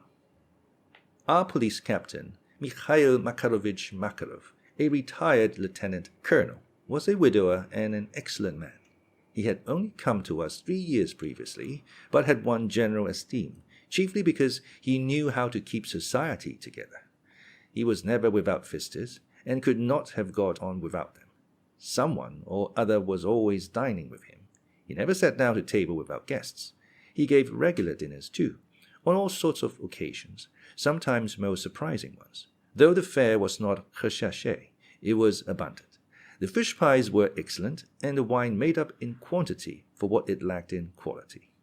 The first room his guests entered was a well-fitted billiard room, with pictures of English racehorses in black frames on the walls, an essential decoration, as we all know, for a bachelor's billiard room. There was card-playing every evening at his house, if only at one table. But at frequent intervals all the society of our town, with the mammas and young ladies, assembled at his house to dance. Though Mikhail Makarovich was a widower, he did not live alone. His widowed daughter lived with him, with her 2 unmarried daughters, grown-up girls, who had finished their education. They were of agreeable appearance and lively character, and though everyone knew they would have no dowry, they attracted all the young men of fashion to their grandfather's house. Mikhail Makarovich was by no means very efficient in his work, though he performed his duties no worse than many others. To speak plainly, he was a man of rather narrow education. His understanding of the limits of his administrative power could not always be relied upon. It was not so much that he failed to grasp certain reforms enacted during the present reign, as that he made conspicuous blunders in his interpretation of them. This was not from any special lack of intelligence, but from carelessness, for he was always in too great a hurry to go into the subject. "I have the heart of a soldier rather than of a civilian," he used to say of himself. He had not even formed a definite idea of the fundamental principles of the reforms connected with the emancipation of the serfs, and only picked it up, so to speak, from year to year, involuntarily increasing his knowledge by practice. And yet he was himself a landowner. Pyotr Ilyitch knew for certain that he would meet some of Mikhail Makarovich's visitors there that evening, but he did not know which. As it happened, at that moment the prosecutor and Varinsky, our district doctor, a young man who had only just come to us from Petersburg after taking a brilliant degree at the Academy of Medicine, were playing whist at the police captain's. Ippolit Kiryovich, the prosecutor, was rather a peculiar man, of about 35, inclined to be consumptive, and married to a fat and childless woman. He was vain and irritable, though he had a good intellect, and even a kind heart. It seemed that all that was wrong with him was that he had a better opinion of himself than his ability warranted, and that made him seem constantly uneasy.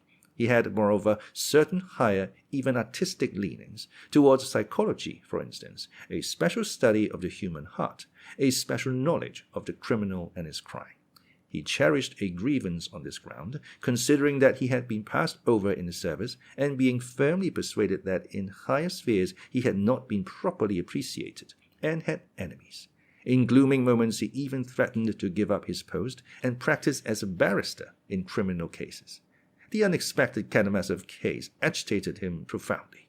It was a case that might well be talked about all over Russia, but I am anticipating.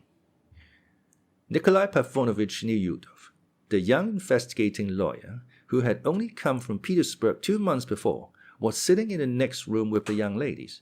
People talked about it afterwards and wondered that all the gentlemen should, as though intentionally, on the evening of the crime, have been gathered together at the house of the executive authority, yet it was perfectly simple and happened quite naturally. Ippolit Kiryovich's wife had had toothache for the last 2 days, and he was obliged to go out to escape from her groans. The doctor, from the very nature of his being, could not spend an evening except at cards. Nikolai Pavlovich Niyudov had been intending for 3 days past to drop in that evening at Mikhail Makarovich's, so to speak casually, so as slyly to startle the eldest granddaughter, Olga Mikhailovna, by showing that he knew her secret, that he knew it was her birthday, and that she was trying to conceal it on purpose, so as not to be obliged to give a dance. He anticipated a great deal of merriment, many playful jests about her age, and her being afraid to reveal it, about his knowing her secret and telling everybody, and so on. The charming young man was a great adept at such teasing. The ladies had christened him the naughty man, and he seemed to be delighted at the name. He was extremely well-bred, however, of good family, education and feelings, and though leading a life of pleasure, his sallies were always innocent and in good taste. He was short and delicate-looking. On his white, slender little fingers he always wore a number of big, glittering rings. When he was engaged in his official duties, he always became extraordinarily grave, as though realizing his position and the sanctity of the obligations laid upon him. He had a special gift for mystifying murderers and other criminals of the peasant class during interrogation, and if he did not win their respect, he certainly succeeded in arousing their wonder. Pyotr Ilyich was simply dumbfounded when he went into the police captain's. He saw instantly that everyone knew. They had positively thrown down their cards or were standing up and talking. Even Nikolai Pavlovich had left the young ladies and run in, looking strenuous and ready for action. Pyotr Ilyich was met with the astounding news that old Fyodor Pavlovich really had been murdered that evening in his own house, murdered and robbed. The news had only just reached them in the following manner. Marfa Ignatievna, the wife of old Grigory, who had been knocked senseless near the fence, was sleeping soundly in her bed and might well have slept till morning after the draught she had taken. But all of a sudden she waked up, no doubt roused by a fearful epileptic scream from Smerkov, who was lying in the next room unconscious. That scream always preceded his fits, and always terrified and upset Marfa Ignatievna. She could never get accustomed to it. She jumped up and ran half awake to Smerkov's room, but it was dark there, and she could only hear the invalid beginning to gasp and struggle. Then Marfa Ignatievna herself screamed out and was going to call her husband, but suddenly realized that when she had got up, he was not beside her in bed. She ran back to the bedstead and began groping with her hands, but the bed was really empty. Then he must have gone out. Where? She ran to the steps and timidly called him. She got no answer, of course, but she caught the sound of groans far away in the garden in the darkness. She listened. The groans were repeated, and it was evident they came from the garden. Good Lord, just as it was with Lizaveta Smirdyasha, she thought distractedly. She went timidly down the steps and saw that the gate into the garden was open. He must be out there, poor dear, she thought. She went up to the gate, and all at once she distinctly heard Grigory calling her by name. Marfa, Marfa, in a weak, moaning, dreadful voice. Lord, preserve us from harm, Marfa Ignatievna murmured, and ran towards the voice, and that was how she found Grigory. But she found him not by the fence where he had been knocked down, but about 20 paces off. It appeared later that he had crawled away on coming to himself, and probably had been a long time getting so far, losing consciousness several times. She noticed at once that he was covered with blood, and screamed at the top of her voice. Grigory was muttering incoherently. He has murdered, his father murdered. Why scream, silly? Run, fetch someone. But Marfa continued screaming, and seeing that her master's window was open and that there was a candlelight in the window, she ran there and began calling Fyodor Pavlovich. But peeping in at the window, she saw a fearful sight. Her master was lying on his back, motionless on the floor. His light-colored dressing gown and white shirt were soaked with blood. The candle on the table brightly lighted up the blood and the motionless dead face of Fyodor Pavlovich, terror-stricken Marfa rushed away from the window, ran out of the garden, drew the bolt of the big gate, and ran headlong by the back way to the neighbor, Maria Kondratyevna. Both mother and daughter were asleep, but they waked up at Marfa's desperate and persistent screaming and knocking at the shutter. Marfa, shrieking and screaming incoherently, managed to tell them the main fact and to beg for assistance. It happened that Foma had come back from his wanderings and was staying the night with them. They got him up immediately, and all three ran to the scene of the crime. On the way, Maria Kondratyevna remembered that at about 8 o'clock she heard a dreadful scream from their garden, and this was no doubt Grigory's scream. "Parricide!" uttered when he caught hold of Mitya's leg. Some one person screamed out and then was silent. Maria Kondratyevna explained as she ran. Running to the place where Grigory lay, the two women, with the help of Foma, carried him to the lodge. They lighted a candle and saw that Smerdyakov was no better, that he was writhing in convulsions, his eyes fixed in a squint, and that foam was flowing from his lips. They moistened Grigory's forehead with water mixed with vinegar, and the water revived him at once. He asked immediately, "Is the master murdered?" Then Foma and both the women ran to the house and saw this time that not only the window, but also the door into the garden was wide open, though Fyodor Pavlovich had for the last week locked himself in every night and did not allow even Grigory to come in on any pretext.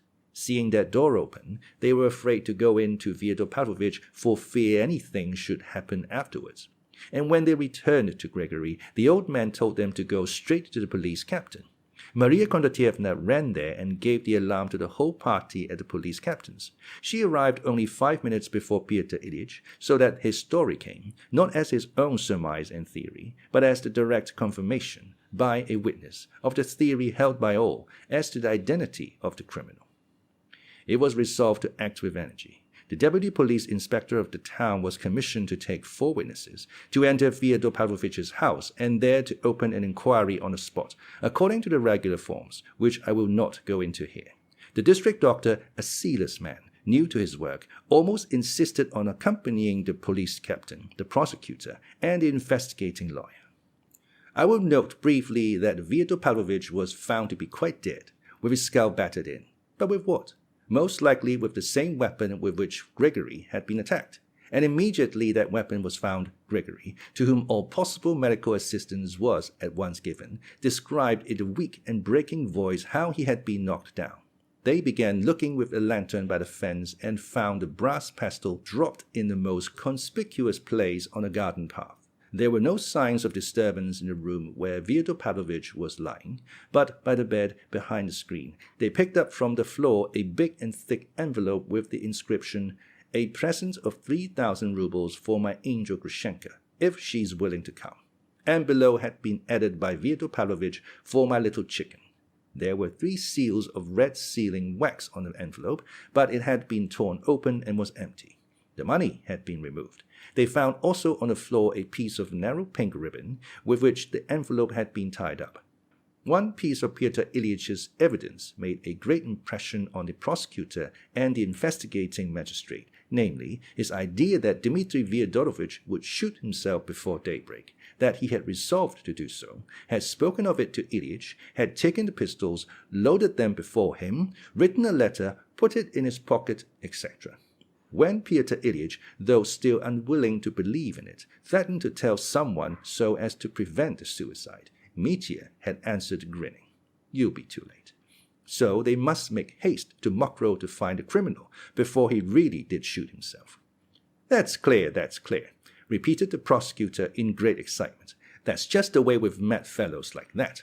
I shall kill myself tomorrow, so I'll make merry till I die." The story of how he had bought the wine and provisions excited the prosecutor more than ever. "Do you remember the fellow that murdered a merchant called Alsofiev, gentlemen? He stole 1,500, went at once to have his hair curled, and then, without even hiding the money, carrying it almost in his hand in the same way, he went off to the gallows." All were delayed, however, by the inquiry, the search, and the formalities, etc., in the house of Fyodor Pavlovich.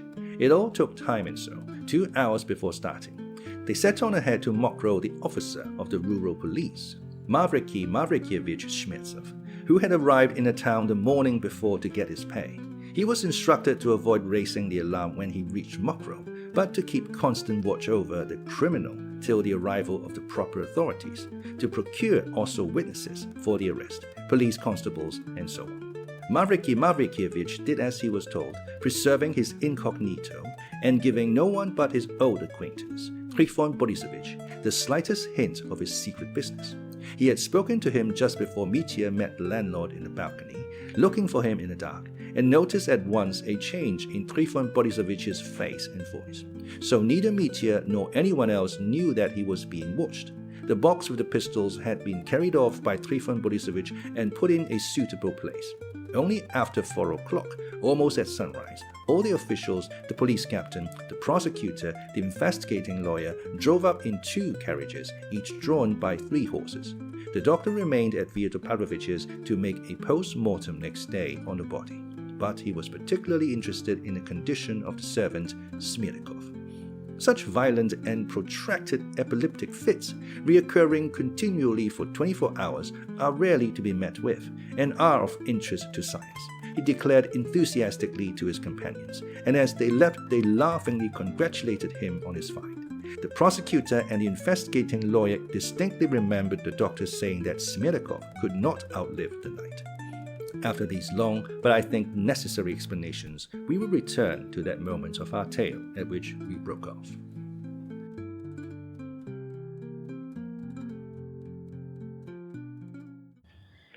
Chapter 3. The Sufferings of a Soul, the First Ordeal. And so Mitya sat looking wildly at the people round him, not understanding what was said to him. Suddenly he got up, flung up his hands, and shouted aloud, "I'm not guilty. I'm not guilty of that blood. I'm not guilty of my father's blood. I meant to kill him, but I'm not guilty. Not I." But he had hardly said this before Grushenka rushed from behind the curtain and flung herself at the police captain's feet. "It was my fault. My wickedness," she cried, in a heart-rending voice, bathed in tears, stretching out her clasped hands towards them.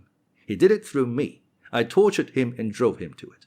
I tortured the poor old man that's there too, in my wickedness, and brought him to this. It's my fault. Mine first, mine most. My fault." "Yes, it's your fault. You're the chief criminal. You fury, you harlot. You're the most to blame," shouted the police captain, threatening her with his hand. But he was quickly and resolutely suppressed. The prosecutor positively seized hold of him. "This is absolutely irregular, Mikhail Makarovich," he cried. "You are positively hindering the inquiry. You're ruining the case," he almost gasped. "Follow the regular course. Follow the regular course," cried Nikolai Petronovich, fearfully excited too. "Otherwise, it's absolutely impossible." "Judge us together," Grushenka cried frantically, still kneeling. "Punish us together. I will go with him now, if it's to death." "Gusha, my life, my blood, my holy one." Mitya fell on his knees beside her and held her tight in his arms. "Don't believe her," he cried. "She's not guilty of anything, of any blood, of anything." He remembered afterwards that he was forcibly dragged away from her by several men, and that she was let out, and that when he recovered himself he was sitting at a table. Beside him and behind him stood the man with metal plates. Facing him on the other side of the table sat Nikolai Petronovich, the investigating lawyer. He kept persuading him to drink a little water out of a glass that stood on a table. "That will refresh you. That will calm you. Be calm. Don't be frightened," he added, extremely politely. Mitya became suddenly intensely interested in his big rings, one with an amethyst and another with a transparent bright yellow stone, of great brilliance. And long afterwards he remembered with wonder how those rings had riveted his attention through all those terrible hours of interrogation, so that he was utterly unable to tear himself away from them and dismiss them as things that had nothing to do with his position. On Mitya's left side, in the place where Maximov had been sitting at the beginning of the evening, the prosecutor was now seated, and on Mitya's right hand, where Grushenka had been, was a rosy-cheeked young man in a sort of shabby hunting jacket, with ink and paper before him. This was the secretary of the investigating lawyer, who had brought him with him. The police captain was now standing by the window at the other end of the room, beside Kalganov, who was sitting there. "Drink some water," said the investigating lawyer softly, for the 10th time. "I have drunk it, gentlemen, I have. But, come, gentlemen, crush me, punish me, decide my fate," cried Mitya, staring with terribly fixed, wide, open eyes at the investigating lawyer. "So you positively declare that you are not guilty of the death of your father, Fyodor Pavlovich?" asked the investigating lawyer, softly but insistently. "I am not guilty. I am guilty of the blood of another old man, but not of my father's, and I weep for it. I killed the old man and knocked him down, but it's hard to have to answer for that murder with another, a terrible murder of which I am not guilty. It's a terrible accusation, gentlemen, a knockdown blow. But who has killed my father? Who has killed him? Who can have killed him if I didn't? It's marvelous, extraordinary, impossible." "Yes, who can have killed him?" the investigating lawyer was beginning, but Ippolit Kirillovich, the prosecutor, glancing at him, addressed Mitya. "You need not worry yourself about the old servant, Grigory Vassilievich. He is alive. He has recovered, and in spite of the terrible blows inflicted, according to his own and your evidence, by you, there seems no doubt that he will live, so the doctor says, at least." "Alive! He's alive!" cried Mitya, flinging up his hands. His face beamed. "Lord, I thank thee for the miracle thou hast wrought for me, a sinner and evildoer. That's an answer to my prayer. I've been praying all night." And he crossed himself 3 times. He was almost breathless. "So, from this Grigory, we have received such important evidence concerning you that—" the prosecutor would have continued, but Mitya suddenly jumped up from his chair. "1 minute, gentlemen. For God's sake, 1 minute. I will run to her." "Excuse me. At this moment it's quite impossible," Nikolai Parfenovitch almost shrieked. He, too, leapt to his feet. Mitya was seized by the man with the metal plates, but he sat down of his own accord. "Gentlemen, what a pity. I wanted to see her for 1 minute only. I wanted to tell her that it has been washed away, it has gone, that blood that was weighing on my heart all night, and that I am not a murderer now. Gentlemen, she is my betrothed," he said ecstatically and reverently, looking round at them all. "Oh, thank you, gentlemen. Oh, in 1 minute you have given me new life, new heart. That old man used to carry me in his arms, gentlemen. He used to wash me in the tub when I was a baby 3 years old, abandoned by everyone. He was like a father to me." "And so you," the investigating lawyer began. "Allow me, gentlemen, allow me 1 minute more," interposed Mitya, putting his elbows on the table and covering his face with his hands. "Let me have a moment to think. Let me breathe, gentlemen. All this is horribly upsetting, horribly. A man is not a drum, gentlemen." "Drink a little more water," murmured Nikolai Parfenovitch. Mitya took his hands from his face and laughed. His eyes were confident. He seemed completely transformed in a moment. His whole bearing was changed. He was once more the equal of these men, with all of whom he was acquainted, as though they had all met the day before, when nothing had happened, at some social gathering. We may note in passing that on his first arrival, Mitya had been made very welcome at the police captain's, but later, during the last month especially, Mitya had hardly called at all, and when the police captain met him, in the street for instance, Mitya noticed that he frowned and only bowed out of politeness. His acquaintance with the prosecutor was less intimate, though he sometimes paid his wife, a nervous and fanciful lady, visits of politeness, without quite knowing why, and she always received him graciously and had, for some reason, taken an interest in him up to the last. He had not had time to get to know the investigating lawyer, though he had met him and talked to him twice, each time about the fair sex. "You're a most skillful lawyer, I see, Nikolai Parfenovitch," cried Mitya, laughing gaily.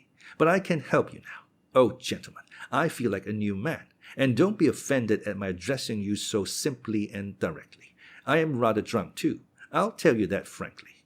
I believe I've had the honor and pleasure of meeting you, Nikolai Parfenovitch, at my kinsman Musov. Gentlemen, I don't pretend to be on equal terms with you. I understand, of course, in what character I'm sitting before you. Oh, of course, there's a horrible suspicion hanging over me, if Grigory has given evidence. A horrible suspicion. It's awful, awful. I understand it. But to business, gentlemen. I am ready, and we will make an end of it in 1 moment. For listen, gentlemen. Since I know I am innocent, we can put an end to it in a minute. Can't we? Mitya spoke much and quickly, nervously and effusively, as though he positively took his listeners to be his best friends. "So, for the present, we will write that you absolutely deny the charge brought against you," said Nikolai Parfenovitch, impressively, and bending down to the secretary, he dictated to him in an undertone what to write. Write it down. You want to write that down. Well, write it. I consent. I give my full consent, gentlemen. Only, do you see? Stay. Write this. Of disorderly conduct I am guilty. Of violence on the poor old man I am guilty. And there is something else at the bottom of my heart, of which I am guilty too. But that you need not write down. That's my personal life, gentlemen. That doesn't concern you. The bottom of my heart, that's to say. But of the murder of my old father I am not guilty. That's a wild idea. It's quite a wild idea. I'll prove you that, and you'll be convinced directly. You will laugh, gentlemen. You'll laugh yourselves at your suspicion. Be calm, Dmitri Fyodorovich, said the investigating lawyer, evidently trying to allay Mitya's excitement by his own composure. Before we go on with our inquiry, I should like, if you will consent to answer, to hear you confirm the statement that you disliked your father, Fyodor Pavlovich, that you were involved in continual disputes with him. Here, at least, a quarter of an hour ago, you exclaimed that you wanted to kill him. I didn't kill him, you said, but I wanted to kill him. Did I exclaim that? That may be so, gentlemen. Yes, unhappily, I did want to kill him. Many times I wanted to. Unhappily. You wanted to? Would you consent to explain what motives precisely led you to such a sentiment of hatred for your parent? What is there to explain, gentlemen? Mitya shrugged his shoulders sullenly, looking down. I have never concealed my feelings. All the town knows about it. Everyone knows in the tavern. Only lately I declared them in Father Zosima's cell, and the very same day, in the evening, I beat my father. I nearly killed him, and I swore I'd come again and kill him, before witnesses. Oh, 1,000 witnesses. I've been shouting it aloud for the last month. Anyone can tell you that. The fact stares you in the face. It speaks for itself. It cries aloud, but feelings, gentlemen, feelings are another matter. You see, gentlemen, Mitya frowned. It seems to me that about feelings you've no right to question me. I know that you're bound by your office. I quite understand that. But that's my affair, my private, intimate affair. Yet, since I haven't concealed my feelings in the past, in a tavern, for instance, I've talked to everyone, so I won't make a secret of it now. You see, I understand, gentlemen, that there are terrible facts against me in this business. I told everyone that I'd kill him, and now all of a sudden he's been killed. So it must have been me. I can make allowances for you, gentlemen. I can quite make allowances. I'm struck all of a heap myself, for who can have murdered him, if not I? That's what it comes to, isn't it? If not I, who can it be? Who? Gentlemen, I want to know. I insist on knowing. He exclaimed suddenly. Where was he murdered? How was he murdered? How and with what? Tell me, he asked quickly, looking at the two lawyers. We found him in his study, lying on his back on the floor with his head battered in, said the prosecutor. That's horrible! Mitya shuddered and, putting his elbows on the table, hid his face in his right hand. We will continue, interposed Nikolai Parfenovitch. So what was it that impelled you to this sentiment of hatred? You have asserted in public, I believe, that it was based upon jealousy. Well, yes, jealousy, and not only jealousy. Disputes about money? Yes, about money too. There was a dispute about 3,000 rubles, I think, which you claimed as part of your inheritance? 3,000. More, cried Mitya hotly. More than 6,000, more than 10, perhaps. I told everyone so, shouted it at them, but I made up my mind to let it go at 3,000.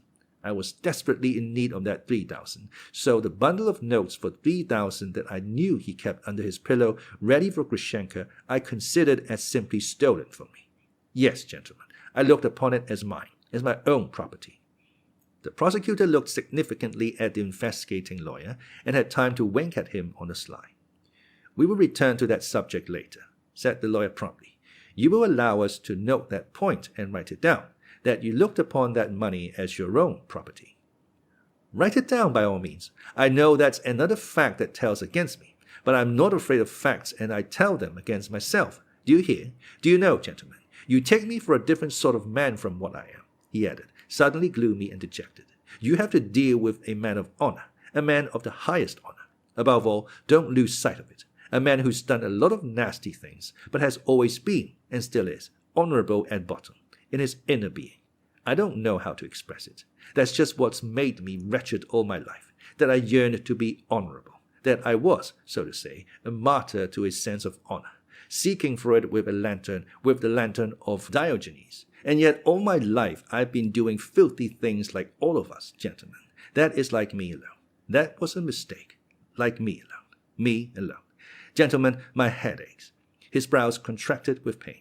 You see, gentlemen, I couldn't bear the look of him. There was something in him ignoble, impudent, trampling on everything sacred, something sneering and irreverent, loathsome. But now that he's dead, I feel differently. How do you mean? I don't feel differently, but I wish I hadn't hated him so. You feel penitent? No, not penitent. Don't write that. I'm not much good myself. I'm not very beautiful, so I had no right to consider him repulsive. That's what I mean. Write that down if you like. Saying this, Mitya became very mournful. He had grown more and more gloomy as the inquiry continued. At that moment, another unexpected scene followed. Though Grushenka had been removed, she had not been taken far away, only into the room next but one from the blue room, in which the examination was proceeding. It was a little room with one window, next beyond the large room in which they had danced and feasted so lavishly. She was sitting there with no one by her but Maximov, who was terribly depressed, terribly scared, and clung to her side as though for security. At their door stood one of the peasants with a metal plate on his breast.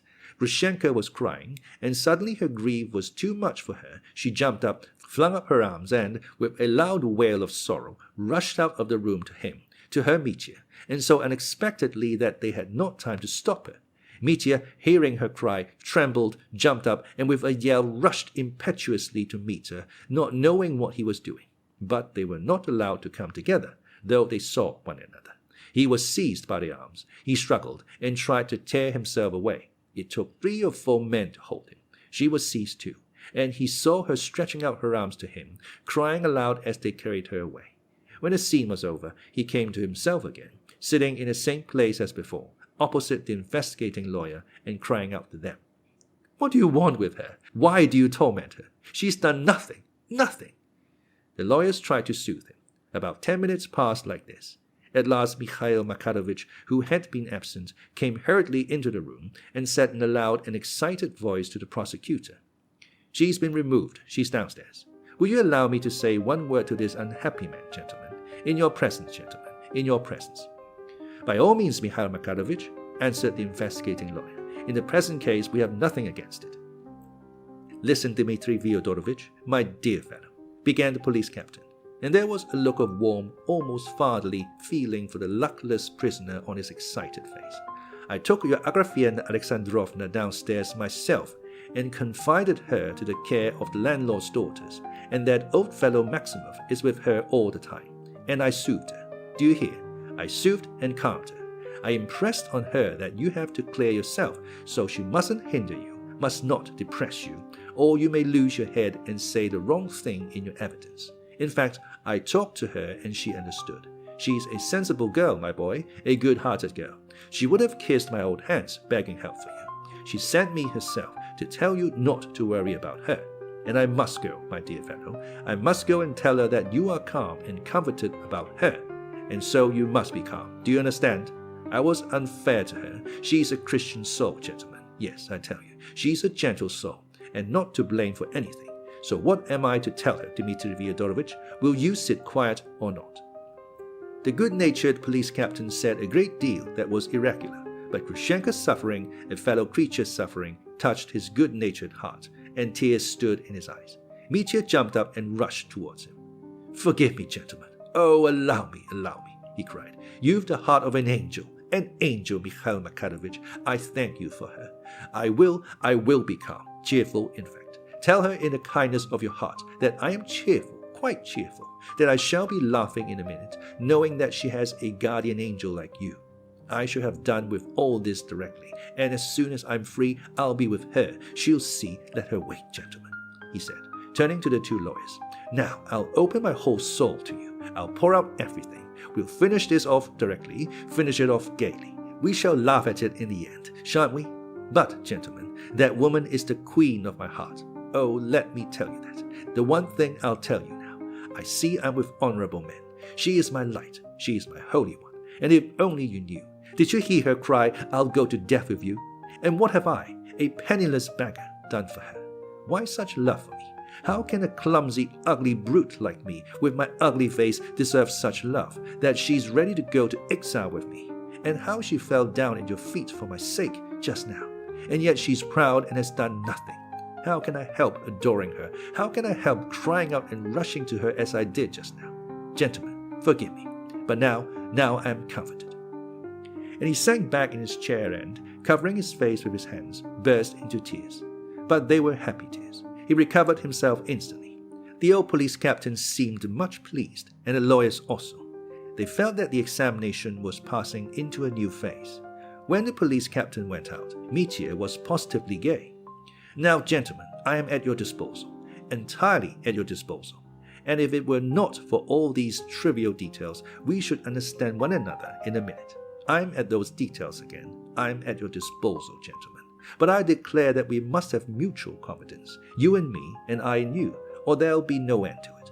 I speak in your interest. To business, gentlemen, to business. And don't rummage in my soul. Don't tease me with trifles, but only ask me about facts and what matters, and I will satisfy you at once, and damn the details. So spoke Mitya. The interrogation began again.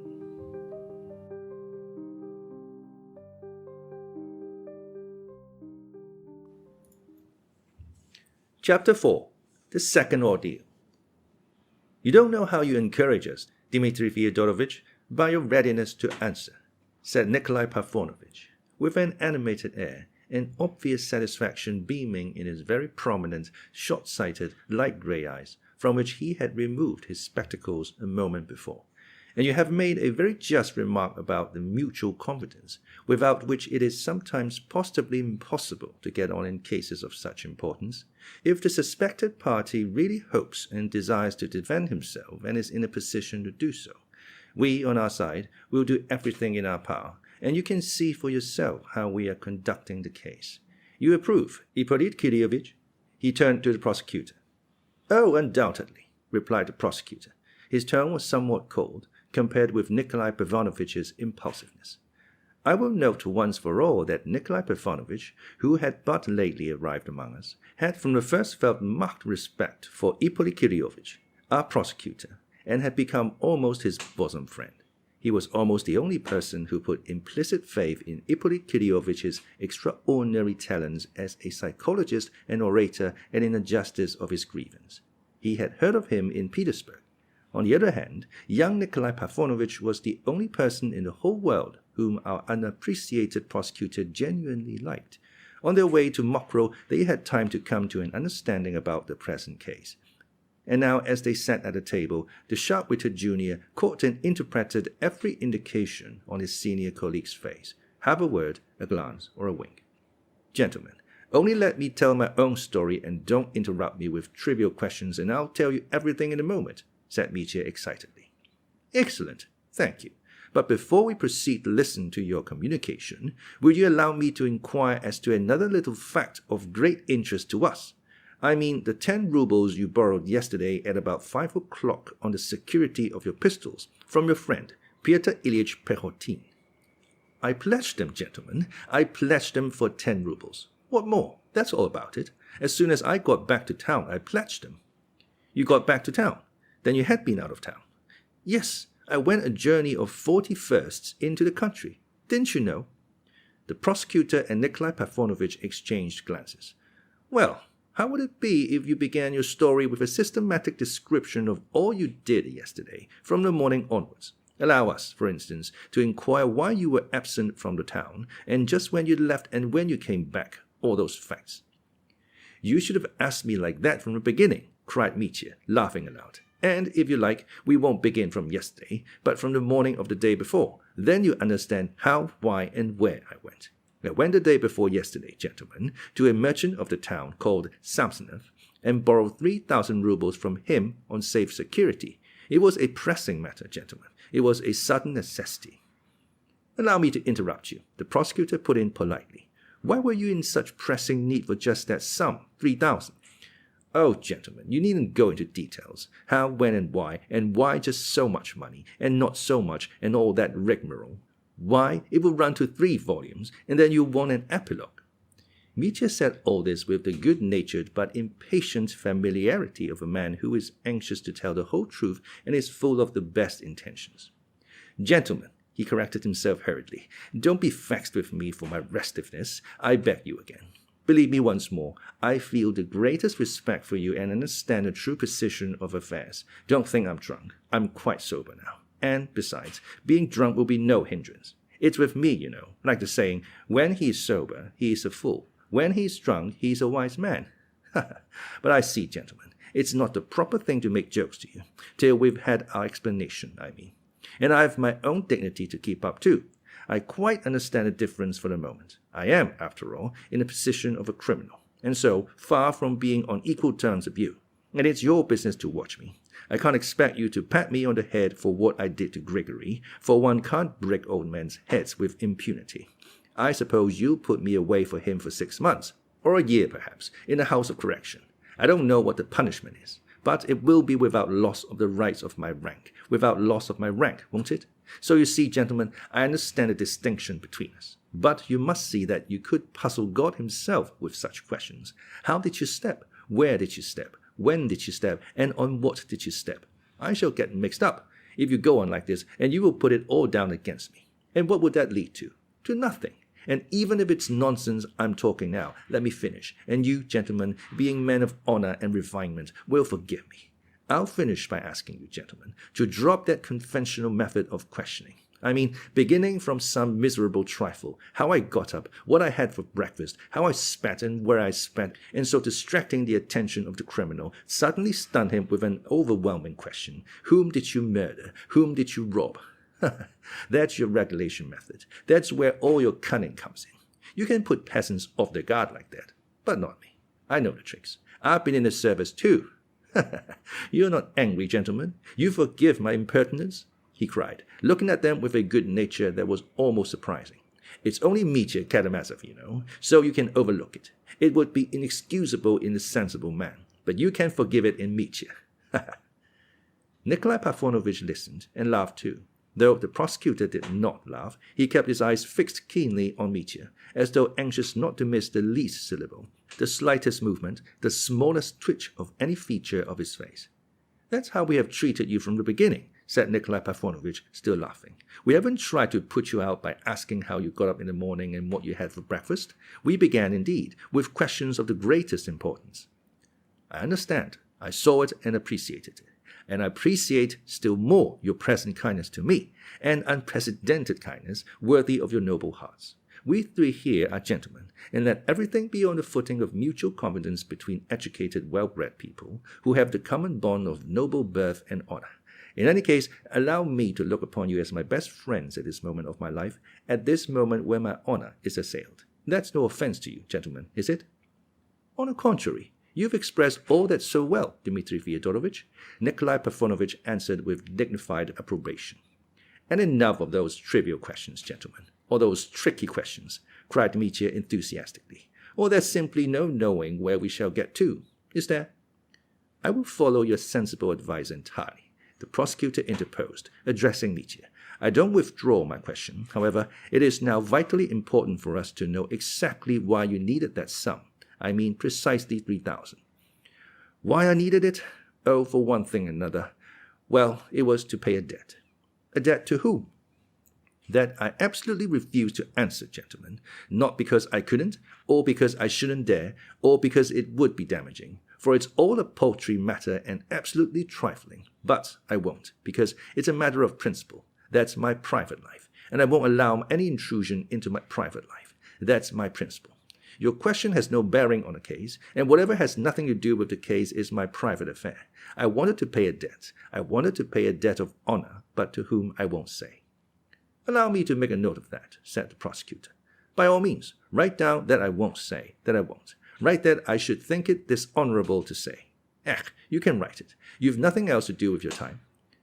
"Allow me to caution you, sir, and to remind you once more, if you are unaware of it," the prosecutor began, with a peculiar and stern impressiveness, "that you have a perfect right not to answer the questions put to you now, and we on our side have no right to extort an answer from you, if you decline to give it for one reason or another. That is entirely a matter for your personal decision. But it is our duty, on the other hand, in such cases as the present, to explain and set before you the degree of injury you will be doing yourself by refusing to give this or that piece of evidence, after which I will beg you to continue. Gentlemen, I'm not angry. Mitya muttered in a rather disconcerted tone. Well, gentlemen, you see, that Samsonov to whom I went then. We will, of course, not reproduce his account of what is known to the reader already. Mitya was impatiently anxious not to omit the slightest detail. At the same time, he was in a hurry to get it over. But as he gave his evidence, it was written down, and therefore they had continually to pull him up. Mitya disliked this, but submitted. Got angry, though still good-humoredly. He did, it is true, exclaim from time to time, "Gentlemen, that's enough to make an angel out of patience," or "Gentlemen, it's no good your irritating me." But even though he exclaimed, he still preserved for a time his genially expansive mood. So he told them how Samsonov had made a fool of him 2 days before. The sale of his watch for 6 rubles to obtain money for the journey was something new to the lawyers.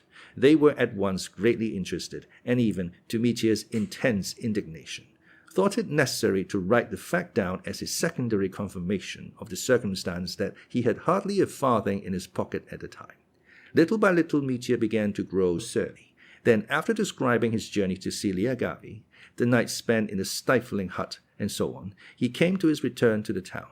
Here he began, without being particularly urged, to give a minute account of the agonies of jealousy he endured on Grushenka's account. He was heard with silent attention.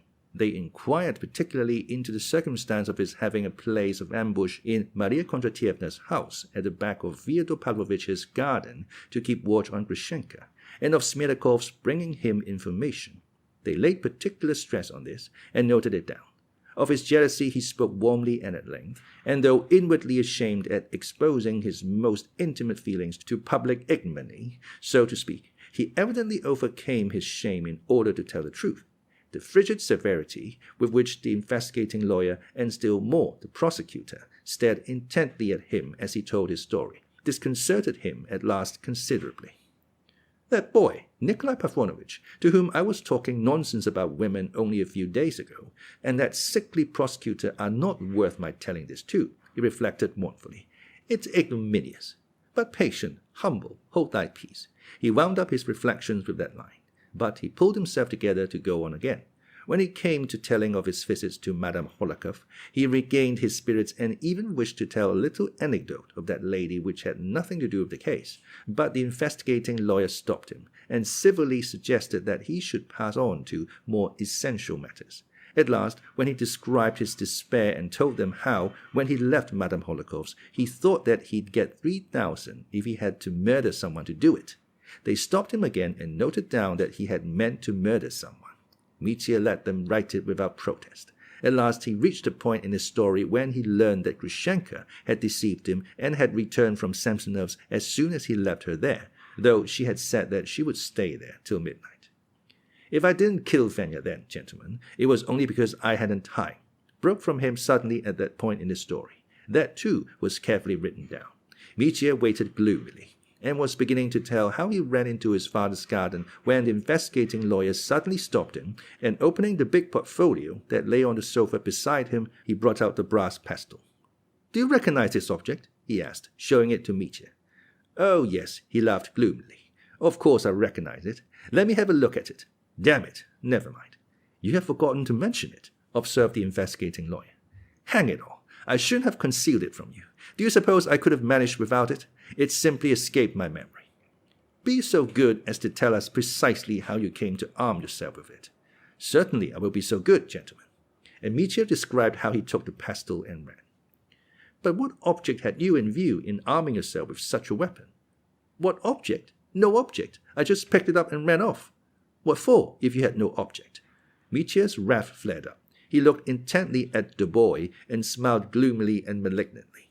He was feeling more and more ashamed at having told such people the story of his jealousy so sincerely and spontaneously. "Bother the pestle," broke from him suddenly. "But still."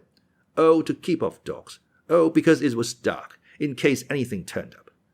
"But have you ever on previous occasions taken a weapon with you when you went out, since you are afraid of the dark?" "Ugh, Damn it all, gentlemen, there's possibly no talking to you, cried Mitya, exasperated beyond endurance, and turning to the secretary, crimson with anger, he said quickly, with a note of fury in his voice, "Write down at once, that I snatched up the pestle to go and kill my father, Fyodor Pavlovich, by hitting him on the head with it. Well, now are you satisfied, gentlemen? Are your minds relieved?" he said, glaring defiantly at the lawyers. "We quite understand that you made the statement just now through exasperation with us and the questions we put to you, which you consider trivial, though they are, in fact, essential," the prosecutor remarked dryly in reply. "Well, upon my word, gentlemen, yes, I took the pestle. What does one pick things up for at such moments? I don't know what for. I snatched it up and ran, that's all. For to me, gentlemen, passons, or I declare I won't tell you any more." He sat with his elbows on the table and his head in his hand. He sat sideways to them and gazed at the wall, struggling against a feeling of nausea. He had, in fact, an awful inclination to get up and declare that he wouldn't say another word, not if you hang me for it. "You see, gentlemen," he said at last, with difficulty controlling himself, "you see, I listen to you and am haunted by a dream. It's a dream I have sometimes, you know.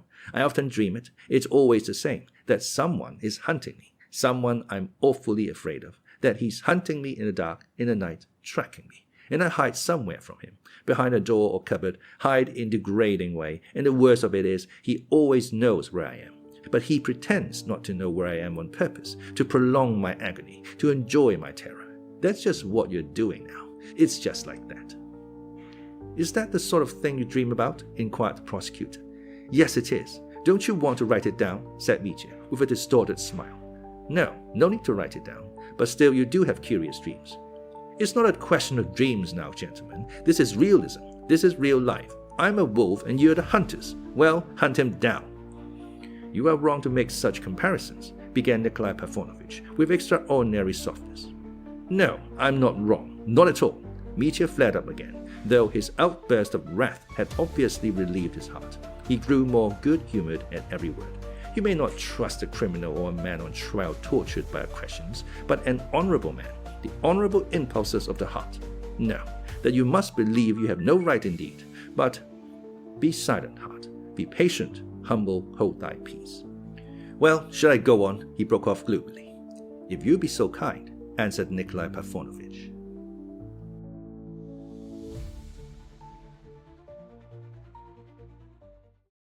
Chapter 5. A laceration in the drawing room. But in the drawing room, the conversation was already over. Katerina Ivanovna was greatly excited, though she looked resolute. At the moment Alyosha and Madame Hohlakov entered, Ivan Fyodorovitch stood up to take leave. His face was rather pale, and Alyosha looked at him anxiously. For this moment was to solve a doubt, a harassing enigma which had for some time haunted Alyosha. During the preceding month it had been several times suggested to him that his brother Ivan was in love with Katerina Ivanovna, and, what was more, that he meant to carry her off from Dmitri. Until quite lately the idea seemed to Alyosha monstrous, though it worried him extremely. He loved both his brothers, and dreaded such rivalry between them. Meantime, Dmitri had said outright on the previous day that he was glad that Ivan was his rival, and that it was a great assistance to him, Dmitri. In what way did it assist him? To marry Grushenka? But that Alyosha considered the worst thing possible. Besides all this, Alyosha had till the evening before implicitly believed that Katerina Ivanovna had a steadfast and passionate love for Dmitri. But he had only believed it till the evening before. He had fancied, too, that she was incapable of loving a man like Ivan, and that she did love Dmitri, and loved him just as he was, in spite of all the strangeness of such a passion. But during yesterday's scene with Grushenka another idea had struck him. The word lacerating, which Madame Hohlakov had just uttered, almost made him start, because half waking up towards daybreak that night he had cried out, "Laceration, laceration," probably applying it to his dream. He had been dreaming all night of the previous day's scene at Katerina Ivanovna's. Now Alyosha was impressed by Madame Hohlakov's blunt and persistent assertion that Katerina Ivanovna was in love with Ivan, and only deceived herself through some sort of pose, from self-laceration, and tortured herself by her pretended love for Dmitri from some fancied duty of gratitude. Yes, he thought, perhaps the whole truth lies in those words. But in that case, what was Ivan's position? Alyosha felt instinctively that a character like Katerina Ivanovna's must dominate, and she could only dominate someone like Dmitri, and never a man like Ivan. For Dmitri might at last submit to her domination to his own happiness, but Ivan, no. Ivan could not submit to her, and such submission would not give him happiness. Alyosha could not help believing that of Ivan.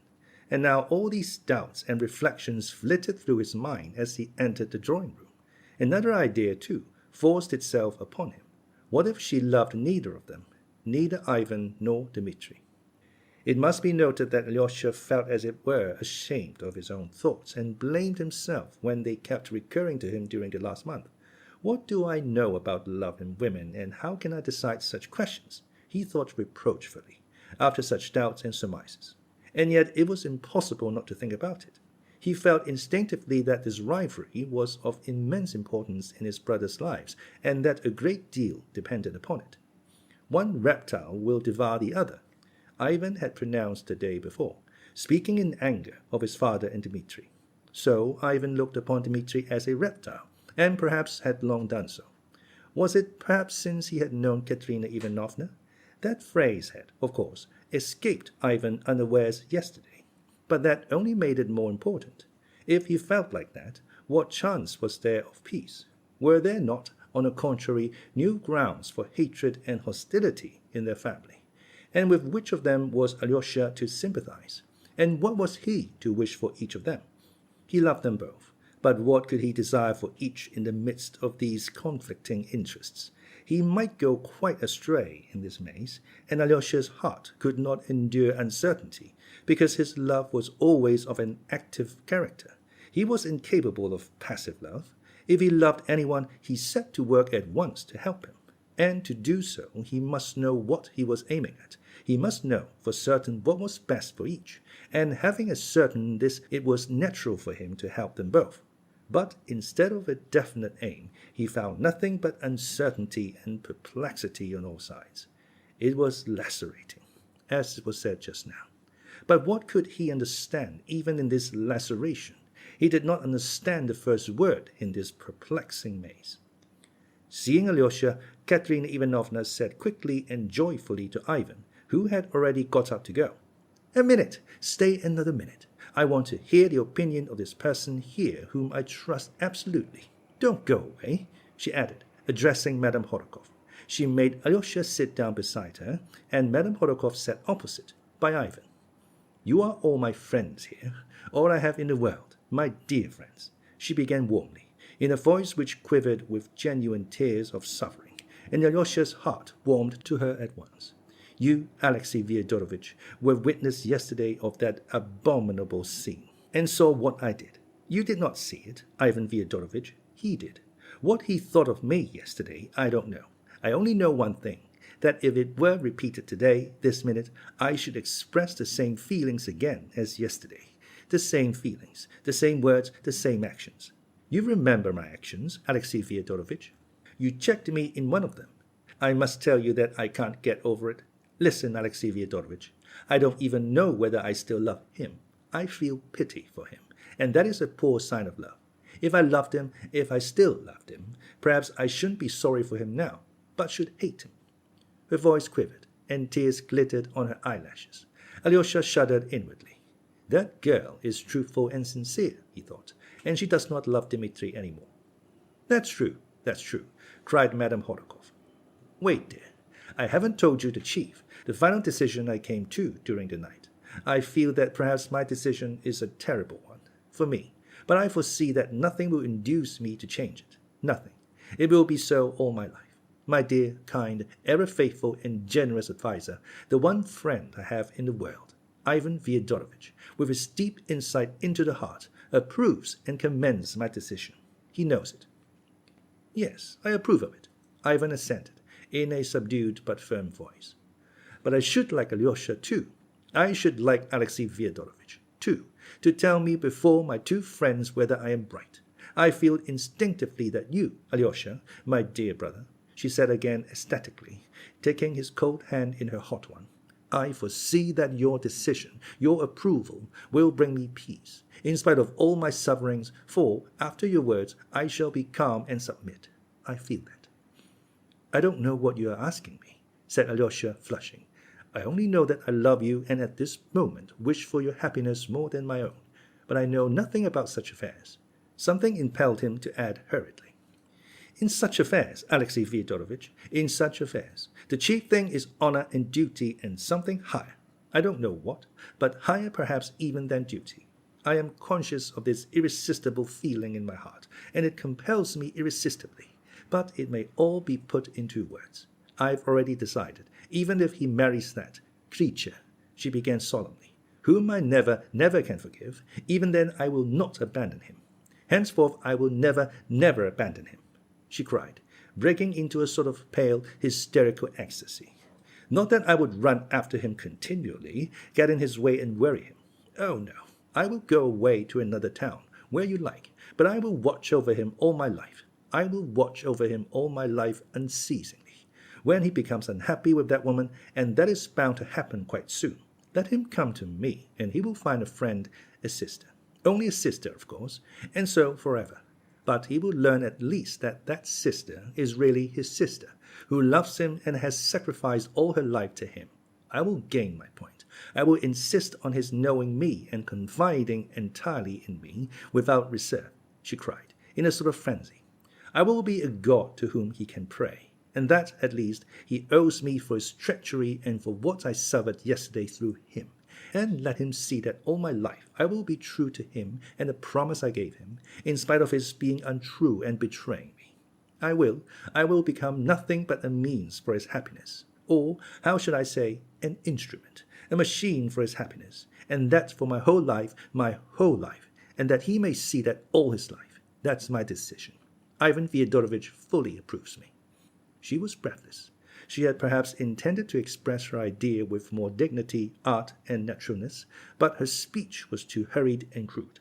It was full of youthful impulsiveness. It betrayed that she was still smarting from yesterday's insult, and that her pride craved satisfaction.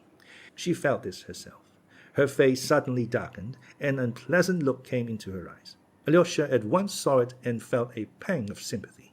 His brother Ivan made it worse by adding, I've only expressed my own view, he said. From anyone else, this would have been affected and overstrained. But from you, no. Any other woman would have been wrong. But you're right. I don't know how to explain it. But I see that you are absolutely genuine, and therefore you are right. But that's only for the moment. And what does this moment stand for? Nothing but yesterday's insult. Madame Horodkov obviously had not intended to interfere, but she could not refrain from this very just comment. Quite so, cried Ivan, with peculiar eagerness, obviously annoyed at being interrupted. In anyone else, this moment would be only due to yesterday's impression and would be only a moment. But with Katerina Ivanovna's character, that moment will last all her life. What for anyone else would be only a promise is for her an everlasting, burdensome, grim perhaps, but unflagging duty. And she will be sustained by the feeling of this duty being fulfilled. Your life, Katerina Ivanovna, will henceforth be spent in painful brooding over your own feelings, your own heroism, and your own suffering. But in the end that suffering will be softened and will pass into sweet contemplation of the fulfillment of a bold and proud design. Yes, proud it certainly is, and desperate in any case, but a triumph for you. And the consciousness of it will at last be a source of complete satisfaction and will make you resigned to everything else. This was unmistakably said with some malice and obviously with intention, even perhaps with no desire to conceal that he spoke ironically and with intention. Oh dear, how mistaken it all is, Madame Horodkov cried again. Alexey Fyodorovitch, you speak. I want dreadfully to know what you will say, cried Katerina Ivanovna, and burst into tears. Alyosha got up from the sofa. It's nothing, she went on through her tears. I'm upset. I didn't sleep last night. But by the side of two such friends as you and your brother, I still feel strong, for I know you too will never desert me. Unluckily, I am obliged to return to Moscow, perhaps tomorrow. and to leave you for a long time, and unluckily it's unavoidable," Ivan said suddenly. "Tomorrow to Moscow?" Her face was suddenly contorted. But, dear me, how fortunate!" she cried in a voice suddenly changed. In one instant there was no trace left of her tears. She underwent an instantaneous transformation which amazed Alyosha. Instead of a poor, insulted girl weeping in a sort of laceration, he saw a woman completely self-possessed and even exceedingly pleased, as though something agreeable had just happened. "Oh, not fortunate that I am losing you, of course not," she corrected herself suddenly, with a charming society smile. "Such a friend as you are could not suppose that. I am only too unhappy at losing you." She rushed impulsively at Ivan, and seizing both his hands, pressed them warmly. "But what is fortunate is that you will be able in Moscow to see Auntie and Agafya and to tell them all the horror of my present position. You can speak with complete openness to Agafya, but spare dear Auntie. You will know how to do that. You can't think how wretched I was yesterday and this morning, wondering how I could write them that dreadful letter, for one can never tell such things in a letter. Now it will be easy for me to write, for you will see them and explain everything. Oh, how glad I am! But I am only glad of that, believe me. Of course, no one can take your place. I will run at once to write the letter," she finished suddenly, and took a step as though to go out of the room. "And what about Alyosha and his opinion, which you were so desperately anxious to hear?" cried Madame Hohlakov. There was a sarcastic, angry note in her voice. "I had not forgotten that," cried Katerina Ivanovna, coming to a sudden standstill. "And why are you so antagonistic at such a moment?" she added, with warm and bitter reproachfulness. "What I said, I repeat. I must have his opinion. More than that, I must have his decision. As he says, so it shall be. You see how anxious I am for your words, Alexey Fyodorovitch, but what's the matter?" "I couldn't have believed it. I can't understand it," Alyosha cried suddenly in distress. "What? What?" "He is going to Moscow, and you cry out that you are glad. You said that on purpose. And you begin explaining that you are not glad of that, but sorry to be losing a friend. But that was acting too. You were playing a part, as in a theatre." "In a theatre? What do you mean?" exclaimed Katerina Ivanovna, profoundly astonished, flushing crimson and frowning. "Though you assure him you are sorry to lose a friend in him, you persist in telling him to his face that it's fortunate he is going," said Alyosha breathlessly. He was standing at the table and did not sit down. "What are you talking about? I don't understand." "I don't understand myself.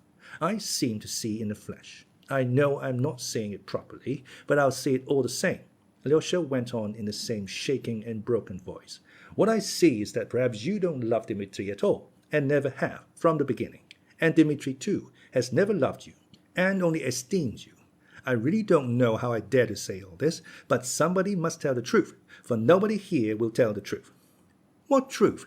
cried Katerina Ivanovna, and there was an hysterical ring in her voice. "I will tell you," Alyosha went on with desperate haste, as though he were jumping from the top of a house. "Call Dmitri. I will fetch him, and let him come here and take your hand and take Ivan's and join your hands. For you're torturing Ivan simply because you love him, and torturing him because you love Dmitri through self-laceration, with an unreal love, because you've persuaded yourself." Alyosha broke off and was silent. You are a little religious idiot. That's what you are," Katerina Ivanovna snapped. Her face was white and her lips were moving with anger. Ivan suddenly laughed and got up. His hat was in his hand. "You are mistaken, my good Alyosha," he said, with an expression Alyosha had never seen in his face before, an expression of youthful sincerity and strong, irresistibly frank feeling. "Katerina Ivanovna has never cared for me. She has known all the time that I cared for her, though I never said a word of my love to her. She knew, but she didn't care for me. I've never been her friend either, not for one moment. She is too proud to need my friendship. She kept me at her side as a means of revenge. She revenged with me and on me all the insults which she has been continually receiving from Dmitri ever since their first meeting. For even that first meeting has rankled in her heart as an insult. That's what her heart is like. She has talked to me of nothing but her love for him. I'm going now. But believe me, Katerina Ivanovna, you really love him. And the more he insults you, the more you love him. That's your laceration.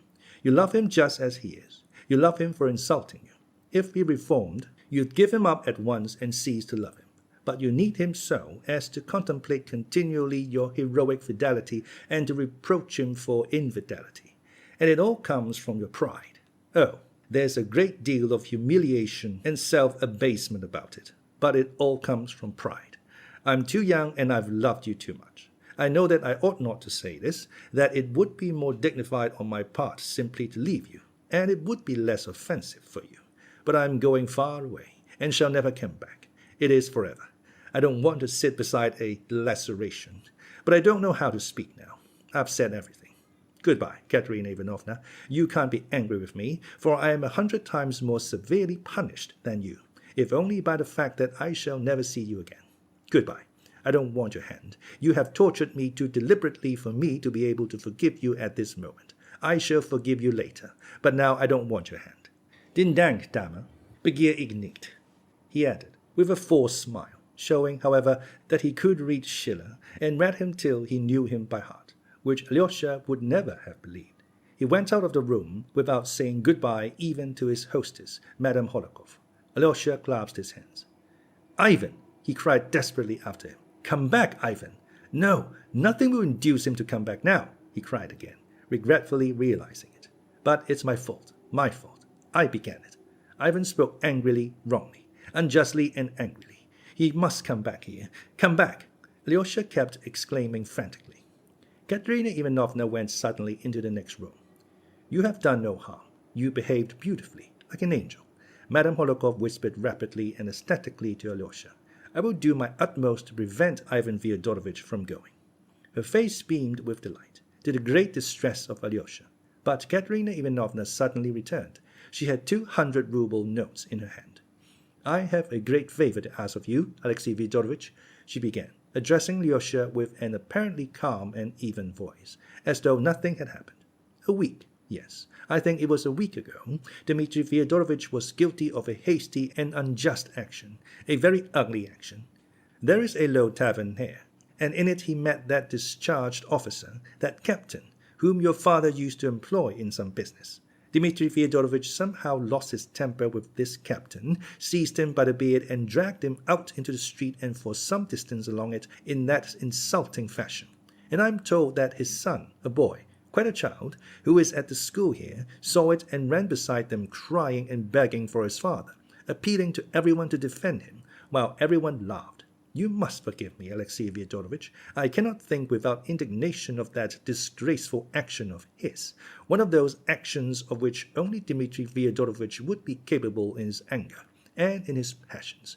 I can't describe it even, I can't find my words. I've made inquiries about his victim, and find he is quite a poor man. His name is Snigiryov. He did something wrong in the army and was discharged. I can't tell you what, and now he has sunk into terrible destitution, with his family, an unhappy family of sick children, and, I believe, an insane wife. He has been living here a long time. He used to work as a copying clerk, but now he is getting nothing. I thought of you. That is, I thought. I don't know. I am so confused. You see, I wanted to ask you, my dear Alexey Fyodorovich, to go to him, to find some excuse to go to them. I mean, to that captain. Oh, goodness, how badly I explained it, and delicately, carefully, as only you know how to, manage to give him this assistance, these 200 rubles. He will be sure to take it. I mean, persuade him to take it. Or rather, what do I mean? You see, it's not by way of compensation to prevent him from taking proceedings, but simply a token of sympathy, of a desire to assist him from me, Dmitri Fyodorovich's betrothed, not from himself. But you know, I would go myself. But you know how to do it ever so much better. He lives in Lake Street, in the house of a woman called Kalmikov. For God's sake, Alexey Fyodorovich, do it for me. And now I'm rather tired. Goodbye. She turned and disappeared behind a portiere so quickly that Alyosha had not time to utter a word, though he wanted to speak. He longed to beg her pardon, to blame himself, to say something, for his heart was full and he could not bear to go out of the room without it. But Madame Hohlakov took him by the hand and drew him along with her. In the hall she stopped him again as before. She is proud. She is struggling with herself, but kind, charming, generous, she exclaimed in a half-whisper. Oh, how I love her, especially sometimes, and how glad I am again of everything. Dear Alexey Fyodorovich, you didn't know, but I must tell you that we all, both her aunts, I and all of us, Liz even, have been hoping and praying for nothing for the last month but that she may give up your favorite Dmitri, who takes no notice of her and does not care for her, and may marry Ivan Fyodorovich, such an excellent and cultivated young man, who loves her more than anything in the world. We are in a regular plot to bring it about, and I'm even staying on here, perhaps on that account. But she has been crying. She has been wounded again, cried Alyosha. Never trust a woman's tears, Alexey Fyodorovich. I am never for the women in such cases. I am always on the side of the men. Mamma, you are spoiling him, Liz's little voice cried from behind the door. No, it was all my fault. I am horribly to blame, Alyosha repeated unconsoled, hiding his face in his hands in an agony of remorse for his indiscretion. Quite the contrary. You behaved like an angel, like an angel. I'm ready to say so 1,000 times over. Mamma, how has he behaved like an angel? Liz's voice was heard again. I somehow fancied all at once, Alyosha went on as though he had not heard Liz, that she loved Ivan, and so I said that stupid thing. What will happen now? To whom? To whom? Cried Liz. Mamma, you really want to be the death of me? I ask you and you don't answer. At the moment, the maid ran in. Katerina Ivanovna is ill. She is crying, struggling, hysterics. What is the matter? Cried Liz, in a tone of real anxiety. Mamma, I shall be having hysterics, and not she. Liz, for mercy's sake, don't scream, don't persecute me. At your age, one can't know everything that grown-up people know. I'll come and tell you everything you ought to know. Oh, mercy on us. I'm coming. Hysterics is a good sign, Alexey Fyodorovich. It's an excellent thing that she is hysterical. That's just as it ought to be. In such cases, I am always against the woman, against all these feminine tears and hysterics. Run and say, Yulia, that I'll fly to her. As for Ivan Fyodorovich's going away like that, it's her own fault, but he won't go away. Liz, for mercy's sake, don't scream. Oh yes, you are not screaming. It's I am screaming. Forgive your mamma, but I am delighted.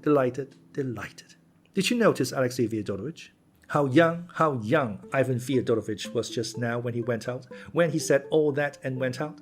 I thought he was so learned, such a savant, and all of a sudden he behaved so warmly, openly, and youthfully, with such youthful inexperience, and it was all so fine, like you. And the way he repeated that German verse, it was just like you. But I must fly. Alexey Fyodorovich, make haste to carry out her commission, and then make haste back. Liz, do you want anything now? For mercy's sake, don't keep Alexey Fyodorovich a minute. He will come back to you at once. Madame Horodkov at last ran off. Before leaving, Alyosha would have opened the door to see Liz. On no account, cried Liz. On no account now. Speak through the door. How have you come to be an angel? That's the only thing I want to know. For an awful piece of stupidity. Liz, goodbye. Don't dare to go away like that, Liz was beginning. Liz, I have a real sorrow. I'll be back directly, but I have a great, great sorrow. And he ran out of the room.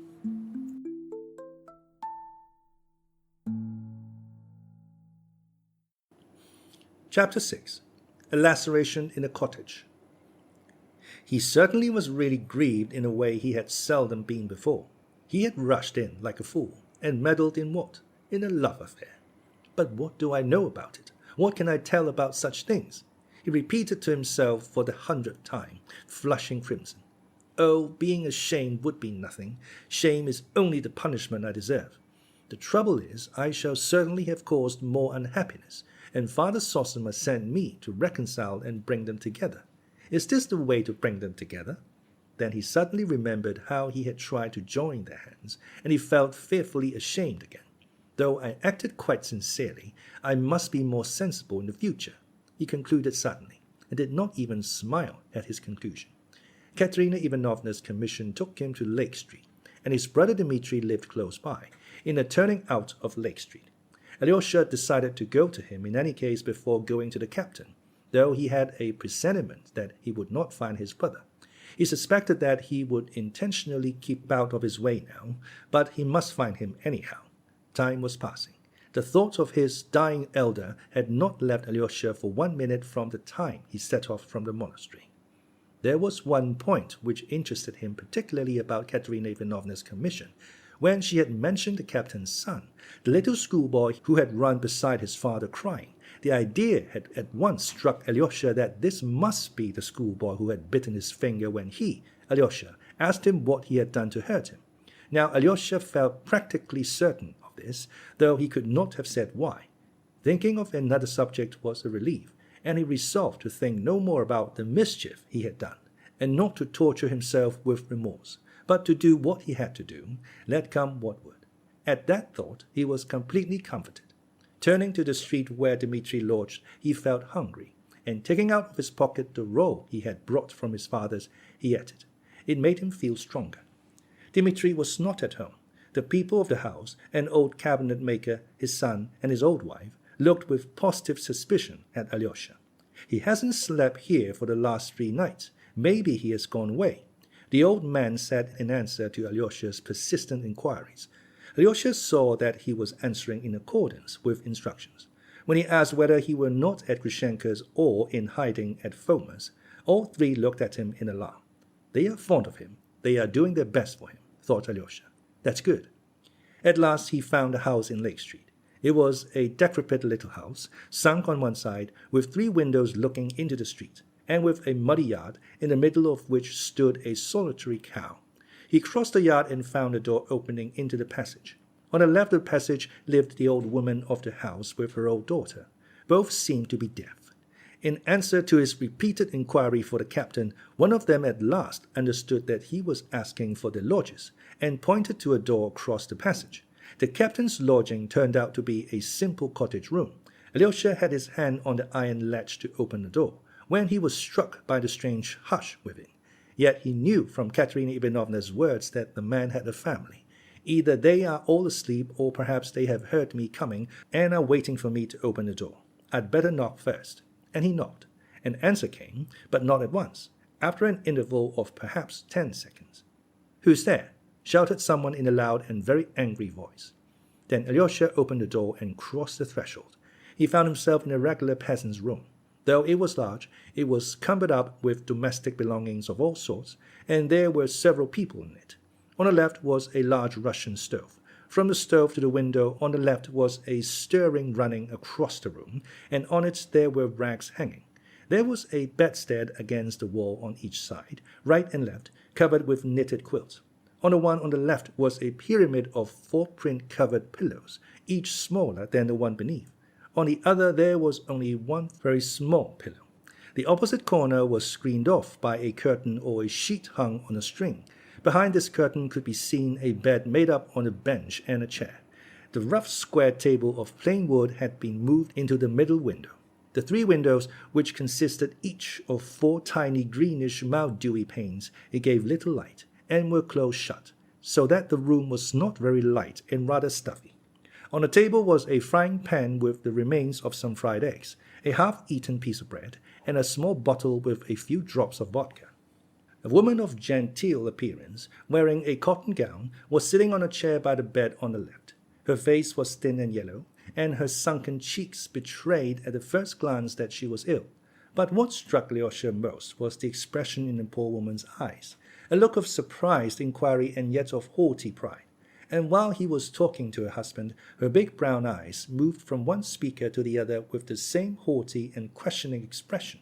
Beside her at the window stood a young girl, rather plain, with scanty reddish hair, poorly but very neatly dressed. She looked disdainfully at Alyosha as he came in. Beside the other bed was sitting another female figure. She was a very sad sight, a young girl of about 20, but hunchbacked and crippled with withered legs, as Alyosha was told afterwards. Her crutches stood in a corner close by. The strikingly beautiful and gentle eyes of this poor girl looked with mild serenity at Alyosha. A man of 45 was sitting at the table, finishing the fried eggs. He was spare, small, and weakly built.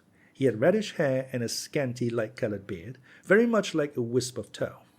It was obviously this gentleman who had shouted to him, as there was no other man in the room. But when Alyosha went in, he leapt up from the bench on which he was sitting, and, hastily wiping his mouth with a ragged napkin, darted up to Alyosha. "It's a monk come to beg for the monastery. A nice place to come to," the girl standing in the left corner said aloud. The man spun round instantly towards her and answered her in an excited and breaking voice. "No, Varvara, you are wrong. Allow me to ask." He turned again to Alyosha. "What has brought you to our retreat?" Alyosha looked attentively at him. It was the first time he had seen him. There was something angular, flurried, and irritable about him. Though he had obviously just been drinking, he was not drunk. There was extraordinary impudence in his expression, and yet, strange to say, at the same time there was fear. He looked like a man who had long been kept in subjection and had submitted to it, and now had suddenly turned and was trying to assert himself. Or, better still, like a man who wants dreadfully to hit you, but is horribly afraid you will hit him. In his words and in the intonation of his shrill voice there was a sort of crazy humor, at times spiteful and at times cringing, and continually shifting from one tone to another. The question about our retreat he had asked, as it were quivering all over, rolling his eyes, and skipping up so close to Alyosha that he instinctively drew back a step. He was dressed in a very shabby dark cotton coat, patched and spotted. He wore checked trousers of an extremely light color, long out of fashion, and of very thin material. They were so crumpled and so short that he looked as though he had grown out of them like a boy. "I'm Alexei Karamazov," Alyosha began in reply. "I quite understand that, sir." The gentleman snapped out at once to assure him that he knew who he was already. "I am Captain Snegiryov, sir, but I am still desirous to know precisely what has led you—" "Oh, I've come for nothing special. I wanted to have a word with you, if only you allow me." "In that case, here is a chair, sir. Kindly be seated. That's what they used to say in the old comedies. Kindly be seated." And with a rapid gesture, he seized an empty chair and set it for him almost in the middle of the room. Then, taking another similar chair for himself, he sat down facing Alyosha, so close to him that their knees almost touched. "Nikolai Ilyich Snegiryov, sir, formerly a captain in the Russian infantry, put to shame for his vices, but still a captain.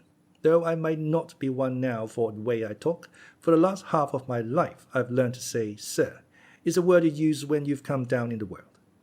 "That's very true," smiled Alyosha, "but is it used involuntarily or on purpose?" "It's God's above, it's involuntary, and I usen't to use it.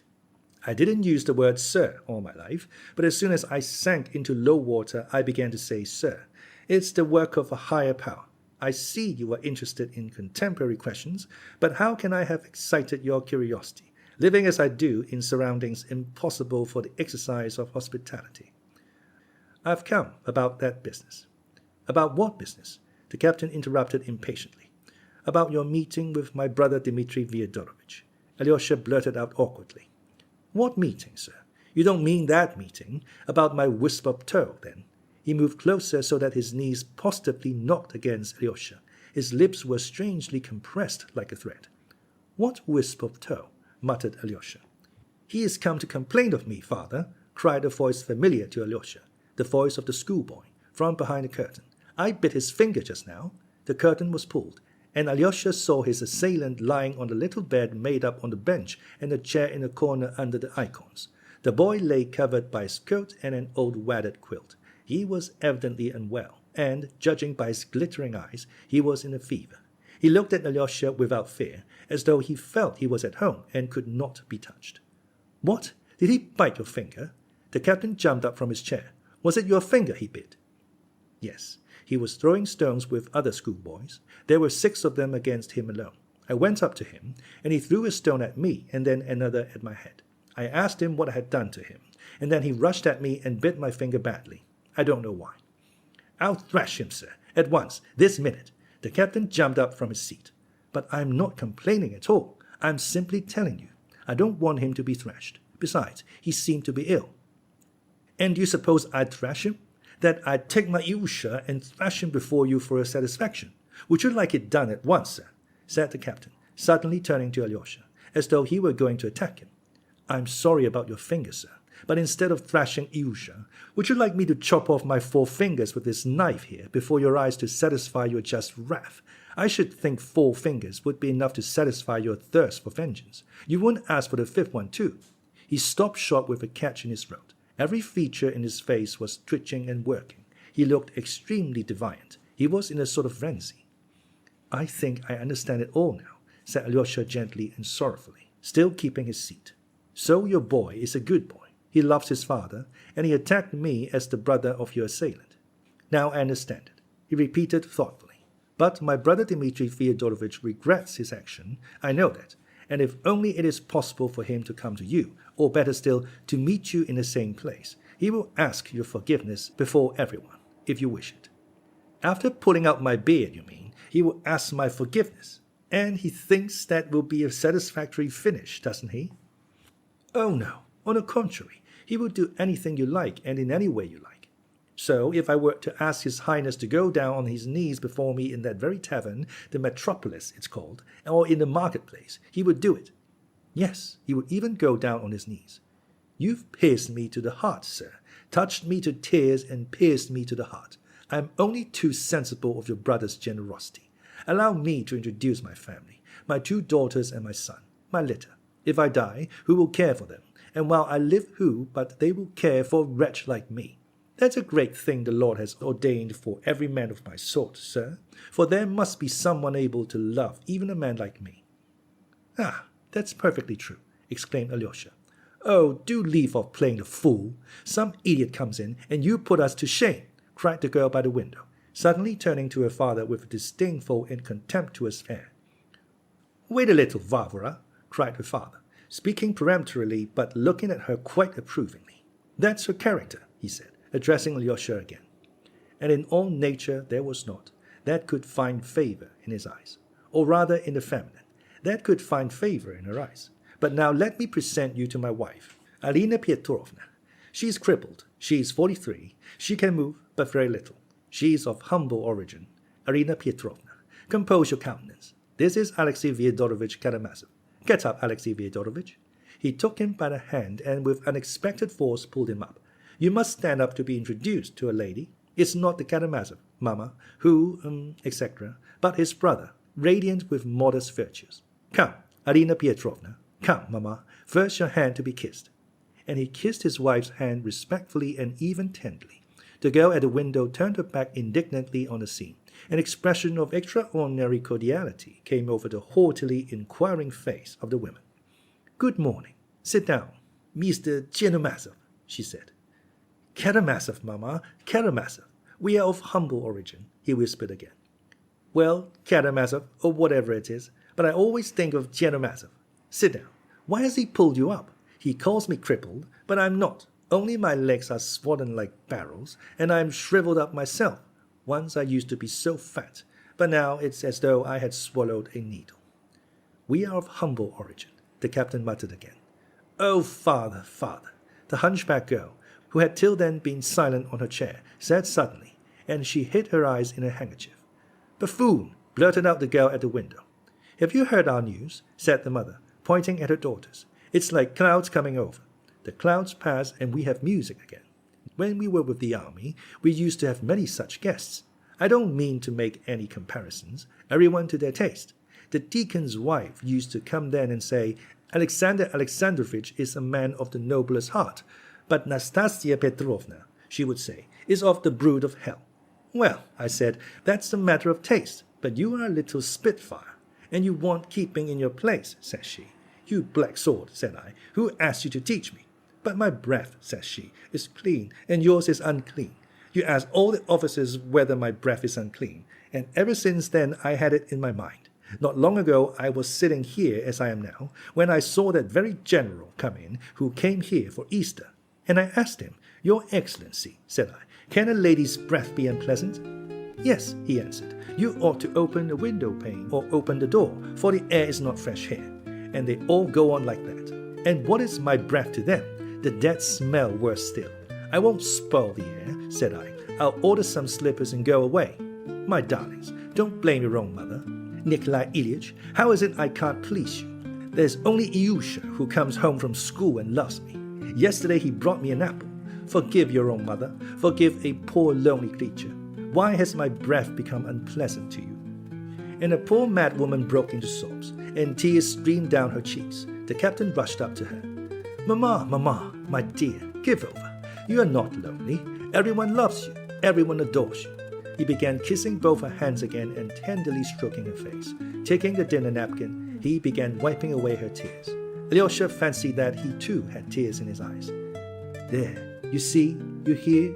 He turned with a sort of fury to Alyosha, pointing to the poor imbecile. "I see and hear," muttered Alyosha. "Father, father, how can you? With him? Let him alone," cried the boy, sitting up in his bed and gazing at his father with glowing eyes. "Do give over fooling, showing off your silly antics which never lead to anything," shouted Varvara, stamping her foot with passion. "Your anger is quite just this time, Varvara, and I'll make haste to satisfy you. Come, put on your cap, Alexey Fyodorovich, and I'll put on mine. We will go out. I have a word to say to you in earnest, but not within these walls. This girl sitting here is my daughter Nina. I forgot to introduce her to you. She is a heavenly angel incarnate, who has flown down to us mortals, if you can understand." There he is shaking all over, as though he is in convulsions. Varvara went on indignantly. "And she there stamping her foot at me and calling me a fool just now. She is a heavenly angel incarnate too, and she has good reason to call me so. Come along, Alexey Fyodorovich, we must make an end." And snatching Alyosha's hand, he drew him out of the room into the street.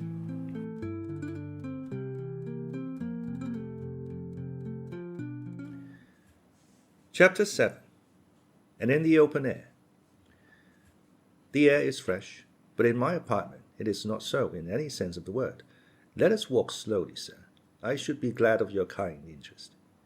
"I too have something important to say to you," observed Alyosha, "only I don't know how to begin. To be sure, you must have business with me. You would never have looked in upon me without some object, unless you come simply to complain of the boy, and that's hardly likely. And, by the way, about the boy, I could not explain to you in there, but here I will describe that scene to you.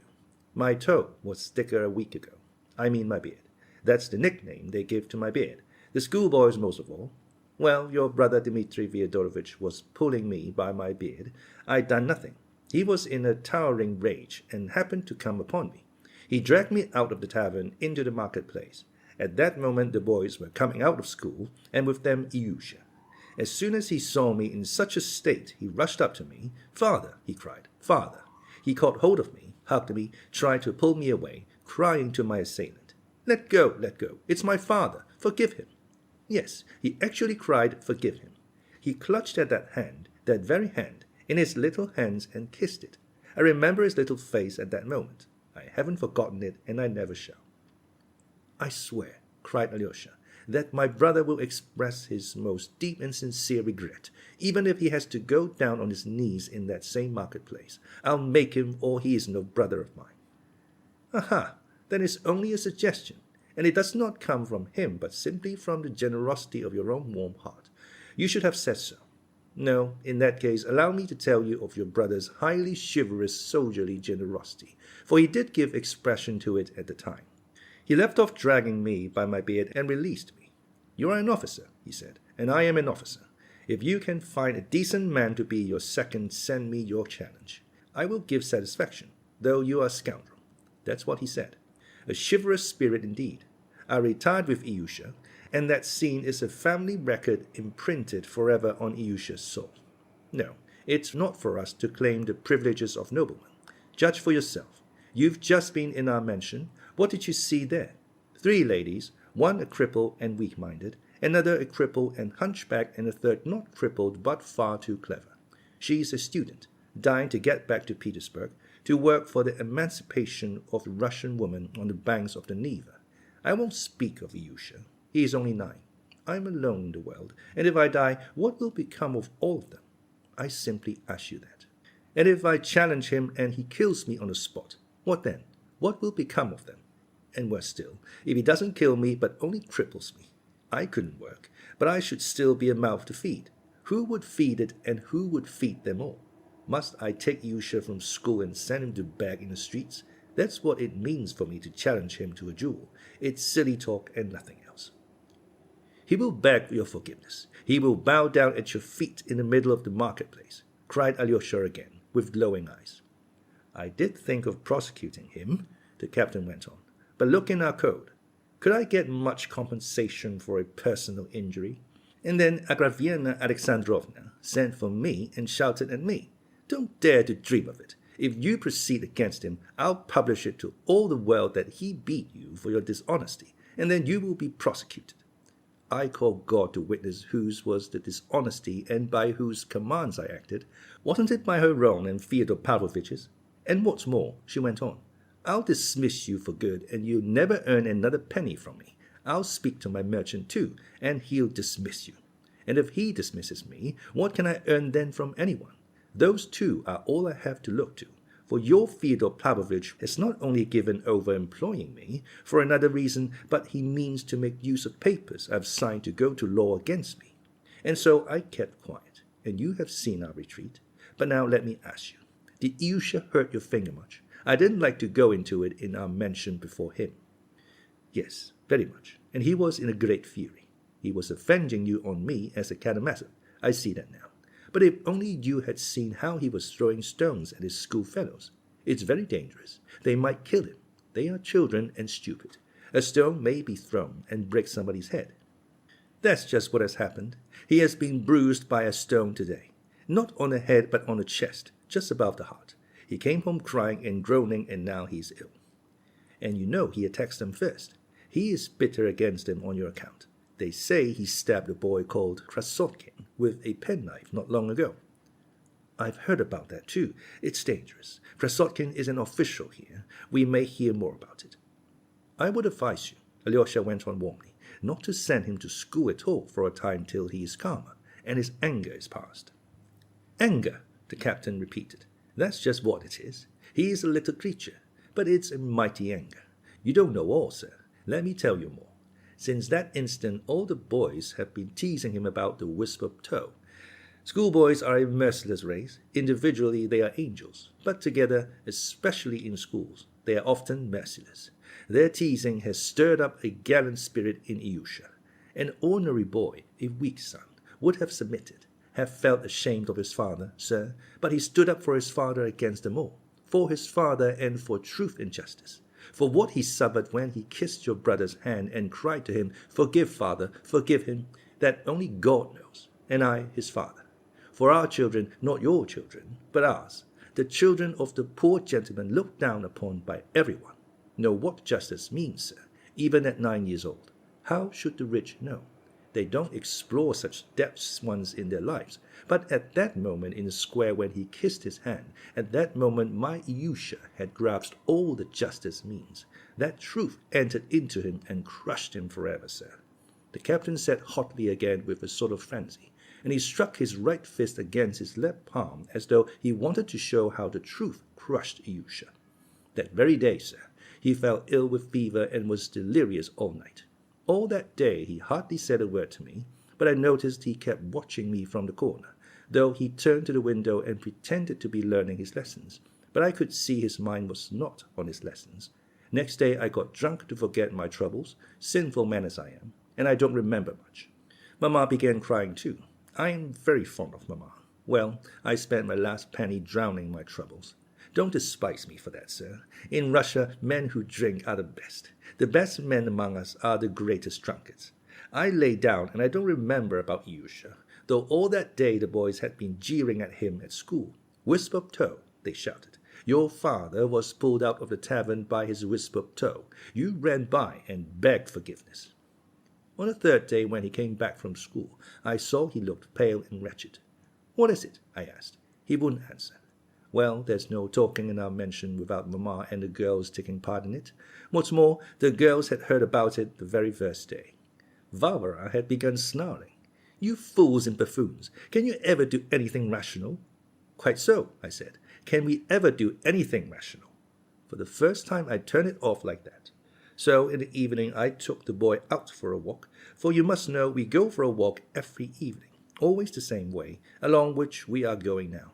From our gate to that great stone which lies alone in the road under the hurdle, which marks the beginning of the town pasture.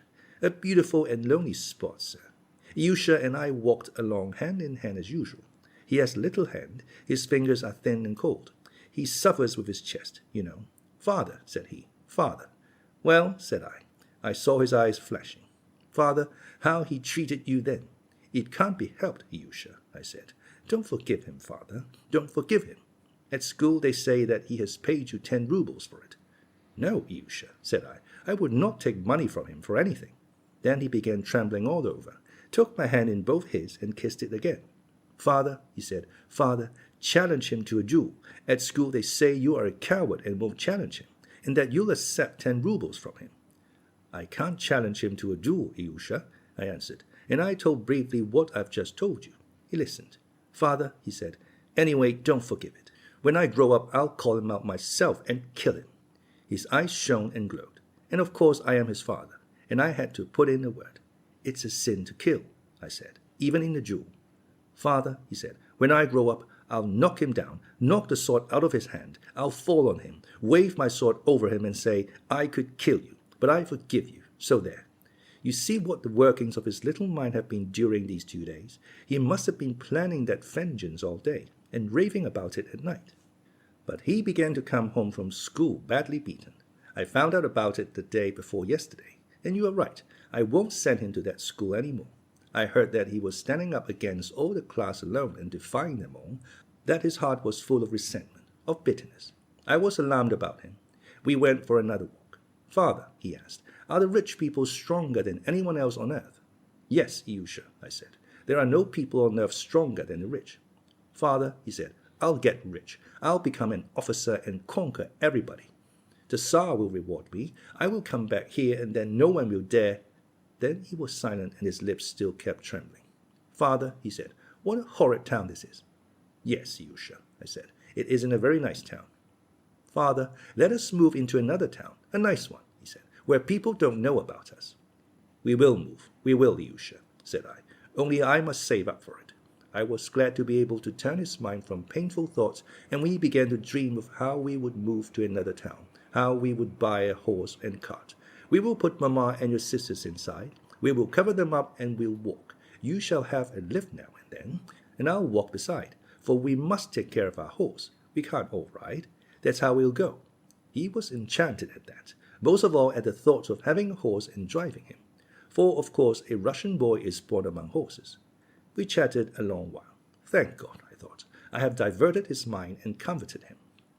That was the day before yesterday, in the evening, but last night everything was changed. He had gone to school in the morning. He came back depressed, terribly depressed. In the evening, I took him by the hand and we went for a walk. He would not talk. There was a wind blowing and no sun, and a feeling of autumn. Twilight was coming on. We walked along, both of us depressed. Well, my boy, said I, how about our setting off on our travels? I thought I might bring him back to our talk of the day before. He didn't answer, but I felt his fingers trembling in my hand. Ah, I thought, it's a bad job. There's something fresh. We had reached the stone where we are now. I sat down on the stone, and in the air there were lots of kites flapping and whirling. There were as many as 30 in sight. Of course, it's just the season for the kites. Look, Alyosha, said I, it's time we got out our last year's kite again. I'll mend it. Where have you put it away? My boy made no answer. He looked away and turned sideways to me. And then a gust of wind blew up the sand. He suddenly fell on me, threw both his little arms round my neck and held me tight. You know, when children are silent and proud and try to keep back their tears when they are in great trouble and suddenly break down, their tears fall in streams. With those warm streams of tears, he suddenly wetted my face. He sobbed and shook as though he were in convulsions, and squeezed up against me as I sat on the stone. Father, he kept crying, dear father, how he insulted you. And I sobbed too. We sat shaking in each other's arms. Alyosha, I said to him, Alyosha, darling, no one saw us then. God alone saw us. I hope he will record it to my credit. You must thank your brother, Alexei Fyodorovich. No, sir, I won't thrash my boy for your satisfaction. He had gone back to his original tone of resentful buffoonery. Alyosha felt, though, that he trusted him, and that if there had been someone else in his, Alyosha's place, the man would not have spoken so openly and would not have told what he had just told. This encouraged Alyosha, whose heart was trembling on the verge of tears. Ah, how I would like to make friends with your boy, he cried, if you could arrange it. Certainly, sir, muttered the captain. But now listen to something quite different. Alyosha went on. I have a message for you. That same brother of mine, Dmitri, has insulted his betrothed, too, a noble-hearted girl of whom you have probably heard. I have a right to tell you of her wrong. I ought to do so, In fact, for hearing of the insult done to you and learning all about your unfortunate position, she commissioned me at once, just now, to bring you this help from her, but only from her alone, not from Dmitri, who has abandoned her, nor from me, his brother, nor from anyone else, but from her, only from her. She entreats you to accept her help. She have both been insulted by the same man. She thought of you only when she had just received a similar insult from him, similar in its cruelty, I mean. She comes like a sister to help a brother in misfortune. She told me to persuade you to take these 200 rubles from her, as from a sister, knowing that you are in such need. No one will know of it. It can give rise to no unjust slander. There are the 200 rubles, and I swear you must take them unless all men are to be enemies on earth. But there are brothers even on earth. You have a generous heart. You must see that. You must. And Alyosha held out 2 new rainbow-colored 100-ruble notes. They were both standing at the time by the great stone close to the fence, and there was no one near. The notes seemed to produce a tremendous impression on the captain. He started, but at first only from astonishment. Such an outcome of their conversation was the last thing he expected. Nothing could have been farther from his dreams than help from anyone, and such a sum. He took the notes, and for a minute he was almost unable to answer. Quite a new expression came into his face. That for me? So much money? 200 rubles? Good heavens!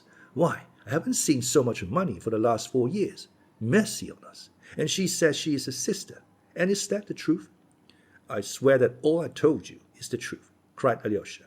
The captain flushed red. Listen, my dear, listen.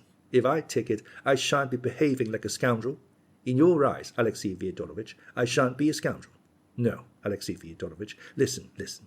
He hurried, touching Alyosha with both his hands. You are persuading me to take it, saying that it's a sister sends it. But inwardly, in your heart, won't you feel contempt for me if I take it, eh?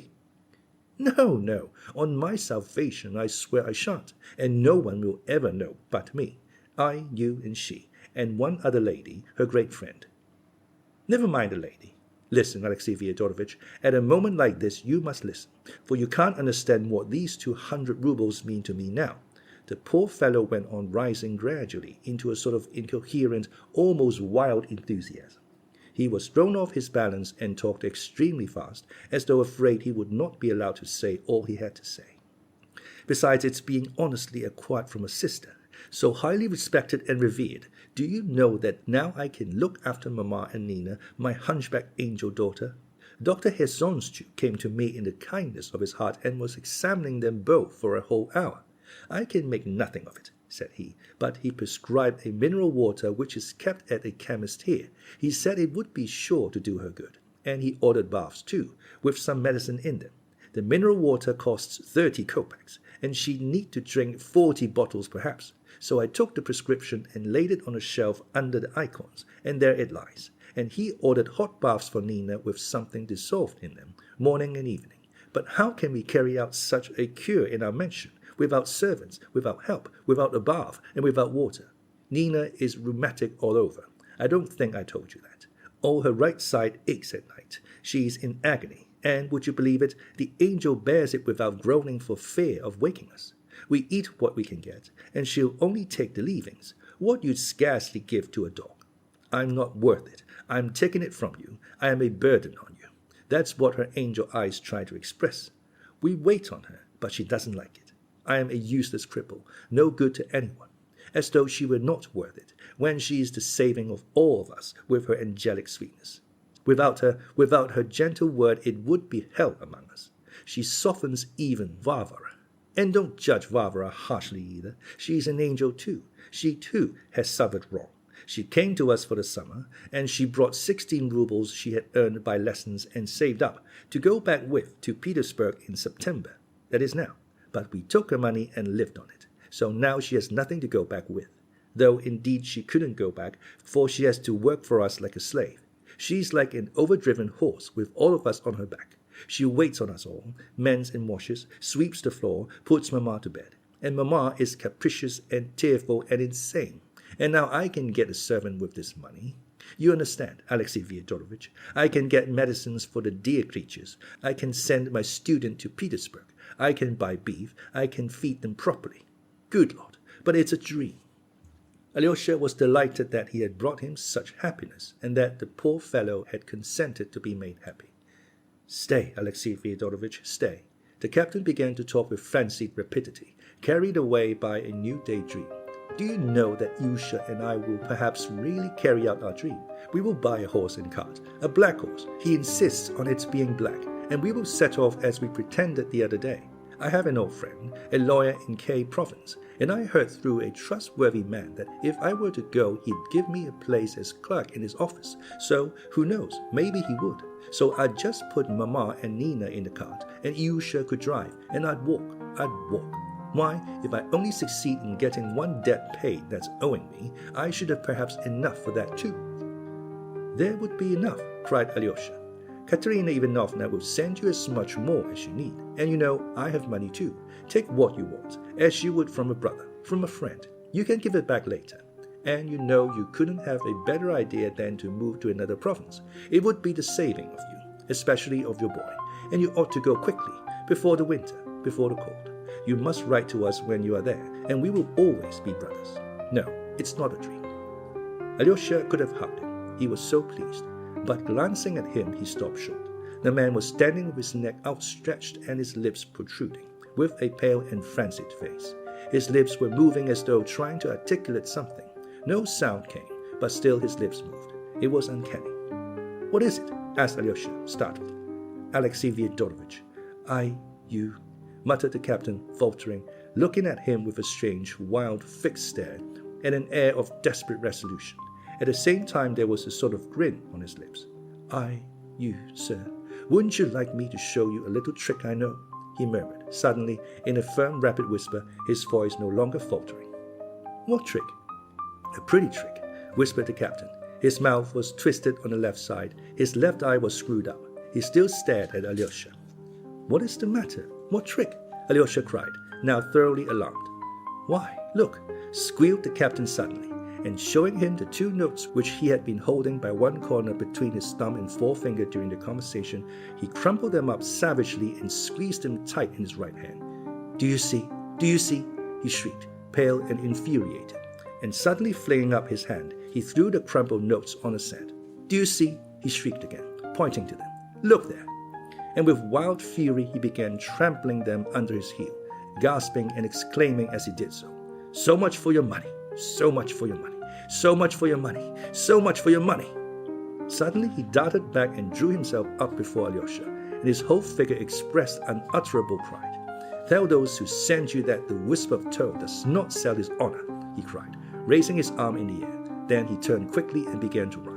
But he had not run 5 steps before he turned completely round and kissed his hand to Alyosha. He ran another 5 paces and then turned round for the last time. This time his face was not contorted with laughter, but quivering all over with tears. In a tearful, faltering, sobbing voice he cried, "What should I say to my boy if I took money from you for our shame?" And then he ran on without turning. Alyosha looked after him, inexpressibly grieved. Oh, he saw that till the very last moment the man had not known he would crumple up and fling away the notes. He did not turn back. Alyosha knew he would not. He would not follow him and call him back. He knew why. When he was out of sight, Alyosha picked up the 2 notes. They were very much crushed and crumpled, and had been pressed into the sand, but were uninjured and even rustled like new ones when Alyosha unfolded them and smoothed them out. After smoothing them out, he folded them up, put them in his pocket, and went to Katerina Ivanovna to report on the success of her commission.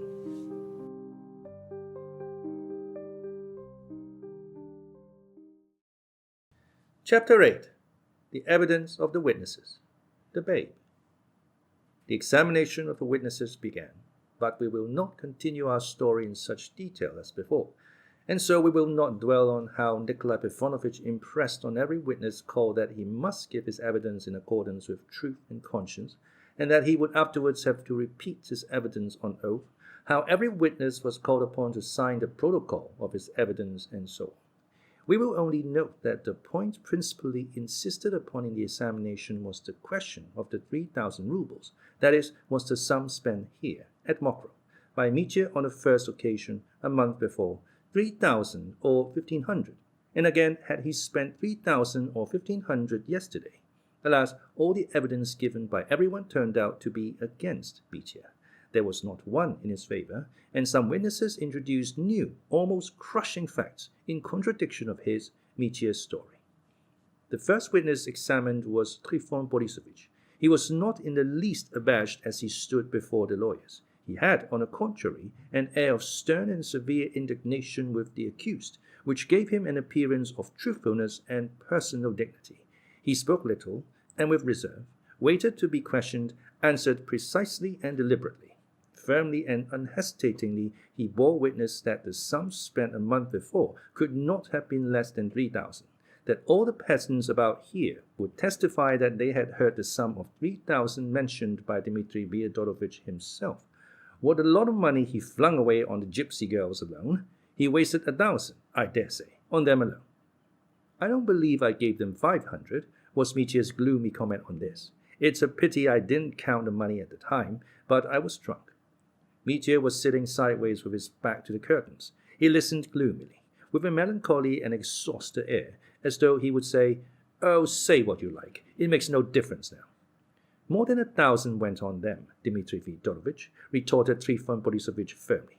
"You flung it about at random and they picked it up.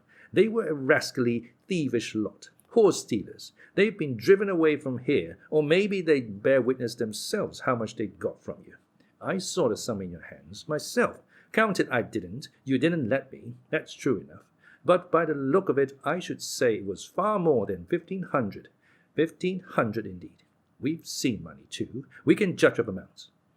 As for the sum spent yesterday, he asserted that Dmitri Fyodorovich had told him, as soon as he arrived, that he had brought 3,000 with him.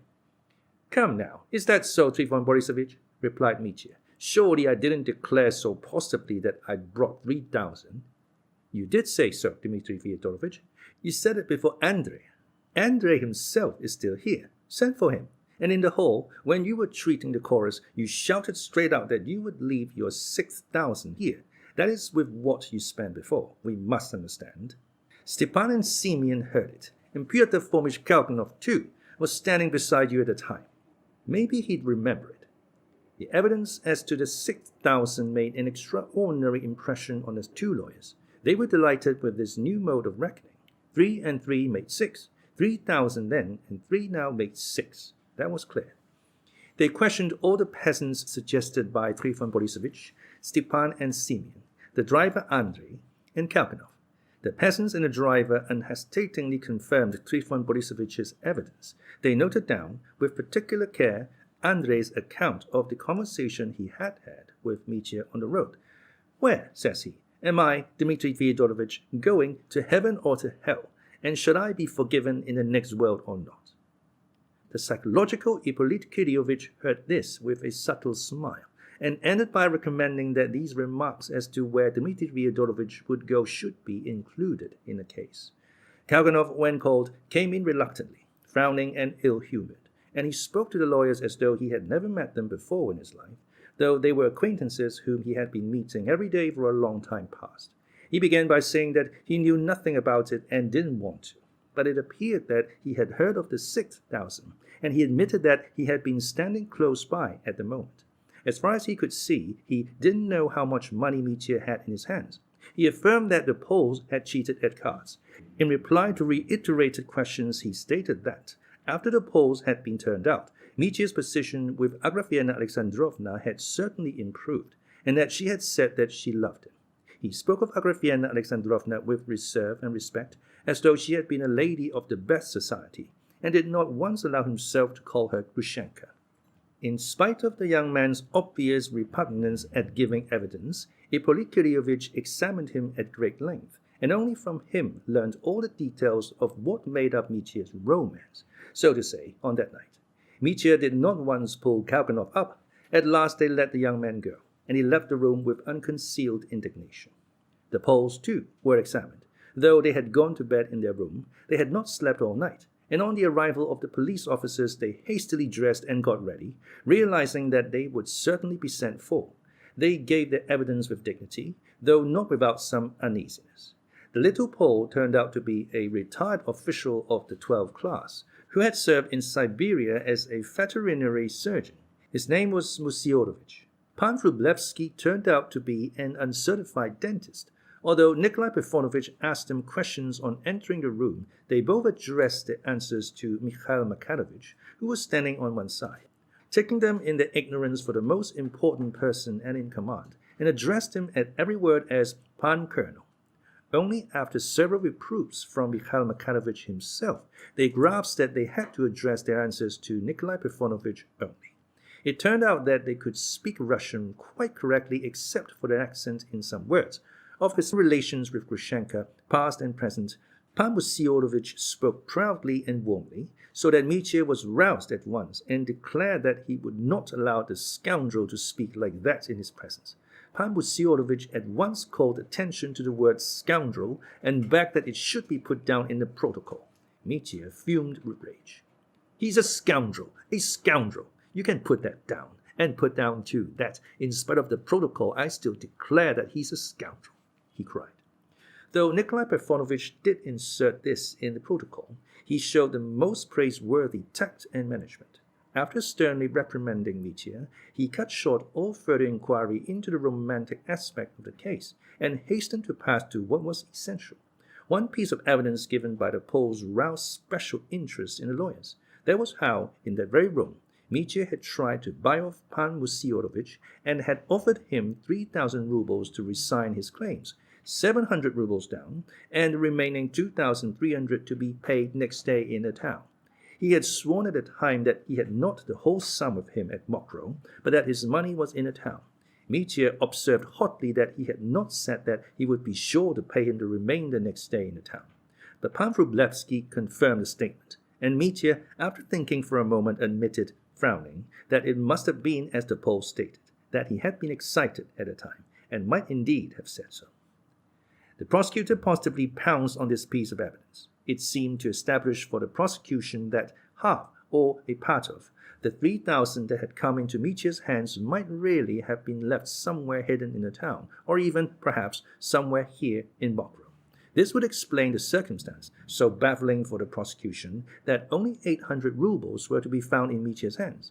This circumstance had been the one piece of evidence which, insignificant as it was, had hitherto told, to some extent, in Mitya's favor. Now this one piece of evidence in his favor had broken down. In answer to the prosecutor's inquiry where he would have got the remaining 2,300 rubles, since he himself had denied having more than 1,500, Mitya confidently replied that he had meant to offer the little chap not money, but a formal deed of conveyance of his right to the village of Shermashnya, those rights which he had already offered to Samsonov and Madame Holikov. The prosecutor positively smiled at the innocence of this subterfuge. "And you imagine he would have accepted such a deed as a substitute for 2,300 rubles in cash?" "He certainly would have accepted it," Mitya declared warmly. "Why, look here. He might have grabbed not 2,000, but 4 or 6 for it. He would have put his lawyers, Poles and Jews, onto the job, and might have got not 3,000, but the whole property out of the old man." The evidence of Pan Musyorovich was, of course, entered in the protocol in the fullest detail. Then they let the Poles go.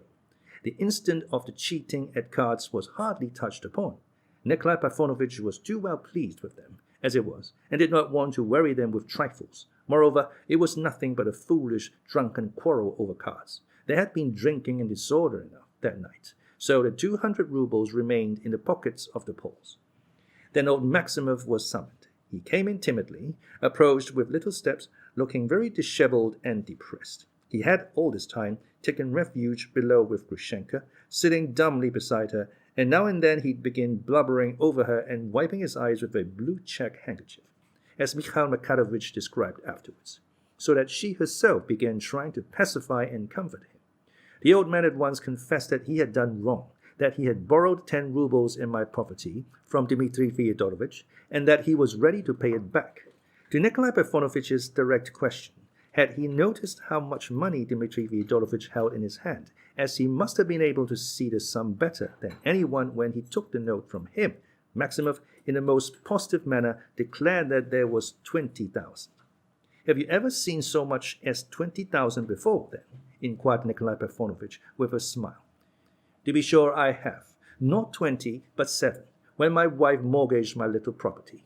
She'd only let me look at it from a distance, boasting of it to me. It was a very thick bundle, all rainbow-colored notes, and Dmitri Fyodorovich's were all rainbow-colored. He was not kept long. At last it was Grushenka's turn. Nikolai Parfenovich was obviously apprehensive of the effects her appearance might have on Mitya, and he muttered a few words of admonition to him. But Mitya bowed his head in silence, giving him to understand that he would not make a scene. Mikhail Makarovich himself led Grushenka in. She entered with a stern and gloomy face. That looked almost composed and sat down quietly on a chair offered her by Nikolai Parfenovich. She was very pale, she seemed to be cold, and wrapped herself closely in a magnificent black shawl. She was suffering from a slight feverish chill, the first symptom of the long illness which followed that night. Her grave air, her direct, earnest look, and quiet manner made a very favorable impression on everyone. Nikolai Parfenovich was even a little bit fascinated.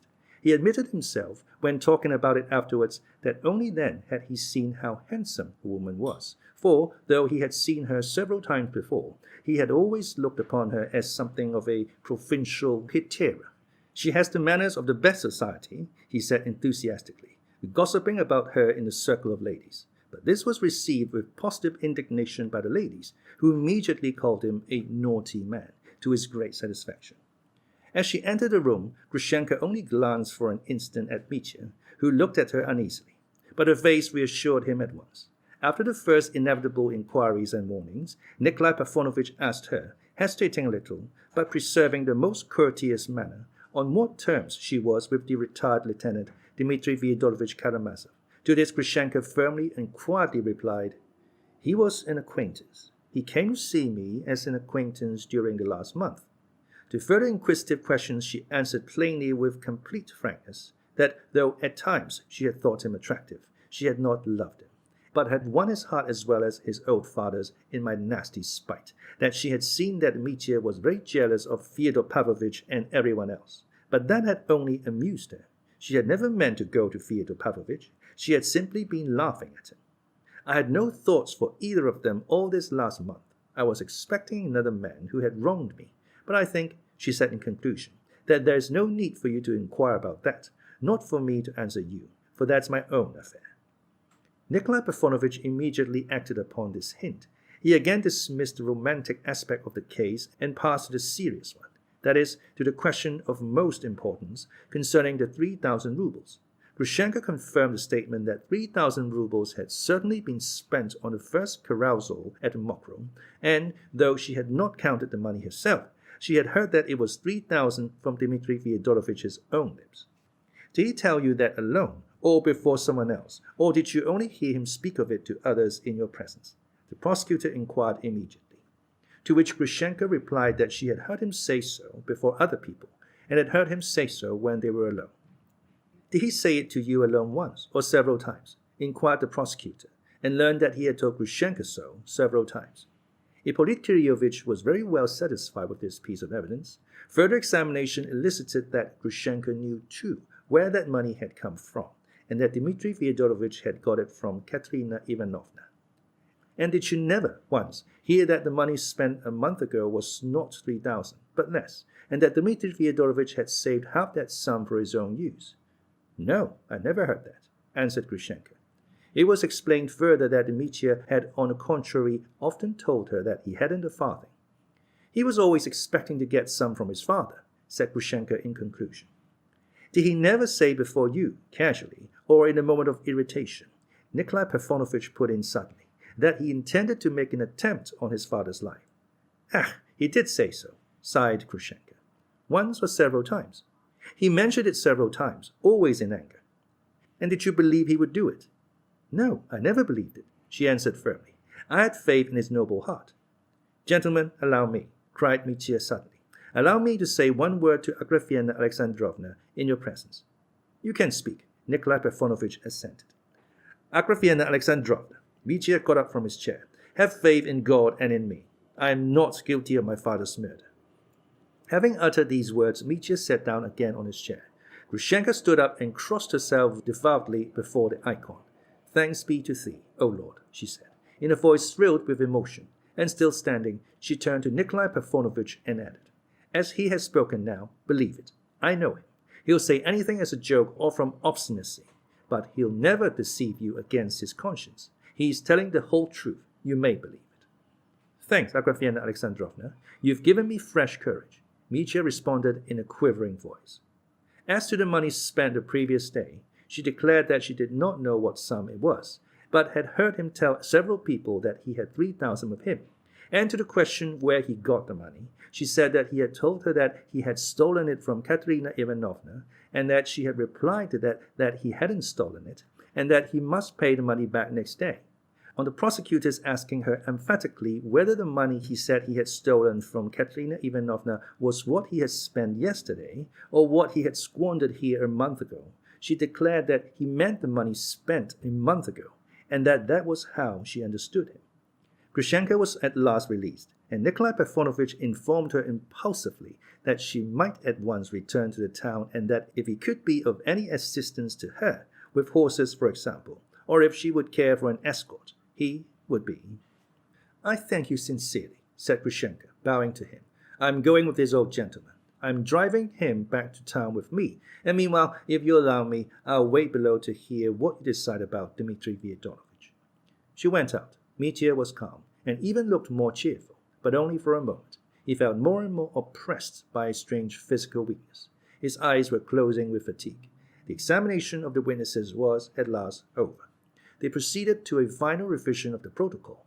Mitya got up, moved from his chair to the corner by the curtain, lay down on a large chest covered with a rug, and instantly fell asleep.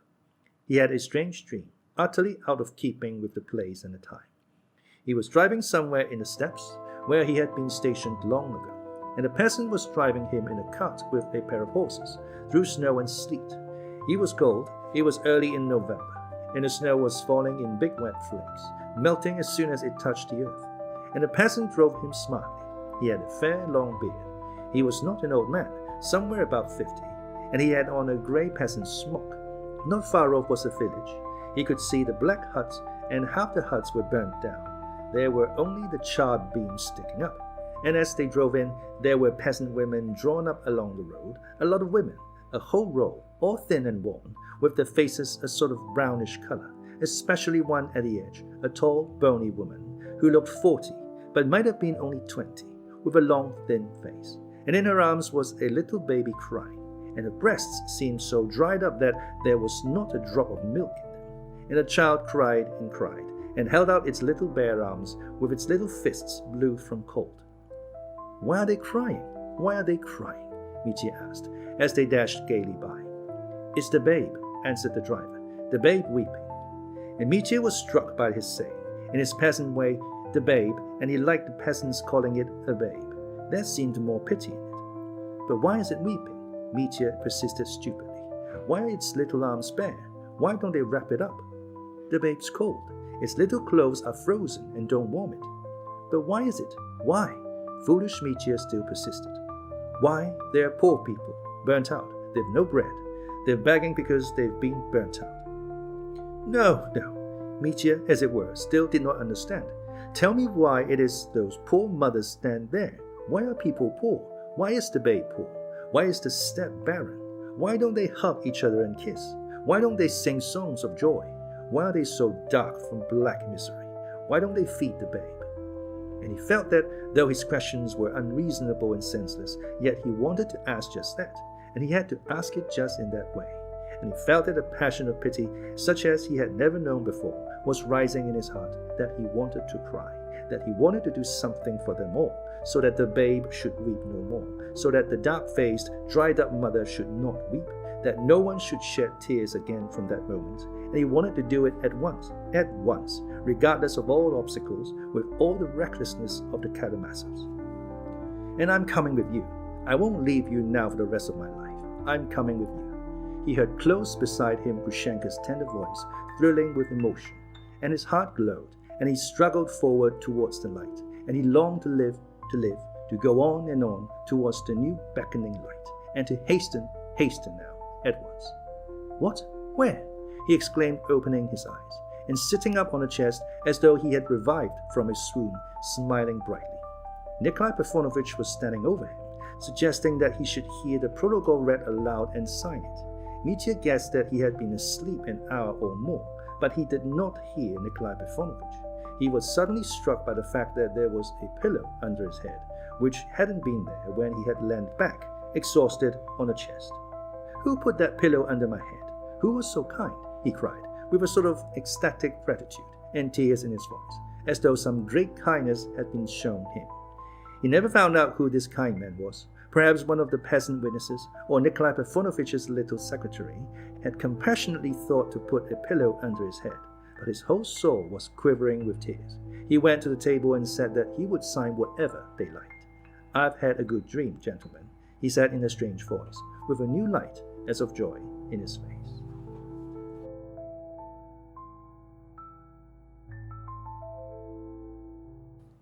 Chapter 9. They carry Mitya away.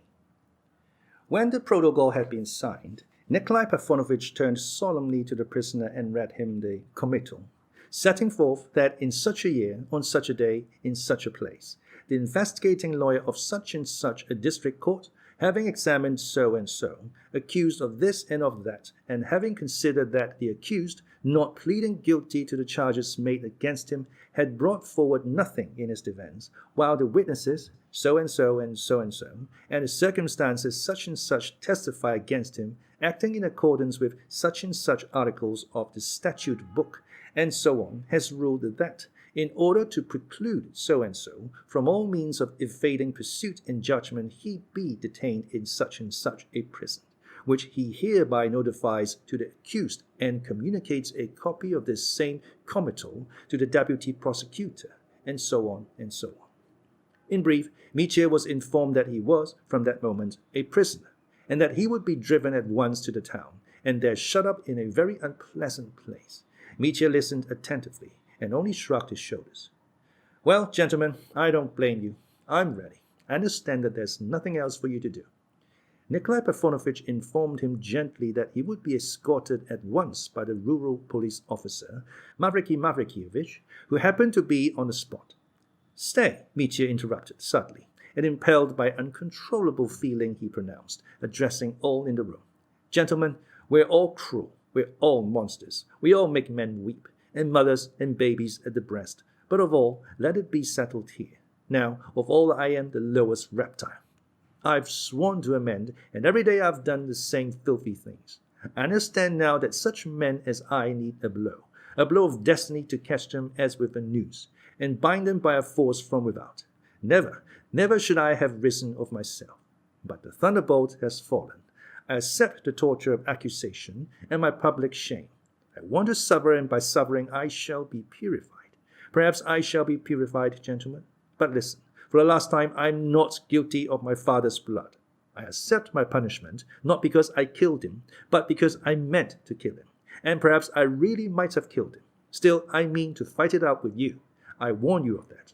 I'll fight it out with you to the end, and then God will decide. Goodbye, gentlemen. Don't be vexed with me for having shouted at you during the examination. Oh, I was still such a fool then. In another minute I shall be a prisoner. But now, for the last time, as a free man, Dmitri Karamazov offers you his hand. Saying goodbye to you, I say it to all men." His voice quivered, and he stretched out his hand. But Nikolai Parfenovich, who happened to stand nearest to him, with a sudden, almost nervous movement, hid his hands behind his back. Mitya instantly noticed this, and started. He let his outstretched hand fall at once. "The preliminary inquiry is not yet over," Nikolai Parfenovich faltered, somewhat embarrassed. "We will continue it in the town, and I, for my part, of course, am ready to wish you all success in your defense. As a matter of fact, Dmitri Fyodorovich, I've always been disposed to regard you as, so to speak, more unfortunate than guilty. All of us here, if I may make bold to speak for all, we are all ready to recognize that you are, at bottom, a young man of honor, but, alas, one who has been carried away by certain passions to a somewhat excessive degree." Nikolai Parfenovich's little figure was positively majestic by the time he had finished speaking. It struck Mitya that in another minute this boy would take his arm, lead him to another corner, and renew their conversation about girls. But many quite irrelevant and inappropriate thoughts sometimes occur even to a prisoner when he is being led out to execution. "Gentlemen, you are good, you are humane. May I see her to say goodbye for the last time?" asked Mitya. "Certainly. But considering, in fact, now it's impossible except in the presence of... Oh well, if it must be so, it must. Grushenka was brought in, but the farewell was brief and of few words, and did not at all satisfy Nikolai Parfenovitch. Grushenka made a deep bow to Mitya. I have told you I'm yours, and I will be yours. I will follow you forever, wherever they may send you. Farewell. You are guiltless, though you've been your own undoing. Her lips quivered. Tears flowed from her eyes. Forgive me, Grusha, for my love, for ruining you, too, with my love. Mitya would have said something more, but he broke off and went out. He was at once surrounded by men who kept a constant watch on him. At the bottom of the steps to which he had driven up with such a dash the day before with Andrei's 3 horses, 2 carts stood in readiness. Mavrikyevich, a sturdy, thick-set man with a wrinkled face, was annoyed about something, some sudden irregularity. He was shouting angrily. He asked Mitya to get into the cart with somewhat excessive surliness. When I stood him drinks in a tavern, the man had quite a different face, thought Mitya, as he got in. At the gates there was a crowd of people, peasants, women, and drivers. Trifon Borisovich came down the steps too. All stared at Mitya. Forgive me at parting, good people, Mitya shouted suddenly from the cart. Forgive us too, he heard 2 or 3 voices. Goodbye to you too, Trifon Borisovich. But Trifon Borisovich did not even turn round. He was perhaps too busy. He too was shouting and fussing about something. It appeared that everything was not yet ready in the second cart, in which 2 constables were to accompany Mavrikyevich. The peasant who had been ordered to drive the second cart was pulling on his smock, stoutly maintaining that it was not his turn to go, but Akim's. But Akim was not to be seen. They ran to look for him. The peasant persisted and besought them to wait. You see what our peasants are, Mavrikyevich. They've no shame, exclaimed Trifon Borisovich. Akim gave you 25 kopecks the day before yesterday. You've drunk it all and now you cry out. I'm simply surprised at your good nature with our low peasants, Mavrikyevich. That's all I can say. But what do we want a second cart for? Mitya put in. Let's start with the one, Mavrikyevich. I won't be unruly. I won't run away from you, old fellow. What do we want an escort for? I'll trouble you, sir, to learn how to speak to me if you've never been taught. I'm not old fellow to you, and you can keep your advice for another time. Mavrikyevich snapped out savagely, as though glad to vent his wrath. Mitya was reduced to silence. He flushed all over. A moment later he felt suddenly very cold. The rain had ceased, but the dull sky was still overcast with clouds, and a keen wind was blowing straight in his face. I've taken a chill, thought Mitya, twitching his shoulders. At last Mavrikyevich too got into the cart, sat down heavily, and as though without noticing it, squeezed Mitya into the corner. It is true that he was out of humor and greatly disliked the task that had been laid upon him. Goodbye, Trifon Borisovich, Mitya shouted again, and felt himself that he had not called out this time from good nature, but involuntarily from resentment. But Trifon Borisovich stood proudly, with both hands behind his back, and staring straight at Mitya with a stern and angry face. He made no reply. Goodbye, Dmitri Fyodorovich, goodbye. He had all at once the voice of Karpanov, who had suddenly darted out.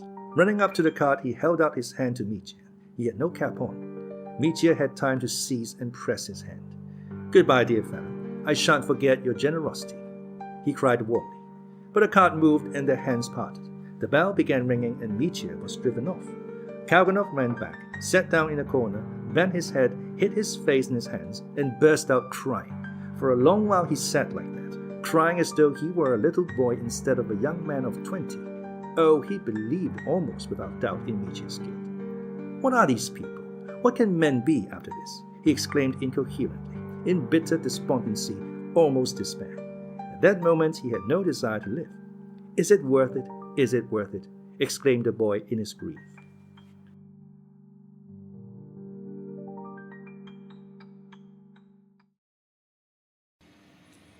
Costa's audiobook presents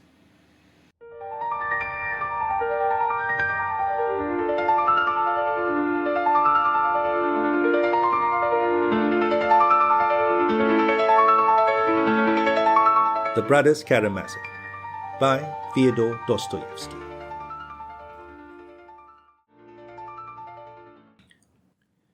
Part 4, Book 10, The Boys. Chapter 1, Kolya Krasotkin. It was the beginning of November. There had been a hard frost, 11 degrees Réaumur, without snow, but a little dry snow had fallen on the frozen ground during the night, and a keen dry wind was lifting and blowing it along the dreary streets of our town, especially about the marketplace. It was a dull morning, but the snow had ceased. Not far from the marketplace, close to Plotnikov's shop, there stood a small house, very clean both without and within. It belonged to Madame Krasotkin, the widow of a former provincial secretary, who had been dead for 14 years. His widow, still a nice-looking woman of 32, was living in her neat little house on her private means. She lived in respectable seclusion. She was of a soft but fairly cheerful disposition. She was about 18 at the time of her husband's death.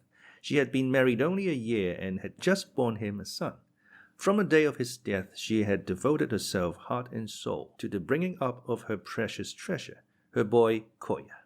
Though she had loved him passionately those 14 years, he had caused her far more suffering than happiness.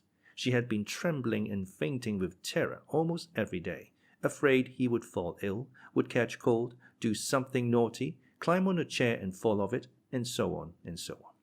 When Kolya began going to school, the mother devoted herself to study all the sciences with him so as to help him and go through his lessons with him. She hastened to make the acquaintance of the teachers and their wives, even made up to Kolya's schoolfellows, and fawned upon them in the hope of thus saving Kolya from being teased, laughed at, or beaten by them. She went so far that the boys actually began to mock at him on her account and taunt him with being a mother's darling. But the boy could take his own part. He was a resolute boy, tremendously strong, as was rumored in his class, and soon proved to be the fact. He was agile, strong-willed, and of an audacious and enterprising temper. He was good at lessons, and was a rumor in the school that he could beat the teacher, Dardanev, at arithmetic and universal history. Though he looked down upon everyone, he was a good comrade and not supercilious. He accepted his schoolfellows' respect as his due, but was friendly with them. Above all, he knew where to draw the line.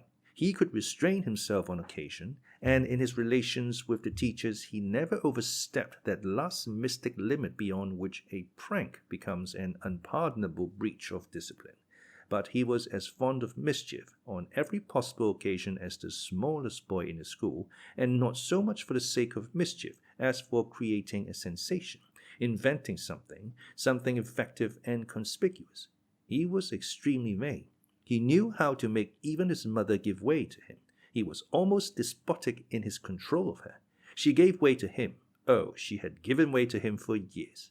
The one thought unendurable to her was that her boy had no great love for her. She was always fancying that Kolya was unfeeling to her, and at times, dissolving into hysterical tears, she used to reproach him with his coldness.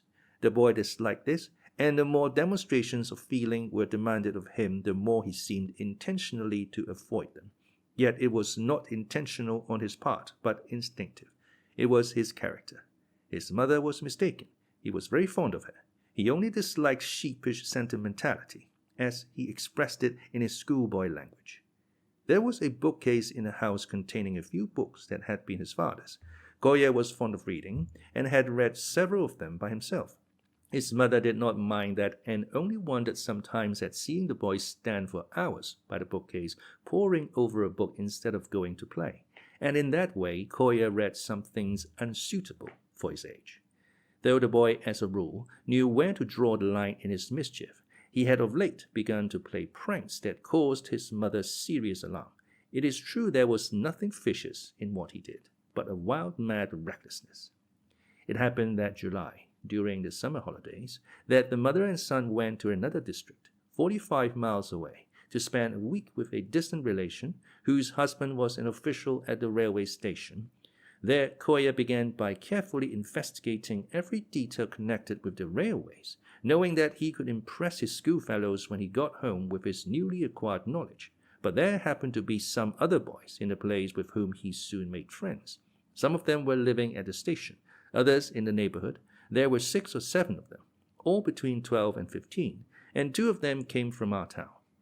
The boys played together, and on the fourth or fifth day of Kolya's stay at the station, a mad bet was made by the foolish boys. Kolya, who was almost the youngest of the party and rather looked down upon by the others in consequence, was moved by vanity or by reckless bravado to bet them 2 rubles that he would lie down between the rails at night when the 11 o'clock train was due, and would lie there without moving while the train rolled over him at full speed. It is true they made a preliminary investigation, from which it appeared that it was possible to lie so flat between the rails that the train could pass over without touching. But to lie there was no joke. Kolya maintained stoutly that he would. At first they laughed at him, called him a little liar, a braggart, but that only egged him on. What piqued him most was that these boys of 15 turned up their noses at him too superciliously, and were at first disposed to treat him as a small boy, not fit to associate with them, and that was an unendurable insult. And so it was resolved to go in the evening, half a mile from the station, so that the train might have time to get up full speed after leaving the station. The boys assembled. It was a pitch-dark night without a moon. At the time fixed, Kolya lay down between the rails. The 5 others who had taken the bet waited among the bushes below the embankment, their hearts beating with suspense, which was followed by alarm and remorse. At last they heard in the distance the rumble of the train leaving the station. 2 red lights gleamed out of the darkness. The monster roared as it approached. "Run! Run away from the rails!" the boys cried to Kolya from the bushes, breathless with terror. But it was too late. The train darted up and flew past. The boys rushed to Kolya. He lay without moving. They began pulling at him, lifting him up. He suddenly got up and walked away without a word. Then he explained that he had lain there as though he were insensible to frighten them, but the fact was that he really had lost consciousness, as he confessed long after to his mother. In this way his reputation as a desperate character was established forever. He returned home to the station as white as a sheet. Next day he had a slight attack of nervous fever, but he was in high spirits and well pleased with himself. The incident did not become known at once, but when they came back to the town it penetrated to the school and even reached the ears of the masters.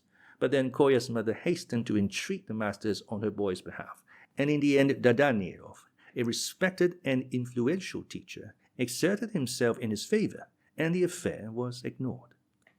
Dardanelov was a middle-aged bachelor who had been passionately in love with Madame Krasotkin for many years past, and had once already, about a year previously, ventured, trembling with fear and the delicacy of his sentiments, to offer her most respectfully his hand in marriage. But she refused him resolutely, feeling that to accept him would be an act of treachery to her son, though Dardanelov had, to judge from certain mysterious symptoms, reason for believing that he was not an object of aversion to the charming but too chaste and tender-hearted widow.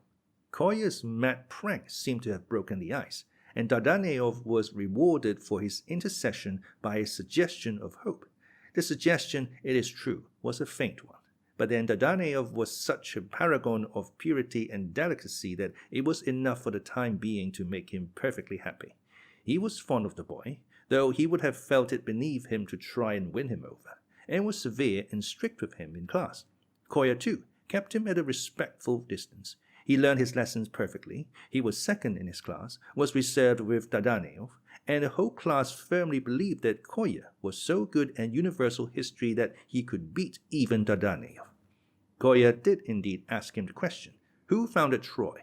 To which Dardanelov had made a very vague reply, referring to the movements and migrations of races, to the remoteness of the period, to the mythical legends. But the question, who had founded Troy, that is, what individuals, he could not answer, and even for some reason regarded the question as idle and frivolous.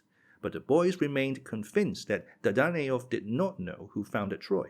Kolya had read of the founders of Troy in Smaragdov, whose history was among the books in his father's bookcase. In the end, all the boys became interested in the question, who it was that had founded Troy.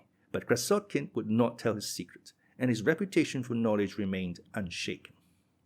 After the incident on the railway, a certain change came over Kolya's attitude to his mother. When Anna Fyodorovna heard of her son's exploit, she almost went out of her mind with horror. She had such terrible attacks of hysterics, lasting with intervals for several days, that Kolya, seriously alarmed at last, promised on his honor that such pranks should never be repeated.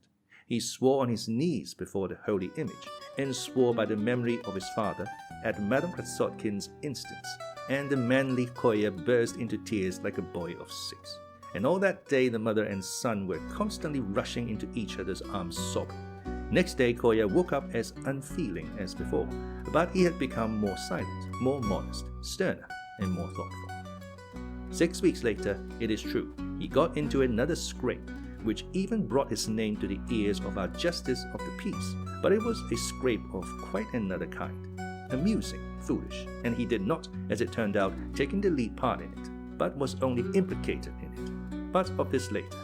His mother fretted and trembled, but the more uneasy she became, the greater were the hopes of Dardanelov. It must be noted that Kolya understood and divined what was in Dardanelov's heart, and, of course, despised him profoundly for his feelings. He had in the past been so tactless as to show his contempt before his mother, hinting vaguely that he knew what Dardanelov was after. But from the time of the railway incident, his behavior in this respect also was changed. He did not allow himself the remotest allusion to the subject and began to speak more respectfully of Dardanelov before his mother, which the sensitive woman at once appreciated with boundless gratitude. But at the slightest mention of Dardanelov by a visitor in Kolya's presence, she would flush as pink as a rose. At such moments, Kolya would either stare out of the window scowling, or would investigate the state of his boots, or would shout angrily for Pyodor, the big, shaggy, mangy dog, which he had picked up a month before, brought home, and kept for some reason secretly indoors, not showing him to any of his schoolfellows. He bullied him frightfully, teaching him all sorts of tricks, so that the poor dog howled for him whenever he was absent at school, and when he came in, whined with delight, rushed about as if he were crazy, begged, lay down on the ground pretending to be dead, and so on. In fact, showed all the tricks he had taught him, not at a word of command, but simply from the seal of his excited and grateful heart. I have forgotten, by the way, to mention that Kolya Krasotkin was the boy stabbed with a penknife by the boy already known to the reader as the son of Captain Snegiryov. Alyosha had been defending his father when the schoolboys jeered at him, shouting the nickname Wisp of Tow.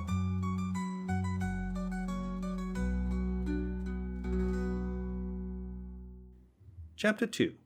Children. And so on that frosty, snowy, and windy day in November, Kolya Krasotkin was sitting at home. It was Sunday, and there was no school. It had just struck 11, and he particularly wanted to go out on very urgent business. But he was left alone in charge of the house, for it so happened that all its elder inmates were absent owing to a sudden and singular event. Madame Krasotkin had let 2 little rooms, separated from the rest of the house by a passage, to a doctor's wife with her 2 small children. This lady was the same age as Anna Fyodorovna, and a great friend of hers. Her husband, the doctor, had taken his departure 12 months before, going first to Orenburg and then to Tashkent, and for the last 6 months she had not heard a word from him. Had it not been for her friendship with Madame Krasotkin, which was some consolation to the forsaken lady, she would certainly have completely dissolved away in tears. And now, to add to her misfortunes, Katerina, her only servant, was suddenly moved the evening before to announce, to her mistress's amazement, that she proposed to bring a child into the world before morning.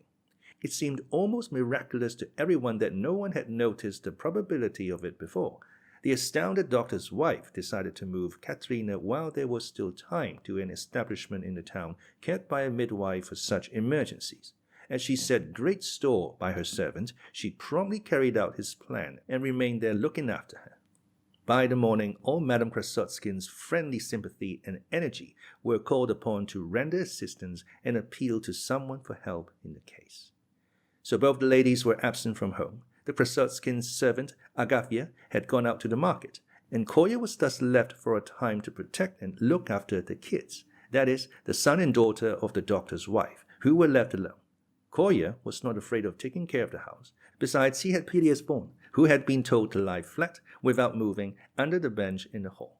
Every time Kolya, walking to and fro through the rooms, came into the hall, the dog shook his head and gave 2 loud and insinuating taps on the floor with his tail. But alas, the whistle did not sound to release him. Kolya looked sternly at the luckless dog, who relapsed again into obedient rigidity. The one thing that troubled Kolya was the kids. He looked, of course, with the utmost scorn on Katerina's unexpected adventure, but he was very fond of the bereaved kiddies, and had already taken them a picture book. Nastya, the elder, a girl of 8, could read, and Kostya, the boy, aged 7, was very fond of being read to by her. Krasotkin could, of course, have provided more diverting entertainment for them. He could have made them stand side by side and played soldiers with them, or sent them hiding all over the house.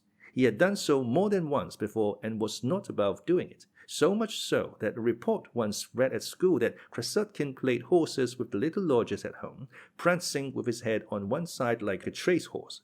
But Krasotkin haughtily parried this thrust, pointing out that to play horses with boys of one's own age, boys of 13, would certainly be disgraceful at this date, but that he did it for the sake of the kids, because he liked them, and no one had a right to call him to account for his feelings. The 2 kids adored him. But on this occasion he was in no mood for games. He had very important business for his own before him, something almost mysterious. Meanwhile time was passing, and Agafya, with whom he could have left the children, would not come back from market. He had several times already crossed the passage, opened the door of the lodger's room, and looked anxiously at the kids, who were sitting over the book, as he had bidden them. Every time he opened the door they grinned at him, hoping he would come in and would do something delightful and amusing. But Kolya was spotted and did not go in. At last it struck 11, and he made up his mind, once for all, that if that damned Agafya did not come back within 10 minutes, he should go out without waiting for her, making the kids promise, of course, to be brave when he was away, not to be naughty, not to cry from fright. With this idea he put on his wadded winter overcoat with its catskin fur collar, slung his satchel round his shoulder, and, regardless of his mother's constantly reiterated entreaties that he would always put on goloshes in such cold weather, he looked at them contemptuously as he crossed the hall and went out with only his boots on. P.D.S.1, seeing him in his outdoor clothes, began tapping nervously, yet vigorously, on the floor with his tail. Twitching all over, he even uttered a plaintive whine. But Kolya, seeing his dog's passionate excitement, decided that it was a breach of discipline, kept him for another minute under the bench, and only when he had opened the door into the passage, whistled for him. The dog leapt up like a mad creature and rushed bounding before him rapturously. Kolya opened the door to peep at the kids. They were both sitting as before at a table, not reading but warmly disputing about something. The children often argued together about various exciting problems of life, and Nastya, being the elder, always got the best of it. If Kostya did not agree with her, he almost always appealed to Kolya Krasotkin, and his verdict was regarded as invaluable by both of them. This time the kids' discussion rather interested Krasotkin, and he stood still in the passage to listen. The children saw he was listening, and that made them dispute with even greater energy. "I shall never believe," Nastya prattled, "that the old women find babies among the cabbages in the kitchen garden. It's winter now, and there are no cabbages, and so the old woman couldn't have taken Katerina a daughter." Kolya whistled to himself. "Or perhaps they do bring babies from somewhere, but only to those who are married." Kostya stared at Nastya and listened, pondering profoundly. "Nastya, how silly you are," he said at last, firmly and calmly. "How can Katerina have a baby when she isn't married?" Nastya was exasperated. "You know nothing about it," she snapped irritably. "Perhaps she has a husband, only he is in prison, so now she's got a baby." "But is her husband in prison?" the matter-of-fact Kostya inquired gravely. "Or, I tell you what," Nastya interrupted impulsively, completely rejecting and forgetting her first hypothesis. "She hasn't a husband, you are right there, but she wants to be married, and so she's been thinking of getting married, and thinking of it till now she's got it. That is, not a husband, but a baby." "Well, perhaps so," Kostya agreed, entirely vanquished. "But you didn't say so before, so how could I tell?" "Come, kiddies," said Kolya, stepping into the room. "You're terrible people, I see." "And P.D.S.1 with you," grinned Kostya, and began snapping his fingers and calling P.D.S.1. "I'm in a difficulty, kids," Krasotkin began solemnly, "and you must help me. Agafya must have broken her leg, since she has not turned up till now. That's certain. I must go out. Will you let me go?" The children looked anxiously at one another. Their smiling faces showed signs of uneasiness, but they did not yet fully grasp what was expected of them. You won't be naughty while I'm gone. You won't climb on a cupboard and break your legs. You won't be frightened alone and cry. A look of profound despondency came into the children's faces. And I could show you something as a reward, a little copper cannon which can be fired with real gunpowder. The children's faces instantly brightened. Show us the cannon, said Kostya, beaming all over. Krasotkin put his hand in his satchel and, pulling out a little bronze cannon, stood it on a table. Ah, you are bound to ask that. Look, it's on wheels. He rolled the toy on along the table, and it can be fired off too. It can be loaded with shot and fired off. And it could kill anyone? It can kill anyone. You've only got to aim at anybody. And Krasotkin explained where the powder had to be put, where the shot should be rolled in, showing a tiny hole like a touch hole, and told them that it kicked when it was fired. The children listened with intense interest. What particularly struck their imagination was that the cannon kicked. And have you got any powder? Nastya inquired. Yes. Show us the powder too, she drawled with a smile of entreaty. Krasotkin dived again into his satchel and pulled out a small flask containing a little real gunpowder. He had some shot too, in a screw of paper. He even uncorked the flask and shook a little powder into the palm of his hand. One has to be careful there's no fire about, or it would blow up and kill us all, Krasotkin warned them sensationally. The children gazed at the powder with an awe-stricken alarm that only intensified their enjoyment, but Kostya liked the shot better. And does the shot burn? He inquired. No, it doesn't. Give me a little shot, he asked in an imploring voice. I'll give you a little shot. Here, take it. But don't show it to your mother till I come back, or she'll be sure to think it's gunpowder, and will die of fright and give you a thrashing. Mother never does whip us, Nastya observed at once. I know. I only said it to finish the sentence. And don't you ever deceive your mother except just this once, until I come back. And so, kiddies, can I go out? You won't be frightened and cry when I'm gone? We shall all cry, drawled Kostya, on the verge of tears already. We shall cry. We shall be sure to cry, Nastya chimed in with timid haste. Oh, children, children, how fraught with peril are your years. There's no help for it, chickens. I shall have to stay with you I don't know how long, and time is passing. Time is passing. Ugh. Tell Petersvon to pretend to be dead, Kostya begged. There's no help for it. We must have recourse to Petersvon. Ici Petersvon. And Kolya began giving orders to the dog, who performed all his tricks. He was a rough-haired dog, of medium size, with a coat of a sort of lilac-gray color. He was blind in his right eye, and his left ear was torn. He whined and jumped, stood and walked on his hind legs, lay on his back with his paws in the air, rigid as though he were dead. While this last performance was going on, the door opened and Agafya, Madame Krasotkin's servant, a stout woman of 40, marked with smallpox, appeared in the doorway. She had come back from market and had a bag full of provisions in her hand. Holding up the bag of provisions in her left hand, she stood still to watch the dog. Though Kolya had been so anxious for her return, he did not cut short the performance, and after keeping Petersvon dead for the usual time, at last he whistled to him. The dog jumped up and began bounding about in his joy at having done his duty. Only think, a dog, Agafya observed sententiously. Why are you late, female? Asked Krasotkin sternly. Female indeed. Go on with you, you brat. Brat? Yes, a brat. What is it to you if I'm late? If I'm late, you may be sure I have good reason, muttered Agafya, busying herself about the stove, without a trace of anger or displeasure in her voice. She seemed quite pleased, in fact, to enjoy a skirmish with her merry young master. Listen, you frivolous young woman, Krasotkin began, getting up from sofa. Can you swear by all you hold sacred in the world and something else besides, that you will watch vigilantly over the kids in my absence? I'm going out. And what am I going to swear for? Laughed Agafya. I shall look after them without that. No, you must swear on your eternal salvation, else I shan't go. Well, don't then. What does it matter to me? It's cold out. Stay at home. Kids, Kolya turned to the children. This woman will stay with you till I come back or till your mother comes, for she ought to have been back long ago. She will give you some lunch too. You'll give them something, Agafya, won't you? That I can do. Goodbye, chickens. I go with my heart at rest. And you, Granny, he added gravely, in an undertone as he passed Agafya. I hope you'll spare their tender years and not tell them any of your old woman's nonsense about Katerina. Ici, Petersvon. Get along with you, retorted the guardian, really angry this time. Ridiculous boy. You want a whipping for saying such things. That's what you want.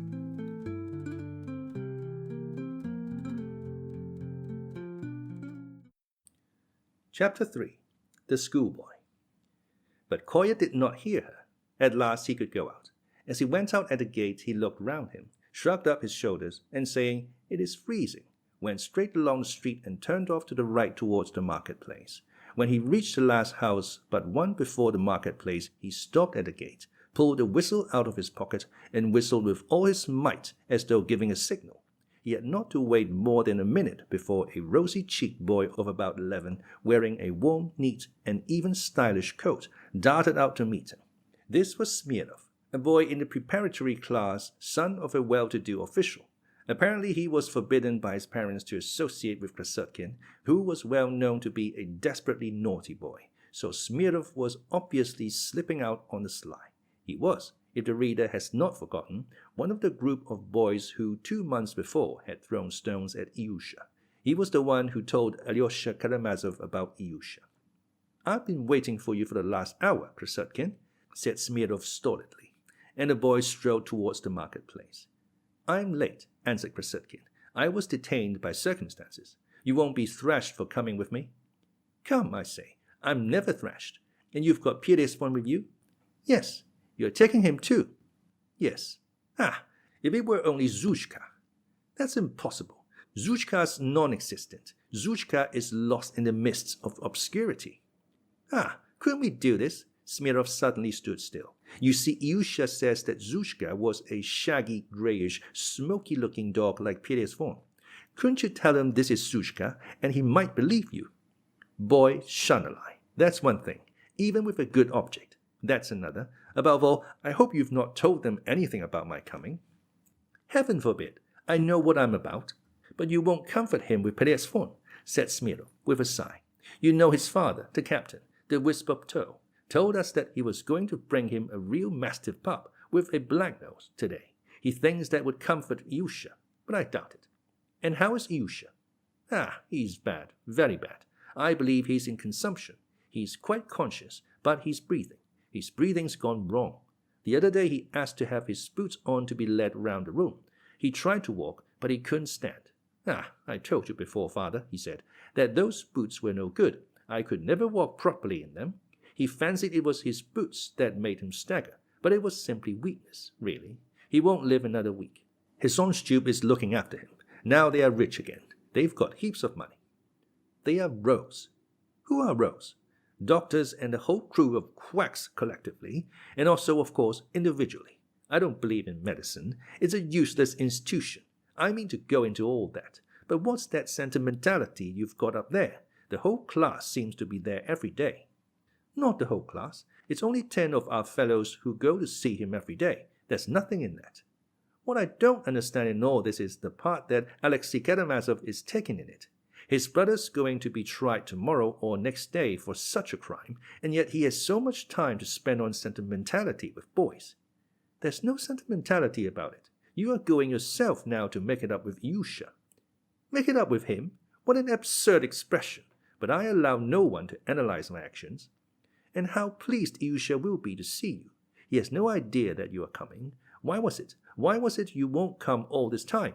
Smirnov cried with sudden warmth. "My dear boy, that's my business, not yours. I'm going of myself because I choose to. But you've all been hauled there by Alexei Karamazov.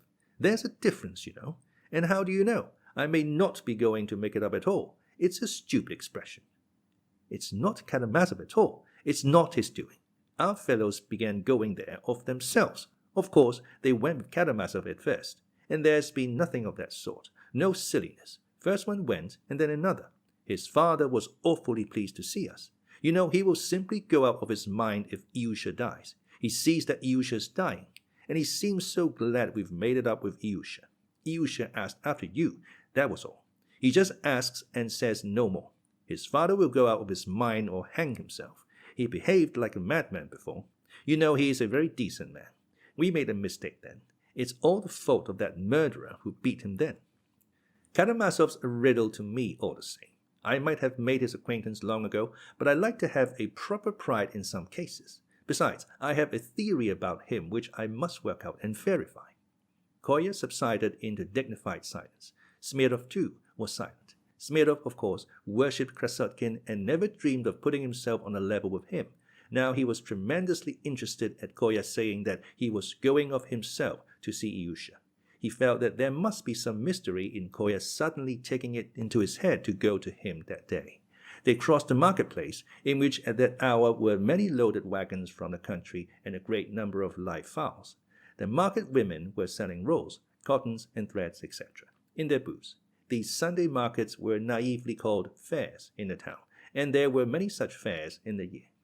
Petersvon ran about in the wildest spirits, sniffing about first one side, then the other. When he met other dogs, they ceaselessly smelt each other over according to the rules of canine etiquette. "I like to watch such realistic scenes, Smirnov," said Kolya suddenly. "Have you noticed how dogs sniff at one another when they meet? It seems to be a law of their nature." "Yes, it's a funny habit." "No, it's not funny. You're wrong there. There's nothing funny in nature, however funny it may seem to man with his prejudices. If dogs could reason and criticize us, they'd be sure to find just as much that would be funny to them, if not far more, in the social relations of men, their masters, far more indeed. I repeat that, because I am convinced that there is far more foolishness among us. That's Rakitin's idea, a remarkable idea. I'm a socialist, Smirnov." "And what is a socialist?" asked Smirnov. "That's when all are equal and all have property in common. There are no marriages, and everyone has any religion and laws he likes best, and all the rest of it. You are not old enough to understand that yet. It's cold, though." "Yes, 12 degrees of frost. Father looked at the thermometer just now. Have you noticed, Smirnov, that in the middle of winter we don't feel so cold even when there are 15 or 18 degrees of frost as we do now? In the beginning of winter, when there is a sudden frost of 12 degrees, especially when there is not much snow, it's because people are not used to it. Everything is habit with men, everything even in their social and political relations. Habit is the great motive power." "What a funny-looking peasant."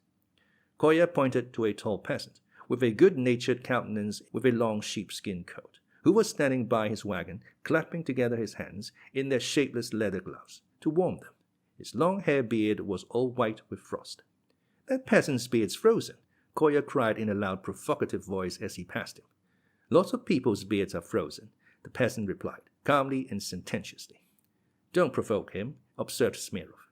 "It's all right. He won't be cross. He's a nice fellow. Goodbye, Matvey." "Goodbye." "Is your name Matvey?"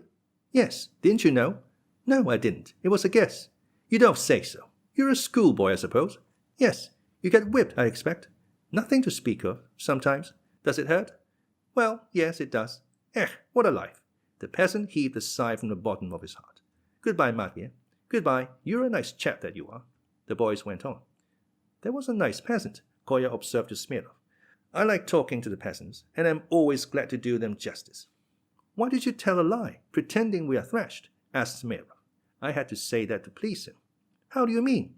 "You know, Smirnov, I don't like being asked the same thing twice. I like people to understand at the first word. Some things can't be explained. According to a peasant's notions, schoolboys are whipped and must be whipped. What would the schoolboy be if he were not whipped? And if I were to tell him we are not, he'd be disappointed. But you don't understand that. One has to know how to talk to the peasants. Only don't tease them, please, or you'll get into another scrape as you did about that goose." "So you're afraid?"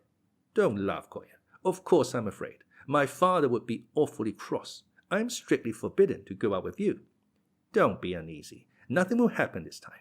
"Hello, Natasha," he shouted to a market woman in one of the booths. "Call me Natasha? What next? My name is Marya," the middle-aged market woman shouted at him. "I'm so glad it's Marya. Goodbye." "Ah, you young rascal, a brat like you to carry on so." "I'm in a hurry. I can't stay now. You shall tell me next Sunday." Kolya waved his hand at her, as though she had attacked him and not he her. "I've nothing to tell you next Sunday. You set upon me, you impudent young monkey. I didn't say anything," bawled Marya. "You want a whipping. That's what you want, you saucy jackanapes." There was a roar of laughter among the other market women round her. Suddenly a man in a violent rage darted out from the arcade of shops close by. He was a young man, not a native of the town, with dark curly hair and a long pale face, marked with smallpox. He wore a long blue coat and a peaked cap, and looked like a merchant's clerk. He was in a state of stupid excitement and brandished his fist at Kolya. "I know you," he cried angrily. "I know you." Kolya stared at him. He could not recall when he could have had a row with the man, but he had been in so many rows in the street that he could hardly remember them all. "Do you?" he asked sarcastically. "I know you, I know you," the man repeated idiotically. "So much the better for you. Well, it's time I was going. Goodbye." "You are at your saucy pranks again," cried the man. "You are at your saucy pranks again. I know, you are at it again."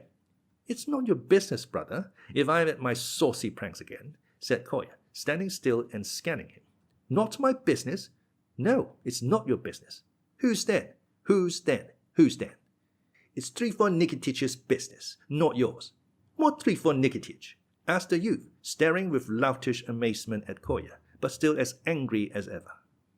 Kolya scanned him gravely. "Have you been to the Church of the Ascension?" he suddenly asked him, with stern emphasis. "What Church of Ascension? What for?" "No, I haven't," said the young man, somewhat taken aback. "Do you know Sabaneyev?" Kolya went on even more emphatically and even more severely. "What's Sabaneyev?" "No, I don't know him." "Well then, you can go to the devil," said Kolya, cutting short the conversation, and turning sharply to the right he strode quickly on his way as though he disdained further conversation with a dolt who did not even know Sabaneyev. "Stop! Hey! What's Sabaneyev?" The young man recovered from his momentary stupefaction and was as excited as before. "What did he say?" He turned to the market women with a silly stare. The women laughed. "You can never tell what he's after," said one of them. "What Sabaneyev is he talking about?" the young man repeated, still furious and brandishing his right arm. "It must be a Sabaneyev who worked for the Kuzmichevs. That's who it must be," one of the women suggested. The young man stared at her wildly. "For the Kuzmichevs?" repeated another woman. "But his name wasn't Trifon. His name's Kuzma, not Trifon. But the boy said Trifon Nikititch, so it can't be the same." "His name is not Trifon and not Sabaneyev. It's Chizhov," put in suddenly a third woman, who had hitherto been silent, listening gravely. "Alexey Ivanovich is his name. Chizhov. Alexey Ivanich." "Not a doubt about it. It's Chizhov." A fourth woman emphatically confirmed the statement. The bewildered young gazed from one to another. "But what did he ask for?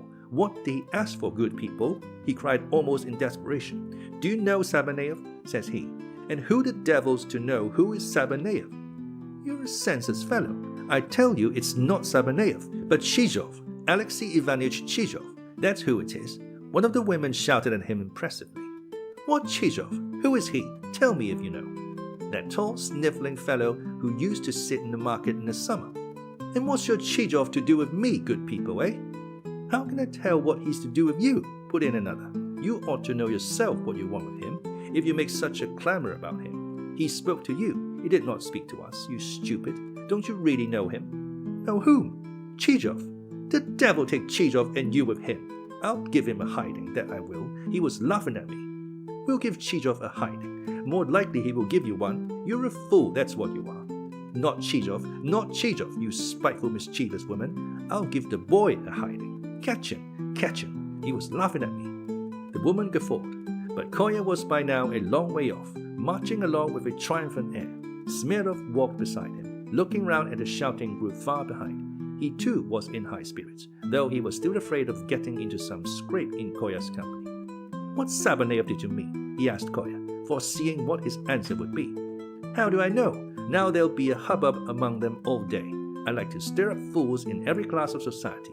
There's another blockhead, that peasant there. You know, they say there's no one stupider than a stupid Frenchman. But a stupid Russian shows it in his face just as much. Can't you see it all over his face that he's a fool, that peasant, eh?" "Let him alone, Kolya. Let's go on. Nothing could stop me. Now I'm once off. Hey, good morning, peasant." A sturdy-looking peasant with a round, simple face and grizzled beard who was walking by raised his head and looked at the boy. He seemed not quite sober. "Good morning, if you're not laughing at me," he said deliberately in reply. "And if I am?" laughed Kolya. "Well, a joke's a joke. Laugh away, I don't mind. There's no harm in a joke." "I beg your pardon, brother. It was a joke." "Well, God forgive you." "Do you forgive me too?" "I quite forgive you. Go along." "I say, you seem a clever peasant." "Cleverer than you," the peasant answered unexpectedly, with the same gravity. "I doubt it," said Kolya, somewhat taken aback. "It's true, though." "Perhaps it is." "It is, brother. Goodbye, peasant. Goodbye. There are all sorts of peasants, Kolya observed to Smirnov after a brief silence. How could I tell I had hit on a clever one? I'm always ready to recognize intelligence in the peasantry. In the distance, the cathedral clock struck 11:30. The boys made haste and they walked as far as Captain Snegiliev's lodging, a considerable distance, quickly and almost in silence. 20 paces from the house, Kolya stopped and told Smirnov to go on ahead and ask Karamazov to come out to him. One must sniff round a bit first, he observed to Smirnov. Why ask him to come out? Smirnov protested. You go in. They will be awfully glad to see you. What's the sense of making friends in the frost out here? I know why I want to see him out here in the frost. Kolya cut him short in the despotic tone he was fond of adopting with small boys, and Smirnov ran to do his bidding.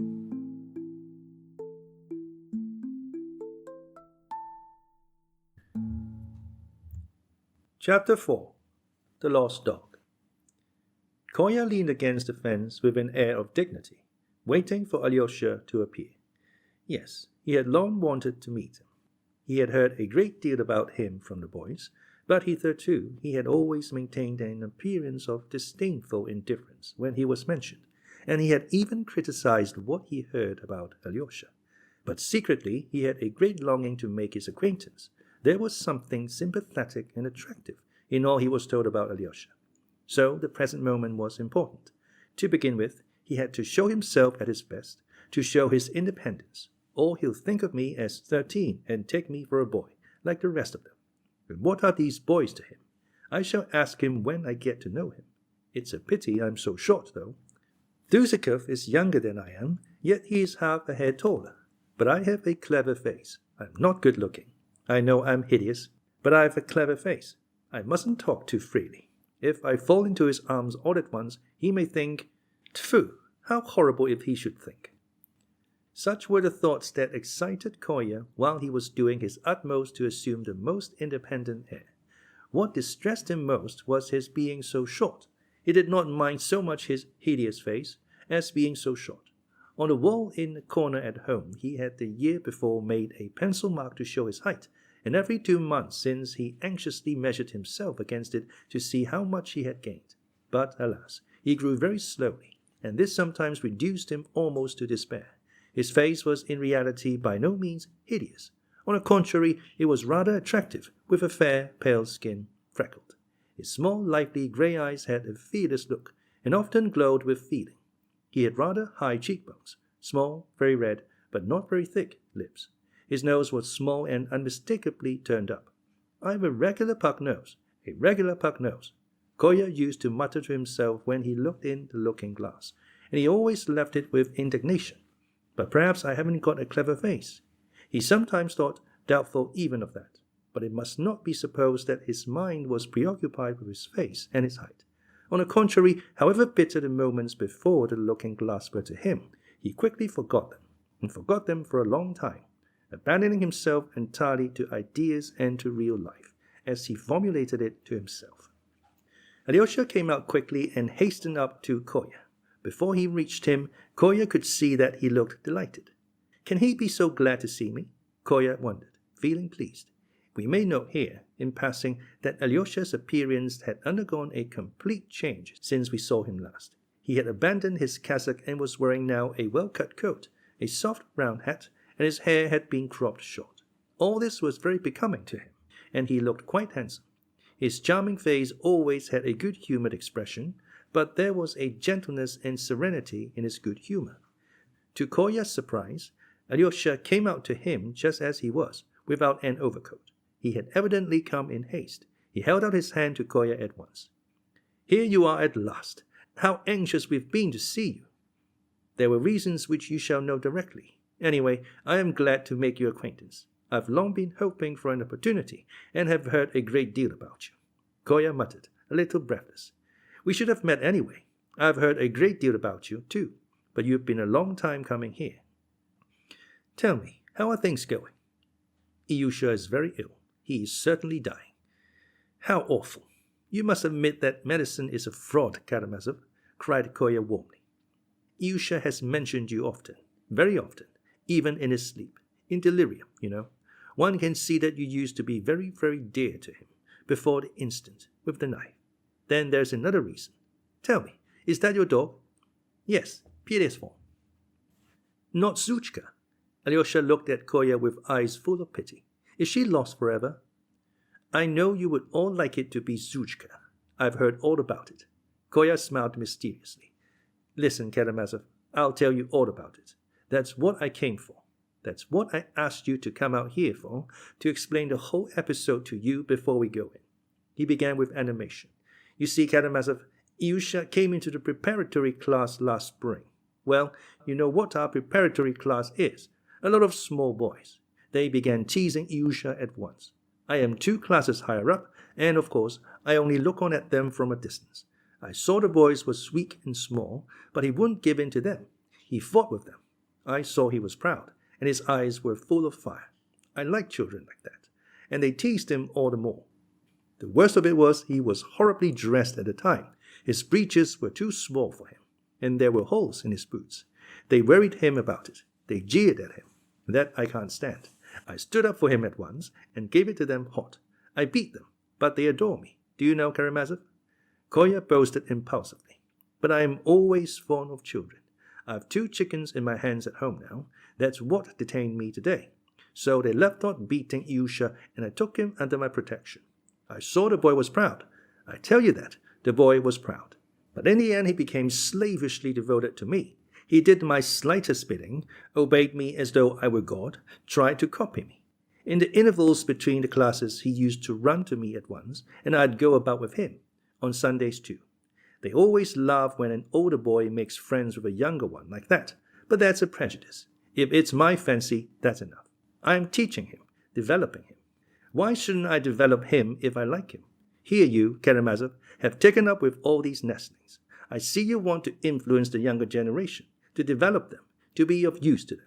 And I assure you this trait in your character, which I knew by hearsay, attracted me more than anything. Let us get to the point, though. I noticed that there was a sort of softness and sentimentality coming over the boy, and you know I have a positive hatred of this sheepish sentimentality, and I have had it from a baby. There were contradictions in him too. He was proud, but he was slavishly devoted to me. And yet all at once his eyes would flash and he'd refuse to agree with me. He'd argue, fly into a rage. I used sometimes to propound certain ideas. I could see that it was not so much that he disagreed with the ideas, but that he was simply rebelling against me, because I was cool in responding to his endearments. And so, in order to train him properly, the tenderer he was, the colder I became. I did it on purpose. That was my idea. My object was to form his character, to lick him into shape, to make a man of him.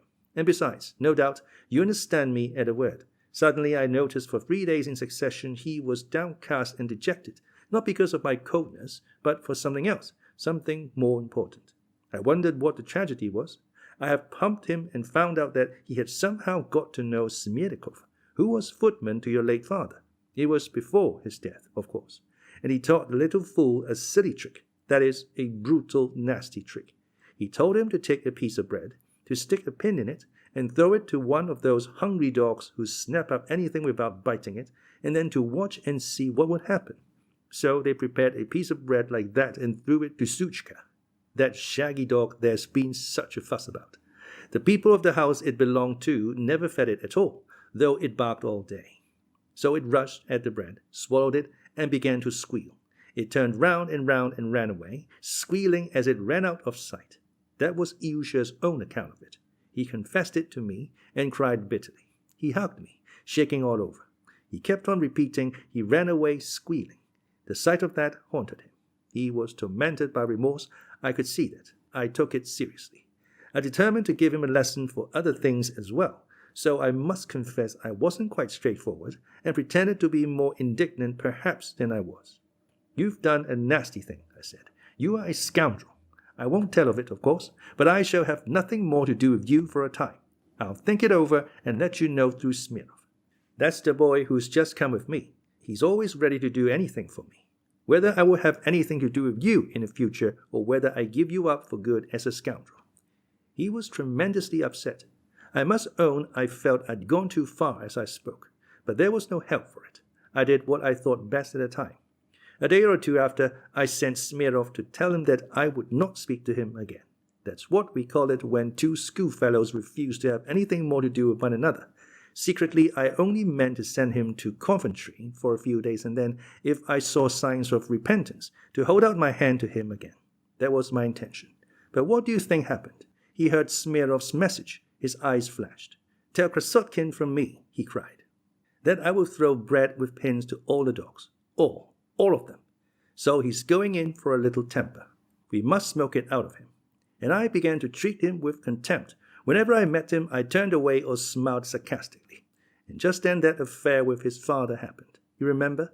You must realize that he was fearfully worked up by what had happened already. The boys, seeing I'd given him up, sat on him and taunted him, shouting, "Wisp of tow, wisp of tow." And he had soon regular skirmishes with them, which I am very sorry for. They seem to have given him one very bad beating. One day he flew at them all as they were coming out of school. I stood a few yards off, looking on, and I swear I don't remember that I laughed. It was quite the other way. I felt awfully sorry for him. In another minute I would have run up to take his part, but he suddenly met my eyes. I don't know what he fancied, but he pulled out a penknife, rushed at me, and struck at my thigh, here in my right leg. I didn't move. I don't mind owning I'm plucky sometimes, Karamazov. I simply looked at him contemptuously, as though to say, "This is how you repay all my kindness. Do it again, if you like. I'm at your service." But he didn't stab me again. He broke down. He was frightened at what he had done. He threw away the knife, burst out crying, and ran away. I did not sneak on him, of course, and I made them all keep quiet, so it shouldn't come to the ears of the masters. I didn't even tell my mother till it had healed up, and the wound was a mere scratch. And then I heard that the same day he'd been thrown stones and had bitten your finger. But you understand now what a state he was in. Well, it can't be helped. It was stupid of me not to come and forgive him, that is, to make it up with him, when he was taken ill. I'm sorry for it now, but I had a special reason. So now I've told you all about it, but I'm afraid it was stupid of me. "Oh, what a pity," exclaimed Alyosha, with feeling, "that I didn't know before what terms you were on with him, or I'd have come to you long ago to beg you to go to him with me. Would you believe it? When he was feverish, he talked about you in delirium. I didn't know how much you were to him, and you've really not succeeded in finding that dog. His father and the boys have been hunting all over the town for it. Would you believe it? Since he's been ill, I've 3 times heard him repeat with tears, 'It's because I killed Suchka. Father, that I am ill now. God is punishing me for it.' He can't get that idea out of his head. And if the dog were found and proved to be alive, one might almost fancy the joy would cure him. We have all rested our hopes on you." "Tell me, what made you hope that I should be the one to find him?" Kolya asked, with great curiosity. "Why did you reckon on me rather than anyone else?" "There was a report that you were looking for the dog, and that you would bring it when you'd found it. Smirnov said something of the sort. We've all been trying to persuade Yusha that the dog is alive, that it's been seen. The boys brought him alive here. He just looked at it, with a faint smile, and asked them to set it free in the fields, and so we did. His father has just this moment come back, bringing him a mastiff pup, hoping to comfort him with that, but I think it only makes it worse." "Tell me, Karamazov, what sort of man is the father? I know him, but what do you make of him? A mountebank? A buffoon?" "Oh, no. There are people of deep feeling who have been somehow crushed. Buffoonery in them is a form of resentful irony against those to whom they daren't speak the truth, from having been for years humiliated and intimidated by them. Believe me, Krasotkin, what sort of buffoonery is sometimes tragic in the extreme. His whole life now is centered in Ilyusha, and if Ilyusha dies, he will either go mad with grief or kill himself. I feel almost certain of that when I look at him now." "I understand you, Karamazov. I see you understand human nature," Kolya added with feeling. "And as soon as I saw you with a dog, I thought it was Suchka you were bringing." "Wait a bit, Karamazov. Perhaps we shall find it yet. But this is P.D.'s fault. I'll let him go in now, and perhaps it will amuse Ilyusha more than the mastiff pup. Wait a bit, Karamazov. You will know something in a minute. But I say, I am keeping you here." Kolya cried suddenly. "You've no overcoat on in this bitter cold. You see what an egoist I am? Oh, we are all egoists, Karamazov." "Don't trouble. It is cold. but I don't often catch cold. Let us go in, though. And, by the way, what is your name? I know you are called Kolya, but what else? Nikolai Ivanovich Krasotkin, or, as they say in official documents, Krasotkin's son. Kolya laughed for some reason, but added suddenly, of course I hate my name Nikolai. Why so? It's so trivial, so ordinary. You are 13? Asked Alyosha. No, 14. That is, I shall be 14 very soon, in a fortnight. I'll confess one weakness of mine, Karamazov, just to you, since it's our first meeting, so that you may understand my character at once. I hate being asked my age. More than that, and in fact, there's a libelous story going on about me, that last week I played robbers with the preparatory boys. It's a fact that I did play with them, but it's a perfect libel to say I did it for my own amusement. I have reasons for believing that you've heard the story, but I wasn't playing for my own amusement. It was for the sake of the children, because they couldn't think of anything to do by themselves, but they've always got some silly tale. This is an awful town for gossip, I tell you. But what if you had been playing for your own amusement? What's the harm? Come, I say, for my own amusement. You don't play horses, do you? But you must look at it like this, said Alyosha, smiling. Grown-up people go to the theater, and there the adventures of all sorts of heroes are represented. Sometimes there are robbers and battles too. And isn't that just the same thing, in a different form, of course? And young people's games of soldiers or robbers in their playtime are also art in its first stage. You know, they spring from the growing artistic instincts of the young. And sometimes these games are much better than performances in the theater.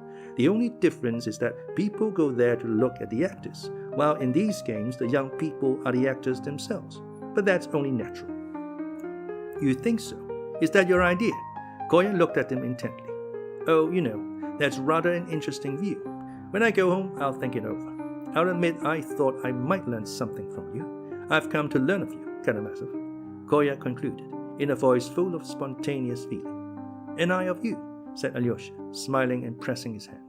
Kolya was much pleased with Alyosha. What struck him most was that he treated him exactly like an equal, and that he talked to him just as if he were quite grown up. I'll show you something directly, Karamazov. It's a theatrical performance too, he said, laughing nervously. That's why I've come.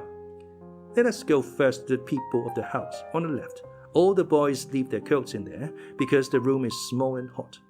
Oh, I'm only coming in for a minute. I'll keep on my overcoat. Piedesvon will stay here in the passage and be dead. Ici, Piedesvon, lie down and be dead. You see how he's dead? I'll go in first and explore, then I'll whistle to him when I think fit, and you'll see, he'll dash in like mad.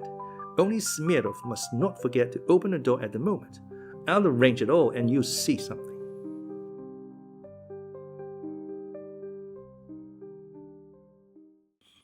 Chapter 5.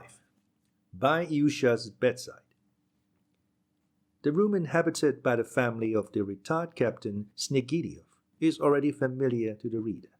It was close and crowded at that moment with a number of visitors. Several boys were sitting with Ilyusha, and though all of them, like Smirnov, were prepared to deny that it was Alyosha who had brought them and reconciled them with Ilyusha, it was really the fact. All the art he had used had been to take them, one by one, to Ilyusha without sheepish sentimentality, appearing to do so casually and without design. It was a great consolation to Ilyusha and his suffering. He was greatly touched by seeing the almost tender affection and sympathy shown him by these boys, who had been his enemies. Krasotkin was the only one missing, and his absence was a heavy load on Ilyusha's heart. Perhaps the bitterest of all his bitter memories was his stabbing Krasotkin, who had been his one friend and protector. Clever little Smirnov, who was the first to make it up with Ilyusha, thought it was so. But when Smirnov hinted to Krasotkin that Alyosha wanted to come and see him about something, the latter cut him short, bidding Smirnov tell Karamazov at once that he knew best what to do, that he wanted no one's advice, and that if he went to see Ilyusha, he would choose his own time, for he had his own reasons. That was a fortnight before this Sunday. That was why Alyosha had not been to see him, as he had meant to. But though he waited, he sent Smirnov to him twice again. Both times Krasotkin met him with a curt, impatient refusal, sending Alyosha a message not to bother him any more, that if he came himself, he, Krasotkin, would not go to Alyosha at all. Up to the very last day, Smirnov did not know that Kolya meant to go to Alyosha that morning, and only the evening before, as he parted from Smirnov. Kolya abruptly told him to wait at home for him next morning, for he would go with him to the Snegiryovs, but warned him on no account to say he was coming, as he wanted to drop in casually. Smirnov obeyed. Smirnov's fancy that Kolya would bring back the lost dog was based on the words Kolya had dropped that they must be asses not to find the dog, if it was alive. When Smirnov waited for an opportunity, timidly hinted at his guess about the dog, Krasotkin flew into a violent rage. I'm not such an ass as to go hunting about the town for other people's dogs when I've got a dog of my own. And how can you imagine a dog could be alive after swallowing a pin? Sheepish sentimentality, that's what it is. For the last fortnight, Alyosha had not left his little bed under the icons in the corner. He had not been to school since the day he met Alyosha and bit his finger. He was taken ill the same day, though for a month afterwards he was sometimes able to get up and walk about the room and passage. But latterly he had become so weak that he could not move without help from his father. His father was terribly concerned about him. He even gave up drinking and was almost crazy with terror that his boy would die. And often, especially after leading him round the room on his arm and putting him back to bed, he would run to a dark corner in the passage and, leaning his head against the wall, he would break into paroxysms of violent weeping, stifling his sobs that they might not be heard by Alyosha. Returning to the room, he would usually begin doing something to amuse and comfort his precious boy. He would tell him stories, funny anecdotes, or would mimic comic people he had happened to meet, even imitate the howls and cries of animals. But Alyosha could not bear to see his father fooling and playing the buffoon. Though the boy tried not to show how he disliked it, he saw with an aching heart that his father was an object of contempt, and he was continually haunted by the memory of the wisp of tow and that terrible day. Nina, Alyosha's gentle, crippled sister, did not like her father's buffoonery either. But the half-imbecile mother was greatly diverted and laughed heartily when her husband began capering about or performing something. It was the only way she could be amused. All the rest of the time she was grumbling and complaining that now everyone had forgotten her, that no one treated her with respect, that she was slighted, and so on. But during the last few days she had completely changed. She began looking constantly at Alyosha's bed in the corner and seemed lost in thought. She was more silent, quieter, and if she cried quietly so as not to be heard. The captain noticed the change in her with mournful perplexity. The boys' visits at first only angered her, but later on their merry shouts and stories began to divert her, and at last she liked them so much that if the boys had given up coming, she would have felt dreary without them. When the children told some story or played a game, she laughed and clapped her hands. She called some of them to her and kissed them. She was particularly fond of Smirnov. As for the captain, the presence in his room of the children, who came to cheer up Alyosha, filled his heart from the first with ecstatic joy. He even hoped that Alyosha would now get over his depression, and that would hasten his recovery. In spite of his alarm about Alyosha, he had not, till lately, felt 1 minute's doubt of his boy's ultimate recovery. He met his little visitors with homage, waited upon them hand and foot. He was ready to be their horse and even began letting them ride on his back, but Alyosha did not like the game and it was given up. He began buying little things for them, gingerbread and nuts, gave them tea and cut them sandwiches. It must be noted that all this time he had plenty of money. He had taken the 200 rubles from Katerina Ivanovna, just as Alyosha had predicted he would. And afterwards, Katerina Ivanovna, learning more about their circumstances and Alyosha's illness, visited them herself, made the acquaintance of the family, and succeeded in fascinating the half-imbecile mother. Since then, she had been lavish in helping them, and the captain, terror-stricken at the thought that this boy might be dying, forgot his pride and humbly accepted her assistance. All this time, Dr. Hesonstup, who was called in by Katerina Ivanovna, came punctually every other day. But little was gained by his visits, and he dosed the invalid mercilessly. But on that Sunday morning a new doctor was expected, who had come from Moscow, where he had a great reputation. Katerina Ivanovna had sent for him from Moscow at great expense, not expressly for Ilyusha, but for another object of which more will be said in its place hereafter. But as he had come, she had asked him to see Ilyusha as well, and the captain had been told to expect him. He hadn't the slightest idea that Kolya Krasotkin was coming, though he had long wished for a visit from the boy for whom Ilyusha was fretting.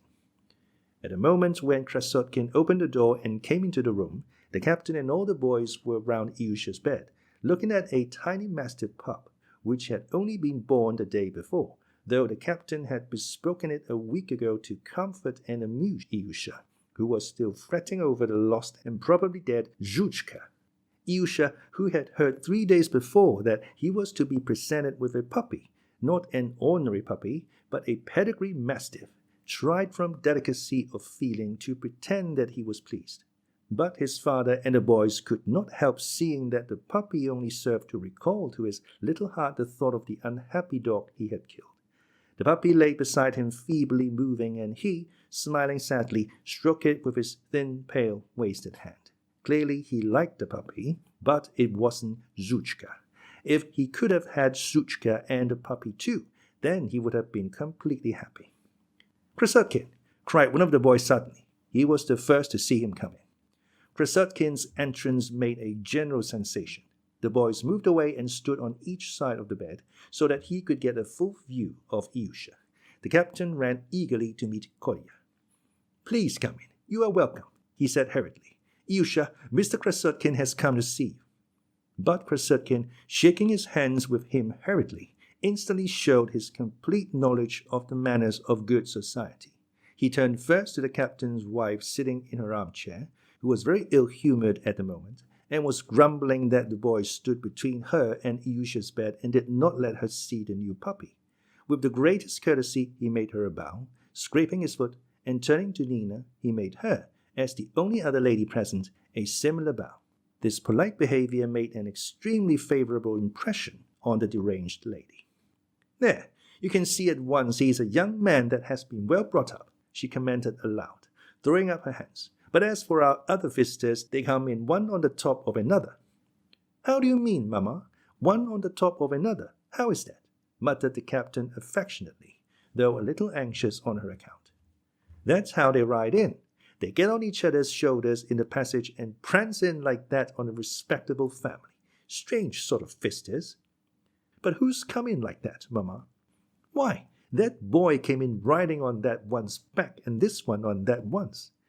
Kolya was already by Ilyusha's bedside. The sick boy turned visibly paler. He raised himself in the bed and looked intently at Kolya. Kolya had not seen his little friend for 2 months, and he was overwhelmed at the sight of him.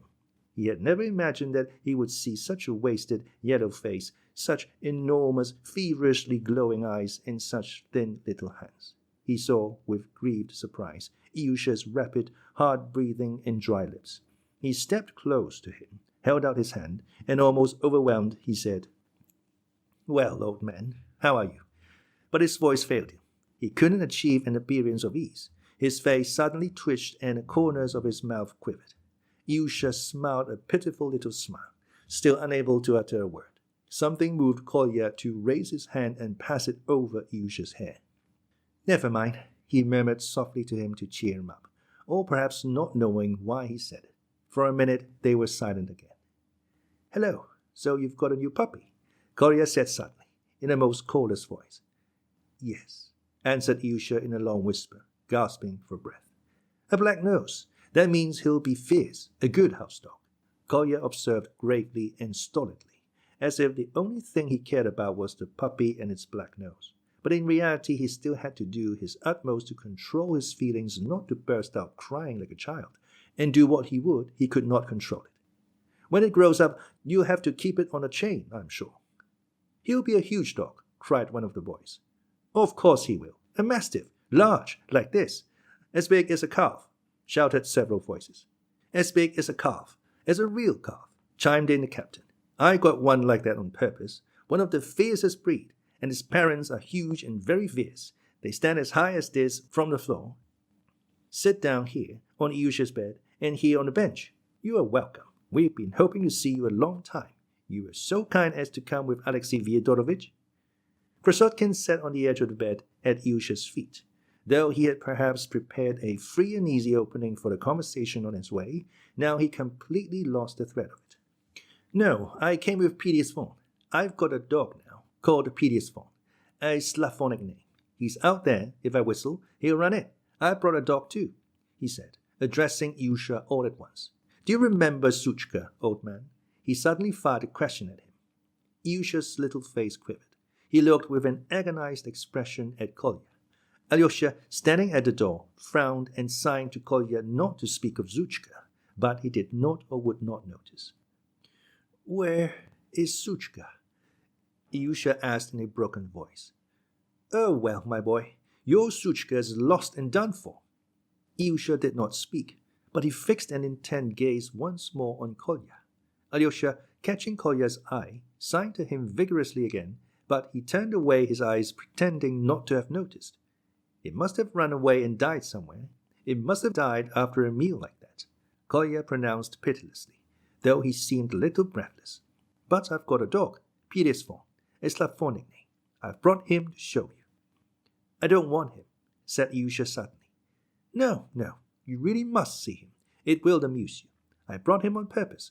He is the same sort of shaggy dog. You allow me to call in my dog, madam?"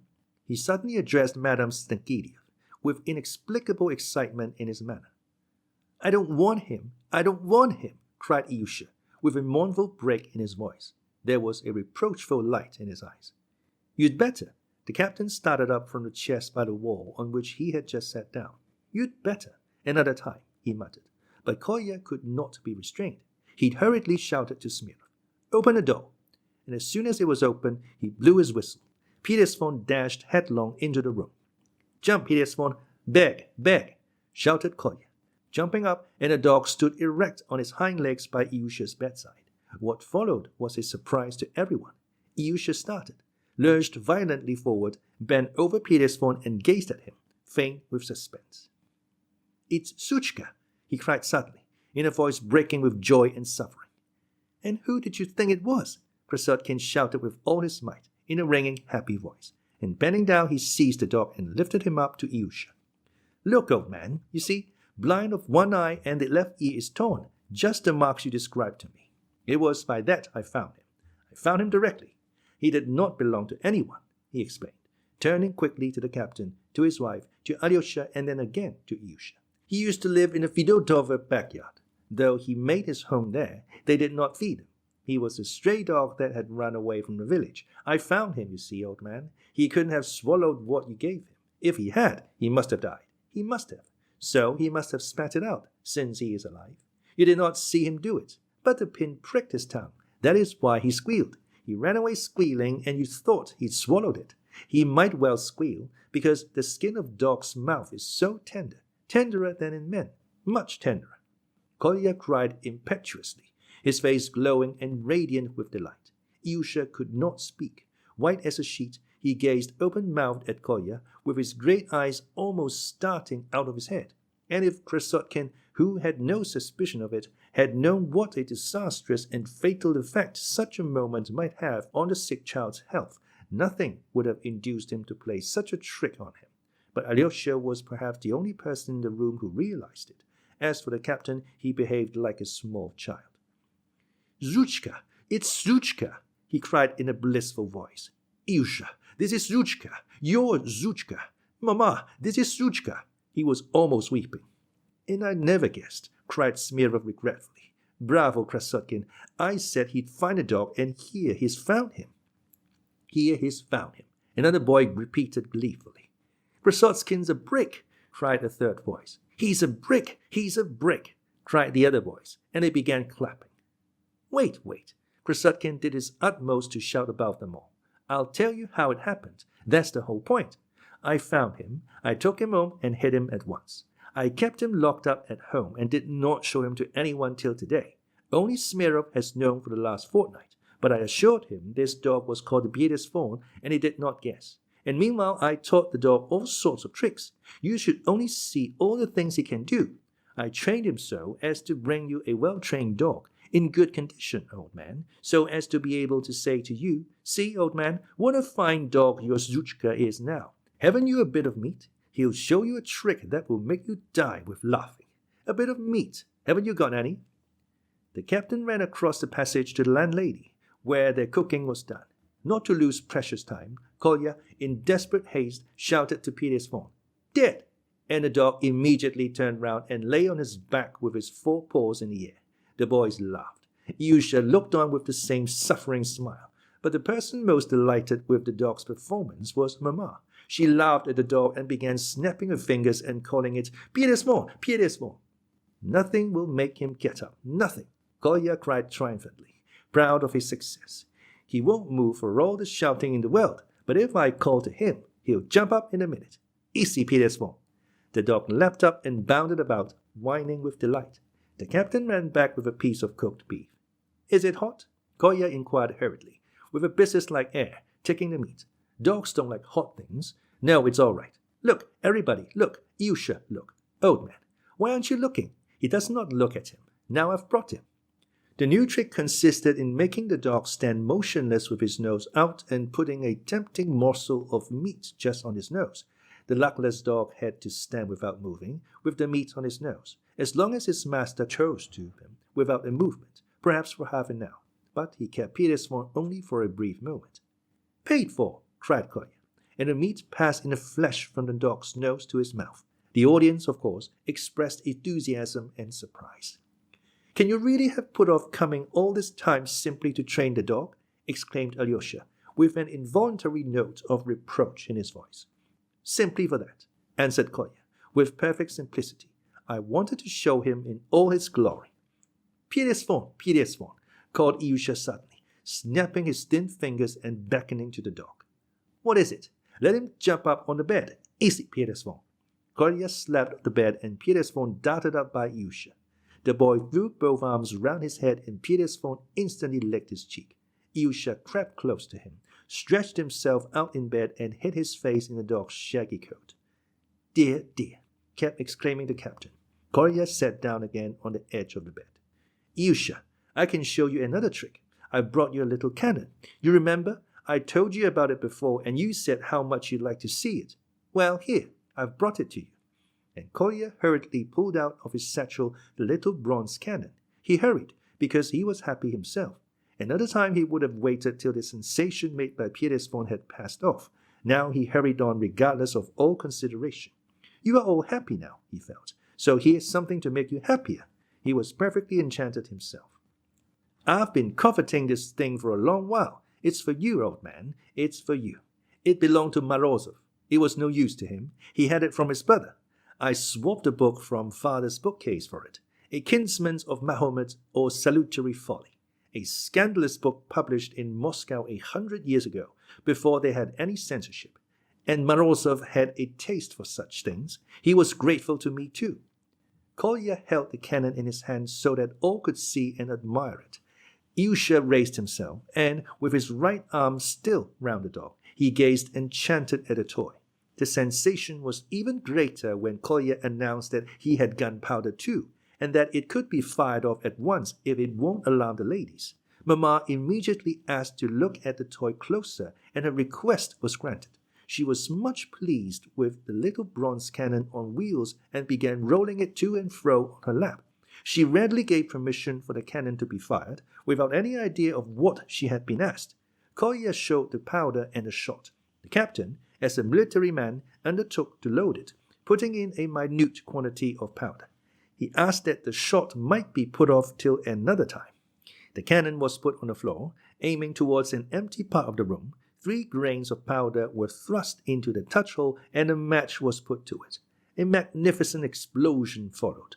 Mamma was startled, but at once laughed with delight. The boys gazed in speechless triumph. But the captain, looking at Alyosha, was more enchanted than any of them. Kolya picked up the cannon and immediately presented it to Alyosha, together with the powder and the shot. 'I got it for you, for you. I've been keeping it for you a long time,' he repeated once more in his delight. 'Oh, give it to me.' 'No, give me the cannon.' Mamma began begging like a little child. Her face showed a piteous fear that she would not get it. Kolya was disconcerted. The captain fidgeted uneasily. Mamma, he ran to her. The cannon's yours, of course, but let Ilyusha have it, because it's a present to him, but it's just as good as yours. Ilyusha will always let you play with it. It shall belong to both of you. Both of you.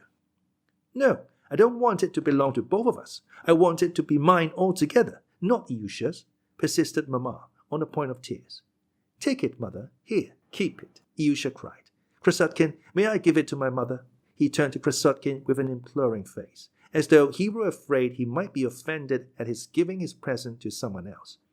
Of course you may, Krasotkin assented heartily, and taking the cannon from Ilyusha, he handed it himself to Mamma with a polite bow. She was so touched that she cried. Ilyusha, darling, he is the one who loves his Mamma, she said tenderly, and at once began wheeling the cannon to and fro on her lap again. Mamma, let me kiss your hand. The captain darted up to her at once and did so. And I never saw such a charming fellow as this nice boy, said the grateful lady, pointing to Krasotkin. And I'll bring you as much powder as you like, Ilyusha. We make the powder ourselves now. Borovikov found out how it's made. 24 parts of saltpeter, 10 of sulfur, and 6 of birchwood charcoal. It's all pounded together, mixed into a paste with water, and rubbed through a tammy sieve. That's how it's done. Smirnov told me about your powder. Smirnov told me about your powder. Only father says it's not real gunpowder, responded Ilyusha. Not real? Kolya flushed. It burns. I don't know, of course. No, I didn't mean that, put in the captain with a guilty face. I only said that real powder is not made like that, but that's nothing. It can be made so.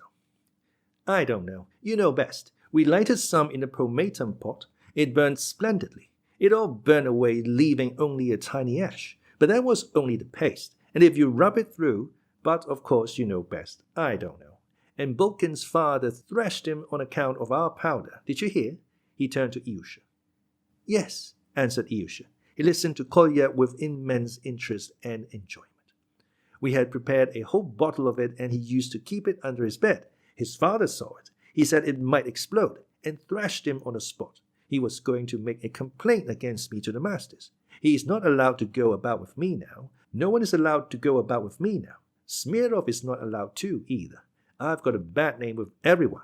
They say I'm a desperate character. Kolya smiled scornfully. It all began from what happened on the railway. Ah, we've heard of that exploit of yours too, cried the captain. How could you lie still on the line? Is it possible you weren't the least afraid, lying there under the train? Weren't you frightened? The captain was abject in his flattery of Kolya. Not particularly, answered Kolya carelessly. What's blasted my reputation more than anything here was that cursed goose, he said, turning again to Ilyusha. But though he assumed an unconcerned air as he talked, he still could not control himself and was continually missing the notes he tried to keep up. Ah, I heard about the goose. Ilyusha laughed, beaming all over. They told me, but I didn't understand. Did they really take you to the court? The most stupid, trivial affair. They made a mountain of a molehill as they always do. Kolya began carelessly. I was walking through the marketplace here one day, just when they'd driven in the geese. I stopped and looked at them. All at once a fellow, who is an errand boy at Plotnikov's now, looked at me and said, What are you looking at the geese for? I looked at him. He was a stupid, moon-faced fellow of 20. I am always on the side of the peasantry, you know. I like talking to the peasants. We've dropped behind the peasants. That's an axiom. I believe you are laughing, Karamazov. No, heaven forbid. I'm listening, said Alyosha with a most good-natured air, and the sensitive Kolya was immediately reassured. My theory, Karamazov, is clear and simple, he hurried on again, looking pleased. I believe in the people and am always glad to give them their due, but I am not for spoiling them. That is a sine qua non. But I was telling you about the goose, so I turned to the fool and answered, I am wondering what the goose thinks about. He looked at me quite stupidly. And what does the goose think about? He asked. Do you see that cart full of oats? I said. The oats are dropping out of the sack, and the goose has put its neck right under the wheel to gobble them up. Do you see? I see that quite well, he said. Well, said I, if that cart were to move on a little, would it break the goose's neck or not?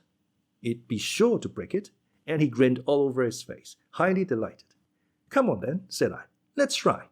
"Let's," he said, and it did not take us long to arrange. He stood at the bridle without being noticed, and I stood on one side to direct the goose, and the owner wasn't looking.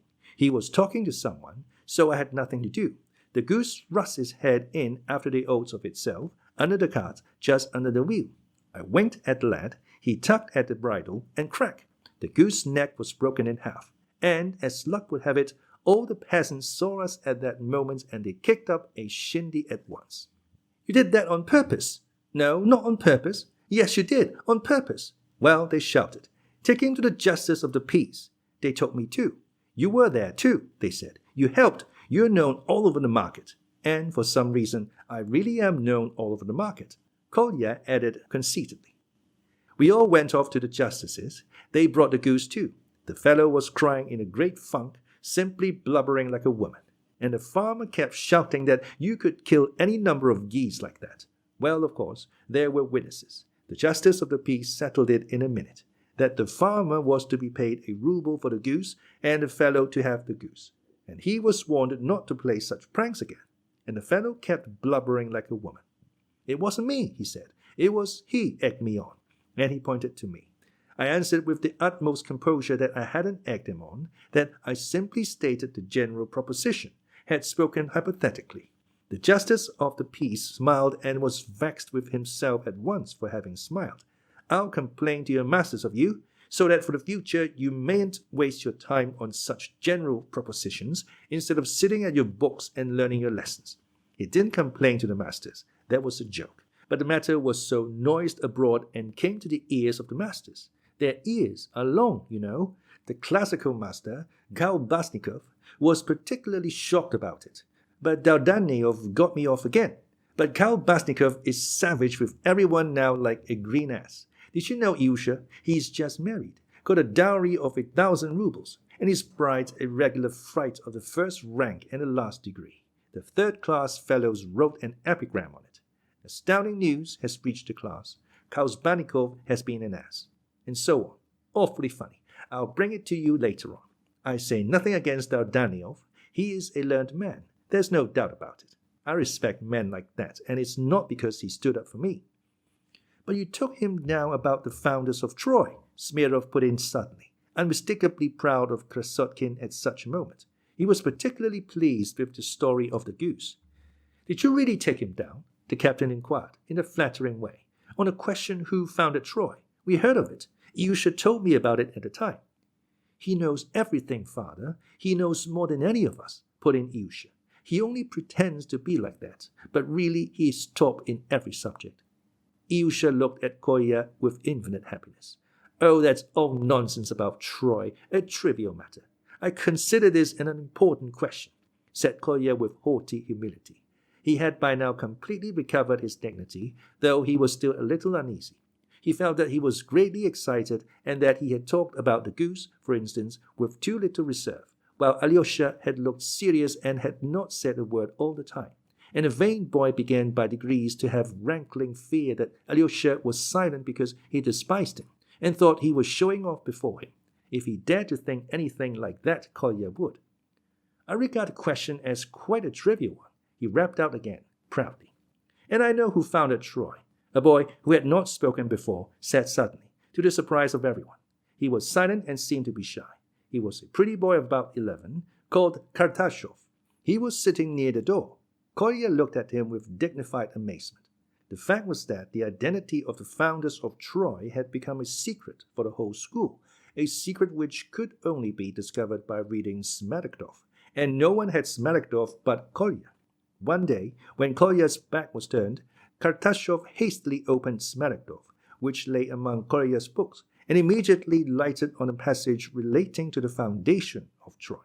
This was a good time ago, but he felt uneasy and could not bring himself to announce publicly that he too knew who had founded Troy, afraid of what might happen and of Krasotkin's somehow putting him to shame over it. But now he couldn't resist saying it. For weeks he had been longing to. "Well, who did found it?" asked Kolya, turning to him with haughty superciliousness. He saw from his face that he really did know, and at once made up his mind how to take it. There was, so to speak, a discordant note in a general harmony. Troy was founded by Teucer, Dardanus, Ilias, and Tros.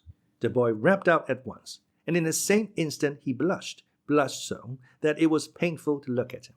But the boy stared at him for a whole minute, and then all the staring eyes turned at once and were fastened upon Kolya, who was still scanning the audacious boy with disdainful composure. In what sense did they found it? He deigned to comment at last. And what is meant by founding a city or a state? What do? Did they go and each lay a brick, do you suppose? There was laughter. The offending boy turned from pink to crimson. He was silent and on the point of tears. Kolya held him so for a minute. Before you talk of a historical event like the foundation of a nationality, you must first understand what you meant by it. He admonished him in stern, incisive tones. But I attach no consequence to these old wives' tales, and I don't think much of universal history in general, he added carelessly, addressing the company generally. Universal history? The captain inquired, looking almost scared. Yes, universal history. It's the study of the successive follies of mankind and nothing more. The only subject I respect are mathematics and natural science, said Kolya. He was showing off, and he stole a glance at Alyosha. He was the only opinion he was afraid of there. But Alyosha was still silent and still serious as before. If Alyosha had said a word, it would have stopped him. But Alyosha was silent, and it might be the silence of contempt, and that finally irritated Kolya. The classical languages too, they are simply madness, nothing more. You seem to disagree with me again, Karamazov. I don't agree, said Alyosha, with a faint smile. The study of the classics, if you ask my opinion, is simply a police measure. That's simply why it has been introduced into our schools. By degrees, Kolya began to get breathless again. Latin and Greek were introduced because they are a bore and because they stupefy the intellect. It was dull before. So what could they do to make things duller? It was senseless enough before. So what could they do to make it more senseless? So they thought of Greek and Latin. That's my opinion. I hope I shall never change it. Kolya finished abruptly. His cheeks were flushed. That's true, assented Smirnov suddenly, in a ringing tone of conviction. He had listened attentively. And yet he is first in Latin himself, cried one of the group of boys suddenly. Yes, father, he says that, and yet he is first in Latin, echoed Ilyusha. What of it? Kolya thought fit to defend himself, though the praise was very sweet to him. I'm fagging away in Latin because I have to, because I promised my mother to pass my examination, and I think that whatever you do, it's worth doing it well. But in my soul, I have a profound contempt for the classics and all that fraud. You don't agree, Karamazov? Why fraud? Alyosha smiled again. Well, all the classical authors have been translated into all languages, so it was not for the sake of studying the classics they introduced Latin, but solely as a police measure, to stupefy the intelligence. So what can one call it but a fraud? Why? Who taught you all this? Cried Alyosha, surprised at last. In the first place, I am capable of thinking for myself without being taught. Besides, what I said just now about the classics being translated, our teacher Kolbasnikov has said to the whole of the third class. The doctor has come, cried Nina, who had been silent till then. A carriage belonging to Madame Holikov drove up to the gate. The captain, who had been expecting the doctor all the morning, rushed headlong out to meet him. Mamma pulled herself together and assumed a dignified air. Alyosha went up to Ilyusha and began setting his pillow straight. Nina, from her invalid chair, anxiously watched him putting the bed tidy. The boys hurriedly took leave. Some of them promised to come again in the evening. Kolya called the Pires phone, and the dog jumped off the bed. I won't go away. Kolya said hastily to Ilyusha. I'll wait in the passage and come back when the doctor's gone. I'll come back with Pires phone. But by now the doctor had entered, an important-looking person with long dark whiskers and a shiny shaven chin, wearing a bearskin coat. As he crossed the threshold, he stopped, taken aback. He probably fancied he had come to the wrong place.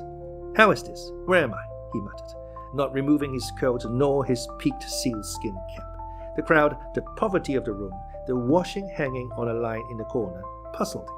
The captain, bent double, was bowing low before him. It's here, sir. Here, sir, he muttered cringingly. It's here. You've come right. You were coming to us. Snikiryov? The doctor said loudly and pompously. "Mr. Snegiryov, is that you?" "That's me, sir." "Ah!" The doctor looked round the room with a squeamish air once more and threw off his coat, displaying to all eyes the grand decoration at his neck. The captain caught the fur coat in the air, and the doctor took off his cap. "Where is the patient?" he asked emphatically.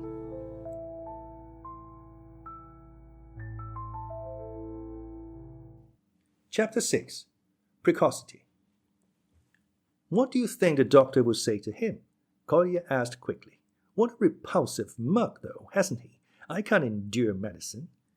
"Ilyusha's dying. I think that's certain," answered Alyosha, mournfully. "They are rogues. Medicine's a fraud. I'm glad to have made your acquaintance, though, Karamazov. I wanted to know you for a long time. I'm only sorry we meet in such sad circumstances." Kolya had a great inclination to say something even warmer and more demonstrative, but he felt ill at ease. Alyosha noticed this, smiled, and pressed his hand.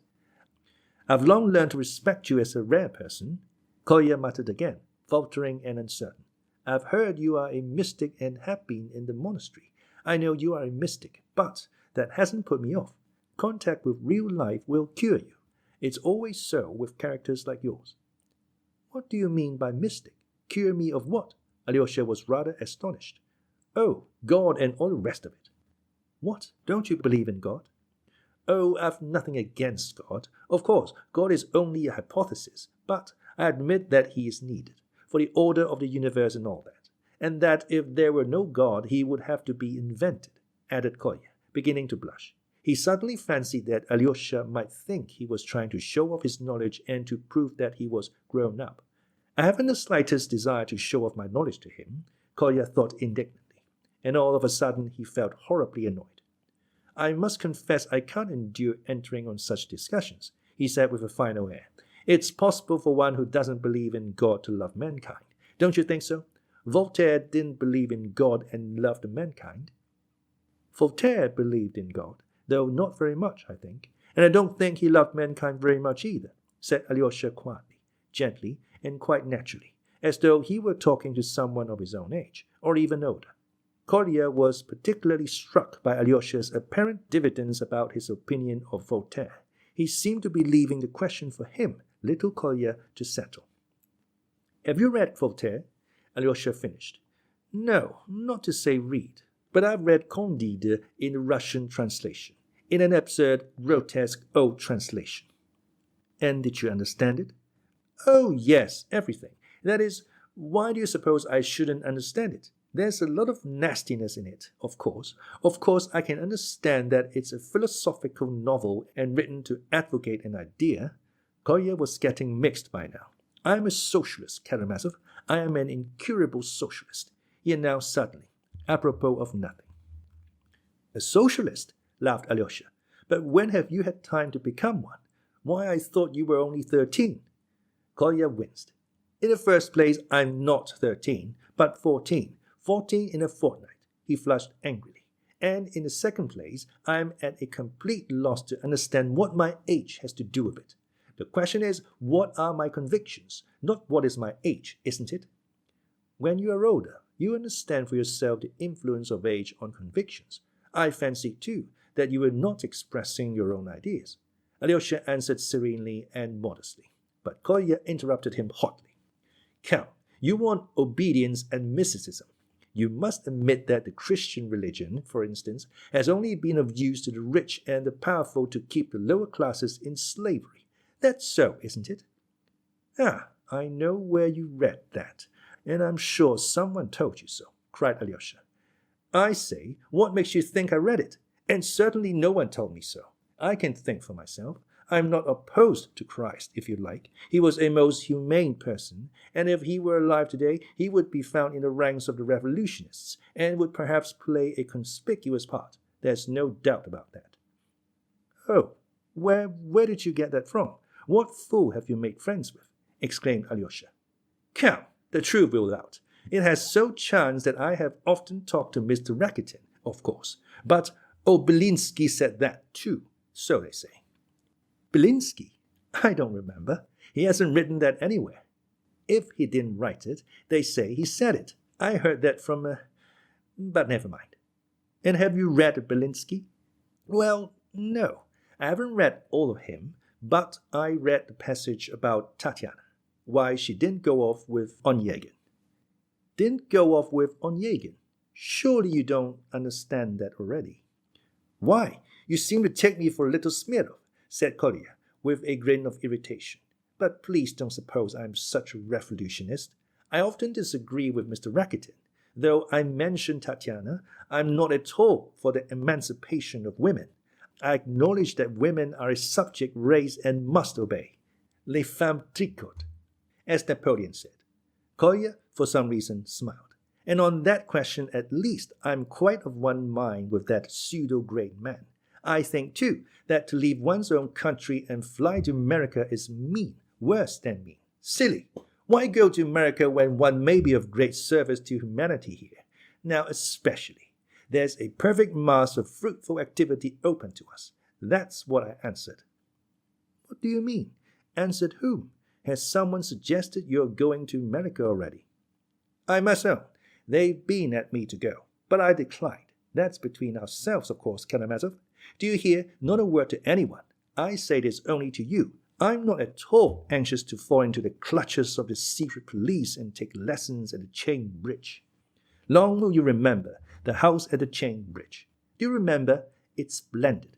Why are you laughing? You don't suppose I'm fibbing, do you? Oh, no, I'm not laughing, and don't suppose for a moment that you're lying. No, indeed, I can't suppose so, for all this, alas. It's perfectly true. But tell me, have you read Pushkin? Onyegin, for instance. You spoke just now of Tatiana. No, I haven't read it yet, but I want to read it. I have no prejudices, Karamazov. I want to hear both sides. What makes you ask? Oh, nothing. Tell me, Karamazov, have you an awful contempt for me? Kolya rapped out suddenly and drew himself up before Alyosha, as though he were on drill. Be so kind as to tell me, without beating about the bush. I have a contempt for you. Alyosha looked at him wondering. What for? I'm only sad that a charming nature such as yours should be perverted by all this crude nonsense before you have begun life. Don't be anxious about my nature, Kolya interrupted, not without complacency. But it's true that I am stupidly sensitive, crudely sensitive. You smiled just now, and I fancied you seemed to... Oh, my smile meant something quite different. I'll tell you why I smiled. Not long ago I read the criticism made by a German who had lived in Russia on our students and schoolboys of today. Show a Russian schoolboy, he writes, a map of the stars, which he knows nothing about, and he will give you back the map next day with corrections on it. No knowledge and unbounded conceit. That's what the German meant to say about the Russian schoolboy. Yes, that's perfectly right, Kolya laughed suddenly. Exactly so. Bravo the German. But he did not see the good side. What do you think? Conceit maybe. That comes from youth. That will be corrected if need be. But, on the other hand, there is an independent spirit almost from childhood, boldness of thought and conviction, and not the spirit of these sausage-makers, groveling before authority. But the German was right all the same. Bravo the German. But Germans want strangling all the same. Though they are so good at science and learning, they must be strangled. Strangled? What for? Smiled Alyosha. Well, perhaps I'm talking nonsense, I agree. I'm awfully childish sometimes, and when I'm pleased about anything, I can't restrain myself and am ready to talk any stuff. But I say, we're chattering away here about nothing, and that doctor has been a long time in there. But perhaps he's examining the mamma and that poor crippled Nina. I like that Nina, you know. She whispered to me suddenly as I was coming away, "Why didn't you come before?" And in such a voice so reproachfully. I think she's awfully nice and pathetic. Yes. Well, you'll be coming often. You'll see what she's like. It would do you a great deal of good to know people like that, to learn to value a great deal which you will find out from knowing these people, Alyosha observed warmly. That would have more effect on you than anything. Oh, how I regret and blame myself for not having come sooner, Kolya exclaimed, with bitter feeling. Yes, it's a great pity. You saw for yourself how delighted the poor child was to see you, and how he fretted for you to come. Don't tell me. You make it worse, but it serves me right. What kept me from coming was my conceit, my egoistic vanity, and beastly willfulness, which I never can get rid of, though I've been struggling with it all my life. I see that now. I'm a beast in lots of ways, Karamazov.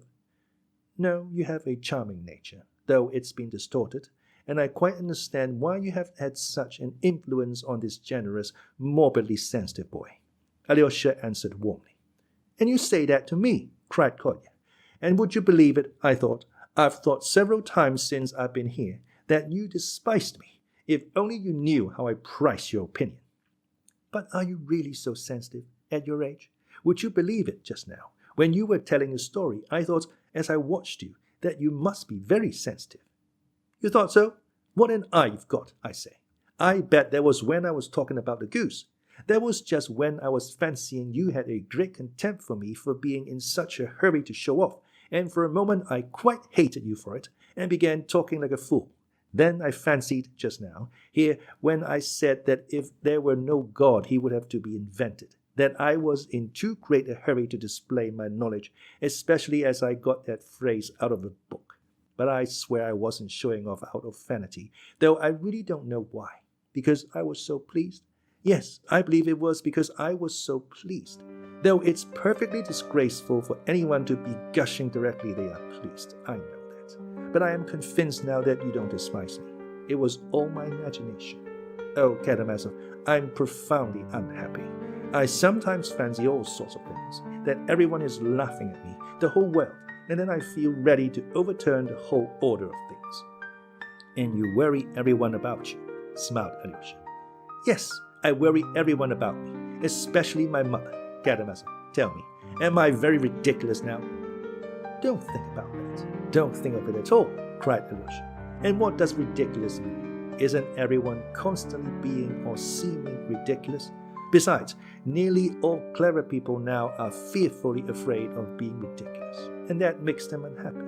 All I'm surprised at is that you should be feeling that so early, though I've observed it for some time past, and not only in you.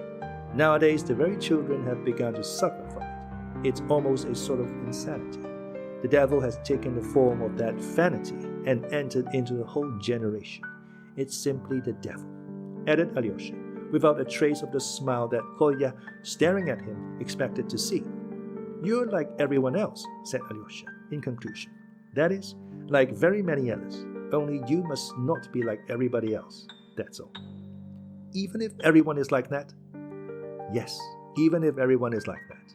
You be the only one not like it. You really are not like everyone else. Here you are not ashamed to confess to something bad and even ridiculous. And who would admit so much in these days? No one. Anybody, and people have been seized to feel the impulse to self-criticism. Don't be like everyone else, even if you are the only one. Splendid. I was not mistaken in you. You know how to console one. Oh, how I have longed to know you, Karamazov. I've long been eager for this meeting. Can you really have thought about me too? You said just now that you thought of me too. Yes, I'd heard of you and had thought of you too. And if it's partly vanity that makes you ask, it doesn't matter. Do you know, Karamazov, our talk has been like a declaration of love, said Kolya, in a bashful and melting voice. That's not ridiculous, is it? Not at all ridiculous. And if it were, it wouldn't matter, because it's been a good thing. Alyosha smiled brightly. But do you know, Karamazov, you must admit that you are a little ashamed yourself. Now, I see it by your eyes. Kolya smiled with a sort of sly happiness. Why ashamed? Well, why are you blushing? It was you made me blush, laughed Alyosha. And he really did blush. Oh well, I'm a little goodness knows why. I don't know, he muttered, almost embarrassed. Oh, how I love you and admire you at this moment just because you are rather ashamed, because you are just like me, cried Kolya, in positive ecstasy. His cheeks glowed, his eyes beamed. You know, Kolya, you'll be very unhappy in your life. Something made Alyosha say suddenly. I know. How you know it all beforehand? Kolya agreed at once. But you will bless life on the whole, all the same. Just so, hurrah! You are a prophet. Oh, we shall get on together, Karamazov. Do you know, what delights me most is that you treat me quite like an equal. But we are not equals. No, we're not. You are better. But we shall get on. Do you know, all this last month, I've been saying to myself, Either we shall be friends at once, forever, or we shall part enemies to the grave. And saying that, of course, you loved me. Alyosha laughed gaily. I did. I love you awfully. I've been loving and dreaming of you. And how do you know it all beforehand? Ah, here's the doctor. Goodness, what will he tell us? Look at his face.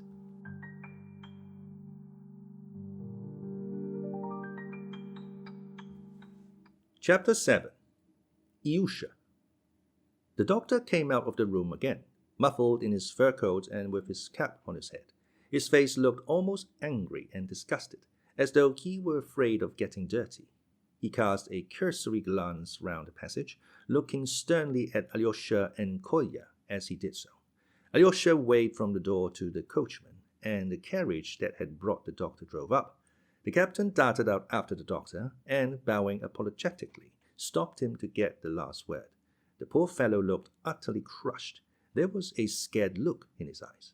Your Excellency, is it possible? He began, but could not go on and clasped his hands in despair. Yet he still gazed imploringly at the doctor, as though a word from him might still change the poor boy's fate. I can't help it. I am not God, the doctor answered offhand, though with the customary impressiveness. Doctor, Your Excellency, and will it be soon? Soon? You must be prepared for anything, said the doctor in emphatic and incisive tones, and dropping his eyes, he was about to step out to the coach. Your Excellency, for Christ's sake! The terror-stricken captain stopped him again. Your Excellency! But can nothing, absolutely nothing save him now? It's not in my hands now, said the doctor impatiently. But, he stopped suddenly. If you could, for instance, send your patient at once, without delay, to Syracuse, the change to the new beneficial climatic conditions might possibly effect. To Syracuse, cried the captain, unable to grasp what was said. Syracuse is in Sicily, Kolya jerked out suddenly in explanation. The doctor looked at him. Sicily, Your Excellency, faltered the captain. But you've seen, he spread out his hands, indicating his surroundings. Mamma and my family? No, Sicily is not the place for the family. The family should go to Caucasus in the early spring. Your daughter must go to the Caucasus, and your wife, after a course of the waters in the Caucasus for her rheumatism, must be sent straight to Paris to the mental specialist Le Pelletier. I could give you a note to him, and then there might be a change. Doctor, but you see, the captain flung wide his hands again despairingly, indicating the bare wooden walls of the passage. Well, that's not my business, grinned the doctor. I have only told you the answer of medical science to your question as to possible treatment. As for the rest, to my regret. Don't be afraid, apothecary. My dog won't bite you. Kolya rapped out loudly, noticing the doctor's rather uneasy glance at Phileas-Vaughn, who was standing in the doorway. There was a wrathful note in Kolya's voice. He used the word apothecary instead of doctor on purpose, and, as he explained afterwards, used it to insult him. What's that? The doctor flung up his head, staring with surprise at Kolya. Who's this? He addressed Alyosha, as though asking him to explain. It's Phileas-Vaughn's master. Don't worry about me, Kolya said incisively again. Phileas-Vaughn, repeated the doctor, perplexed. He hears the bell, but where it is he cannot tell. Goodbye. We shall meet in Syracuse. Who's this? The doctor flew into a terrible rage. He's a schoolboy, doctor. He's a mischievous boy. Take no notice of him, said Alyosha, frowning and speaking quickly. Kolya, hold your tongue, he cried to Krasotkin. Take no notice of him, doctor, he repeated, rather impatiently. He wants a thrashing, a good thrashing. The doctor stamped in a perfect fury. And you know, apothecary, my Phileas-Vaughn might bite, said Kolya, turning pale, with quivering voice and flashing eyes. Easy, Phileas-Vaughn. Kolya, if you say another word, I'll have nothing more to do with you, Alyosha cried peremptorily. There is only one man in the world who can command Nikolai Krasotkin. This is the man. Kolya pointed to Alyosha. I obey him. Goodbye. He stepped forward, opened the door, and quickly went into the inner room. Phileas-Vaughn flew after him. The doctor stood still for 5 seconds in amazement, looking at Alyosha. Then, with a curse, he went out quickly to the carriage, repeating aloud, This is, I don't know what it is. The captain darted forward to help him into the carriage. Alyosha followed Kolya into the room. He was already by Alyosha's bedside. The sick boy was holding his hand and calling for his father. A minute later, the captain, too, came back. Father, Father, come, Alyosha faltered in violent excitement, but apparently unable to go on. He flung his wasted arms round his father and Kolya, uniting them in one embrace, and hugging them as tightly as he could. The captain suddenly began to shake with dumb sobs, and Kolya's lips and chin twitched.